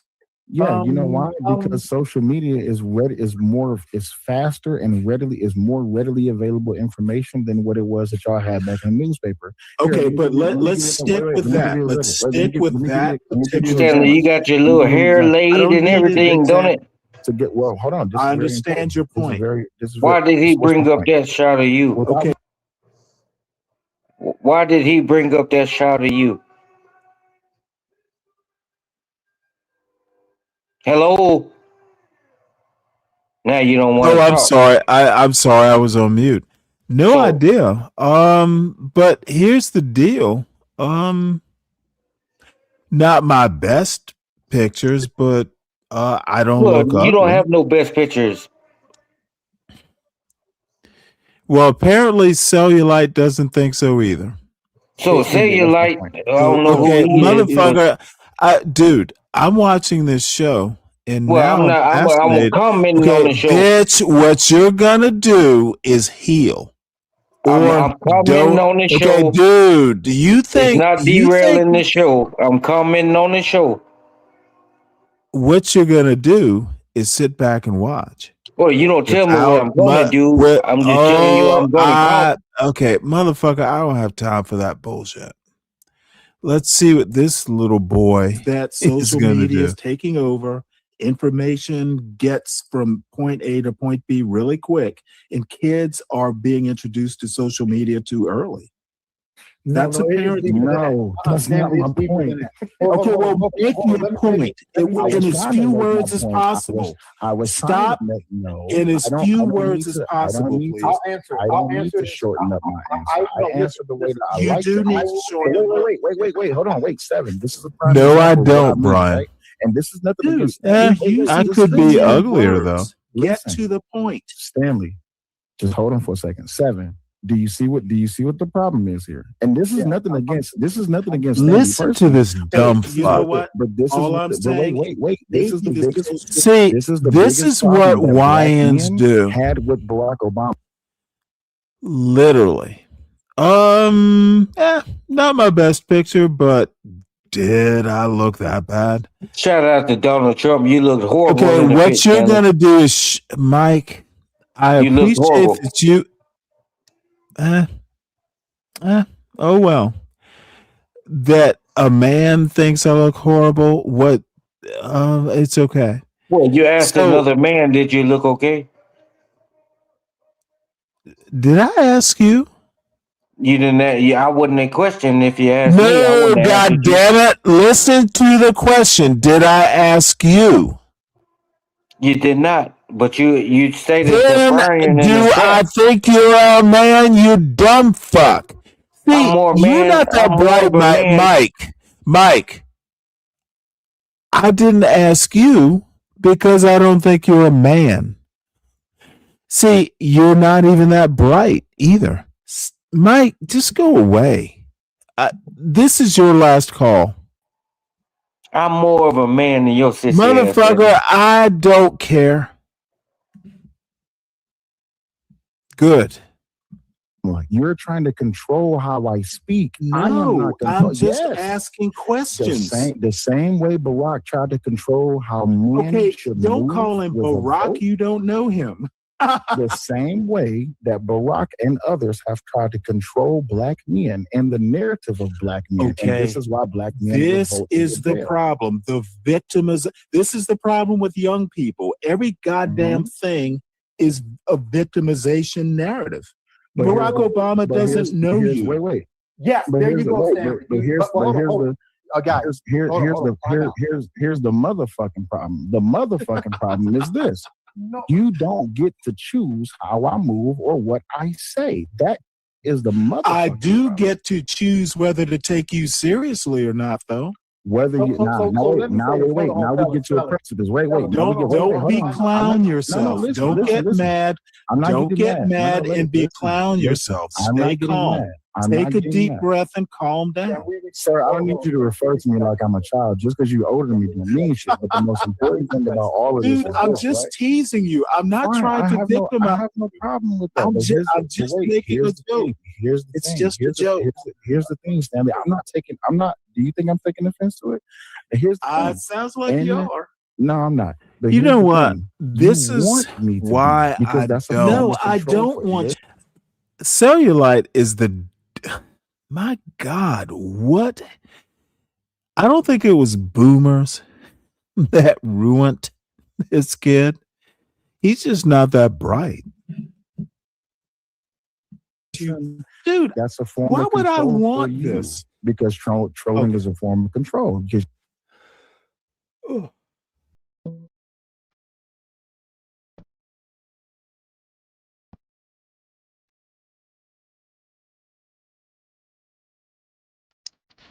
Yeah, this is how these kids do it. Well, let's skip through this rat bullshit.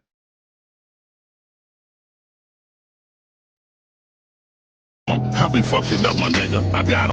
about how these boomer old niggas is the problem for the black community. When it gets The down black to it, community. it boils down to it. Oh, this dumb, comes down this like this. dude. I am sick and tired of these old boomer niggas who for years have done A boomer everything that they niggers? possibly could to prove, absolutely without a shadow of a doubt, that these are the conquered men. Shout out to PhD, these are the conquered men that they are. This is hilarious. So the best, the best. So we can't. So we can't compete. We gonna sit on YouTube and we gonna complain. We gonna say hey to PhD. And we're gonna tell the black community, the us, how bad these old niggas are. Dude, this is so goddamn weak. We'll watch a little bit of it, but dude, motherfucker, so you can't compete with the old niggas? What a failure. I'm sick and tired of the bullshit, the smoke and the mirrors, the excuses, the outright lies that have poisoned the black community from the inside. This motherfucker can't It was compete. these older boomer niggas.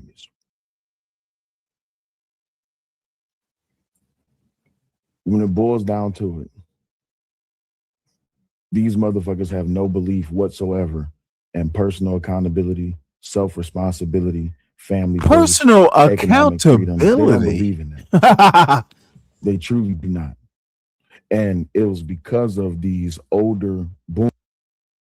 Motherfucker, did the boomers make you a baby daddy? You dress like a baby daddy? I don't know this YN. All I want to know from this YN is he a baby daddy? And if he's not, then he might be close to me respecting him. But I bet he's a baby daddy. He's dressed like one. This motherfucker, I don't give a fuck if you're from Detroit. You're a northern nigga. Shut the fuck up. Boomer niggas. Shout out to Mayo Monkey with the $5 Oh, this super chat. this motherfucker is making money. You know what? MOT is right. This motherfucker is making money off of this division narrative. Yeah, it should have known. Older boomer niggas was the progenitors of this whole entire timeline that people are going through, and specifically black people are going through right now. Because these older boomer dudes was the ones that left the home. These older boomer dudes was the sellouts, as y'all like to call them. These were the scared fools that ran away from home. All because they was sold on the ideal of liberal handouts masquerading as help. So today we're going to be zeroing in on the real cancer that's eating away at Black America. This motherfucker is incredibly stupid. Dude, have you ever even read a book? Oh, shit. I want to hear it. Which is the boomer generation black men, the self-proclaimed pillars of the community who ain't did shit but crumble ruins, holding us hostage to their failure. Dude, that your baby daddy was fucking, dude, this motherfucker wants to cry about his upbringing and then project it out to every black person grew up who, dude, motherfucker, you look dress better. You didn't have a daddy there to tell you, motherfucker, you got to put a bend in that cap. You never wear that cap, dude. This is an embarrassment. Tell us about your upbringing, son. You missed your daddy. That's what you're actually trying to say. But experiments. These boomers born in like the 40s and the 50s, riding the coattails of the greatest generation, they had the world handed to them on a silver platter after the civil rights era. You had people like Malcolm X and MLK who paved the way with blood, sweat, and sacrifice, preaching self-determination and moral strength. But what did these clowns do? These assholes, the boomer generation, all they did, they squandered it.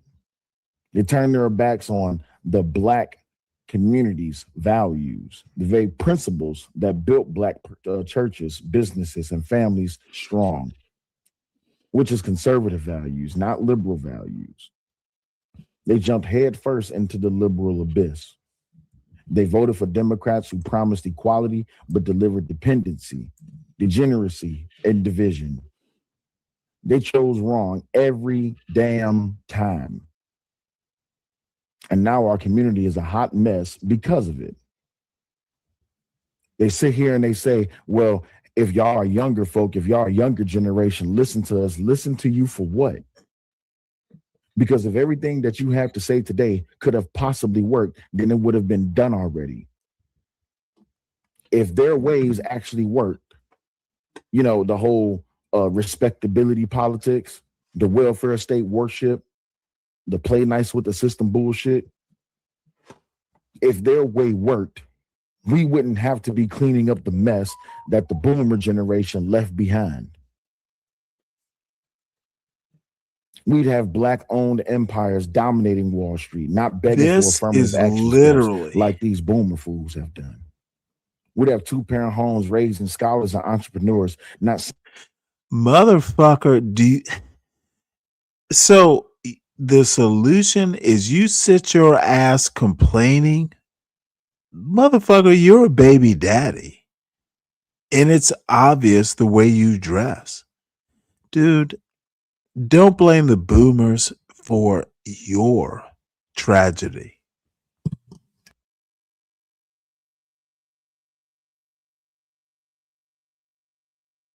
single moms scraping by while dads ghost like the cowards that they are, the examples that the boomer generation left behind. From Gen X and on has been cleaning up the mess that these old boomer niggas left behind. We have cleaner streets that are safe from crimes that they enabled with the whole soft on crime policies, not funerals for kids caught in the crossfire of gang wars fueled by fatherless rage, only because the boomers is the ones that left the fucking house. But they try to sit back and tell you today, oh, well, I took care of my kids. How you take care of your kids? You wasn't there. All of the talking points that everyone can have against the black community or the men in the black community is because of the boomers' fault.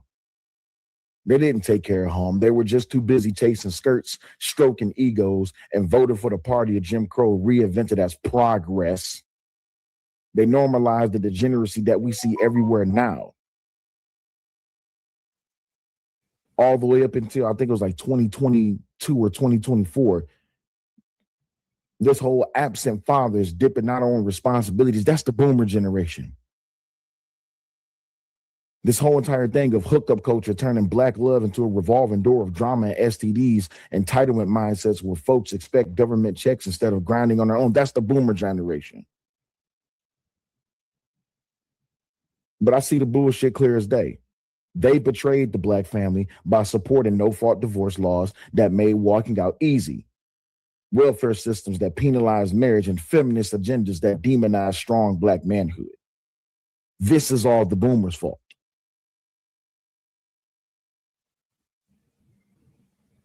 They hoarded opportunities, they gatekept jobs and networks like the jealous fools that they are, while dismissing trades, tech, and entrepreneurs as risky, as too new. They didn't trust technology because technology exposed them for who they were. While they depended on the paper, we have something called social media. This is the 21st century.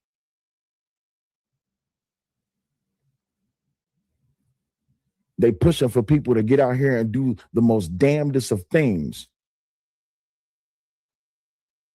and then destroy their lives like they have done. While they want to sit back and complain about how the country is right now. Well, guess what? The whole entire time, black unemployment stayed doubled compared to the white rate. Wealth gaps widened into chasms, and our kids got funneled into prisons instead of boardrooms. It's these same boomer-ass Negroes that left the home, that left their wife, that wanted to chase drugs and chase tail and chase bullshit opportunities the whole entire time. They was leaving their family behind because they only cared about themselves.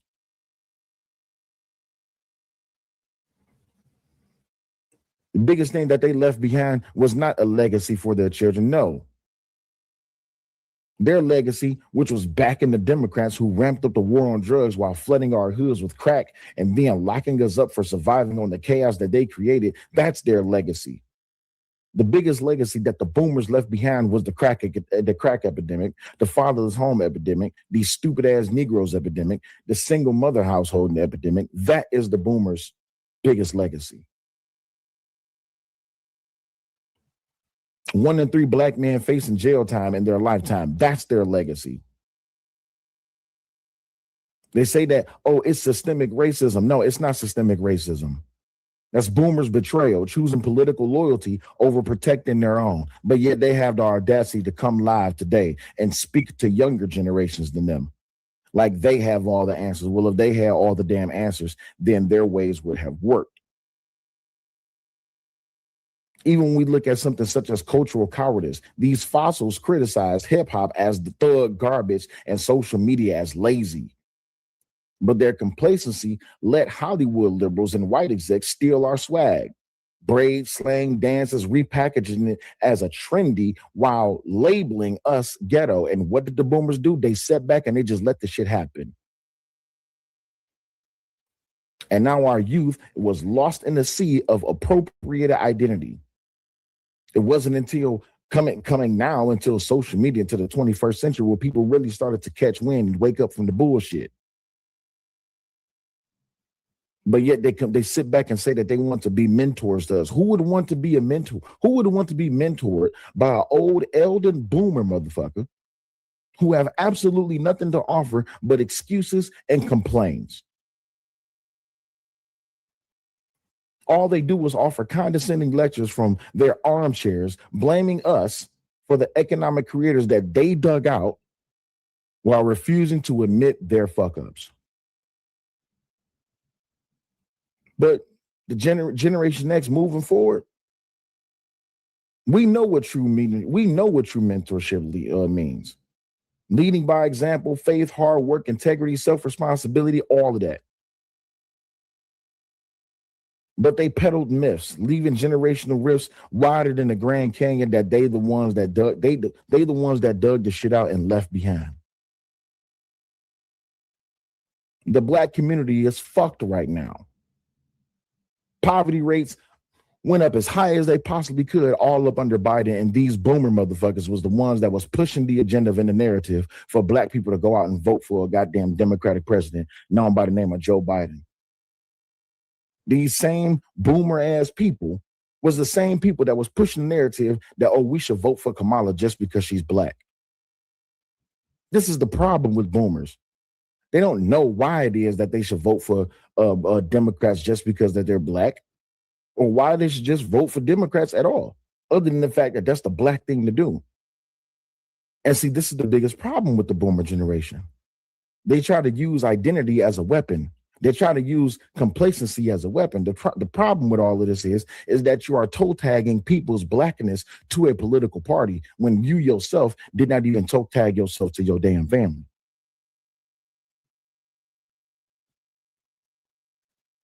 But these are the same ones that drove up all of these high-ass divorce rates, which was shattering homes.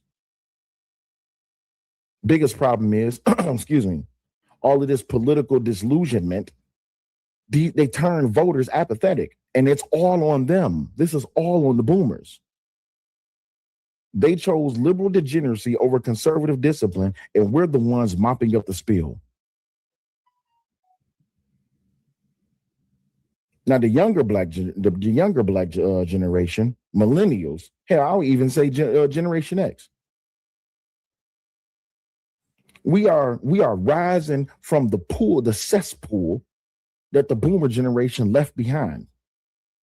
We're building wealth through stocks, real estate, business without waiting for permission. This was the biggest problem with the boomer generation. They was waiting for permission.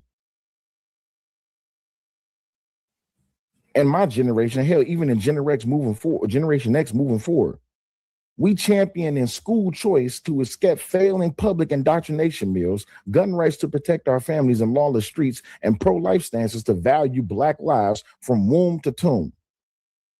We are redefining mentorship with reverse wisdom, teaching these boomers about crypto, digital hustles, and unapologetic patriotism. But you leave it to these boomers, they say that that's not enough. The only reason that they say it's not enough because they don't have a direct benefit from it. But again, I say, if their ways worked, we'd be in a utopia. But they didn't.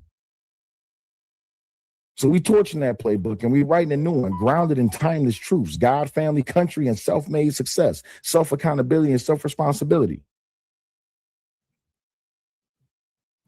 But I got a few things I want to talk to y'all about today, covering this whole entire topic about how these boomer Negroes is the pinnacle reason as to why it is that the Black community is in such a shamble today. And it's these elder Negroes that think that they had it all think that they got it all, and think they're gonna leave it all behind. You didn't have it all. You don't got it all, you don't have it all, you don't have nothing to leave behind besides excuses and complaints, but you will always run away from the question. Why did you abandon the Black community just so you can chase tail and chase drugs? And it's something that they never admit to, because while they want to sit here and they want to talk about what it is that's supposed to be best for the Black community, please explain to me, any of you boomers, whether you listen or not, if you want the link, I can drop you the link. Please explain to me how it is that if y'all had all the answers, everything that y'all was trying to do then would be working right now. But y'all walked away from what could be a better Black community. Y'all walked away from it. Not only did you walk away from it, you ran straight to white liberals and you thought that they had all the answers. The only thing they had available for you was the bullshit that you ended up with. And here you are in 2025, and you are championing white liberals. You are championing Democratic policies. You are championing Democratic Party as if they had the best interest for Black folks. Y'all like to gatekeep Blackness with the Democratic Party. That if you don't vote Democrat, then you ain't Black. Isn't that what your leader said? Isn't that what Joe Biden said? That if you don't vote for me, you ain't Black? Y'all championing bullshit because you think that the best way to get someone to chase behind you and follow behind you is to try to call out the fact of their Blackness. Your political affiliation has nothing to do with your identity, with your gender, with your race, with your patriotism. But anywho, as we get down into it, please make sure y'all hit the like. If y'all like to support the channel, make sure you do so by way of Super Chat. Make sure you do so by way of Cash App. It will be in there. Greatly appreciate each and every last one of you. But let's go ahead and let's bring this here screen up, because I need y'all to see the dumb shit that I'm talking about. Again, if you haven't already caught this part of the intro, then you probably missed out, but I'm going to rewind it back and I'm going to play it a little bit. Victimization. I mean, right? Okay, what's my point? Back in the newspaper. Okay, but let's stick with that. Let's stick with that particular point. Let me give you an example. I don't need an example. To get, well, hold on. I understand your point. This is very, okay, so what's my point? Okay, what's my point? The point is that social media is taking over. Information gets from point A to point B really quick, and kids are being introduced to social media too early. But my thing is this, just to react to this bit by bit and piece by piece. This old boomer motherfucker, Stanley, you can have that complaint. You're talking about kids being involved in social media, and this is the stroll that I took him through yesterday, or last night rather. If you have a complaint about kids growing up into social media, then we're calling out the fact that it is a parenting issue. The biggest problem is that this is the plan that y'all left behind. This is the foundation that y'all left behind. Y'all left behind the foundation of Black people who had to depend on themselves because your Black ass is the one that ran away from the home. You're the ones that left these mothers and these children to their own devices while you went out and you chased tail and you chased this dream that didn't amount to nothing. You didn't have a plan to leave anything behind. You wanted to take everything with you, even into your death. And it's only now that Black people are calling out the bullshit that the boomer generation did, that they're trying to wake up and trying to have difference about how it is that they move.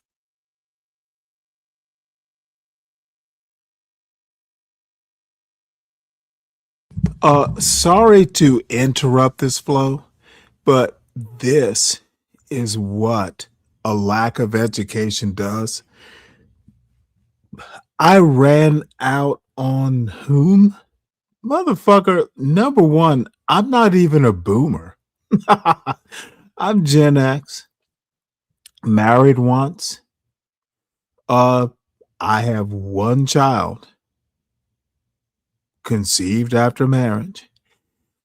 This is what, dude, you are the detritus of your daddy.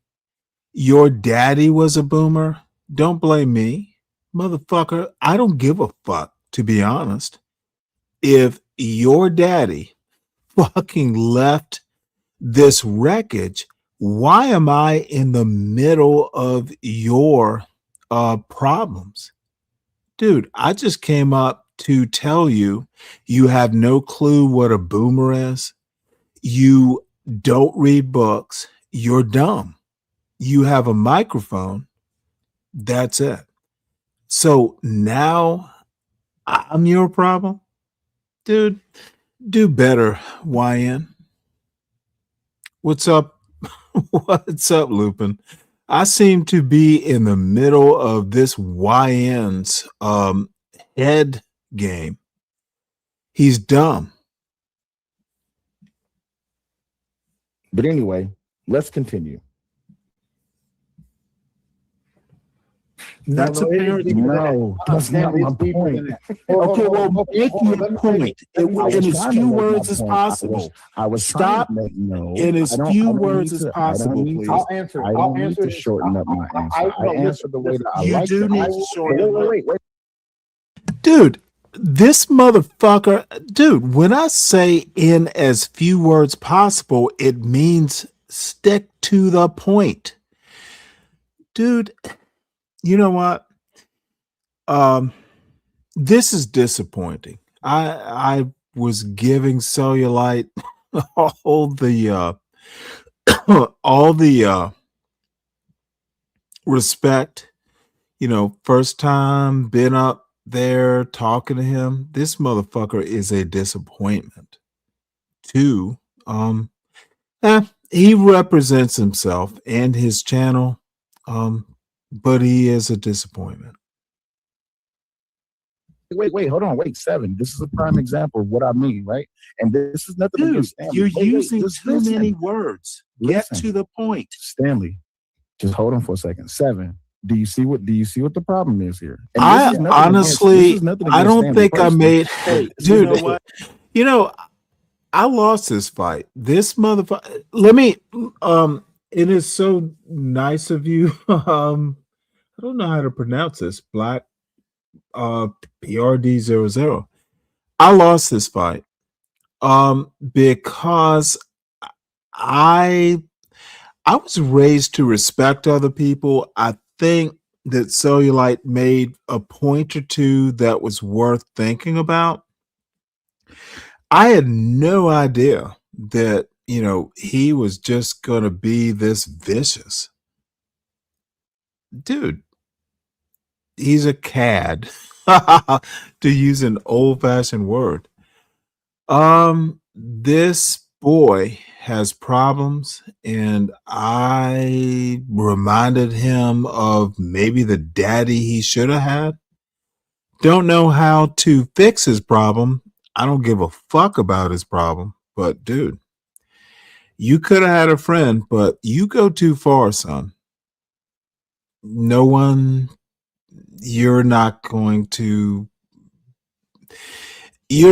get people who think you're smart acting like this. But this All is I'm but saying, wait. This is the biggest problem that black men had with Barack Obama. You're trying to control how I speak. No, I'm just asking. This is the biggest problem that black men had with Barack Obama when he set his black ass up there and he denigrated and dehumanized black men on national TV, all at the whole entire trope of Kamala Harris's ass. The biggest problem is that Barack Obama, who was voted in by black people, by the very black man that he sat there and tried to dehumanize and demonize, the very black man who supported him, the very black man who got his black ass into office, he decided to sit up there and emasculate them, all at the expense of voting for Kamala Harris. But these are the same people that will sit back and Did try you to hear talk to you this about economic idiot? mismanagement. I'm going to replay this. This idiot actually thinks that Barack Obama was voted in by just black people. The motherfucker's dumb. Dude, so black people make up the kind of demographic to vote a black president in. This motherfucker is literally a YN. And you know what? He's an old YN. Demonize the very black man who supported him, the very black man who got his black ass into office. He decided to sit up there. The black man got Barack Obama into office. Last I checked, the 60% white, maybe 13% black. No, sir. What this YN, who's badly dressed in some weird outfit with a microphone, anyone can have a microphone. Dude, do better, Cellulite. And emasculate them all at the expense of voting for Kamala Harris. But these are the same people that will sit back and try to talk to You know about what? economic You're mismanagement. absolutely right. The boomers, they wrecked our economic future. They grinded What? those dead end union busting jobs, kissing up to the racist systems. So black boomers wrecked the black people's. Motherfucker, have you ever heard of the United States of America? Do you know the history of black people? So black boomers wrecked black people's economic future. Have you ever heard of the Compromise of 1877? Dude, this is what happens when if black people have effed anything up, it's like not insisting on a history education of the United States to little baby Cellulite. Motherfucker. This dude, it's got to be a joke. This is the new Charleston white folks.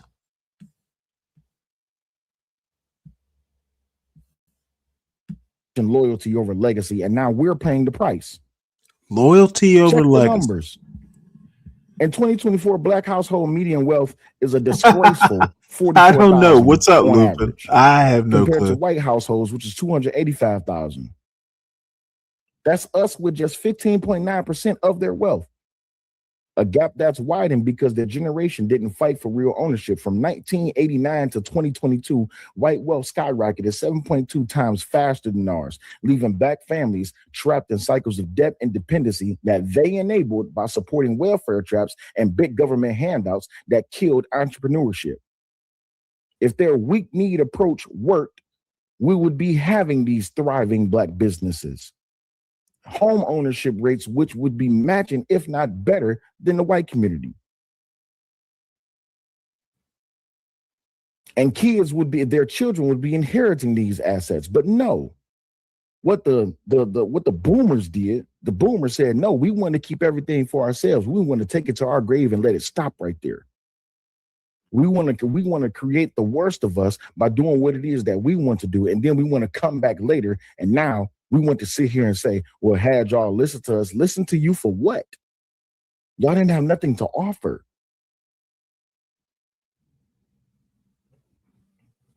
Let's continue.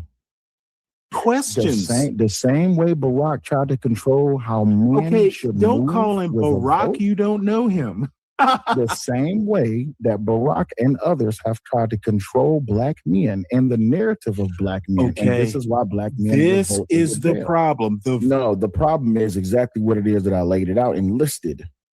That boomers, these old black Negroes, wanted to control everything except they wanted to control themselves over everything else. And now here it is in 2025.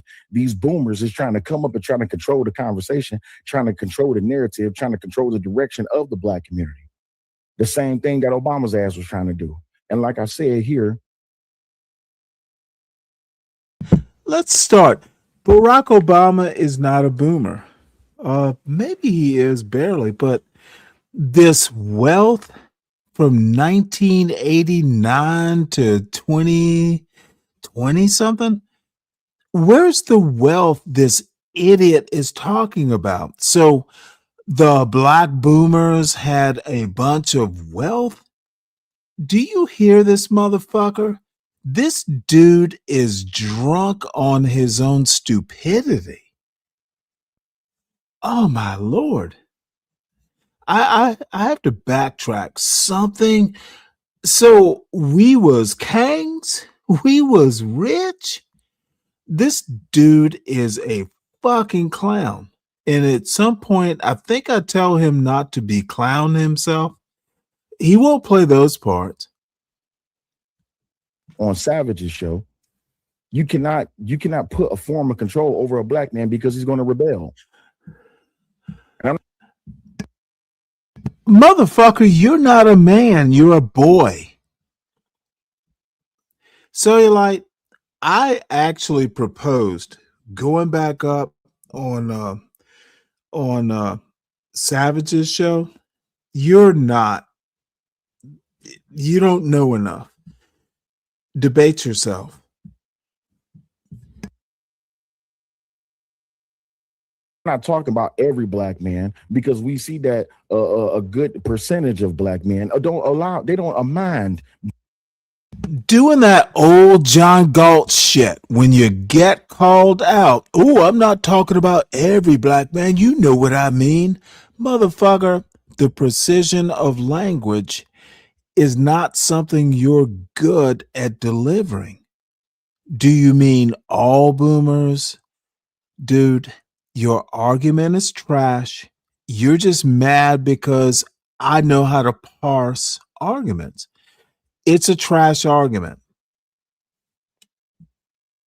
And motherfucker, you're just you're a white supremacist. I'm sorry to say. Being conquered. They don't mind being controlled. They don't mind not having a responsibility. They don't mind not having no bills to pay. They'd rather be taken care of. They'd rather be the weak example of what it means to be a man. But these same fools, these boomers, they would sit back and try to tell you that what you're doing is wrong. Well, if you had all the damn answers, how come your way isn't working? You left everything behind that you possibly could have done to help out the black community. But what did you choose to do? You chose to destroy the black family. Destroy the black family. Traditional patriarchy, as you always call it. All bark and no bite, abandoning homes for ego trips while preaching values that you never lived. Oh boy. They enabled liberal policies that shredded our foundations, leading to sky-high divorce rates. The destruction of the black family, which was the worst thing that could possibly happen in America for black people. Y'all chased around crackheads instead of staying with your wives. Y'all chased around drugs instead of raising your children. This is what y'all did. Y'all the ones that drove the marriage rate to go down. Y'all the ones that indoctrinated a good percentage of the black community to not even want to believe in marriage. There's still conversations and live streams and content being created questioning whether or not if marriage is beneficial to the black man or the black woman. Because this is the environment, this is the temperature that y'all created, the old boomer motherfuckers. Y'all the ones that generated these talking. Y'all the ones who have that this really put the push for feminism in the black community crazy. to really go as far as it possibly could, because y'all left behind the women who y'all impregnated just so y'all could go chase some shit that you wanted to actually do.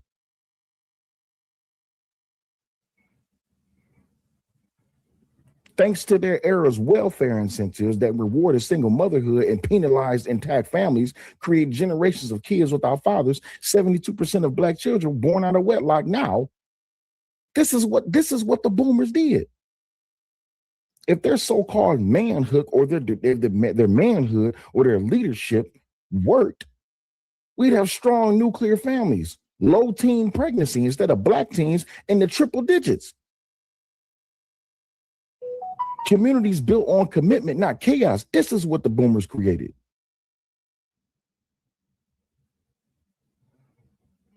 But they chose degeneracy, infidelity, which was normalized by the boomer generation. Domestic abuse that they did beating the shit out they damn women. And when the women had enough, they left. This is what they created. But these are the same ones that come around and say, well, I know that happened then, but we ain't got to talk about that. No, you have to be held accountable for the generation of people that you left in your wake of your bullshit. Y'all the ones that created this. And y'all the ones that's out here pushing narratives for black people to vote for Democrats who pushed no-fault divorce and feminist agendas that emasculated black men, turning providers into deadbeats. Black people of today, Generation X and moving forward, we value marriage, fatherhood, moral integrity. But y'all always want to talk about sellouts. No, the boomer generation is the one, the boomer generation black men is the one who sold out the black community, leaving black women overburdened and kids vulnerable to gangs and poverty. This is what y'all created. That's y'all legacy that y'all leaving behind. And it really chaps your ass how younger black people are stepping up, marrying responsibly, co-parenting with a purpose, and embracing therapy to heal wounds that y'all inflicted. Y'all's failures, and I'm talking about the older black boomer motherfuckers, y'all failures bred this accepted mess, this hookup culture, this baby mama drama, STD epidemics in our communities. This is what y'all created. Press 1 in the chat if you have ever run into one of these old boomer motherfuckers that think they got all the damn answers and try to tell you that you don't know nothing, you ain't got nothing, but they themselves is the one that created this environment. If you ever dealt with or ran into one of these older motherfuckers that think that they got it all and think that they know everything, I want you to go ask these old boomer motherfuckers, well, how come if you got it all, how come it ain't fucking doing this fucking job today? What up here for the tea? How come everything that Generation X and beyond, how come all of the talking points that we're battling, this is the shit that y'all created? And how come y'all not accepting responsibility for that? Oh, we know why. Because anytime accountability and the responsibility enter the room when it comes to a boomer old black man, the first thing he will do is leave.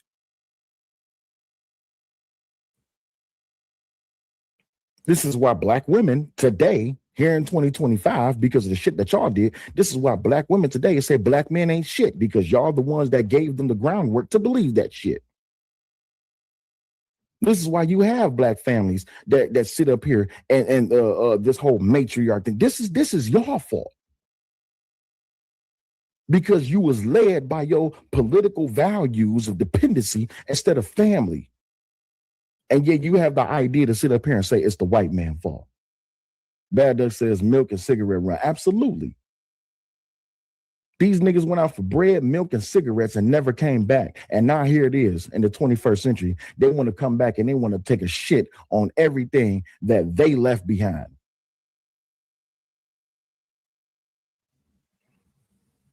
It was the boomers' absenteeism that doomed us. We're rebuilding the conservative blueprints for lasting bonds that they didn't want to get rid of. But while y'all sit here and y'all want to talk about coons and sellouts and people who are betrayers to the black community, it's the boomers. They're the ultimate traitors. They consistently chose wrong in politics, backing Democrats who exploited us like modern day overseers, and the boomers loved it. This conquered man narrative, this is where it comes from. Leading to a community fucked beyond repairs because they never took care of home. Their respectability politics was cold for capitulation. 87% of us, black folks, demand police reform, yet their votes was for safe. They sellout candidates left brutality unchecked, with black men 2.5 times more likely to be killed by cops. In 2024, black Democratic loyalty dipped as younger voters woke up. But boomers clung to the party that switched from slavery to welfare slavery, destroying self-reliance and respectability. This is why today you have black people who are firing up live streams and producing content calling black conservatives coons. Because what they're doing is they are gatekeeping blackness and tying it to political affiliation. It's toxic. Linked to hypertension, depression, and self-hate in black folks, forcing us to contort for acceptance while our homes burned, the homes that these boomers left behind. God damn. This motherfucker needs to be checked. I guess I'm gonna have to figure out how to do it. This motherfucker is stupid. Holy shit. I have no idea. I honestly don't know Lupin, but damn. Oh my Lord. Let me put it to you this way. He conveniently wouldn't debate me. He lost his way, and dude, motherfucker, this dude is a problem, mostly to himself. He's not a problem to the, well, he is kind of a problem to the broader black community. We don't want black boys to be this stupid. Dude, and this motherfucker is like over 30 probably. He looks like he's over 30. Dumb, uneducated, and he has a platform though. They didn't fight voter suppression. The reason that they didn't fight voter suppression because these Negroes gave up. They already knew exactly what it is that they wanted to run to. They wanted to run to the very ones who they gave it up to. Artifacts, what up? Now 1 in 13 black adults can't vote due to felony laws that. Here's the other thing that's disturbing. Artifacts, T.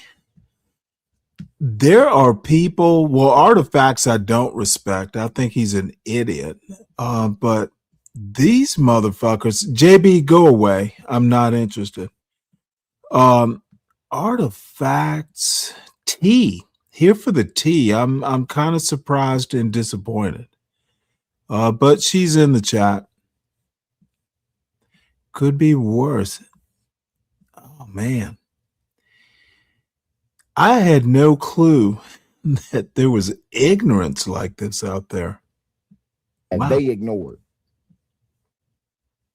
But if their choices worked, again, the boomers, if these boomers' choices worked, we'd have prosperity, not projects.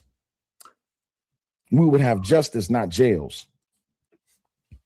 You know, I've talked to Angry Man once, wasn't impressed. Over on CT show, of course. CT tends to be the nexus for stupid black men. Abortion mills in our neighborhoods, boomers.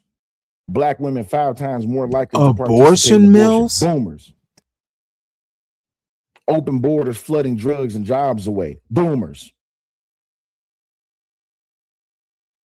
We're the ones that's pushing for school choice, gun rights for protection, and economic freedom. Things Republicans offered since Lincoln. But what does black people do? What did the boomers do? The boomers turned on everything what it meant to be an American just because they wanted to be drug lords. They wanted to be drug users and abusers. They wanted to be womanizers. They wanted to be domestic abusers. This is the boomer generation.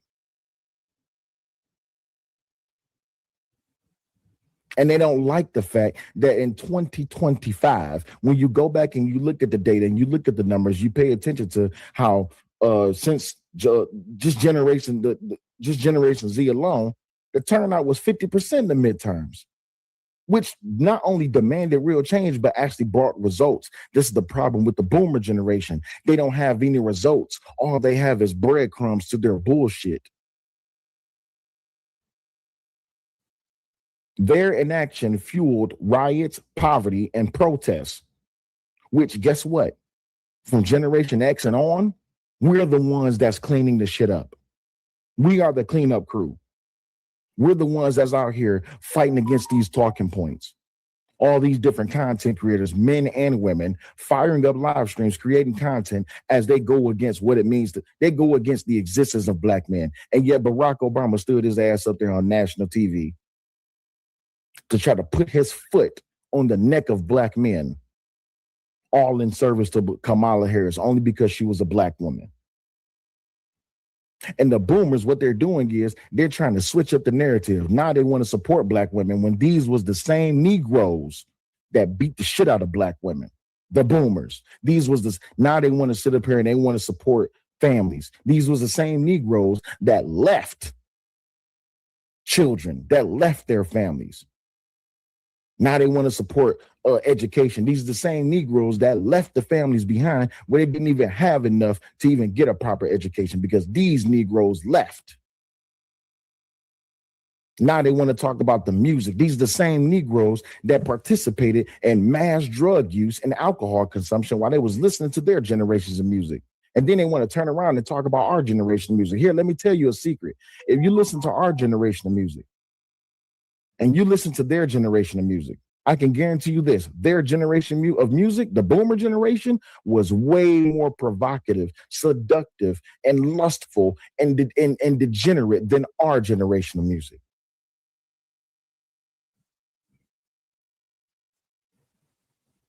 The boomers chose wrong. They abandoned home for party loyalty, and it's just that motherfucking simple. Let's continue.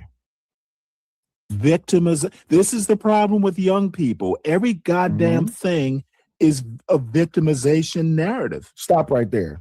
He wants to say that this is the problem in the black community. This is the problem with black men, that everything is a victim narrative. What do you mean? We only recognizing the shit that you caused. It's not being the victim calling out the degeneracy that black boomers left behind. It's the truth. That's not being a victim. That's acknowledging the problem. Why do you think that here we are still trying to solve the shit that y'all left behind? That's not being. Again, I'm not a boomer. I was talking about the problem with younger people. And look at this motherfucker. This is what idiots do. They can't play everything through for context. They have to take it sentence by sentence. Dude, you are a failure of logic. And you and I'll lock horns again. Next time, I'm going to trash you, bitch. I was nice. I didn't know you, but now I do. You're toast, son. And the victim, that's telling the truth. Y'all hoarded opportunities like missers. This missing trades and taking beneath this while pushing he sells. Trap fund. That's for sure. Funded by liberal loans that enslaved us financially. This is what y'all did. Oh, this ninja is fucking. Dude, this motherfucker is making it up as he goes. Today are not crying Wilhelm. because of the shit that y'all did. The shit that y'all did is what got us here in the first place. I'm afraid he's wrong. Male feminists, the feminists of today, y'all fought. Y'all degeneracy, y'all fought. Rap music, y'all fought. This motherfucker is pouting as he goes, y'all fought. This dude is hilarious. Dude, I think, I will, Savage says, he and I, this idiot and I will be up on his panel. I'm going to have to second think because this dude's a moron. He's pouting. Your fault. Your fault. This is silly. What pop culture? Y'all fault. Your fault. Culture, what y'all pop fault. culture? Illiteracy in schools, y'all fault. Illiteracy in Not schools. by example, It's y'all why. fault. Oh, giving up and back. I'm illiterate. It's your fault, dude. You said axe. I hate to be horrible about this, but anytime a black man of your age still says axe, I know who I'm talking to. I say axe, it's your fault. Down, y'all fault. The boomers' fault. And yet here we are having to clean it up. We fight it every day in music, in movies, and all forms of entertainment, including literature. We fight it in politics. We fight it on social media. We fight it everywhere. And the reason we have to keep fighting, because if we don't, all that's going to happen is that these old boomer generation Negroes is going to come back and they're going to redo everything that they already did. They just know that now it's a bigger money cap on it.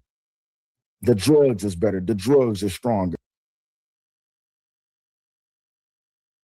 I'm sorry. Does he know how old the boomers are? They're going to come back and do what, you moron? Do you believe in reincarnation now? The boomers are going to come back?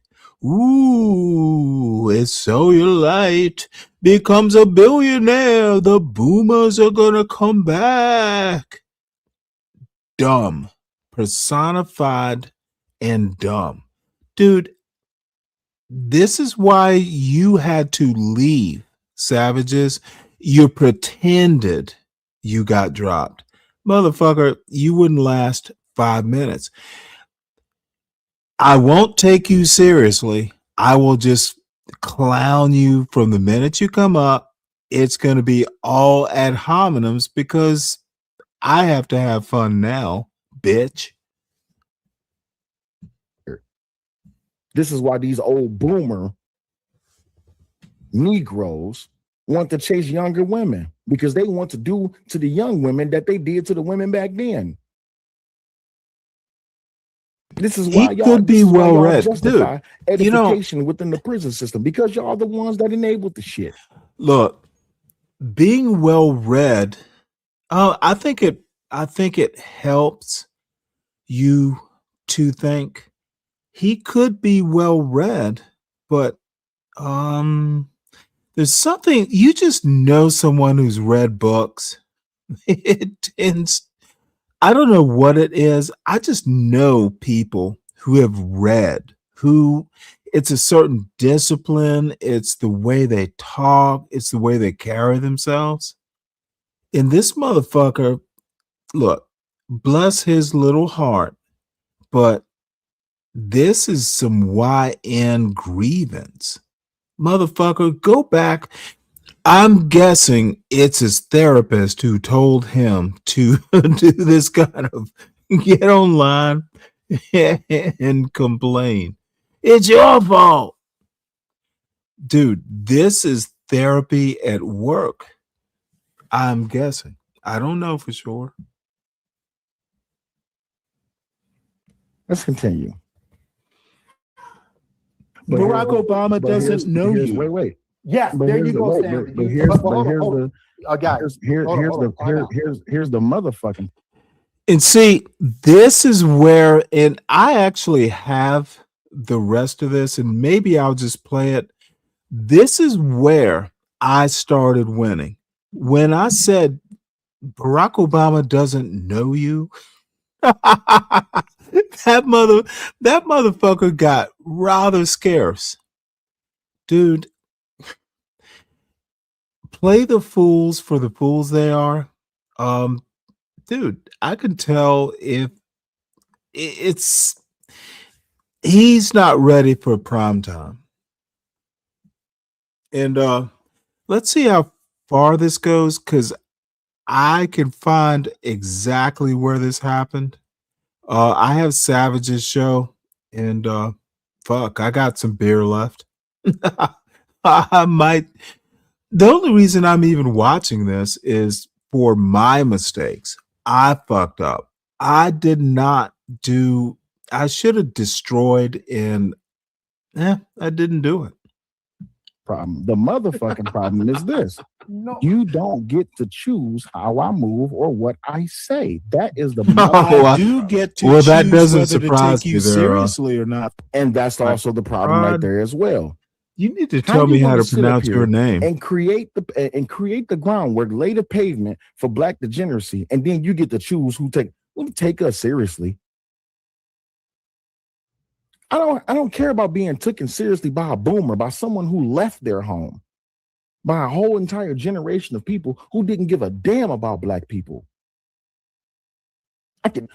Generation X and on could care less about what boomers say. Because all the opportunity that y'all had to lead the black community, y'all left behind. Y'all gave up.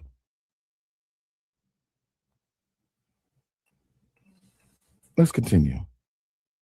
So whether you now we get to the principles. Wait. Don't be clown yourself. Don't get mad. Don't get mad and be clown yourself. Stay calm. Take a deep breath and calm down. See that shit right there? That shit right there is what irritated me the most. This whole trying to talk to me as if I'm your son, or you're trying to emasculate me, trying to act like just because you're my elder, I'm supposed to show you respect. No. This was, I don't know if y'all seen that clip of Barack Obama talking to black men. That shit was disgusting. That shit was terribly disgusting. Matter of fact, let me pull it up.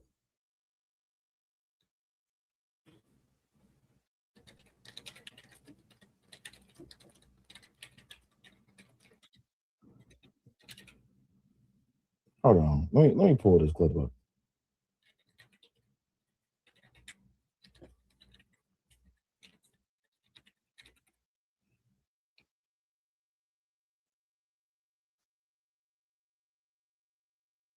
Where is that clip at? There it is. You know what? So I tell the motherfucker to calm down, and giving advice is emasculating him. See, he never had a daddy to give him advice. That's his problem. So sad. So this motherfucker is going to, and Barack Obama's right. Shut the fuck up. I'm going to go ahead and just speak some truths, if you don't mind. Because my understanding, based on reports I'm getting from campaigns and communities, is that we have not yet seen the same kinds of energy and turnout in all quarters of our neighborhoods and communities as we saw when I was running. Now, I also want to say that seems to be more pronounced with the brothers. So if you don't mind, just for a second, I'm going to speak to y'all directly. To remember that this is a thing. Now, as Obama was sitting up here and he was giving this spiel, as he wanted to address the brothers, as he says, he went on and he went. All right. Well, I found Savage's show where I pop up on the panel, and I'll give you background in a couple minutes. Gonna go do a couple eggs, and I will eat while we're going to switch over from this idiot show, and you can see our interaction in the raw without this idiot's comments. And I'll try and comment as little as possible. But in the meantime, let the music play. It's pretty much dehumanized everything what it meant to be a black man. Dehumanized? Because this is what they love. This is the type of energy that they like. Say that when you have a choice that is this clear, when on the one hand you have somebody who grew up like you, knows you. Kamala didn't grow up like us. Kamala didn't have to face the struggles that black men faced. Hell, Kamala didn't have to face a whole lot of struggles that the average black woman didn't have to face. Kamala didn't grow up in poverty. Kamala didn't grow up in promiscuity, even though she's a political whore as it is. Kamala didn't have to go through that. She didn't have to grow up in the projects. So to sit here and say that you had on one hand one person who grew up just like you, no, the hell she didn't. Kamala didn't even acknowledge the fact that she was black until it was time for her to run as president. Black people didn't even acknowledge the fact that Kamala was black until she ran for presidency. Kamala herself All will tell right, you, here. as we've See, seen multiple this times. is where dimwits, motherfucker. I didn't grow up in the projects. Most black people do not grow up in the projects, son. Stop being bitter. Kamala was lucky. I'm lucky. Obama lucky. Most black people don't grow up in the fucking projects. Stop taking out your little boy bitter blue on all the other black people who aren't like you. You don't have to try to be like us. You should try to be like yourself. But this bitter bullshit is feminine. If we have to, all these red pill idiots are like, ooh, masculine behavior, feminine behavior. Motherfucker, dude, you just sound like a fucking bitter old boomer bitch. It is sad. Even I'm sad for you, bitch. That she didn't identify as black. So for a black man to sit up here and try to pigeonhole and curtail and gatekeep blackness all on the backs of Kamala, which was terrible. We're gonna for the black pigeonhole. community. This is a dude. You literally think all black people grew up in the projects. Talk about pigeonholing, dude. You're so stupid you can't even hear your own logic, dude. You are a problem mostly to yourself. Problem. College with you. Understands the struggles and pain and joy that comes from those experiences. No, Kamala don't understand the pain and the struggle because she's the one that dished Motherfucker, you don't understand the pain Kamala? and the struggle. This How many black dumb women? bunny. How many black men is in jail because of Motherfucker, what pain and struggle have you been through? Dude, you're not paining and struggling right now. You're on YouTube talking shit to people who get your dumbassery, and they don't know much either. You're not struggling, bitch. You're not the best messenger. Oh, Kamala. How many black men and black women suffered up under the penal system because of the 94 crime bill that black people voted for penal and pushed system. up under the Democratic Party? Oh, the penal system. How many black people suffered because of what happened in the 60s with Lyndon B. Johnson? How many None black you people know, suffer bitch. today? As generations is has moved sad. on, how many black people are sitting behind and saying, well, what the hell? Because y'all the ones that sold. Let me put it to you this way. What was it? 94% of black women weren't suffering. They voted for Kamala. Son, this is a fail. Do better. Without. Just had to work harder and do more and overcome and achieves the second highest office in the land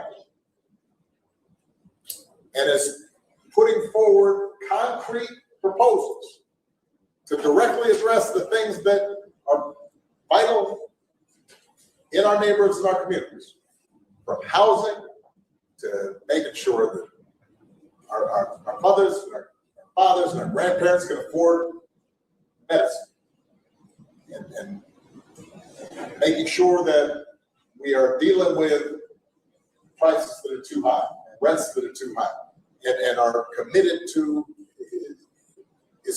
making sure that we maintain the Affordable Care Act. So everybody's got help and cares about things like education and entrepreneurship in our neighborhoods.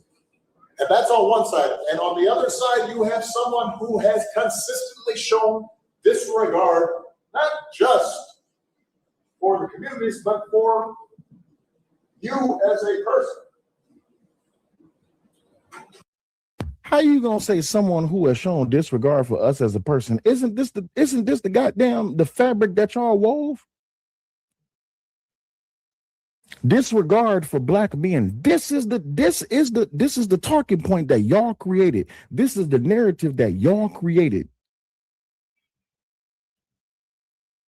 This whole getting rid of black men initiative was created by the boomers, which further elucidates and elaborates on top of the point that the boomers was the damn problem. Jordan says that's what this whole confusion is about, and it's intentional. Look at how much racial identity is abused within systems. The progressive stocking nonsense is a big distraction. Well, I could tell you this much, when it comes down to it, that whole entire notion is pushed forth by the boomers. The same men of then now who are still pushing this give up what it means to be black just so you could be a Democrat. They think that being a Democrat is more important than being black. That is how dangerous this is. That is how dangerous this is. Almond says, stop accepting everyone who has same color as black. That's why they are playing in our faces like we are watching right now. Exactly. And you're thinking about sitting out?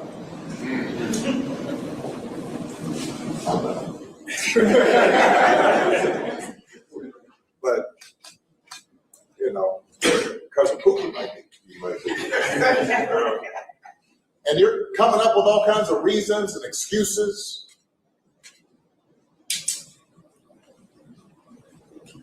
I've got a problem with that because part of it makes me think, I'm speaking to men directly, part of it makes me think that, well, you just aren't feeling the idea of having a woman as president.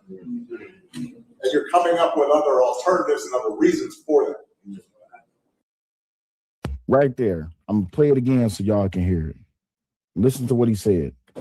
Because part of it makes me think, and I'm speaking to men directly now, part of it makes me think that, well, you just aren't feeling the idea of having a woman as president. Right there.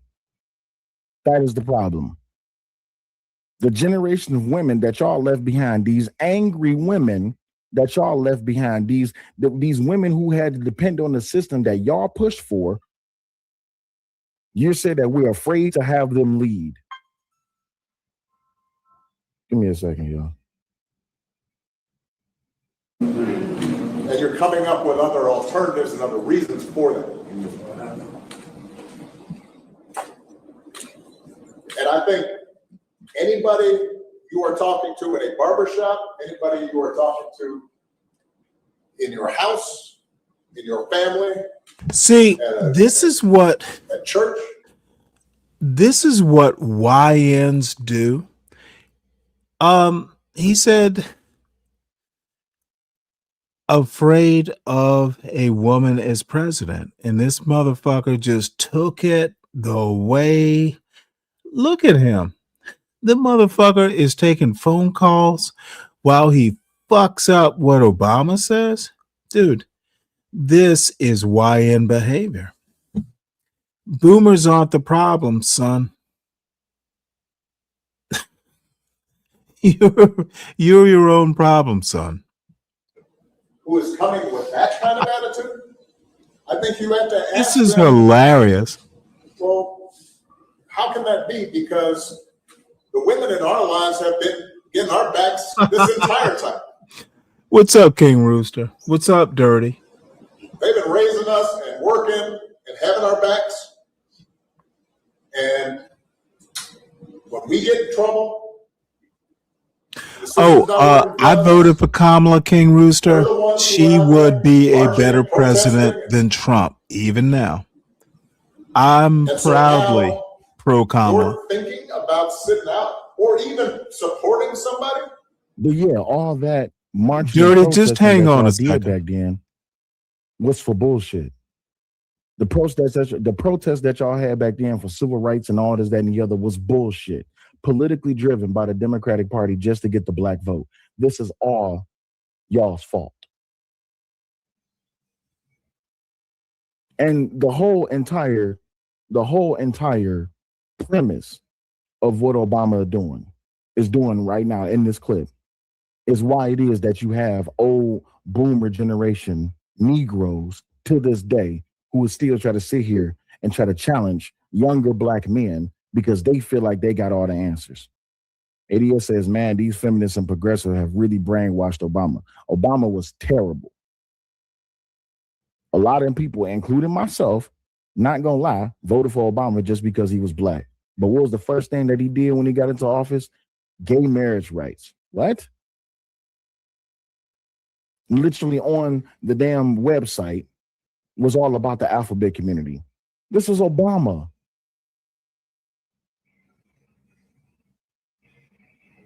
Everything was about giving it up for everybody else except for the black community. That's Obama.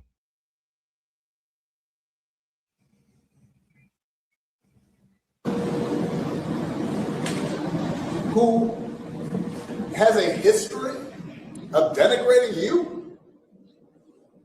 The history of denigrating us, this is the history that y'all created. You can't complain about the talking points when you're the one that created the talking points. How you gonna complain about fatherless home talking points? How you gonna complain about black men ain't shit talking points? How you gonna complain about black men don't want marriage? How you gonna complain about black men chase multiple women? How you gonna complain about black degeneracy when y'all the ones that created it? Y'all gave breath and foundation to the very talking points that Generation X and afterwards is fighting. That's because you don't want to accept the responsibility of being acknowledged for the bullshit.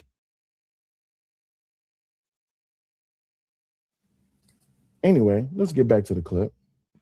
I'm going to be honest. This might possibly be the dumbest YN. YNs should not go and talk about politics. This motherfucker is weirdly stupid. He has found a new way to be stupid. Salute to you. Sell you out light.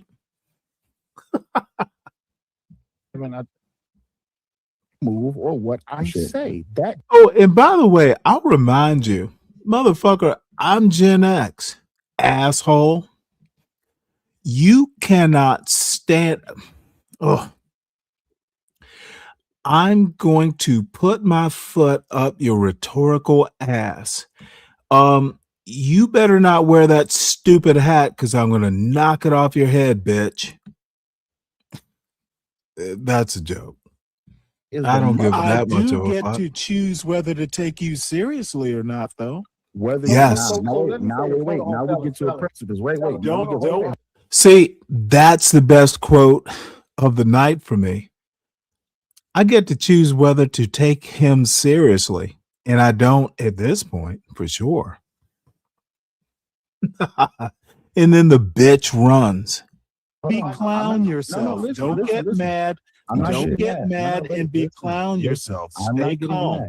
Take a deep breath and calm down. Ooh, I was emasculated. Ooh, when he told me to stay calm, he hurt my feelings.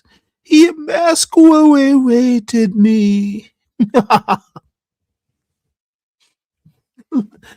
bitch is a bitch. Because you're older than me, don't mean shit. But the most important thing about all of this is I'm this, just right? yes, I'm laughing. I have no problem with that. I'm just making a joke. It's just a joke. Here's the thing, Stanley. Now look at this motherfucker. He has to take a hit of weed to deal with how I fucking slapped him across the face.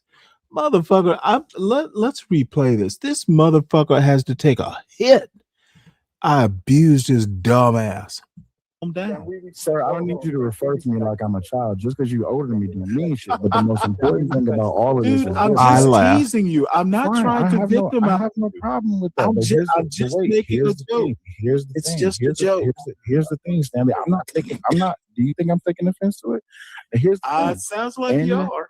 No, I'm not. But here's the thing. You want me to be because that's a form No, of yeah, I control. want you. Listen, Dude, that's a form why of would I control for want you. this? Because trolling is a form of control. Because you want me to react. Trolling is You a want form me. of control. You Hold want on, me to hold on. react to how Now it is we're that both you are attacking each responding. other unregarded. No, Here's this what I- dumb fuck Stanley, is can I an say- Now pay idiot. attention to how this goes about. Steven is Oh, an older pay gentleman than me, attention. but he's younger than Stanley. As every time I went to talk, Stanley went to cut me off. Pay attention to how he reacts to when Steven is speaking. Can I answer your question? No, please to what he do. was saying? I can tell you, Steve Jobs and his administration, C-suite people said, do not give our children iPads or iPhones because they will become addicted to them. Bang. Who? But the crazy part is he was more than willing to listen. Okay. Who is cutting who off? Maybe I'm about to cut off this stupid bullshit he's about to spew. Listen to you say it and not willing to listen to me say it. He uses fewer words. It doesn't matter. The fact that he's older does than me and that matter. I'm younger than him It is does the biggest matter. factor. No. Hey, sorry, maybe I'm old. Have some mercy on the old man. What matters the most here is that this Yeah. is something that we have been This studying poor since the boy is dawn of overmatched. humanity. Who is That the we? old Who is we? What humans, studying have you done? humans, What studying humans, have you done? humans. It is human. See, it is human. no. It's typical Okay, human you behavior. used. Now y'all see him cutting me off, right? Y'all seen that? I'm cutting him off, dude. This is so sad, motherfucker. No one cuts you off. I let you speak your full stupidity, and now I'm addressing it as anyone would do. His feelings are hot. Steven was talking. He didn't cut him off.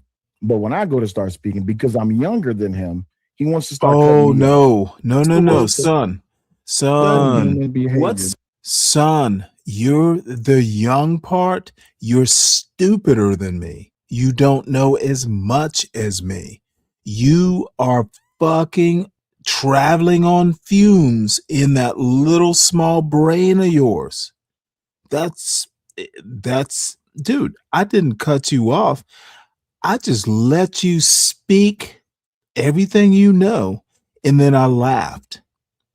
Studying have you personally done? Now, you are more than willing to cut me off, but you are willing to let you are speak. literally be clowning Because yourself. Naturally, the old does not Studying respect the have you young. done? But do y'all see what I mean? No. And this is why nobody wants to listen to these Negroes. No, bitch. I asked you what studying have you done? Everyone sees it, sir. They got all the damn answers. They got all the knowledge. Oh, I do. That's There you go. Hold on. Have you The personally old- done? Want to know why I have all the answers? Because I studied for the test, bitch. old does not respect the young, and that's the problem. No, I don't have to. You're saying nothing to respect. And right there, I don't have to listen to you because you're not saying anything. No, that's worth respect. I Here's the thing. Of course, you wouldn't see it as respect to let a person who's younger than you speak, because in your values and in your way. I'm not saying weed is wrong. I'm saying weed is wrong for me, dirty. Dude, it's been like damn near 40 years. No reason to start now. I've been okay. But you know what? To be honest, if I was smoking weed, I probably wouldn't get so upset at this idiot. This dude is a problem to himself. I bet he has kids. Baby mamas, kids all over the place, different and many. You think that absolutely your way works. You think Yes, that I do. Without fail, Bad Duck says he won't let you finish because he won't know he won't know how to answer. Well, the thing is this: he think he got all the answers. This is why I say I know your point before you even say it. No, you don't. How do you know something before I even finish it? Dude, And again, because that goes back to that whole entire thing of, see, what this dumb fuck doesn't understand is people of your ilk are predictable. I know what's coming because I've met people like you before, brother. if you already got all the answers, how come your shit didn't work? How come beating women and leaving the children? shit. See, this is what the motherfucker doesn't understand. It actually worked for me. What children? I have a child. See, the motherfucker, this is what these disingenuous fucking anti-black blacks do. He won't let everything play through. He's gonna say, I have children? Oh, dude. Don't pretend I'm your fucking absent father, you fool. Come going off and chasing tail and building Yeah, I chased a lot of tail. Work. And then once y'all recognize the fact that it didn't work, y'all bought into the systems that put black men in jail and put black women and put motherfucker. Let's be honest. The black men that are in jail committed crimes. Let's talk about cause, not about the punishment. Let's talk the crime, not the punishment. We can approach this intelligently, but no, boomers aren't the reason black men went to jail. Dumbass. This motherfucker is like somewhere between, this dude is a screw up. He wants to vote for Trump, but stay in the hood? That's what Trump expects him to be. Trump wants Wilhelm to be in the hood. You can be a hood leader. You can be a street leader. That's what Trump wants for your dumb ass. You fucking screw up. Black men and women in jail because of the shit that y'all left behind.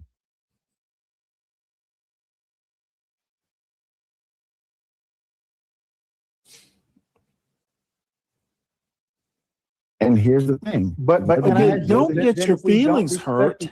My feelings is not hurt, but here's the thing. They sound hurt. Wait, you think you don't want to be held accountable for your. He was talking about being held accountable. What the hell? Yeah, motherfucker. Let me cook. See, the bitch won't let me cook all the way through. And by the way, I'm predictable too. I can predict that I'm just about. Motherfucker, I guarantee you, he will not let me finish the point about accountable. He's going to skip over it. Maybe I'm wrong. I hope I am. Well, what the hell does my generation, the millennial generation, what the hell does my motherfucker? You millennial idiot. Boomers are saying that Gen X. I'm not a boomer, bitch. We're afraid to be. He didn't even take the time to figure out I wasn't a boomer. How the hell are we gonna be? This is what we're fighting against now. This is what the manosphere, black manosphere, men's rights advocacy. This is what we're fighting. Dude, y'all aren't fighting. You are up on panels complaining with women who are really just fucking laughing at your ass. Dude, this dude is hilarious. Fighting against. We're fighting against the shit that y'all left behind. Accountable for what? The manosphere is fighting against what? And two, some shit I didn't even do. Don't y'all get that's what all of these topics and talking points is about? When you hear women complain about black men ain't shit, this is how the hell we gonna be? Motherfucker, you manosphere idiots. Women are complaining about you on your own panels. These motherfuckers have women complaining about them on their own panels. Dude, don't be complaining about little old Stanley. Your women are complaining about you on your own panels, manosphere. He held accountable for shit that y'all Be created. clowning That himself. doesn't even remotely make sense because just like what the Be old boomer black clowning generation like to himself. do, they like to pass the buck off of responsibility. Dude, this is what YNs like this dude. Motherfucker, you are literally beclowning yourself. What you need to do is let me tell you why I don't think you're being held accountable, bitch. They want us. I want y'all to pay attention. Put a person one in the chat if you stay with me. They want us as black men and women. This motherfucker needs people in the chat to confirm his dumbassery. Person one in the chat. Generation X and beyond, they want us to answer for the shit that they left behind. This is why we shouldn't be listening to these old boomer motherfuckers. That's crazy work. I want everybody else to be accountable, but not me. You pass up the buck of responsibility. Oh, You've given motherfucker, up on I was so accountability of yourself accountable. I and put for your everything that you've fucking done. baby daddy ass to shame. J-Man says, wow, they started enforcing child support in what the early 80s and 90s. Yeah. What the fuck does child support have to do with me, asshole? See, the motherfucker didn't even have the intelligence to figure out who he was talking to. Typical. Let's continue. Your own bad argument. Unfair? Do you think that is unfair? You mentioned study. Wait. I'm asking you, what study have you done? He literally keeps backing it up. I'm sorry. I can't deal with someone who keeps talking about stuff they haven't done. Then you can stop talking. It's entirely No, up to you. I don't have to stop talking. Then why would you think Son, that I would need to back stop up talking? your I'm argument. not your son. I'm not your Back son. I have up. a name. You know what? I'm not your son. You sound like my I'm not your son. 19-year-old. Congratulations. You I'm sound 36. like my And I'm 19-year-old. not your That's son. why I keep calling. Hey, server, what up, though? He said, ew, that's big gay Stanley. Yeah, this motherfucker. This motherfucker right here is the one that thinks that these old boomer motherfuckers that look like him, that think they got all the damn answers. These is the people that's trying to hold us or saying that we need to be held accountable for the shit that they caused. These is the people that's the problem. Well, I have to, dude, I don't look that bad. I have my hair. It's a little too much hair. What the fuck is the problem with the way I look, you bitch? And hoodservative, hoodservative always turns up in these ill-bred, untrained, dumb motherfucking spaces. Hoodservative is one of them. But he runs when hoodservative is hoodservative. No. Oh, look at him. He's got hair. He's not wearing a hat. What an idiot. Because it's a square kick in the ass and it's an uncomfortable notion. No. But the truth is that guess what? The truth. Y'all need to be held accountable for y'all shit.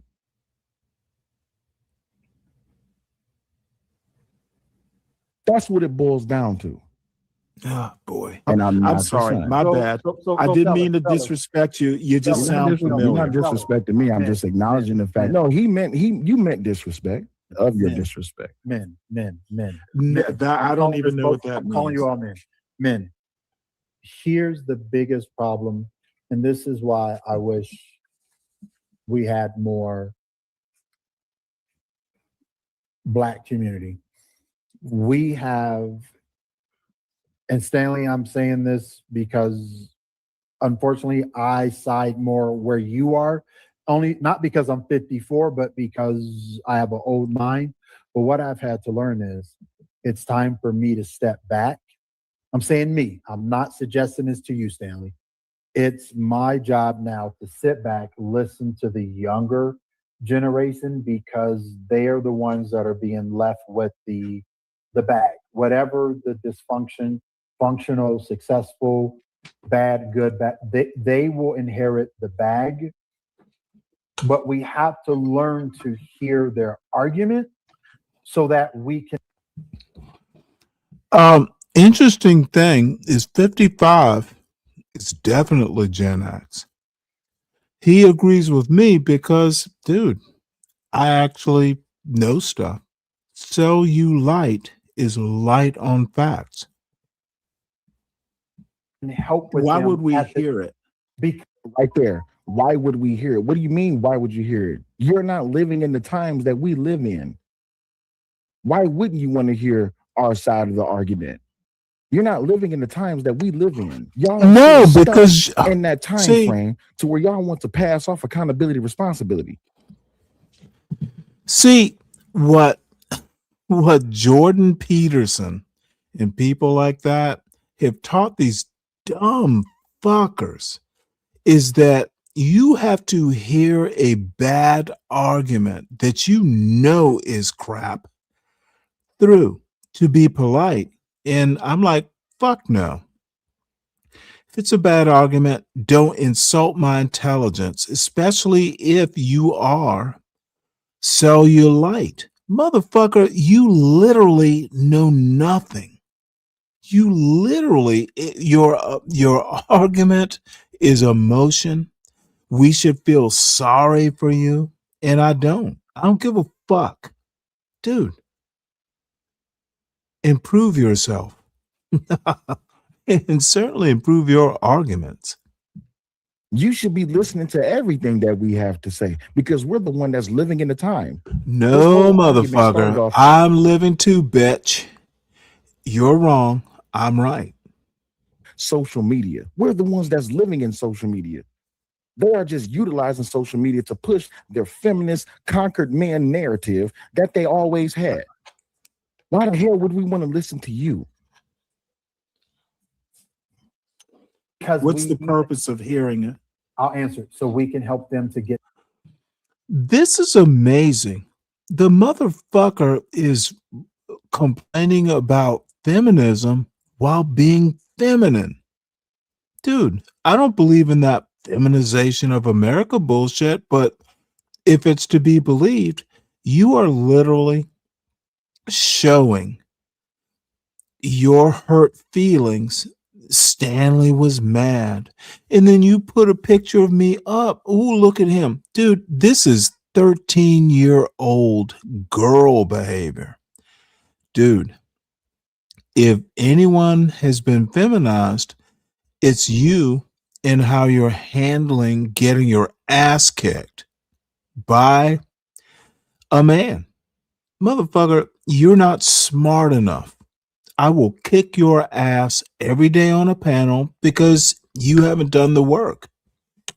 You think because your feelings were hurt and your baby mama, whatever your pathology is, you think people should feel sorry for you? Well, maybe they should, but I won't be one of them. You don't fucking come up on a panel and try to be a man when you're a boy. I will kick your ass every goddamn time and laugh when I do it. To the table to make better decisions. Well, if they don't accept the help, what help is there to accept when all y'all did was leave? By the way, I put the StreamYard link in the chat if anybody want to come up and join. But what help is there to accept when all y'all did was leave? Can anybody in the chat tell me that what help is how is leaving helping? How was a band? Maybe he should go. Maybe you should get to know me better. Leave what? Who is y'all? Motherfucker, I didn't leave shit. What I should do is leave your ass in your mental wilderness. I meant wilderness, not weirdness. In your family helping? How was abandoning your community helping? How is passing the buck and walking away from self-accountability and self-responsibility helping? It's not helping. It's not helping at all. And in 2025, it's the most reverse form of evolution that I've ever seen. You're not helping, you're hurting, just like you hurt it then. So let me ask you a question. If y'all help, Stanley, let me ask you a question. If y'all help was so great, why didn't it work for y'all? Okay, hold on before It did you. work for us. It did work. Well, wait, hold it. I helped my son. If I can't help you, you're not. Well, no. What you need to understand is these things get built one child at a time.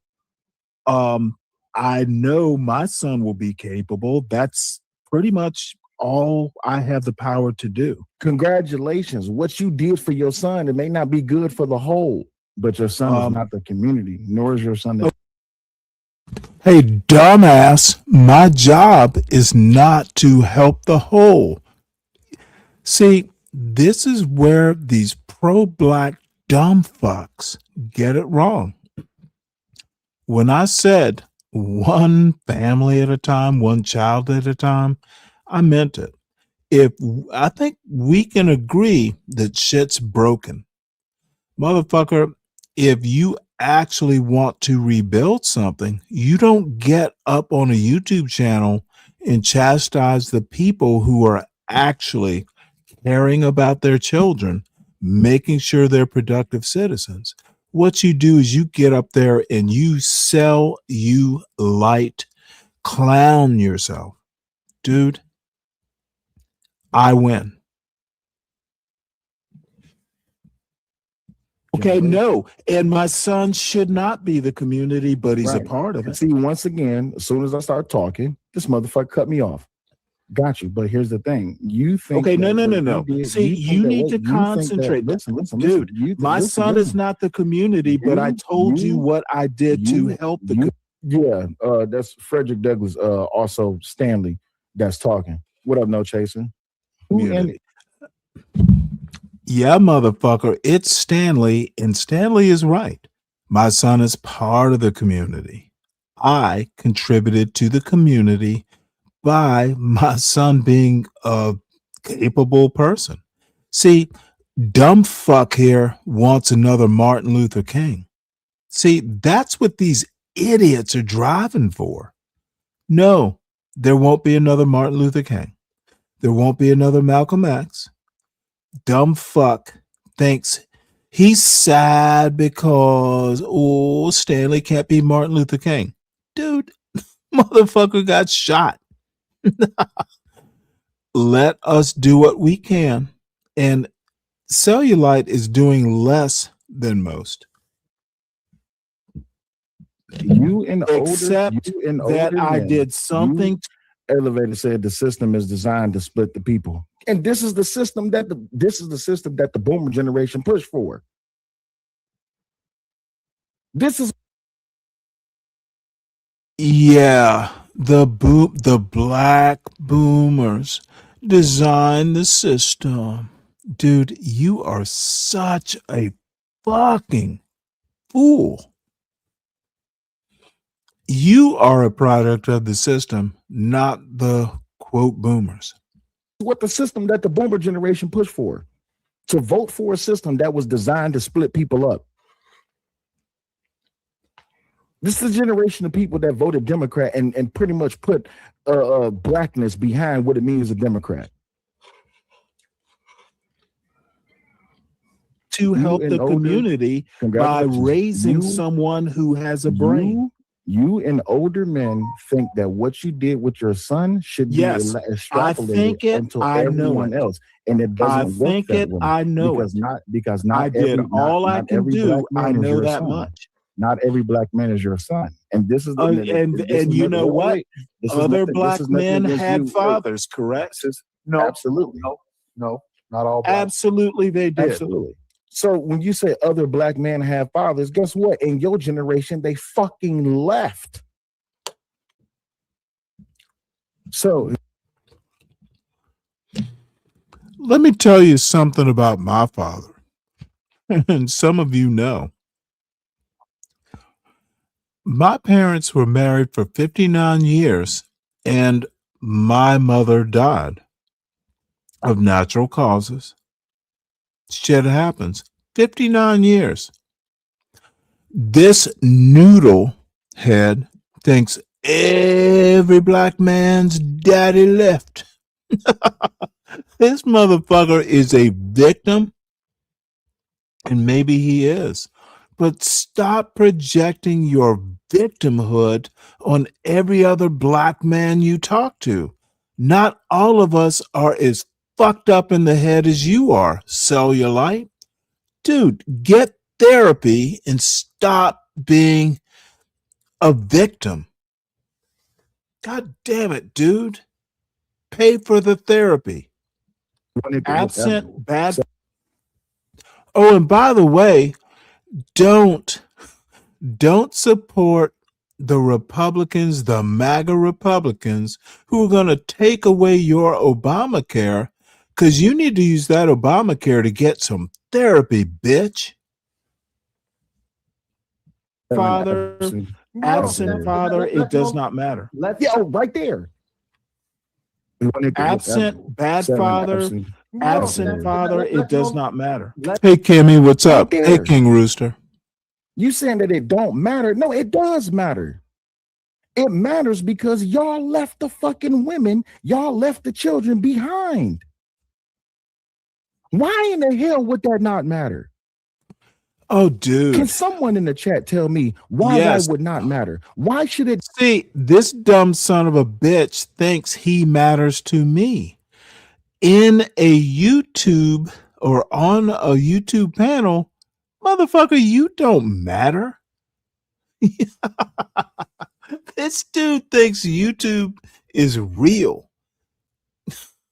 This dude has a pathology that only Obamacare can. This motherfucker's gonna lose his Obamacare if he keeps voting Republican. Not matter that black men are in the home? Why should it not matter? Why is it that you think that there's all these talking points that exist today in this same notion? It don't matter if the man is there or not. Bullshit. It absolutely matters. See, this motherfucker cannot engage. He cuts. He won't play all of it for context. He got his ass kicked. And dude, he had no clue who I was or what. This motherfucker, I hurt his feelings so bad, he had to do a show about it. But someone from his generation who's used to leaving their family, leaving their children behind, they don't give a damn.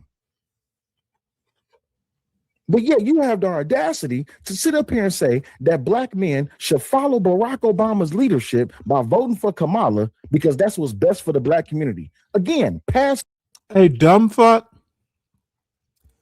No one said black men should follow Barack Obama. Barack Obama's not my daddy. What the fuck is this fool actually thinks that he sounds sane? Dude, why would a black man follow Barack Obama? He's president. He's not your daddy, you dumb fuck. What an idiotic point. And the buck off of responsibility and accountability. That's what's best for the black community. Depending on someone else to do the job for us, that's what's best for the black community.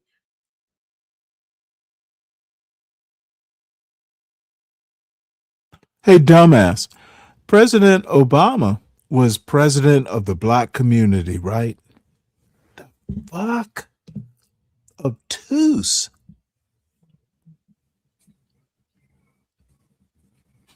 Obama was the president of the Beating your blacks. women, starving your children, chasing jugs, going around hunting down every little piece of tail that you can find. That's what's best for the black community. following behind white liberals who definitely do not have your best interest at heart. That's Hey, motherfucker, every black man in the quote black community is hunting tail. You know every dude, we're not all you, cellulite. You fucking chased tail to some woman tolerated you, and now you want to just project your pathologies like every black man is like you. Dude, this is a fail. what's best for the black community. Make it make sense. And these are supposed to be the leaders of the black community today. Bad Duck says, does anyone even understand how fucked the black community would be right now if Kamala had won? Absolutely. The black community would be terrible. Yeah. So under his boyfriend Donald Trump, black unemployment is a point higher than the highest unemployment we've had in a few years. Yeah.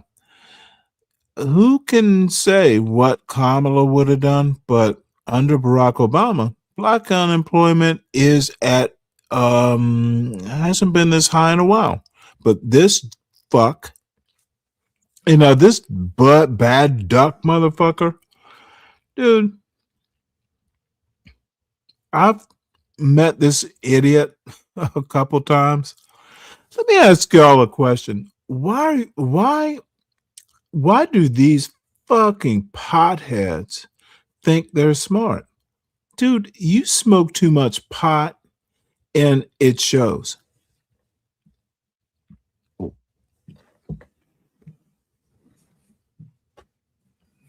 And yet these boomers push this whole notion that Kamala would have been best for the black community. On what level?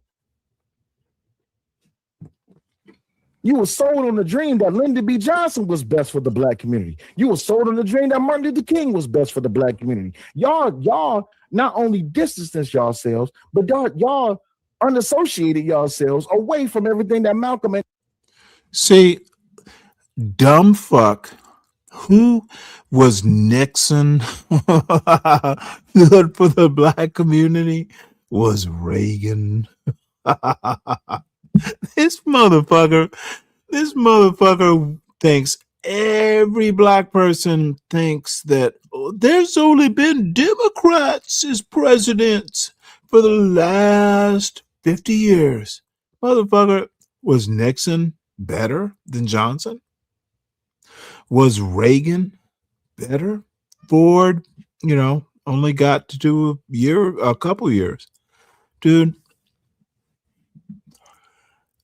this is why you're showing me on a panel and then you stop it line by line, because I kicked your fucking ass. And dude, it was 1 or 2 or 3 o'clock in the morning and I kicked your ass. Cellulite, you're light in the pants. You have no knowledge that I need care about. Good luck with your show. I have seen the best of your capabilities. I'm not even sure I want to watch the rest of this. It's about bedtime for Bonzo.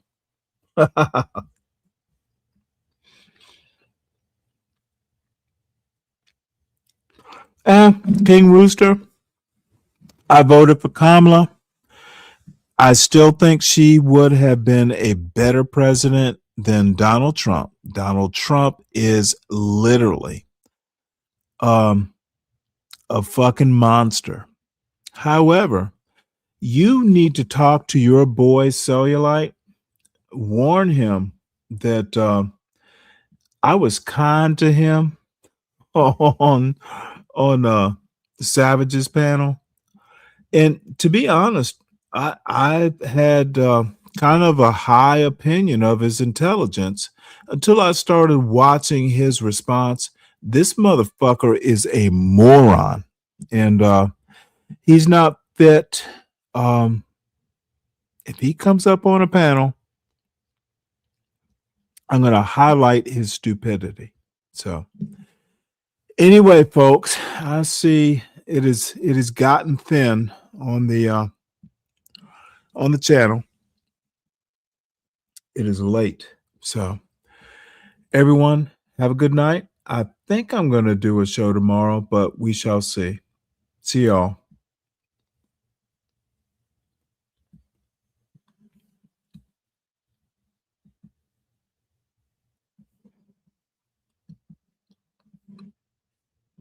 Oops.